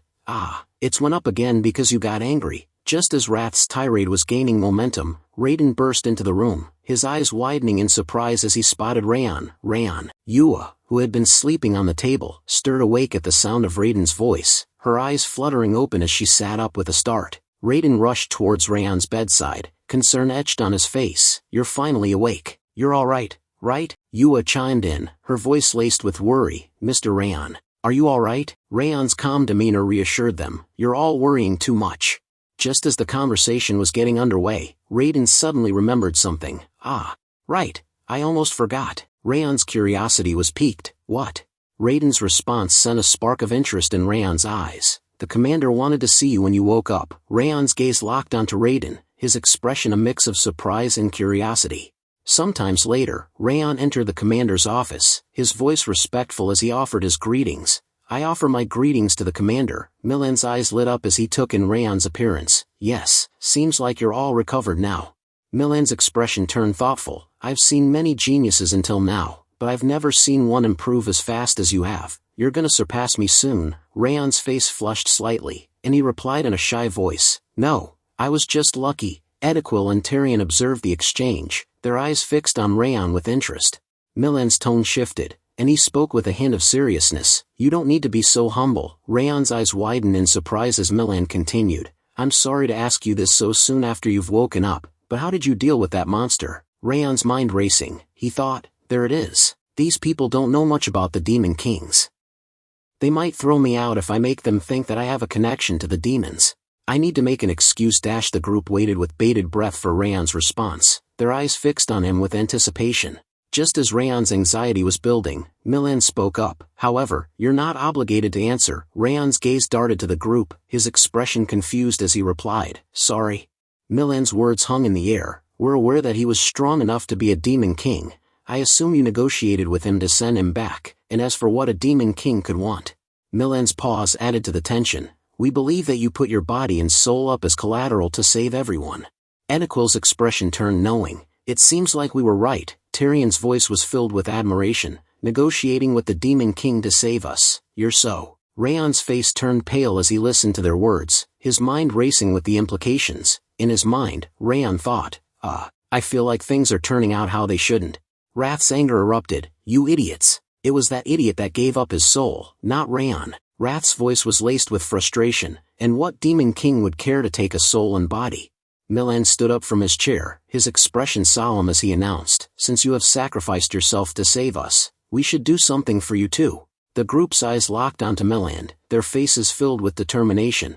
I pay my respects to all that have done for us, Milan said, his voice filled with conviction. The group followed suit, placing their hands on their chests and giving a respectful salute. The gesture was a testament to their gratitude and admiration for Raon's sacrifices. His voice filled with emotion. All the sacrifices you have made, the Haben Castle supports you, Raon Sieghart. Milan's expression turned expectant as he said, let us know if you ever need anything. Raon's face lit up with a smile. And he asked, then, there is something I'd like to ask. Milan's eyes widened in surprise. Go ahead. Raon's demeanor turned respectful as he placed his hand on his chest. Please spar with me before I return to my household. The request caught Milan off guard, and he seemed to consider it for a moment before responding. Time continued to pass, until it was a week before graduation. Raon stood in front of the arena, reflecting on his progress. Thanks to the effect of sloth, I got used to my body growing stronger, and gained a deeper understanding of my new techniques. The benefits of sloth's ability had been immense, and Raon felt more confident than ever. Raiden, who stood outside, welcomed Raon into the arena. And as he entered, Raon thought, and today, as I leave Haben Castle, my physical condition is at its utmost peak. Milan stood in the center of the arena, ready to fulfill his promise. Raon walked towards Milan, his eyes locked onto the commander, his expression focused and determined. The spectators' cheers echoed through the arena as Raon climbed the steps into the center. You've got this, Raon. You have to defeat the commander before you leave, one of them shouted, while another voice chimed in, we believe in you. The energy was palpable, with the crowd's enthusiasm fueling Raon's determination. As Raon stood before Milan, the commander's eyes locked onto his, and he asked, are you ready? Raon's smile was confident as he replied, yes, sir, I prepared myself while you were waiting. The crowd's cheers subsided into an expectant hush, awaiting the start of the spar between Raon and Milan. Milan removed his cloak, his movements fluid and deliberate. Then we don't need to waste any more time, he said, his voice dripping with confidence. At least this won't be boring. With a swift motion, he pressed his legs into the ground, shattering the stone beneath him. As he released his aura into his sword, lightning energy crackled along the blade, imbuing it with an intense, electric power. Milan's declaration echoed through the arena, let's begin.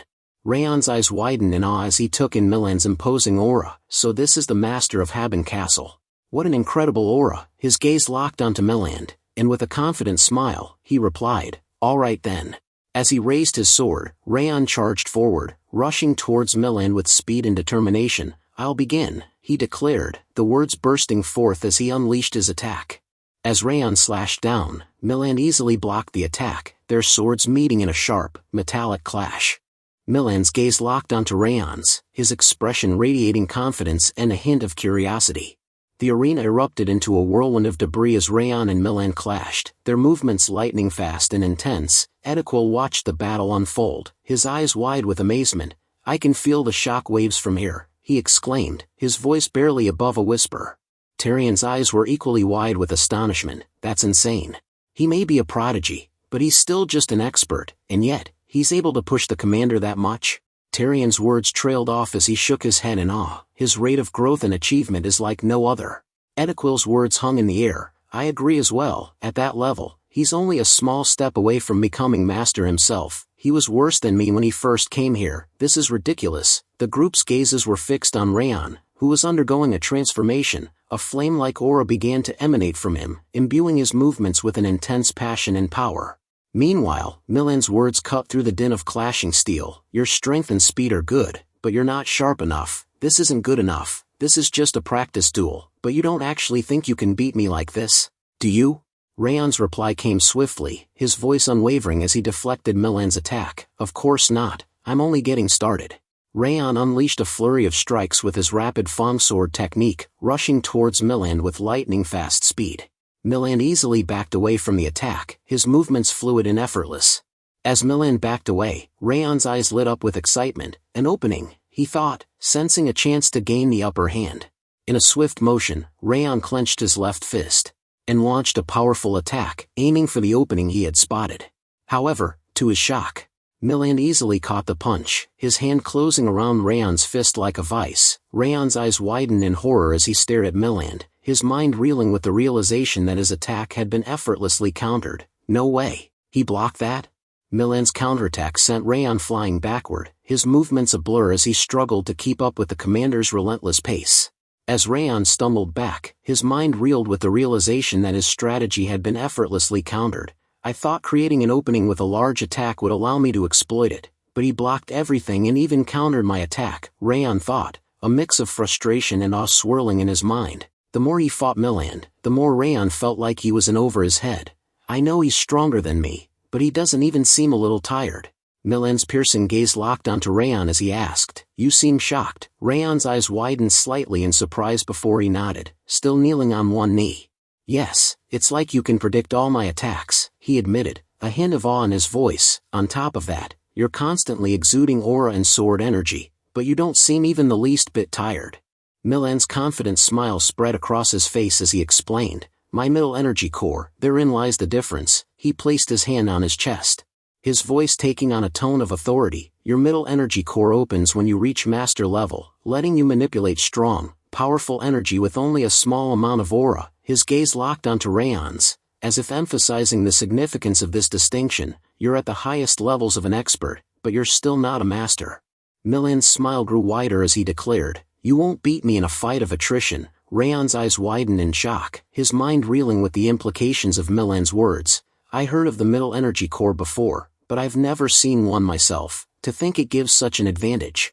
Raon's thoughts trailed off as he gazed at Milan, who stood tall with his sword raised, emanating a powerful aura. The sight took Raon's breath away. "So this is a master," he thought, a mix of awe and reverence washing over him. Raon's smile caught Milan off guard, and the commander's eyebrow arched in curiosity. "Why are you smiling?" he asked, his voice tinged with intrigue. Raon's proud look only grew wider as he replied, "Because I see a way forward. It makes me happy to see that there's still so much for me to achieve."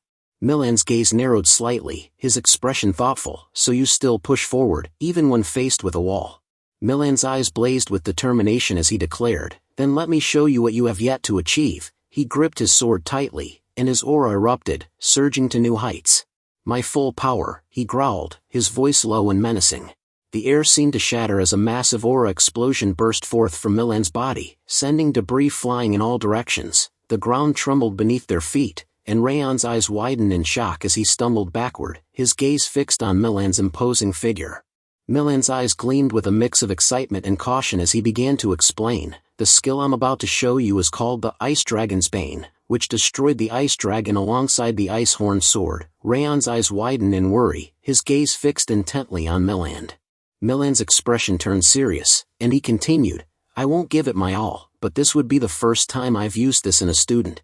Milan's sword crackled with electricity as he imbued his lightning attribute into it. "Please don't die," he said, his voice laced with a hint of warning. Raon's eyes widened as he took in Milan's full power, his mind racing with the implications. "An aura that seems capable of splitting everything. It's foolish to take this attack head-on," he thought, his instincts screaming for him to dodge. But as he closed his eyes, memories of his past battles flooded his mind. He recalled the old battle with Eden's commander, and a spark of confidence ignited within him. "There's no point in being here if I just dodge that," he thought, a resolute determination settling in his heart. Raon's grip on his sword tightened as he channeled his flamey aura, his eyes locked onto Milan with determination. "This is a great opportunity for me to test my growth," he thought, a sense of confidence coursing through his veins.